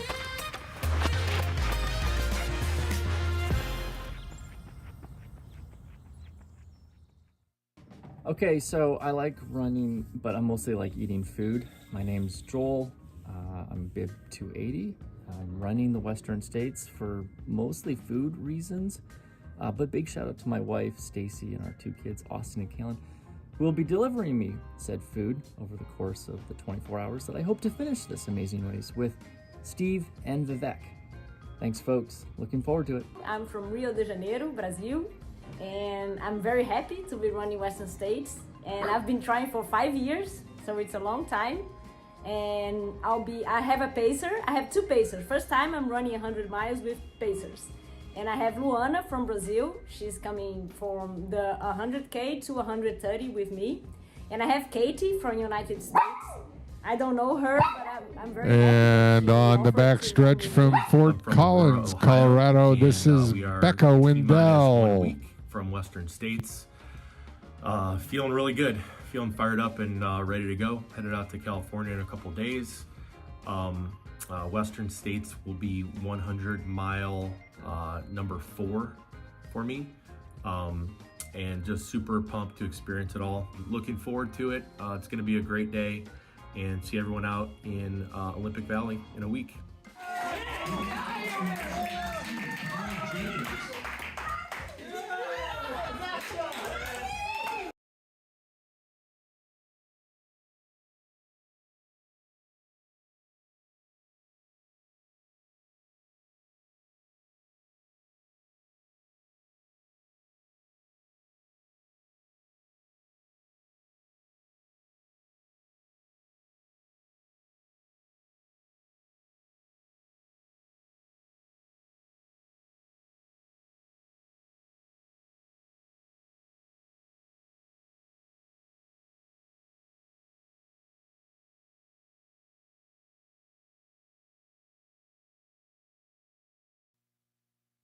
Painful as it is right now,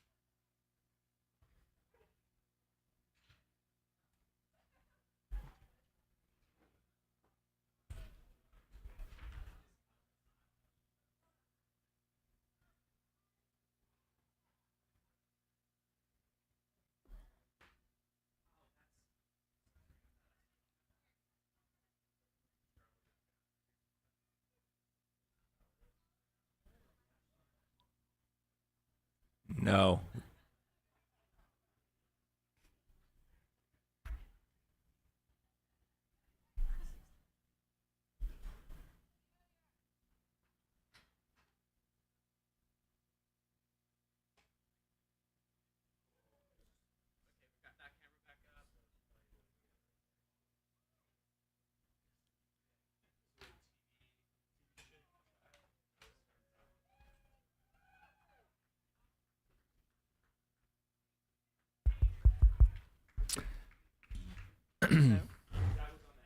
Check. All right. Sorry about that. A little technical difficulty, but we are back. For those that are tuning in, we had Becca Windell come across that finish line just a few minutes ago. Becca was our 100K second place finisher at Black Canyon Ultra, getting her golden ticket here. Great performance by Becca, fighting in that top 10 all day. Just our last finisher came across that track. Congratulations, Becca.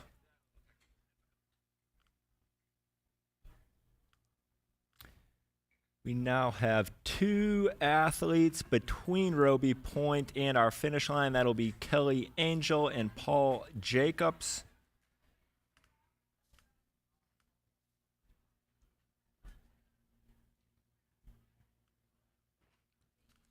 Ooh, getting into the midnight after hours. You know, I'm going to guess that this is probably about the time most people will be asleep right now. But these runners. Just relentless. Pushing through the night with one dream, one goal in mind. Get that buckle. That buckle. Mm-hmm. Now, technically, they're not going to get the buckle until tomorrow. But at the award ceremony. The metaphorical buckle, you get it once you cross that finish line. Kelly Angel, Paul Jacobs coming at us next. What we're looking at now is some footage back out of the Rucky Chucky. We have a runner going up that steep climb, 1.8 miles to that next aid station.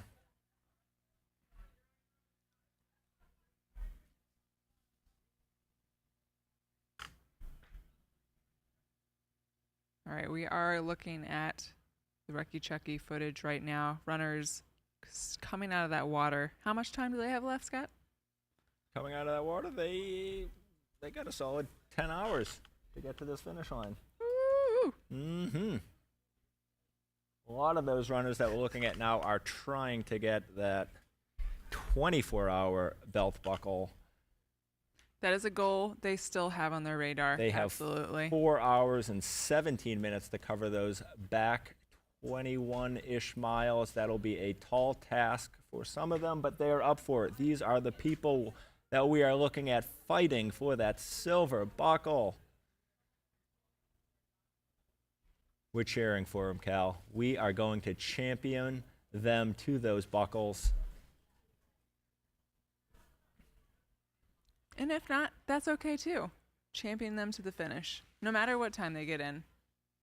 It's all about that finish, guys. Still, these volunteers still in the water right now.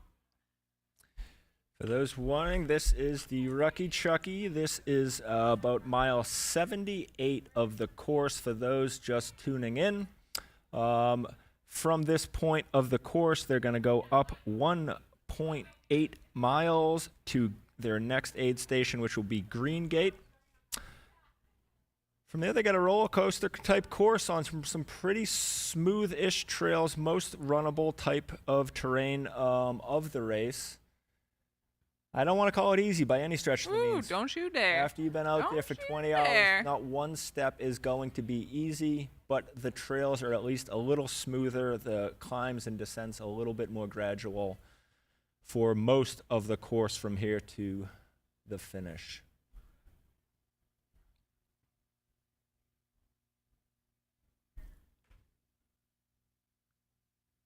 Like I mentioned, our next cutoff at the race is going to be at 2:40 a.m. local time. That is about 2 hours from now at Dardanelles.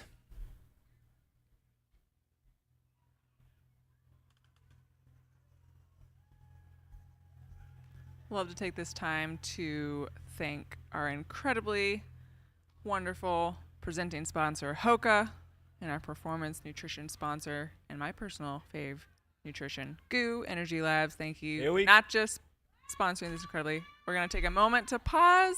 We have someone coming onto the track right now. That's going to be Kelly Angel from Australia. It's Kelly Angel. I can see with the flag wrapped around with pride. Excited to represent friends and family back home. Bib 40. Country. Bib 41, Kelly. I see her crew and pacers darting across the field right now to meet her there at the finish. She's chugging along. 17th female coming in right now. Let's hear it. Aussie, Aussie, Aussie. Here she comes. From Melbourne. We have another Kiwi. This is Kelly Angel from Melbourne. And she is our second, I think, Australian finisher Come on, today. Kelly, coming around that track.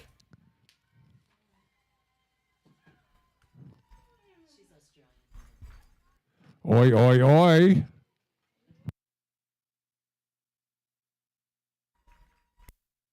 This is Kelly Angel from Melbourne, Australia, finishing Western States in 19 hours, 47 minutes.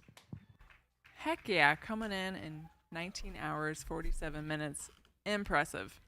Absolutely impressive.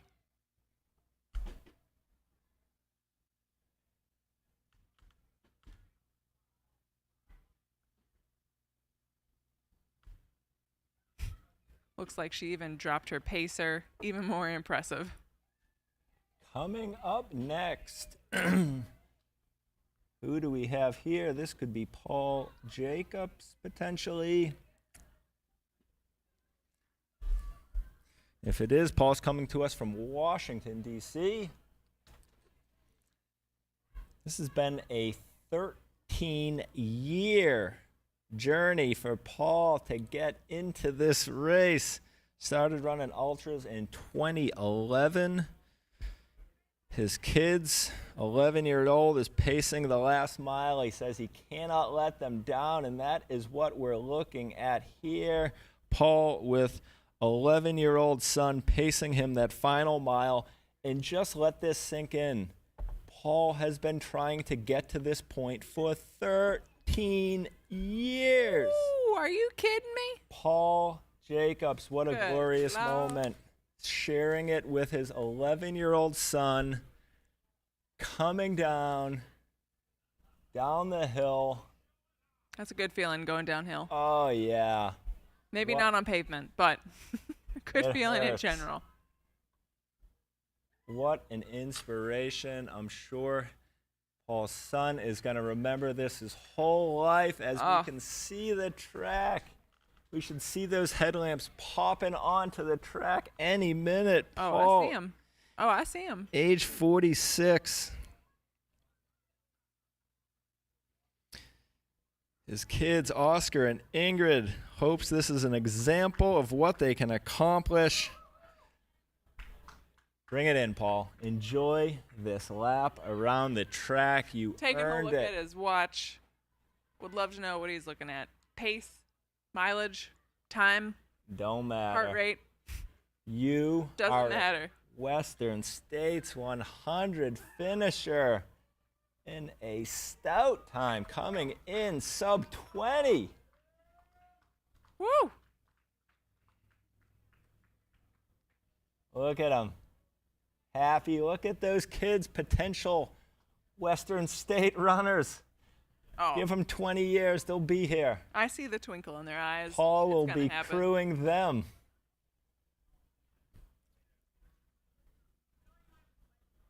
Bringing it around. What a special I'm getting goosebumps, Cal. You Are must ya? be too. You got the fur coat. Yeah, it's getting a little chilly, so I had to put a coat on. I think not it's the gonna lie. goosebumps with Paul and his It- child. you're his right, his you're right. child and It daughter, is. his son and Yep. daughter here. A lot of emotions on this track. You get those tonight. goosebumps. Coming around every the track time. now is Paul Jacobs from Washington, D.C. And he's going to break 20 hours.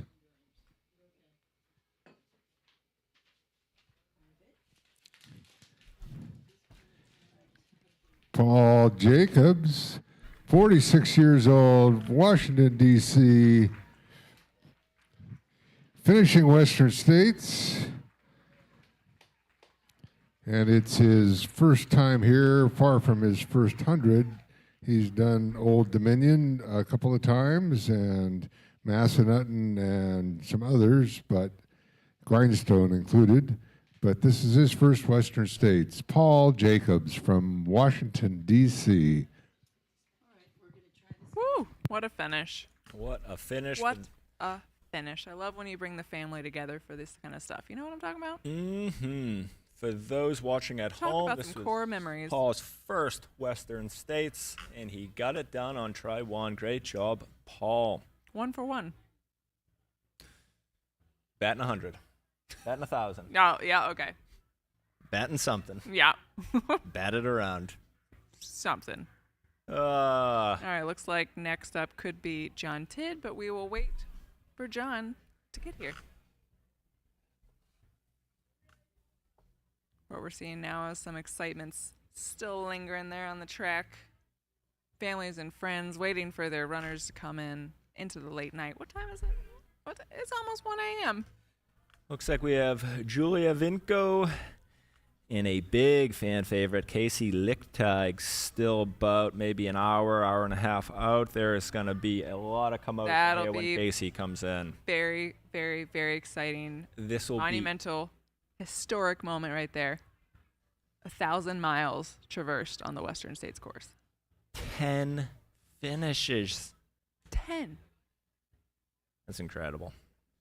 We'll see Casey in a little bit. Until then, Cal. Yeah.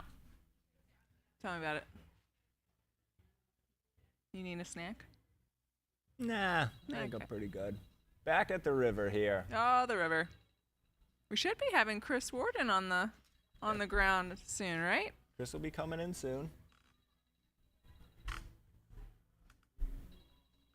We see those runners Crossing that river. That water's. I'm just looking at it, and the deeper into the night we go, the colder that water is looking. Knowing some of those volunteers have been in there for hours, that's a trooper right there.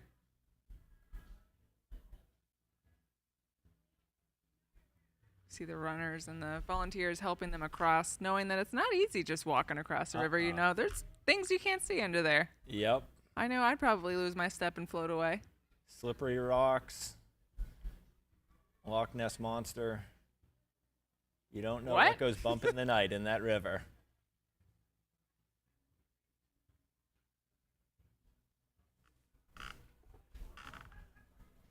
These runners making their journey.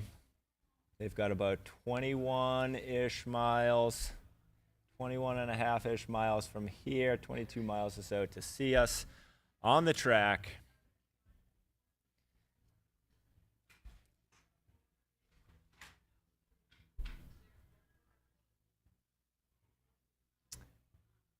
Scott, I know you've crossed this river a couple times. I have. Can you talk to us a little about this experience? What was it like cross? I know when you crossed, that was in the daytime. It was hot, and you had something to look forward to getting into that water. It was my first year. It was one of the hotter years on record. Mm-hmm. I entered the water, I believe, in the magical M10 spot. Oh, that's what happened. I remember that. Okay, all right. Yeah, All come back to me now. I found out I was M10 in the river. In the river, you found out. Stephen Wright, a volunteer in the river from Arizona, was there. Let me know, hey, Shout out to Stephen. You are top 10 right now. So that was a pretty special moment. But walking across, like I said, very hot year. I definitely soaked myself. I took the Jim Walmsley approach of just kind of floating in that water to try to cool down for the final push. Second year, I took the boat. Don't rock the boat. Don't rock the boat. You're part of the official yacht club now. I was on the yacht club in 2023, yacht club graduate. I think I prefer walking across. Do ya? Yeah. I was going to say, I think I would too, because one, refreshing, but two, the thought of like having to climb into a boat and then just sit there. Like, I feel like my legs might go into a little bit of rigor mortis Yeah, I remember. Sitting in that boat. I remember they had a bucket of ice water there in the boat to kind of cool yourself, where you could dip in there. And it's quick. I mean, they get you across that boat ride there 30 seconds, you know? You know, actually, okay, so I was just thinking about, like, yeah, no, and I would never sign up to be a volunteer in the water. But you know what I would sign up for immediately? Being one of the volunteers in the boat. Well, rowing across the river. You got to know how to row the boat. Oh. Oh, you row. Oh. Oh, you I used row. to be on a crew team. I don't know if you knew this, Scott. Actually. All right, Craig, if you're listening, Kelly's your next boat. Next time you need boat help, I will at get the those river. people across the river in record time. Yeah, Kelly's volunteering to be the boat captain, the yacht club captain. Hey, you She got needs a hat. She needs the sailor hat. I think I've got one back home. Look out, boat guy out there. Kelly's coming Yeah, for your I'm job. seeing that person in the. I got that. We have a few more runners coming across. Looks like we got a nice. I'm seeing in the chat, shout out to the volunteers who stay in the river Oh, for runners. heroes. I could not agree more. You'd have to put me in like 5 layers of wetsuits to be in there. I'm not going to lie. But I'm saying, but in the boat, I'm in. In the boat. I'm going to have those people across the river in 5 seconds. We got a runner, a lot of KT tape, just bandaged together, but Hey, this runner is gonna sometimes get that's what to you that gotta do. finish line. Absolutely. Get across there. Yep, it's rocky, it's wet, it's slick, and then you're gonna take your first few steps on a very steep Slick. little dusty, And, yep. dusty climb. That's always a nice coating for your shoes. Yeah, when coming they're out of the water soaking and wet. getting in some dust, you get this thick layer of just, I don't even know, it's just crust. Ankle weights going up that Yeah, climb. yeah, big time. Yeah. You heard it here. You want to train for this section of the course, throw some ankle weights on and go to the beach and climb the biggest dune you can. Oh, running in sand. Here it is. Let's see. Will he use the rail to help propel him up? I see it. The pacer's got it. Oh, yeah. Oh, I This is definitely like be in hanging on Phoenix to when that. you go You to kidding me? Phoenix, you go to Flatiron, you use that, yeah. that rope to carry yourself Yep. up there. Sure do. Up they go, on their way to come see us here on the track 22 miles later. They still got a journey ahead of them. Can we tell them to pick up some coffee on the way? On the way in, coffee and croissants if you don't Just a mind. little pit stop. Yep. Nah, you guys are good. You sure? I mean, if it's like on the way. Yeah, you know. If it's on the way. If you see it on the Right side, before- of right when you get no to that hands white- bridge. Yeah, right when you get to the White Bridge, half mile from Okay, there. yeah. Quick detour into town. Yeah, we want it to be as hot as possible. Yeah, don't let us Yeah, down. Make sure it's fresh. I'll take it with oat milk and some hazelnut. The chats wanted to know, Kelly, is that water cold? Oh. It's pretty It cold. might be, actually. It is cold. I was in it today. I was in it yesterday I can't during believe you my got run. in there without me. It's definitely cold. It's refreshing when you're hot, and believe it or not, it is still probably in the mid 70s for temperature there. Good. So I'm gonna do a little 70 temperature degrees. Check. Be right back. All right, so we're looking at about 21 or 22 degrees Celsius temperature outside, so it's still a pretty warm night. Those runners have been going through a very hot day, so I would think it's going to be a refreshing plunge into that water to help cool them for the rest of the race. I was going to say, right now it's showing at the track to be 72 degrees Fahrenheit. We're going to call that 21 degrees Celsius, 21, 22. Oh, you good at math like that? I know it. Okay. So what would they say? Because this is a little bit lower. It's in this kind of canyon area. I'm would think saying it's the pretty weather's similar. going to be pretty similar, but maybe a little bit warmer in there. You're It still could- getting some of the heat, from the walls in there. Yep, the heat does get A little trapped. bit of an oven. So it might be a good 73 to 75, let's call it.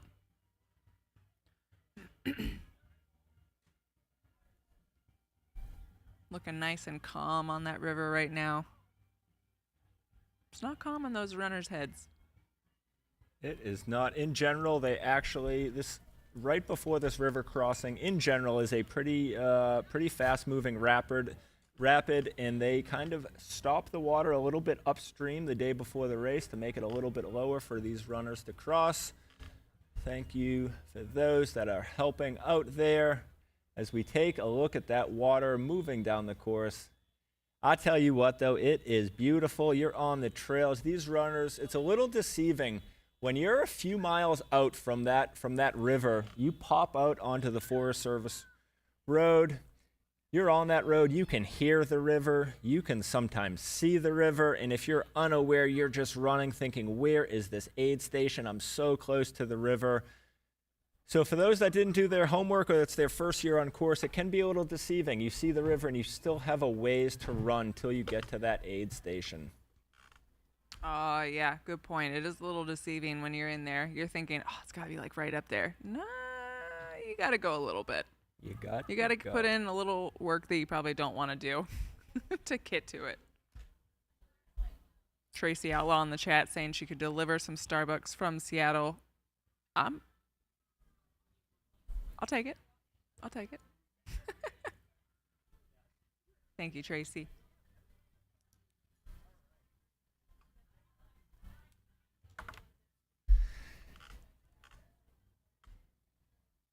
All right, still looking at the river here, mile 78. Some of these runners will elect to see their crew be on the 78-mile side of the river before they get into the water. They can also have crew on the other side of the river.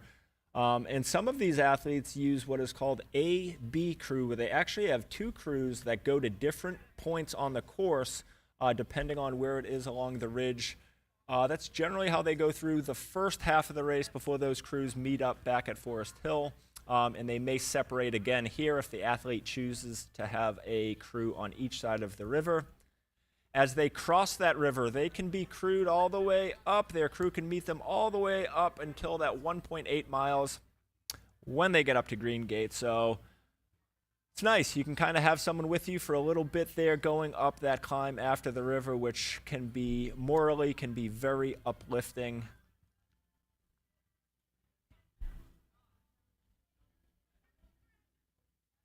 I think I'm hearing some Dixie Chicks behind us right now. Is that what I'm hearing? That could be what you're hearing.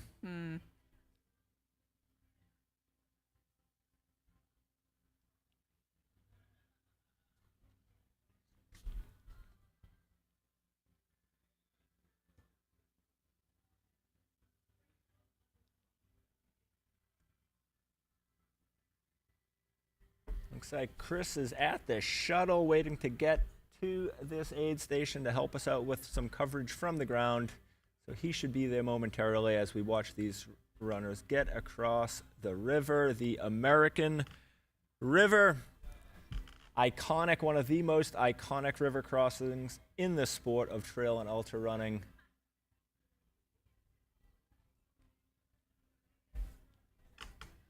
We have quite a few people in the chat.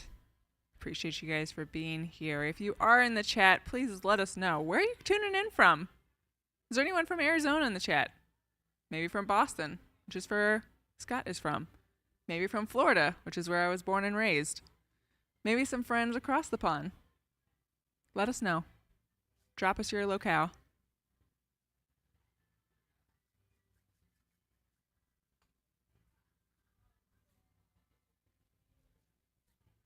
I know we've had a few people that I know that have been watching this chat all day long. It is fun. It is enticing to watch. You kind of get yourself sucked in. Even some of those that maybe are newer to the sport or just aren't quite sure of trail and ultra running, you start watching this, you tune in, you get hooked on the stories. Seeing all of these runners, it is inspiring. We've got some friends from Australia, New Zealand, Italy, Tucson. Oh, love Tucson. South We need to get back Africa, down there. Ireland, they have some of my Hong favorite. Kong. They everywhere. They everywhere. But we do need to get back down to Tucson. You guys have one of my favorite places, Time Market. Best croissant I've had in Arizona, hands down. Holy cow, we've got people from Australia, England, Austria, Colorado, South Africa, Ireland, Tempe, Hong Kong. The list goes on.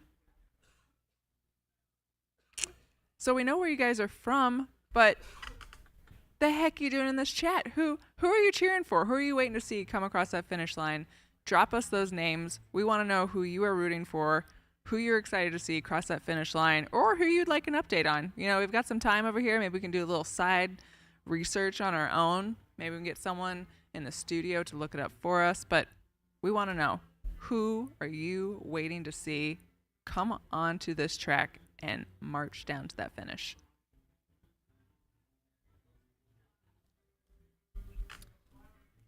Could be a few more minutes until we see someone. We still haven't seen any runners through Roby Point.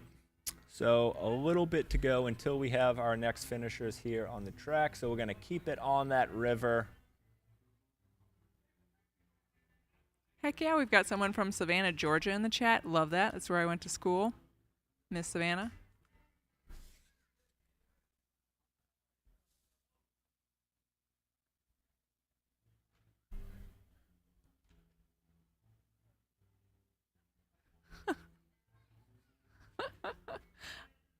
I know Mountain Outpost posted about this earlier, but you got to let us know. I already know what Scott is going to decide, but if you are team croissant or team bagel, let us know.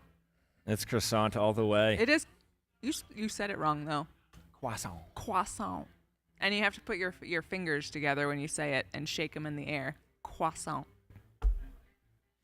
So we are still waiting on our top 20 women to come through.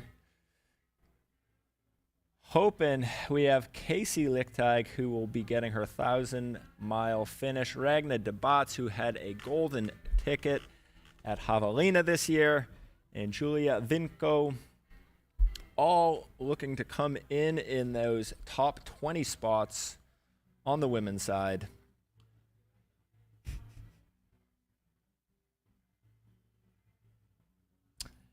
For those that are just joining, let us recap. I was going to say, some of you guys probably are just waking up, or maybe you've been up, had your coffee, maybe you got your run in, and you're like, okay, let me check back in and see what's going on You want to with give them this the top race. 10? Top 10 female, Cal. You want to give them, and I'll give them the top 10 male? All right, top 10 ladies. Let's hear it for the ladies. Who do we got? Hold on. My internet's taking a minute. I'll take the ladies. You can take the gents. We No. All right, you take him. In first place, we had Katie Schide, an absolutely magical performance. Went hot to start. Amazing. Was ahead of course record pace for a while. The day heated up. She ran 15:46. She has the second and third fastest times on this course ever. Incredible performance by Katie. We had Farzu Zhang in second, Esther Chizag in third, Emily Hoggood with fourth, Ingrid Kasperson in fifth. Ida Nilsson was our sixth place finisher. Fan favorite Heather Jackson was seventh. Friends Rachel Drake and Leah Yingling, eighth and ninth. And rounding out our top 10 females was Priscilla 4G. Unbelievable. These runners, just great performances. Incredible race to watch on the ladies' side. And just like my shirt says, we are here for the women's race. Excuse All me. right. Ninth and 10th was Priscilla and Leah. I think I got that wrong. Leah was 10th and Priscilla 9th. No.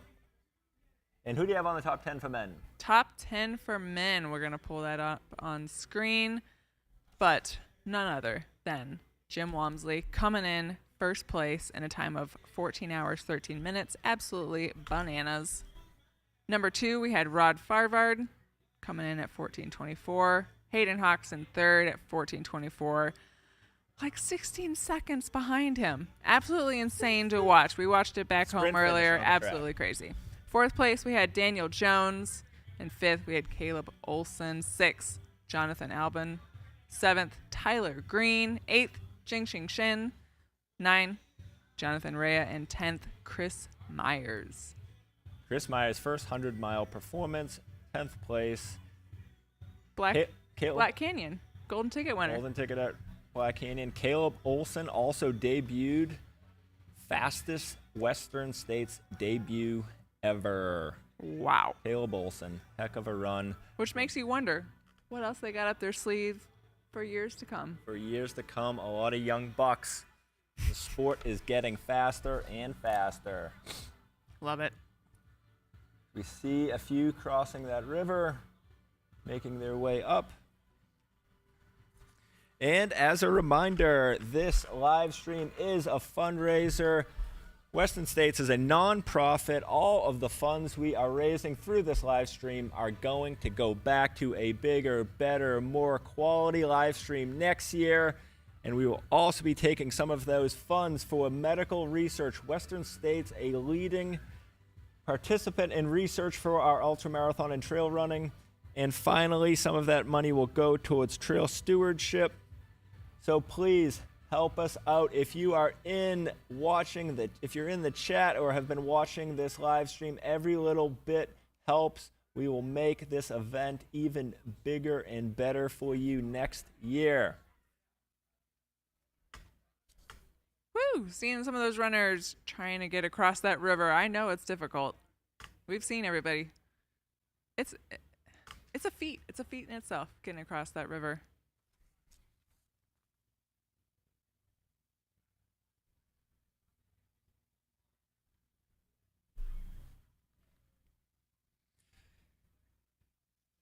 As more runners come into the finish, I might have to go down there and grab a few to bring up here and interview.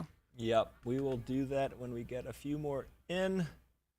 I know the couple of the last ones, it didn't look like they wanted to do too much. And you know what? I don't blame them.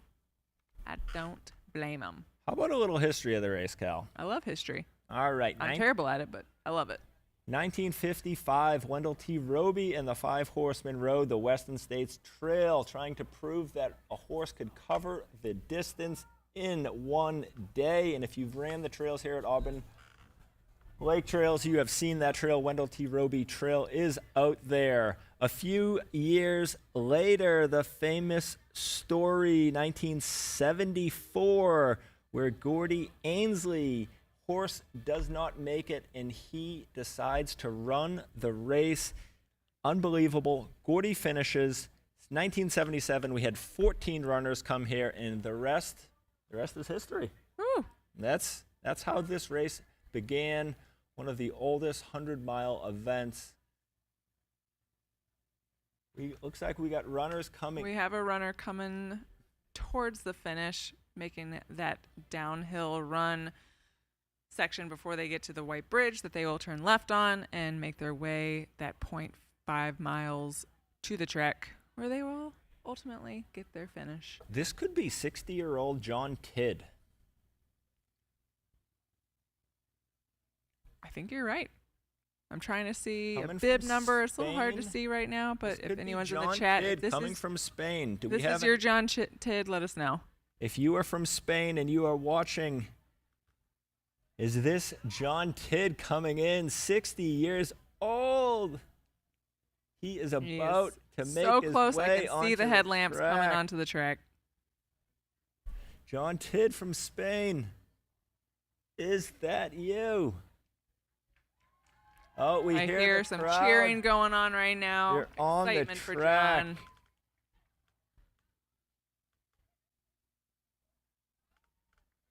'47th place overall, our 30th male.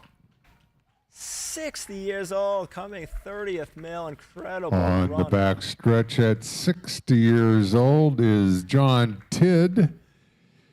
John has at various times in the past seems to have been from New Hampshire and Uruguay and now living in San Lorenzo de Escorial in Spain.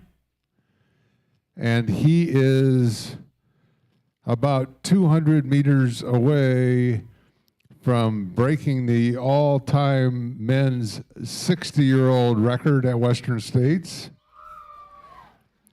Roger Delor set in 2003 of 20 hours, 28 minutes. Roger is down at the finish line to welcome in the new 60-year-old record holder.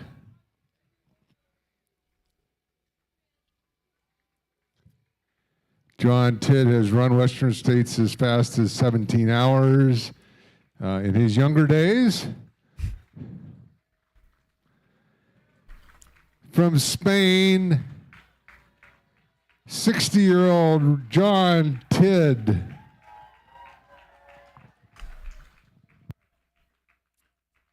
And for those watching, Just under 20 hours, 16 minutes.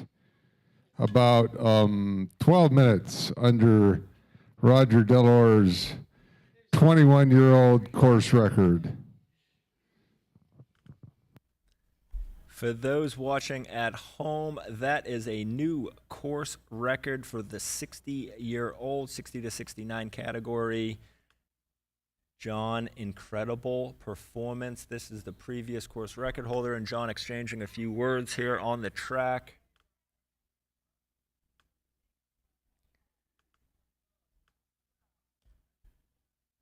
Callie, we can only hope to still be participating in this sport. Isn't that the dream, though? John Tidd, 2016-04, new course record. There's a new standard for the 60-year-old age group, and here it is, John Tidd. I love to see these kinds of records get broken. Record-breaking performance on the track. I love it, because you know what it means? It means What's it mean? they are pushing boundaries and breaking limitations. Doesn't matter their age. And John Tidd was here and did just that. Broke limitations. You ready for this one? Set a new standard. Give it to me. John Tidd the dang thing. John Tidd the dang thing. I can't. That's a knee slapper right there. John Tidd the dang thing. He there did he the dang is. thing. John Tidd did the dang thing. He done tid it. It's getting late here. All right, everyone in the chat wants to see Sally. They want to see Casey. So do we. They're coming. They're coming. They can feel your energy from the chat propelling them forward.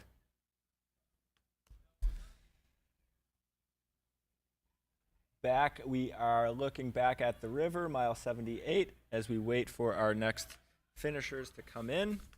It's getting a little chilly here.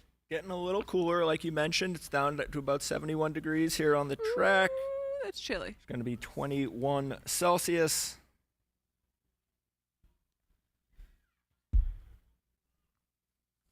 We have our 1,600 volunteers, 375 runners, making this Western States Endurance Run as special as it is each year.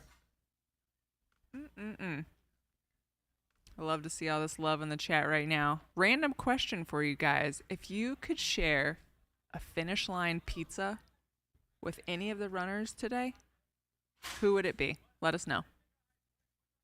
Who would you want to hang with, chat about the race with, and have a nice, fresh finish line pizza?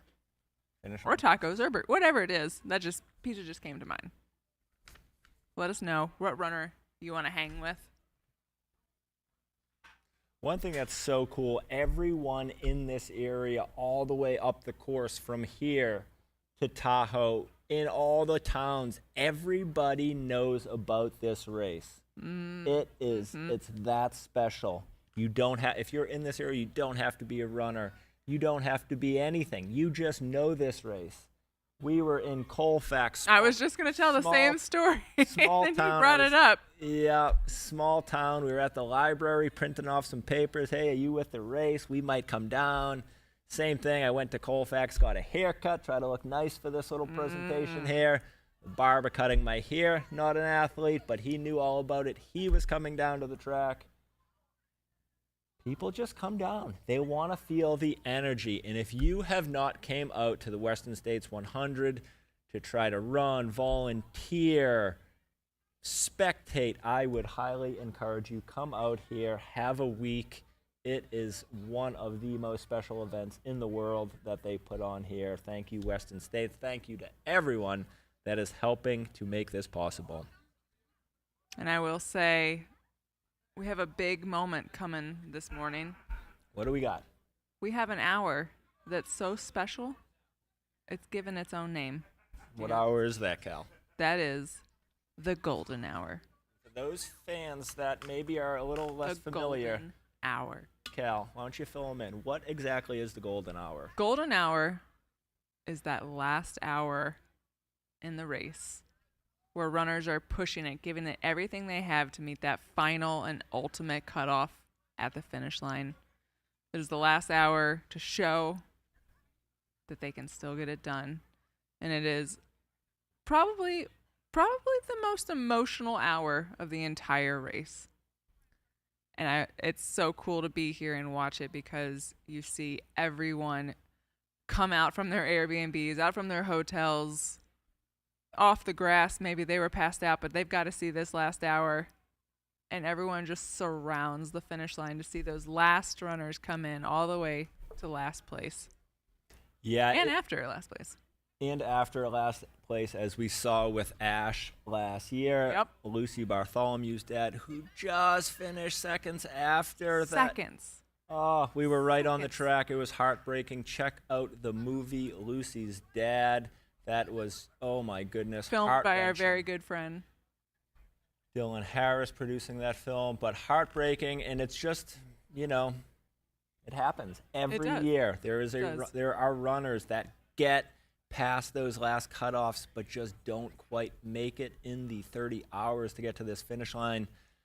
But like you said, it is, I find, to be one of the coolest things in our sport. We saw a few hours ago the winners come through this race, and if you saw the crowds for the winners, I would say they're almost 10 times as large for our final finishers. So while you would think, hey, the winners are going to get all the love, it's actually those last finishers where everyone from the race, all of the town comes down. These whole bleachers will be filled today.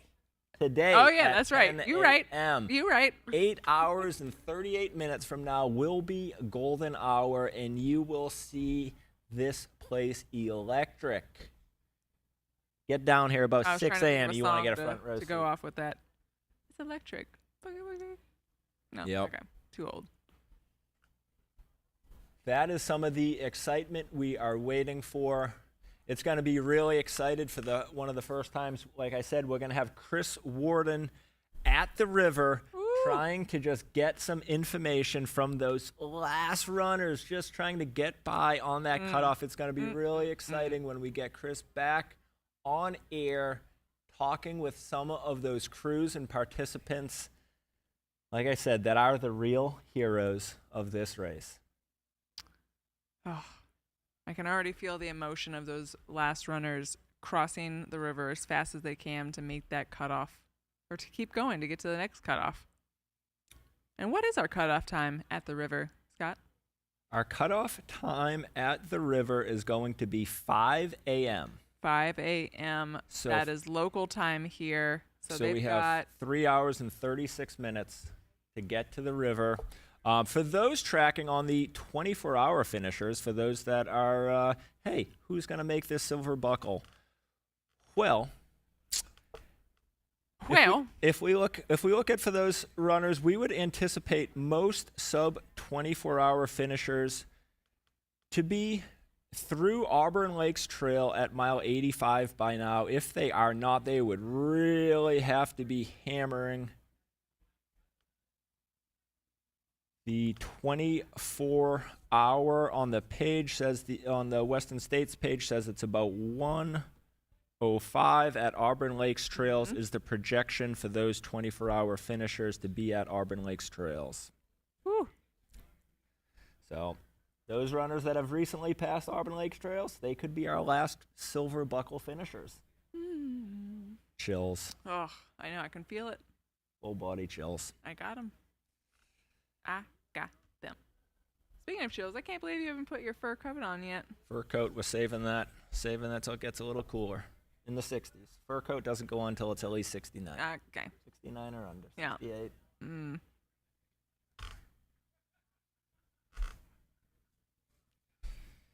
Callan, what about you? You've had one experience here running the Western States. You've had an experience in crewing it, and now you have an experience commentator tottering the broadcast. No, commentator totting. Commentator totting. You know, every time you say that, it just makes me want like a little thing of tater tots right here. Oh, that would be good. So if anyone feels like bringing some tater tots to the finish, But Cal, what would you won't say? be upset about it. What Sweet potato tots. Speak about your experience, and you've had so many different roles here, from, like I said, from crew to runner to now commentating. I'm not gonna lie, probably the most stressful out of all three was probably crewing. I'm not gonna lie, and that could have been my own fault. I went into it as a crew of one. It was just me, no other pacers, no other crew, and I was crewing you. Yeah. And when you crew you, that means it's gonna be a fast and furious race, and that was an experience. That was also my first experience at Western States, so a lot of things to learn. Your first race and your first time crewing you, actually. So it was an amazing time. Every aid station was just full of energy. When you're on that side of an aid station, not the runner, but you are the crew, it's just so magical, and it's so inspiring to watch all these runners come through and to see the grit and the determination in their face, getting in, getting out as fast as they can to move on to the next aid station, and ultimately to the finish. Second year I was here running, also entirely different experience, but absolutely amazing experience. Again, being on the other side, actually getting to experience the race. Again, it's a different kind of magic, but it was awesome to soak up. So I'm just looking at these runners and I know exactly what they're going through. Love it. And now year 3, here we are behind the table. Someone said it was a good idea to hand us some mics, and you know what? It was a good idea. You're loving it. I'm loving it. Loving it. You're loving it. Loving it. Well, we have 2 runners in between Roby Point and our finish line. We have Gail Nino from France, another French coming in. Love it. And Taylor Edwards, a local Auburnite. Another Auburnite. What are they, just handing out the bibs to the Auburnites here? Is that what they are? Are they Auburnites? Can we get someone to confirm that? I think they're called Auburnites. And maybe we got to move to Auburn. Maybe that's it. It's in the water. It's in the water. It's in the water. Move to Auburn, you get a bib. Is that how the system works?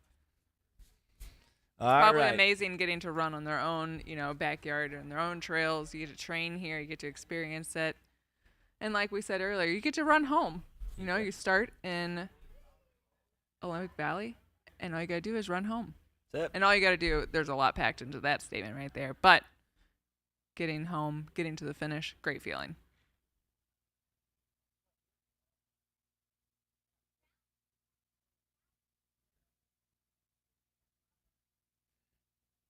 And as these runners are getting into these dark miles of the night, it can get lonely out there. Some of them use pacers.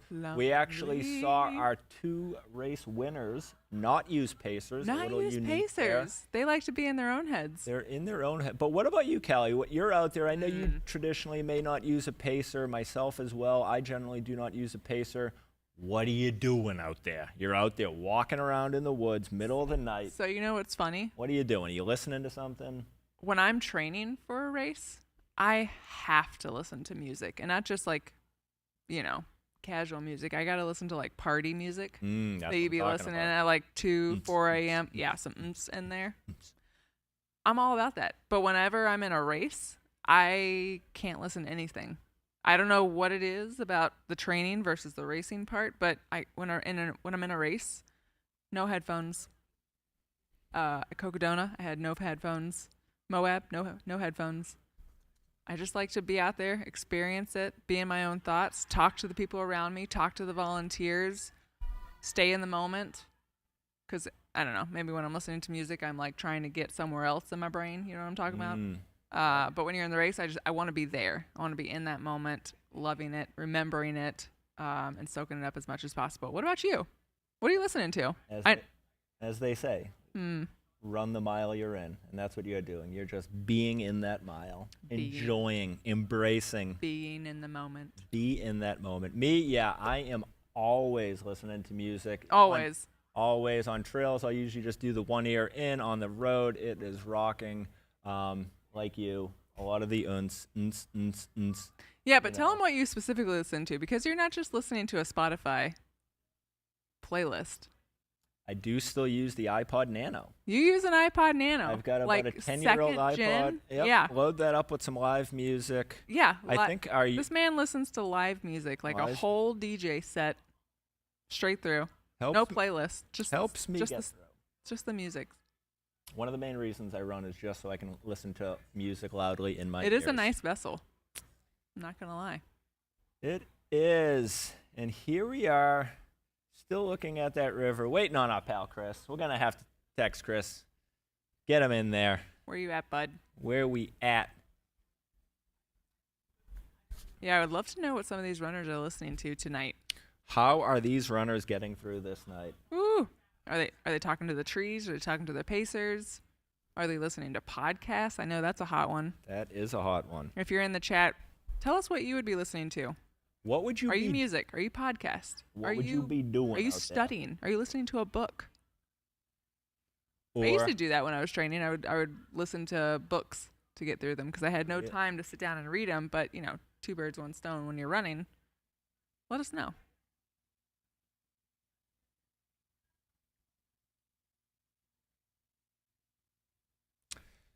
Those in the chat were wondering if they have the option to use the boat or to go across. They do not have the option. The race decides that if they're going to use a boat or if their runners will have to ford across the rivers on their own power with the rope. That is decided before the race. The boats are out there right now just as a safety. Someone in the chat, love the volunteers standing in the water all night. I could not agree more. We've been looking at this feed for a little bit, looking at the volunteers helping with that rope so runners can get across safely. But I'm also just looking at them like, you guys are standing in this cold, cold water. My heart goes out to you right now. Someone should hand you a nice hot cocoa. Oh, we got action on the track. That could be Gail. That could be Gail. That looks like a two-bit. Is that the Frenchman? 373. Is that 373, Gail? I think that's 373. The Frenchman? I think it is. Let's take a look at pictures. Oh, yeah, that's definitely. Let's hand it over to Tropical John to call him in. This is our 34th male coming in hot around that track on right the now. back stretch from Montpellier in France, Gaël Ninot. Gaël has done UTMB last year and in 2021. And also 100 miles Sud de France in 2019.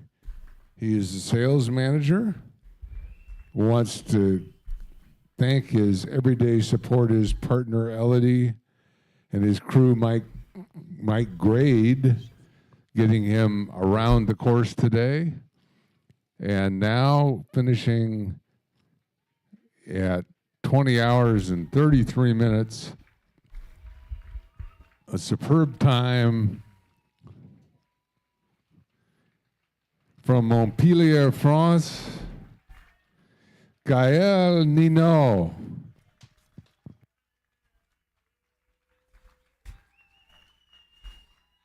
There it is, 2034. The Frenchman. Great performance.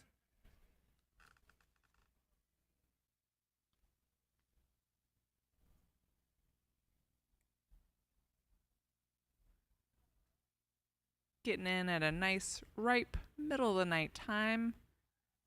I would say enough time to go back, take a little nap, come back for golden hour. What do you say? Mm-hmm. That's the strategy, right? You gotta just do what you gotta do to get yourself back here for golden hour, because that's where the party's at. That is where the party's at, and local legend Taylor Edwards is likely our next participant getting to the track. Taylor is from Auburn, 33 years young. Another Auburnite coming in. Another Auburnite.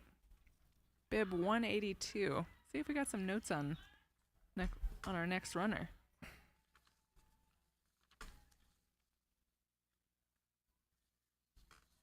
I do not.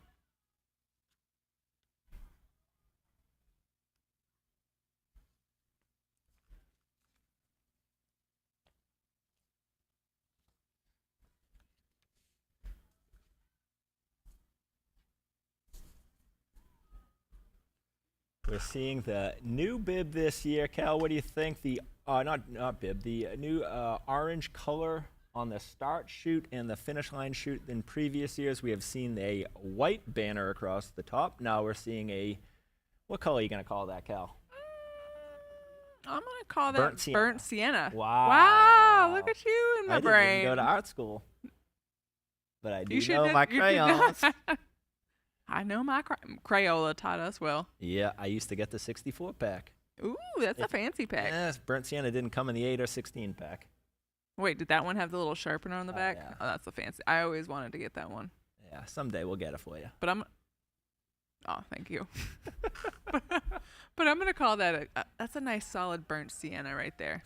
And that is the new. I wonder how many years we'll see it for. They really, I mean, Hoka and Western States really went all out this year.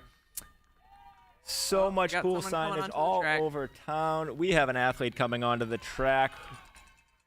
This could be my boy Taylor. With that big of a crew fall, oh, that's Taylor. That's I can looking tell like from that yeah, mustache. Oh, yeah, I can see the mustache. Oh, yeah, Oh, Taylor yeah. Edwards. From Local boy Auburn. from Auburn. Let's hear it for him. Take him in, Tropical John. Auburn. Take him in. 33 years young. Woo! 42nd male. Incredible performance. 32nd male, I believe. Oh. 32nd male. Made up 10 spots in the on the back 20 miles. Woo! Taylor Edwards with a crew. Looks like he's got the kids, the cousins, the uncles, I the love to aunts. see the family Look come at out the for this. family. Because you know the family, Yeah, they had- all work together to get this training done. So let's Yep. all celebrate this together on the track for the finish together. Here it is. Look at him go. Auburn, let's hear it. Your boy Taylor Edwards boy. coming in. Yeah, boy. On the track from Auburn, California, Taylor Edwards. He's coming in with his daughters, and they're not hurting him too much. That's Taylor Edwards from Auburn, California, finishing Western States.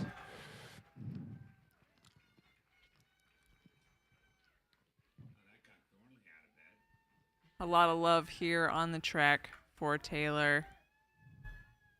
Makes sense. Local love, you know? Is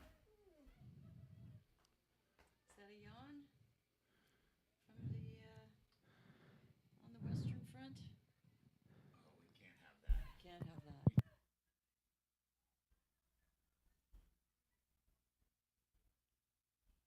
All right. How about that local boy coming in? And let's see.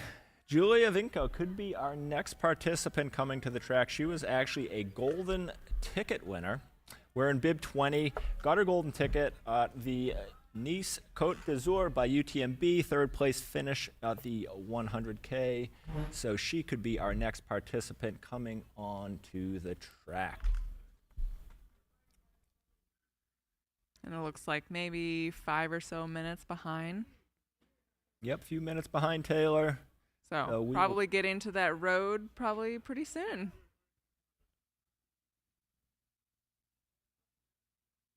Being chased by 1 minute by none other than Casey Lichtig. Oh, yeah, I saw that. So they fighting out for spot 18 and 19. Julia and Casey within 1 minute of each other at Roby Point. They're coming in hot at us, Cal. Hot, super hot. At almost 2 a.m. 1:40 local time. We're going to have a little battle here. Woo! These next two women coming in. Julia Vinko, a golden ticket winner, getting in, and none other than Casey Lichtig going for her 10th consecutive finish. We are going to have to get Casey in here for an interview after. Oh, that's most def. That'll be Kelly's job after. Most def. Going to have to If I can wrangle her in. Convince her to come over here. Oh, she'll come over. Casey she's Western States family. Yeah, you do have a good point there. Those are our two, Casey and Julia, that are between Roby Point and us here on the track. So we are waiting for them to come in as we are still looking at the river on your screen.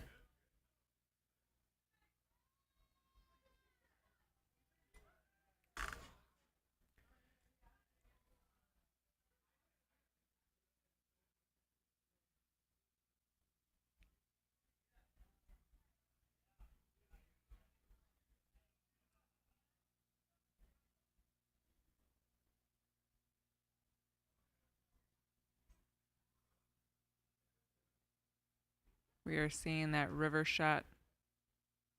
Cold, cold water. These runners have got to submerge in to get across and get to that finish ultimately. Shout out to the volunteers who are standing there waiting for the runners to come through. I can only imagine how cold that water is. I believe Casey is going to be our 41st or 42nd runner to get a 1,000-mile belt buckle. Our last was given out back in 2017 to John Nichols and Charlie Jones. So Casey going to be the first athlete in 7 years to be handed out that 1,000-mile buckle with John Nichols and Charlie Jones, our last two. What a moment. What a moment for such an amazing athlete. Like Casey has won here before. Mm-hmm. She has been here. This is every summer. You can count on Casey Every being summer. here, competing. Not just running, competing. Competing for the win, competing for top tens, competing with herself every year. The Pixie Ninja, right now competing for 18th and 19th position on a close battle here. Who's it gonna be? Oh, Okay. I see Casey That is looks coming like down the road right Casey. now.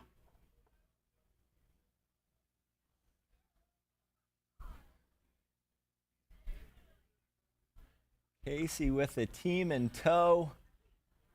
Coming in. Yes. Bring Last it year in, Casey. Last year, Casey finished in 19 hours, 47 minutes. That was an incredible performance. For those that don't know, last year Casey was coming back from a partially torn hamstring. Somehow got it all together to be healthy for the race and ran a fabulous race. For those that don't know, when you finish your 9th Western States, when you go for your first attempt at your 10th go, you get an auto entry. So after you finish 9, they give you one chance, one free or one auto chance. All right, let's get it done. And here is Casey coming onto the track. Casey the coming legend, into the track. Casey This is her Lichtig. 10th finish. She has spent 1,000 miles just racing on this course. 1,000 just racing. Not talking about training Not camp. talking about training. Training days. Take it away, John. Incredible performance. On here. the back Team stretch, history. striding along. The Pixie Ninja from Omaha, Nebraska, Casey Lichtig. This is her 10th Western States finish, joining a select few that have had the opportunity to run this course that many times. She was the winner in 2016, and she has been paced and crewed by her pal Miguel Ordorico for all of these runs, I think.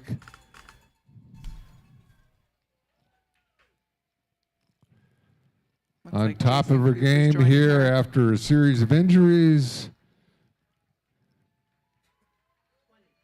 This is her 10th finish for Casey Lichtig. Legendary. Legend right there. Legend. Getting picked up by her coach, Jason Coop, right there.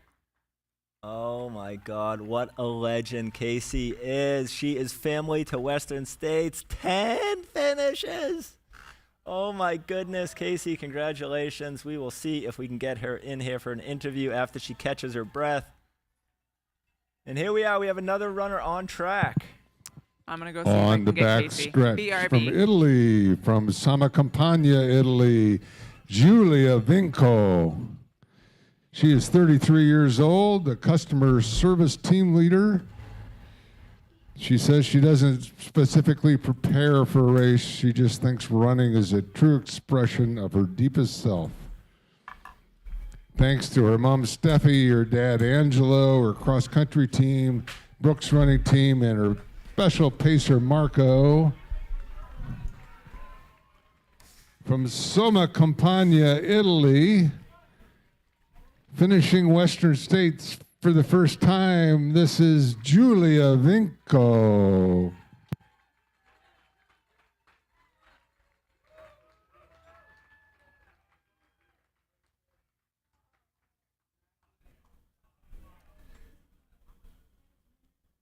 That was Casey and Julia coming in for 17th and 18th position. Heck yeah, we still have 2 more spots to round out the top 20 on the female side. Congratulations, Julia. Kelly is out trying to get Casey in for a quick interview.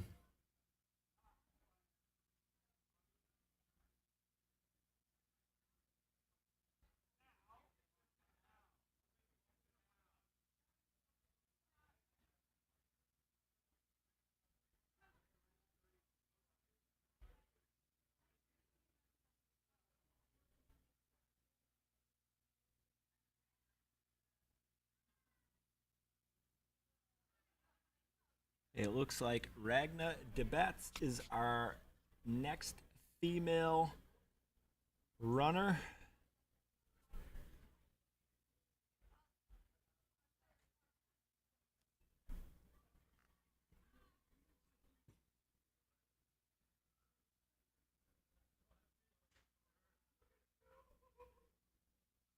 If you are watching in the chat, like I said, we're going to try to get Casey in here. If you have any questions you would love for us to ask Casey, send them in. We are excited to talk with her.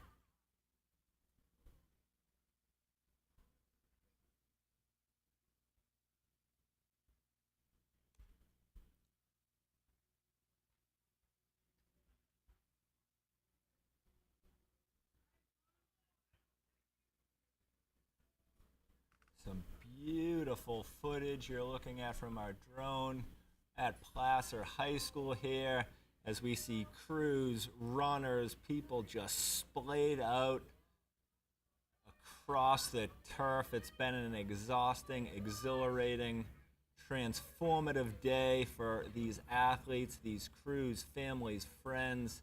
And look at this beautiful, crisp, clear picture. That is where the runners enter the track. They have about 300 meters to come around to our finish.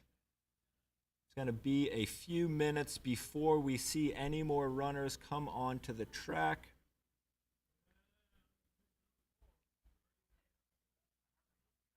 We currently do not have any runners in between Roby Point and us, which is about 1.2 miles. So we may have 15, 20, 25 minutes until we see another runner.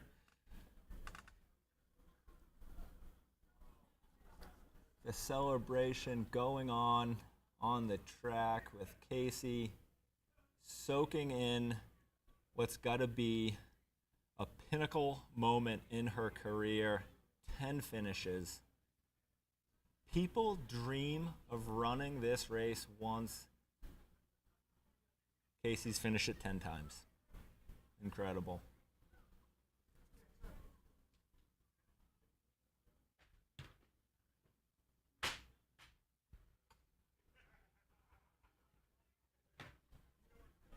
All right, Kelly is back from the track. Cal, what'd you find out there on the track? Hold on.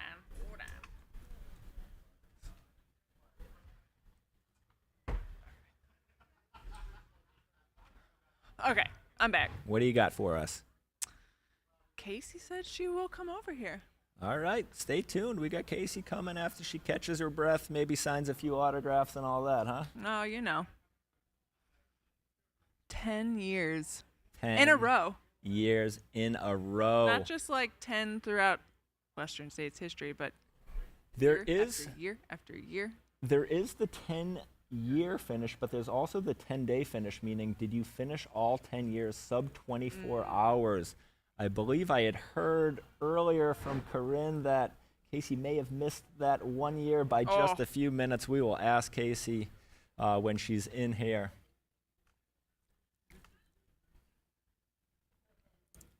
That's got to be pretty hard to do. I'm not gonna lie. I can't even imagine. It's an accomplishment to show up healthy 10 years in a row. Yeah. There is a lot of training that goes into being prepared to run 100 by miles. 2 minutes, I'm looking at it. 2017, 24:02. Wow. Whew. 2 minutes.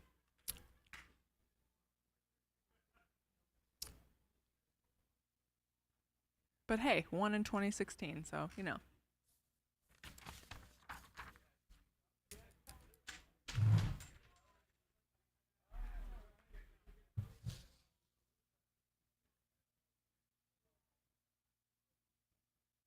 Yeah, when I talked to her, she said she just needed to get some water and to catch her breath. Completely understandable.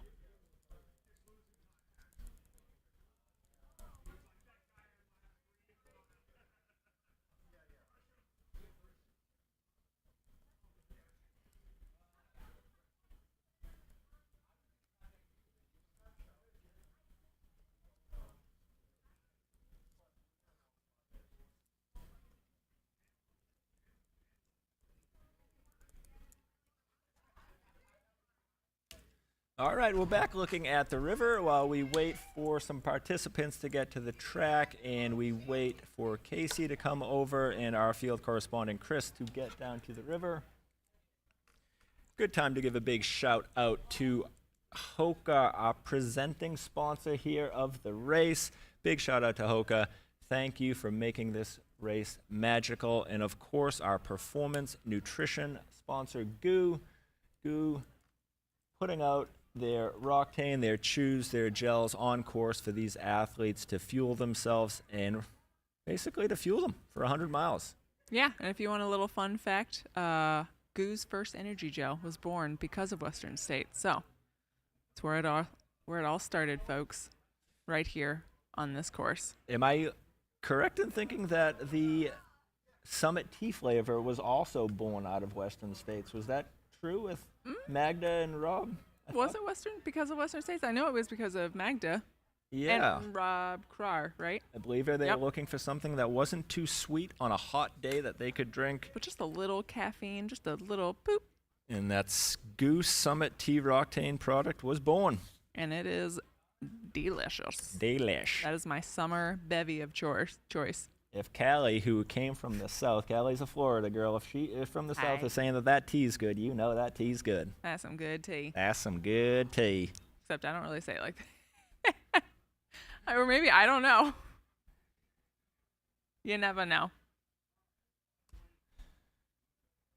All right, we do have Jacob Riedman has got to Robbie Point about 4 minutes ago. So Jacob, likely the next participant that we're going to see. You're not going to guess where Jacob's from, Callie. Take a guess. Auburn. Oh, man. That's what I'm saying. I wasn't even looking. We're seeing a pattern.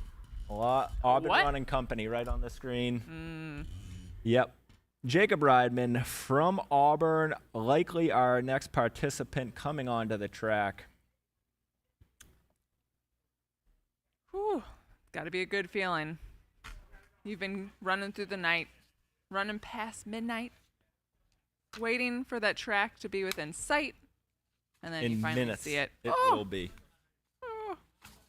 And then for Jacob, it's just another few minutes to get home. That's kind of nice.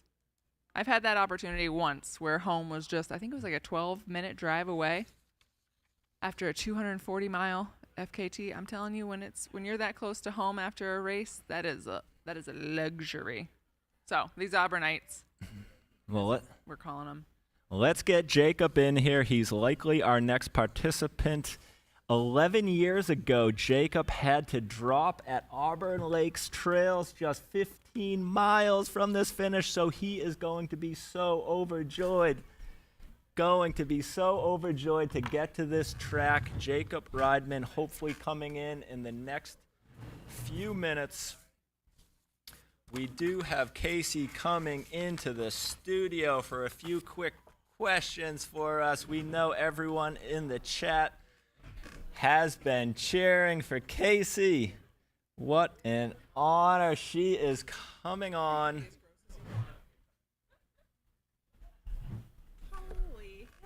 All right, we have running royalty with us here in the studio.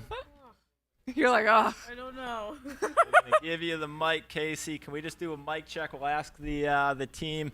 Team, can we hear Casey on that mic? Hello? Hello?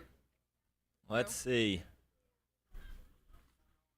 Audio test on Casey. Test. Test, test. Anything? Otherwise, we can share. All right, we can likely share and we can get the mics fixed. All right, Casey Lichtig is here. 10 consecutive finishes at this race, Casey. You've won this race. You've done everything at this race. What does it mean to you to be a 10-time finisher? It's surreal. I mean, it's a dream come true. I've dreamt about this for several years and probably since day one that I ran the race, and I just never dreamt of this day to finally come, and it's kind of went by fast. Yeah. It's crazy. It doesn't seem like it should have. And I remember last year I was running. I know you had the hamstring injury that was like, oh, is Casey even going to be able to run? And you ran a stellar race. Has there been other years where it was just a battle to get to the start line? That one was the worst. Probably my other year was 2018, where I came back from a pelvic fracture. Oof. So I had 2 of those years that I was like very worried about that. Yeah. And how about training for this race? As most of you know, Casey is from Omaha. Not many mountains there, so very unique that we have a champion, a Flatlander champion here. So Casey, what does that look like? I mean, obviously you've trained for this race for 10 years in a row. How do you get the vert, and how are you so successful living in a flat area? We have a little place, it's called Hitchcock Nature Center in Iowa, and that has like 230-foot hills that we just kind of go out there and climb up and down. I always go to training camp. That was a huge thing for me, just to get the experience, get the quads season for this. And then, I used to do more races like Silver State, but like recently I've been able to do those.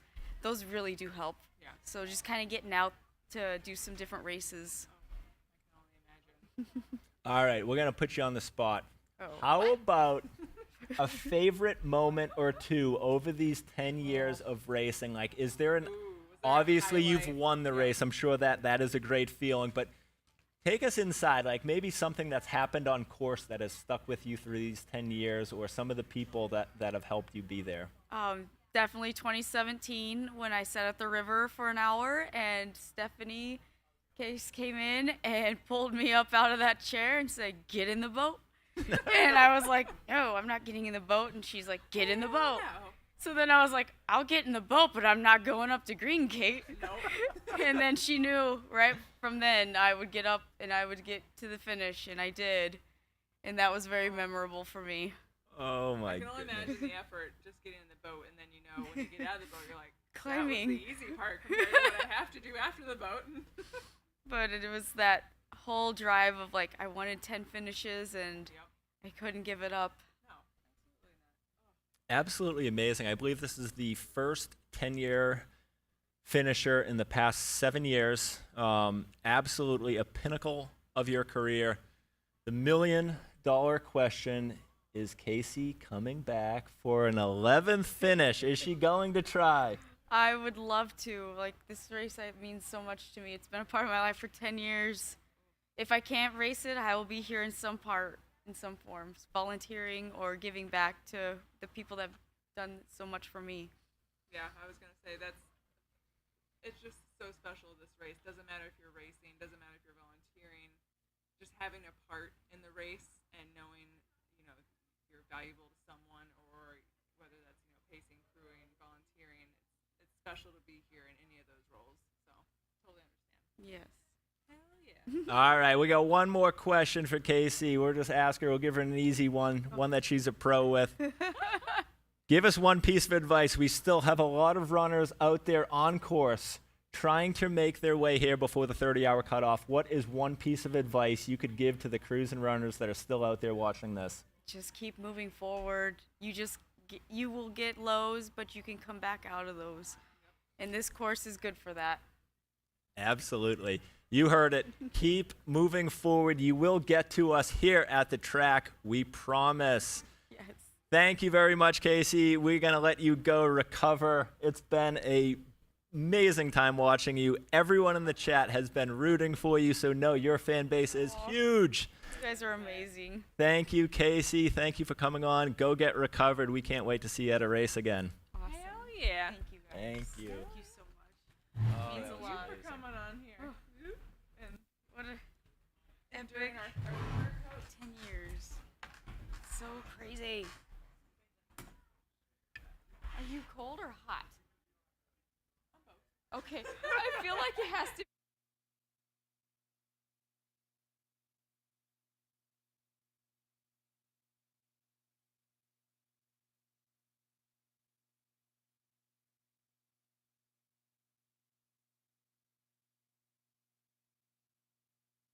Is leaving.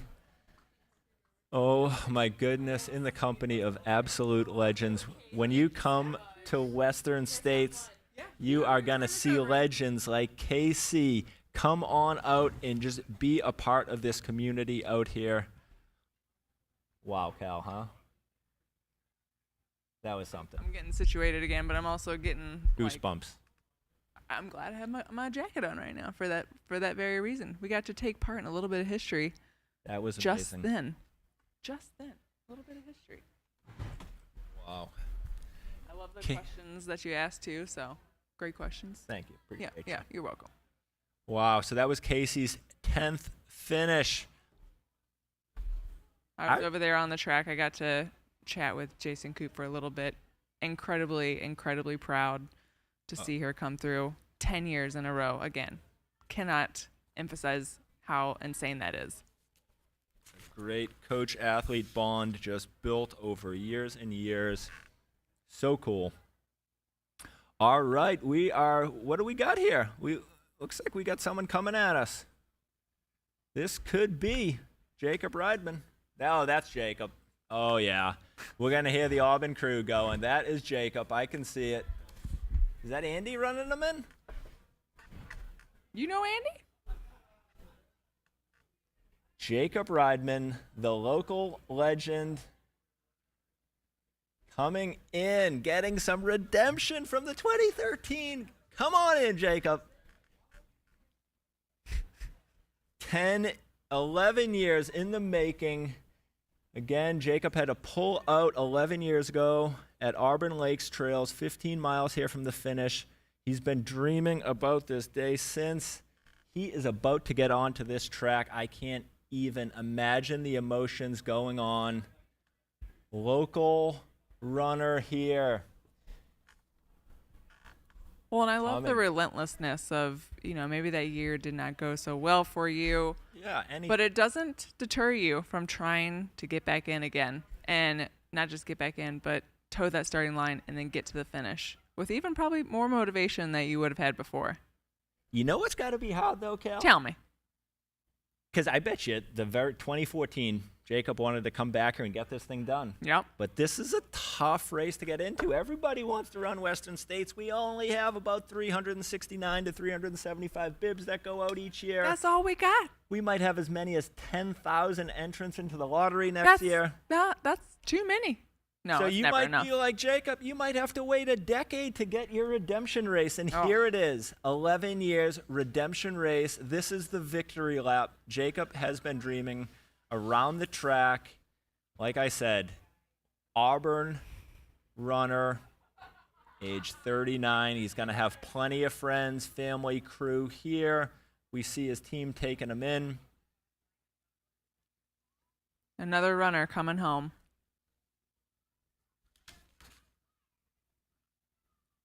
Looks like he's about to make the left there. I was gonna say I can see the blue Hoka signs. I can Starting see the to blue hear. cones. I can hear some woos.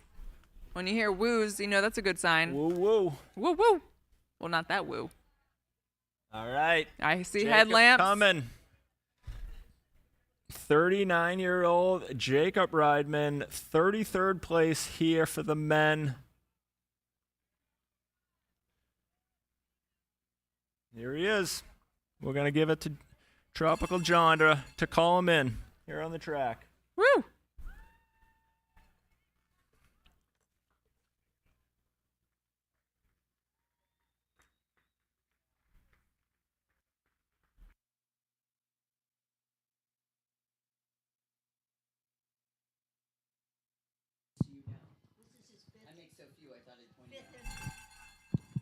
On the track from Auburn, California, Jacob Riedman. Jake is 39 years old. His first Western States finish. He did the Tahoe Rim Trail in 2011 and last year did the Tahoe 200. He's a professional leadership coach. When he's not running, he's coaching business and military leaders, reading, writing, and spending time with his amazing family here in Auburn. His pacers are Adam Condit and Olive Oil Joe Yuhan, his crew, Sarah Riedman, which is, of course, his wife, and his kids, Sadie and Stella. This is Jacob Riedman, hometown boy returning to Auburn, California.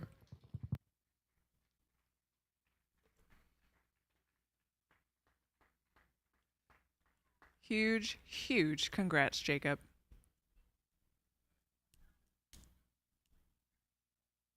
All right, and it looks like we have 4 more runners in between Roby Point and us here at the track, a little over a mile away.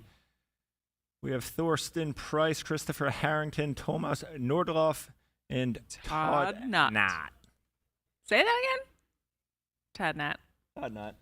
I like that name. That's a good name. Yeah. Oh, what's that drone doing? We're just getting some footage. Some footy, as they say in the biz. The Getting footy. Some footy. Gotta get footy. Gotta get some footy. Always getting footy. Waiting on the track here for our next 4 participants, which are going to come in quick. They were all within about 4 or 5 minutes of each other, leaving that Roby Point aid station 1.2 miles from here. Like I said, when they step off at Roby Point, that is the 3rd time that they touch pavement here on the course. Over the whole 100 miles, they are on pavement for a very, very short period. It is quite a magical experience to spend all 100 miles or 99 of those miles on the dirt. But you know, that last mile, last 5K in a race, last 2 miles in a race, some might argue those are actually the longest miles of the race. Yeah, they are long. You know what I'm talking about? Mm-hmm. Like, on paper, that's like, oh, just a little short, little boop, 3 miles, 1 mile. No, that is eternity when you're in a race and when that mile or 2 mile, 3 mile is the last of the race. Just counting down those quarter miles, Oh. hoping to get there. Just looking at the watch, looking ahead, looking at the watch. I know that feeling. I think also, too, if those miles happen to be in Western States, you're also trying to savor it. You are. Because those are the last minutes that you get to enjoy this experience. Until you get in and do it again. That was something we heard many runners saying, that they just wanted to savor the experience out here. Not about time. Just enjoy it. Take your time. Thank the volunteers. Enjoy your crew. Enjoy the land. Enjoy the experience. got someone hauling down the hill right now. Coming down the hill. A little over a half mile here to the finish. This could be Thorsten Price. If it is, Thorsten came all the way from Germany.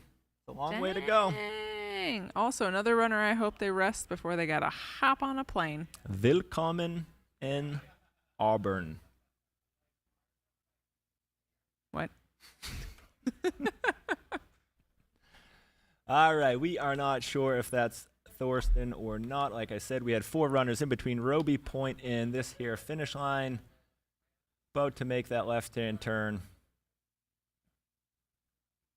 Bring him in. It's got to be an exciting moment. Absolutely. Oh, you can see the lights on the field. We also Don't miss the turn. We also have Tomas coming in from Sweden. We have some international runners coming onto the track next. Love it. This is one of our biggest. Here he comes. Here he is. Our biggest international Flying down field. the track. Looks like he's wondering where to go. There's only one way around it. There we go. That was the pacer. Can't see that bib. It's on the other leg. I think it's Tomas. Tomas Kind of from looks Sweden. like his photo. Got a nice fist cheer there going. Got a nice stride coming around. Big cheers on the track. That must be his crew because now they are sprinting Our over to the next runner finish. coming in here is from Germany. From Germany. Willkommen.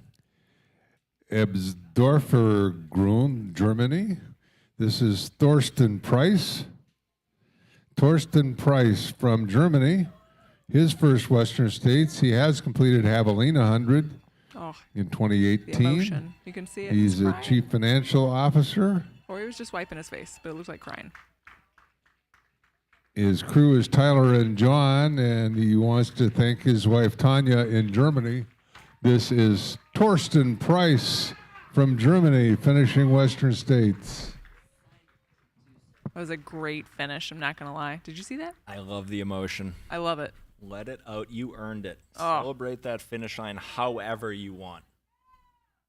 Tell them how you like to finish a race. It depends on how I'm feeling.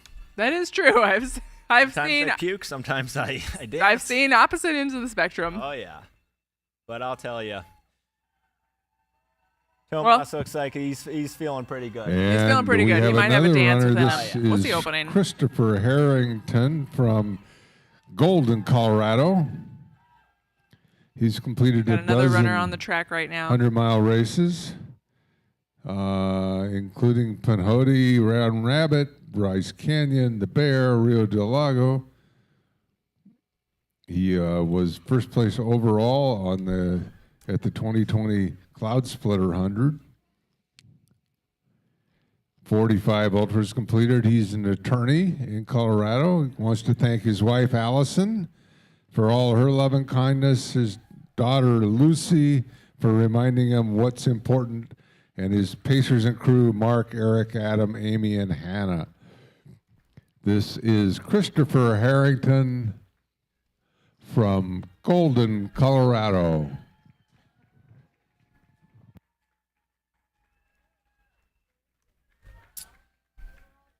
For those at home, that was Christopher Harrington from Golden, Colorado, coming across your finish line. I think Lucy's up past her bedtime. Nice work, Lucy. Nice work, Christopher. Congratulations on finishing Western States.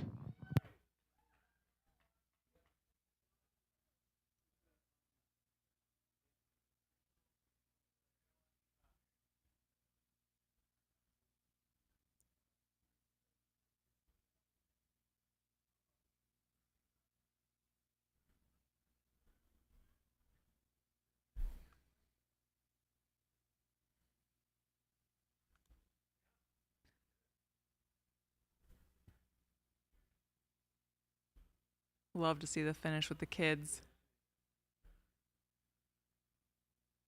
Love to see the families all becoming a part of this moment. Those families are supporting these runners week in and week out. Oh, not just at the race. You know that they're doing it at during home. those months of training that goes into this.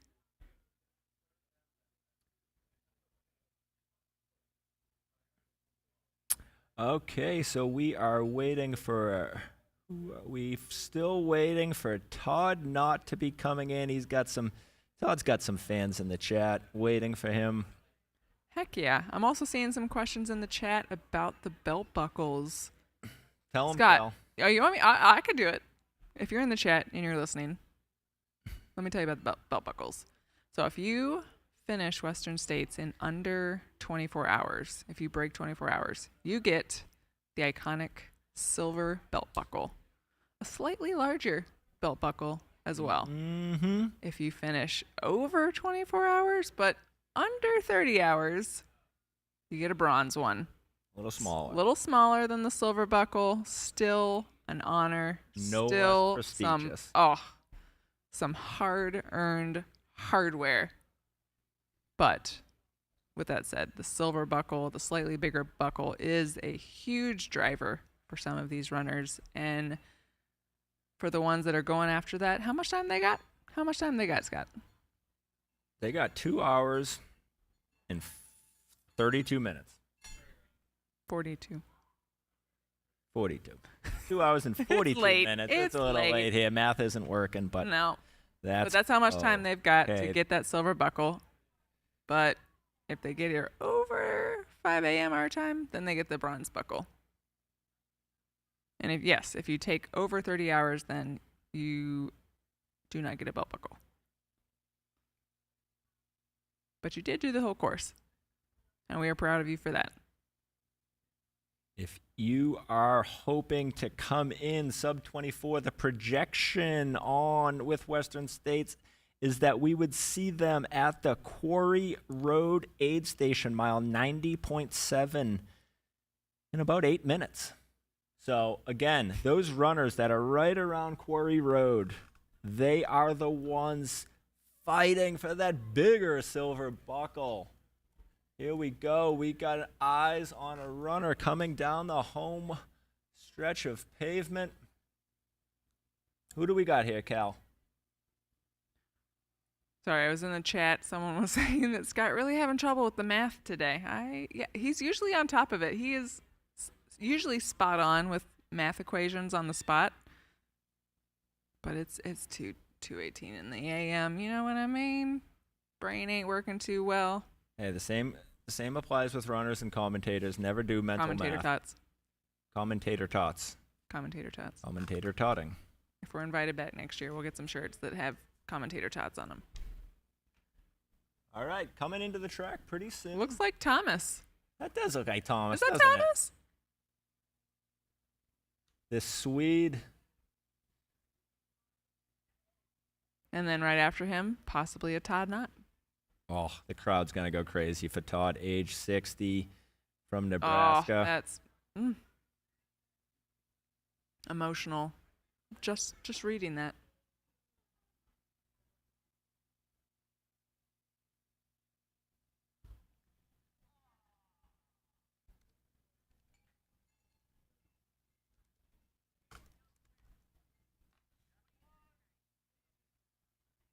That is Thomas, the Swede. The Swede making his way to the track. You got this. Oh, the in. downhill. I know it can hurt sometimes. Yeah. Okay, I don't know what that was, but That's Thomas saying, "Ooh, that hurts." It's yeah, pavement, that's it's probably what he was doing. downhill. Yeah. I've ran a 99.9 Oh, yeah, take it easy, man. miles. That is what he's saying. You gotta walk it in. No one's judging you. Absolutely No one's not judging. enjoying it. He's making the left. Savor he is it. about to cherish this moment. Oh yeah, hands Oh, going yeah. up. Here he comes. I see that headlamp. Let's welcome Thomas to the track. He's just catching his breath before he sprints it Yep. around this track. I can feel it. Everyone should take a little, take a page out of Jim Walmsley's book, put on a fresh shirt at Roby Point, do your hair, and get in here fresh for those cameras. I did see that. I saw that I too. saw that Jim too. knows. I see you put a little fresh shirt. Yeah, I saw fresh that. Shirt, fresh dew. Oh yeah. Jim came into this. Oh, finish well, on cruise cute. Oh yeah, Thomas knows. Savor it, man. He knows it. Savor it. Yeah. Oh, turning the Yeah. hat around. Enjoy it. Can we get hair and makeup down the track? We got to make you look real nice. Oh yeah. Yeah. Savor this. Our- You got time. There he is. That might not be Tomas. It's saying Tomas, but that does not. It is. Is it? I'm looking at the bib. 255. 255. No, that's Jerome Fernandez. Oh. Little surprise there. Jerome Fernandez, the Frenchman. Savor it. If that is his mom, I could cry. Another Frenchman finishing up. Is that your mom? We need to know, is that... Oh, go mom. Oh my God. Is that mom? Let's hear it for her. Tropical John, take it away. So your mom is your aunt? I need to know. Oh, tearing up here. I'm getting verklempt. Oh my gosh. On the track from Les Alpes in France, this is Jerome Fernandez, 33 years old.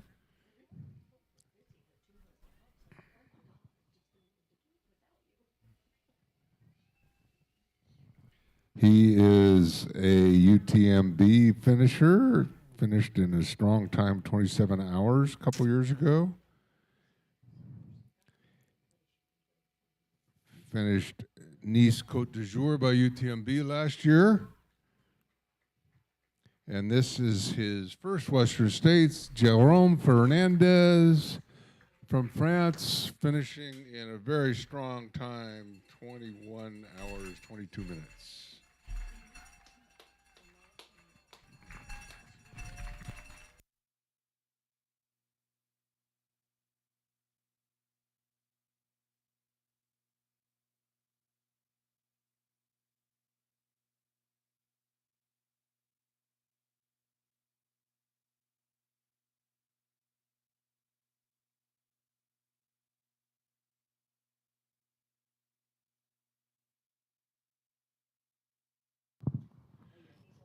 We have two runners on the track all of a sudden here. Thomas Nordloff from Umeå, Sweden.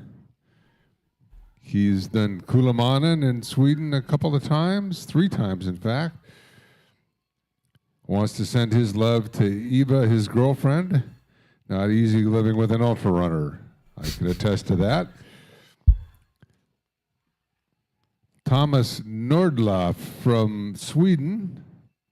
And right behind him is Todd Knott, 60 years old, from Plattsmouth, Nebraska.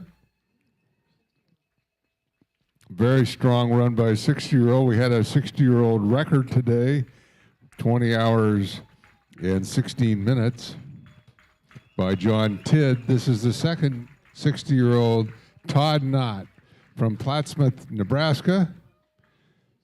So Thomas Nordloff from Sweden, Todd Knott from Nebraska, both finishing consecutively, and of course, ironically, their bib numbers are 270 and 271. So they're keeping the sequence perfect. Nice going, guys. Heck yeah. And for those at home, that was Thomas Nordloff and Thomas Knott finishing.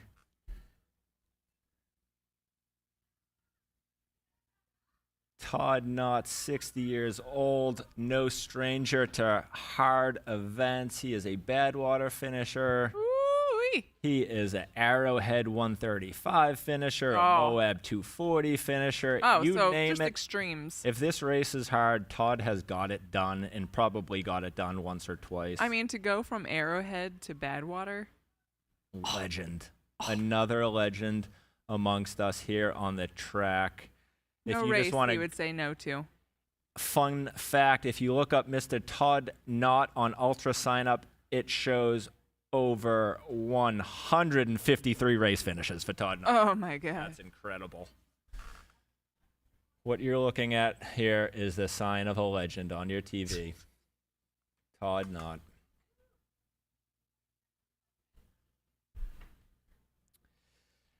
As we wait for our next finishers here on the track, we're gonna see if we can get Chris Warden, who is out at the Rucky Chucky River. Give us a few minutes. We'll cut over to Chris and we'll ask him for some updates as soon as we have him.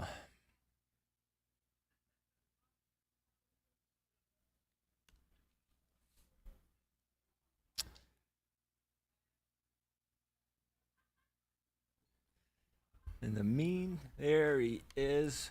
We've got Chris out there. Chris, can you hear us? I can hear you loud and clear. How are we doing out at the track? Ooh, a lot of excitement over here. But would love to know, how's it looking? How are these runners looking coming in to the Rucky Chucky? How are they feeling? What's the vibe like?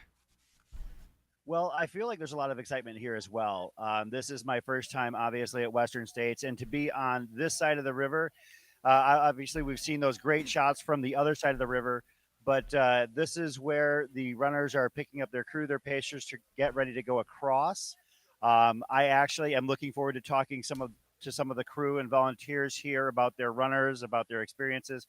I feel like this is probably for these runners one of those places where they experience a bit of a psychological pick-me-up, because I see a lot more smiling faces here than I did at Forest Hill. Forest Hill looked like there was a lot of pain. I think that once they realize that once they cross that river and head up, obviously the hill from heck, but they are out of the canyon section, and they can start to, dare I use an exhausted phrase, smell the barn. I think that's where they're at here mentally. I could be wrong, but that's the vibe I get here. All right. And Chris, it looks like you're obviously in a t-shirt, so you are feeling pretty comfortable in the weather. How are the runners feeling coming in? Are they still feeling hot? Are they excited to get in that river and cool down still? I don't know if they're necessarily excited to get into the river. All of the volunteers that are holding on are, wearing wetsuits because it's like potentially hypothermic from extended exposure. But the runners are getting in, and I can look down and see a couple of people that are daintily crossing, and they look like they're kind of cold, but they're getting it done. I think that at this point they would cross it whether it was freezing or boiling at this point. So. Absolutely. And Chris, I know we had you at Forest Hill. You were catching up with some of those last runners that made the cutoff there. I know you maybe have some information. People are looking on Will Barkin, our runner who is our first, a runner trying to be the first blind runner to finish Western States. Did you see him at Forest Hill? I did see him at Forest Hill. Actually, he was leaving Forest Hill. Plenty of time to spare. I want to say about 25, 30 minutes perhaps. It was right before I had gone on the air with you folks. And his crew had him moving and looking pretty good at that point, smiling, making jokes.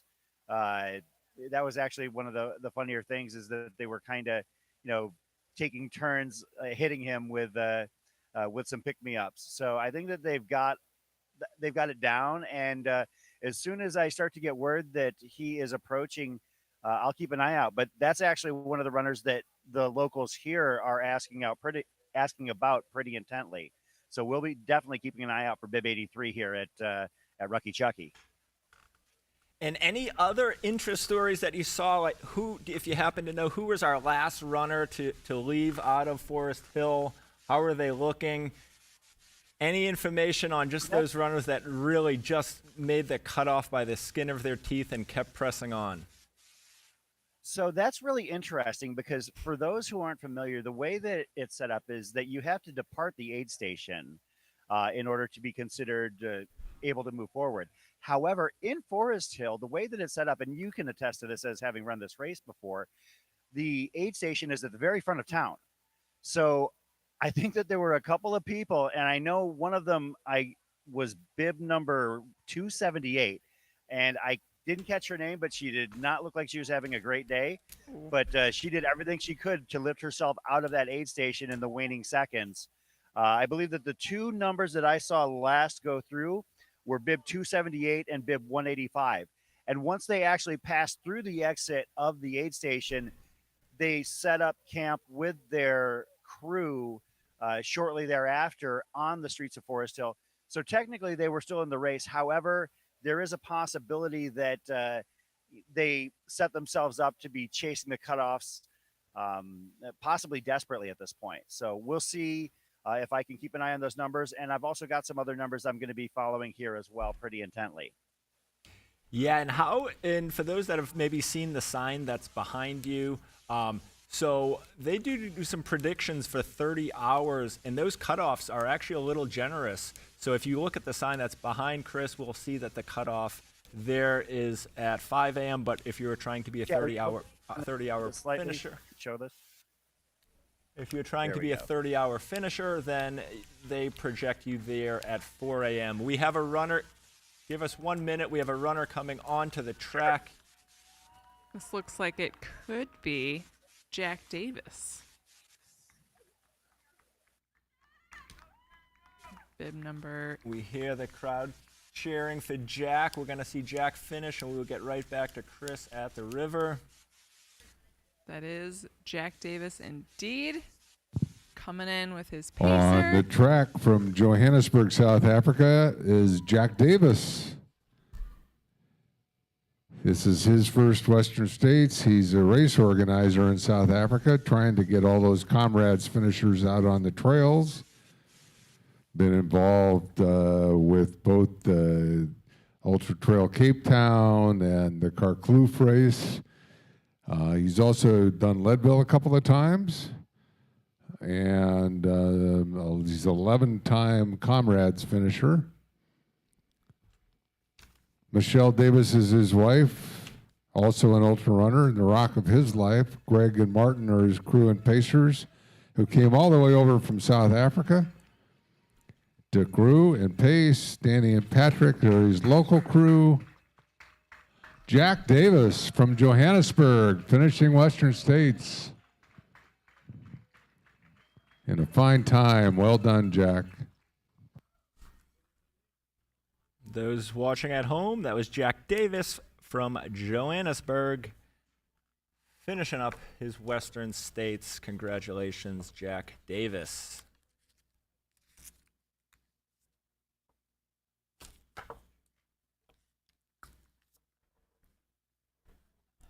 We've got 4 runners in between here in Roby Point, one of those being Ragna DeBats. We've been waiting for her. I know the chat has been waiting to see Ragna come in. Ragna, one of just an absolute legend, 45 years old. She got her golden ticket this year. She was top 3 in Western States in 2021. Last year, she was second at the Javelina 100. The year in 2022, she won Istria 100 by UTMB. Ragna is going to be our next female coming in. I think before Ragna, we might have a Brian Miller. Brian Miller in. And Riley Robertson a little bit ahead of Ragna coming in. Ragna hoping to finish up and round out the top 20 for the females. Woo. On the track from El Dorado Hills, California, 48-year-old Brian Miller.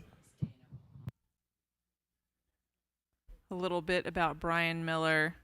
He got into running because his dad actually gave him a copy of Dean Karnazes' book, Ultra Marathon Man, which piqued his interest to run and get in shape after playing basketball in college.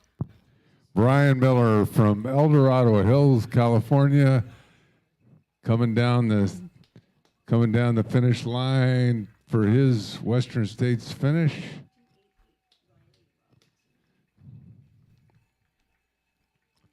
Brian says his goal 21 hours, 34 minutes. Very well done. His why for running is because of his family, his wife and kids, and to meet his own personal goals. This is his 4th finish at Western States. Previous finishes 2012, 2013, and 2016. Brian Miller, El Dorado Hills. Woo! Congrats, Brian. 6 more finishes. We'll get him a 1,000-mile buckle. Yeah, just a couple more. Not too many. We have somebody else coming onto the track. I believe that's going to be Riley Robertson. I believe you're right. Is that Riley? I believe Looks you're like Riley. right. On the back stretch from San Diego, California is Riley Robertson. His first Western States, second 100-miler. He finished the San Diego 100 a couple years ago. He's got the all-star crew, his Pacers, Bad Rat legend, Ben Hyen. There's a name from the past. And the mighty Dean Doverteen crew, his mom, Elaine, and 10-time Western States finisher, Jamshid Kajabi.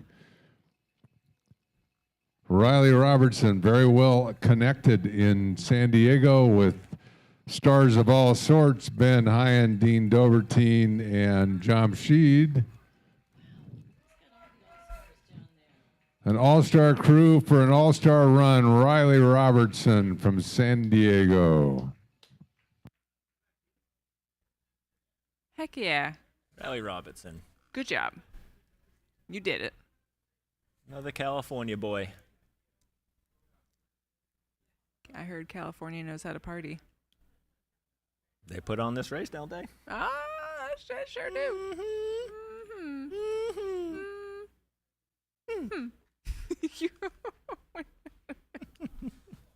All right. We've got one runner in between Roby Point and the track, and that is Ragna. Runner I certainly look up to for her longevity in the sport. It's absolutely amazing how many races Ragna has won. Ragna DeBat's coming onto the track shortly. And in the meantime, we can get back to Chris Warden for some updates from the river when we have them. Know what's going on in that river. Give us a minute. We'll get back to Chris. Oh.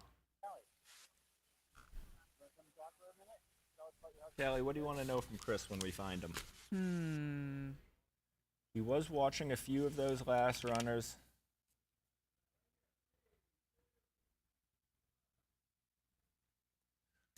Word on the street is Ragna could be pretty close, so let's keep it here. Dang close. Let's champion in Ragna.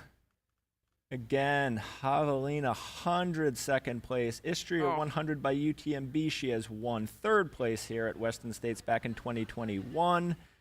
She has won the CCC at age 40. She did that. Transvolcania, basically she's won everything, including a race Kelly was looking at recently, Marathon des Sables. She's know it. She's won it. She won it? Oh She's my won gosh. It. Here I am just considering it. She has won at the World Championships in 85K back in 2018. Woo. She's won at the Matterhorn. I'm just going to, we don't have time for me to go through all Ragna's wins. That's how many there are. You know what? I'm just going to go ahead and say she's just getting stronger and stronger every year. Showing that age just means she's getting better. Yep. Yep.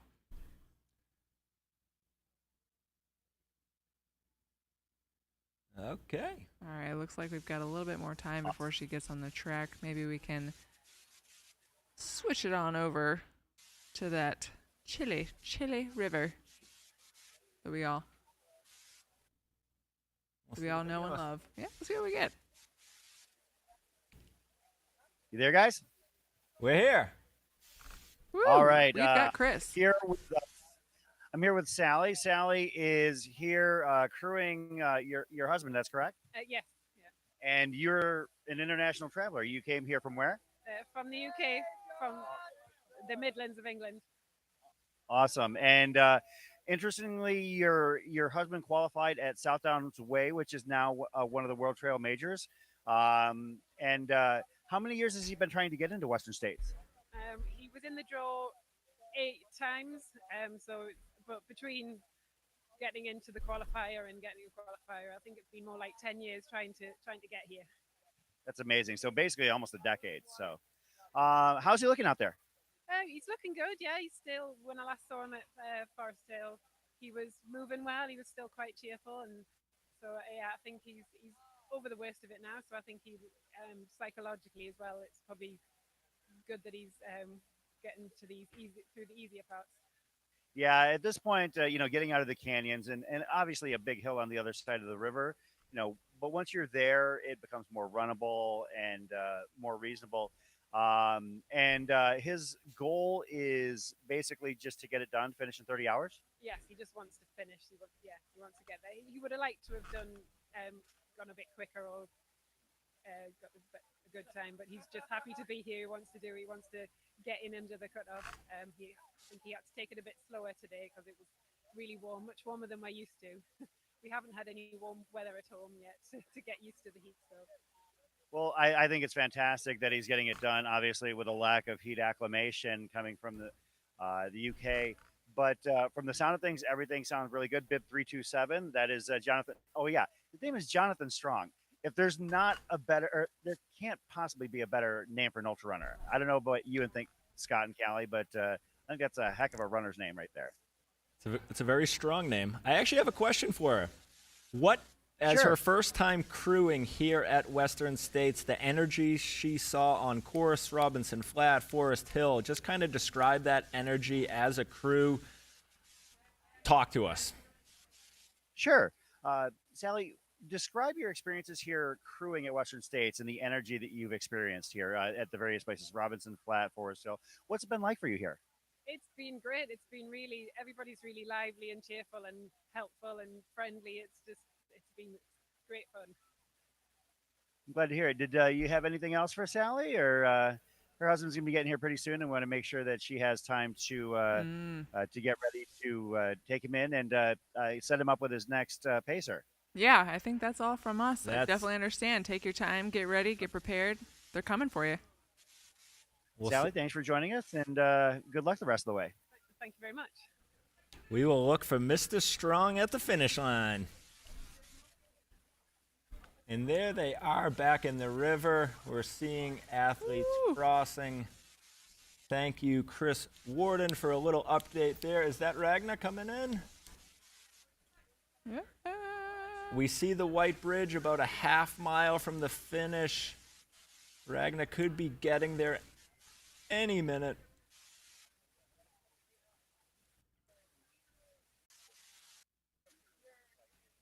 Someone in the chat telling us Ragnar is 1 mile out. We don't know if that is true.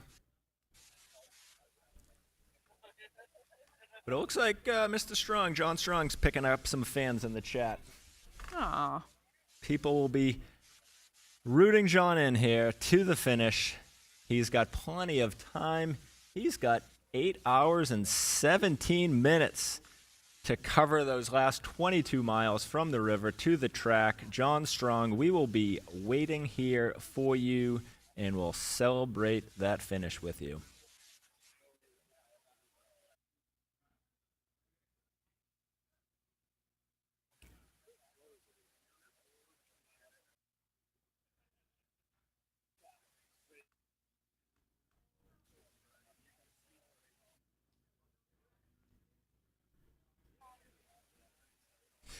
All right, streamers, fans, we have to do a quick stream change. Do not worry, no action is needed on your part, but we are going to quickly change the stream over.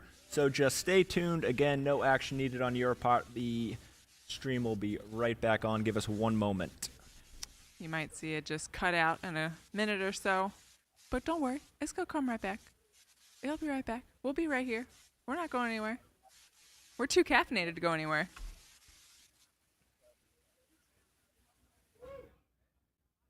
Look at those boats in that water. Paddling around, going for a Sunday morning cruise, huh? I was about to say, what are you talking about Sunday? No, it is.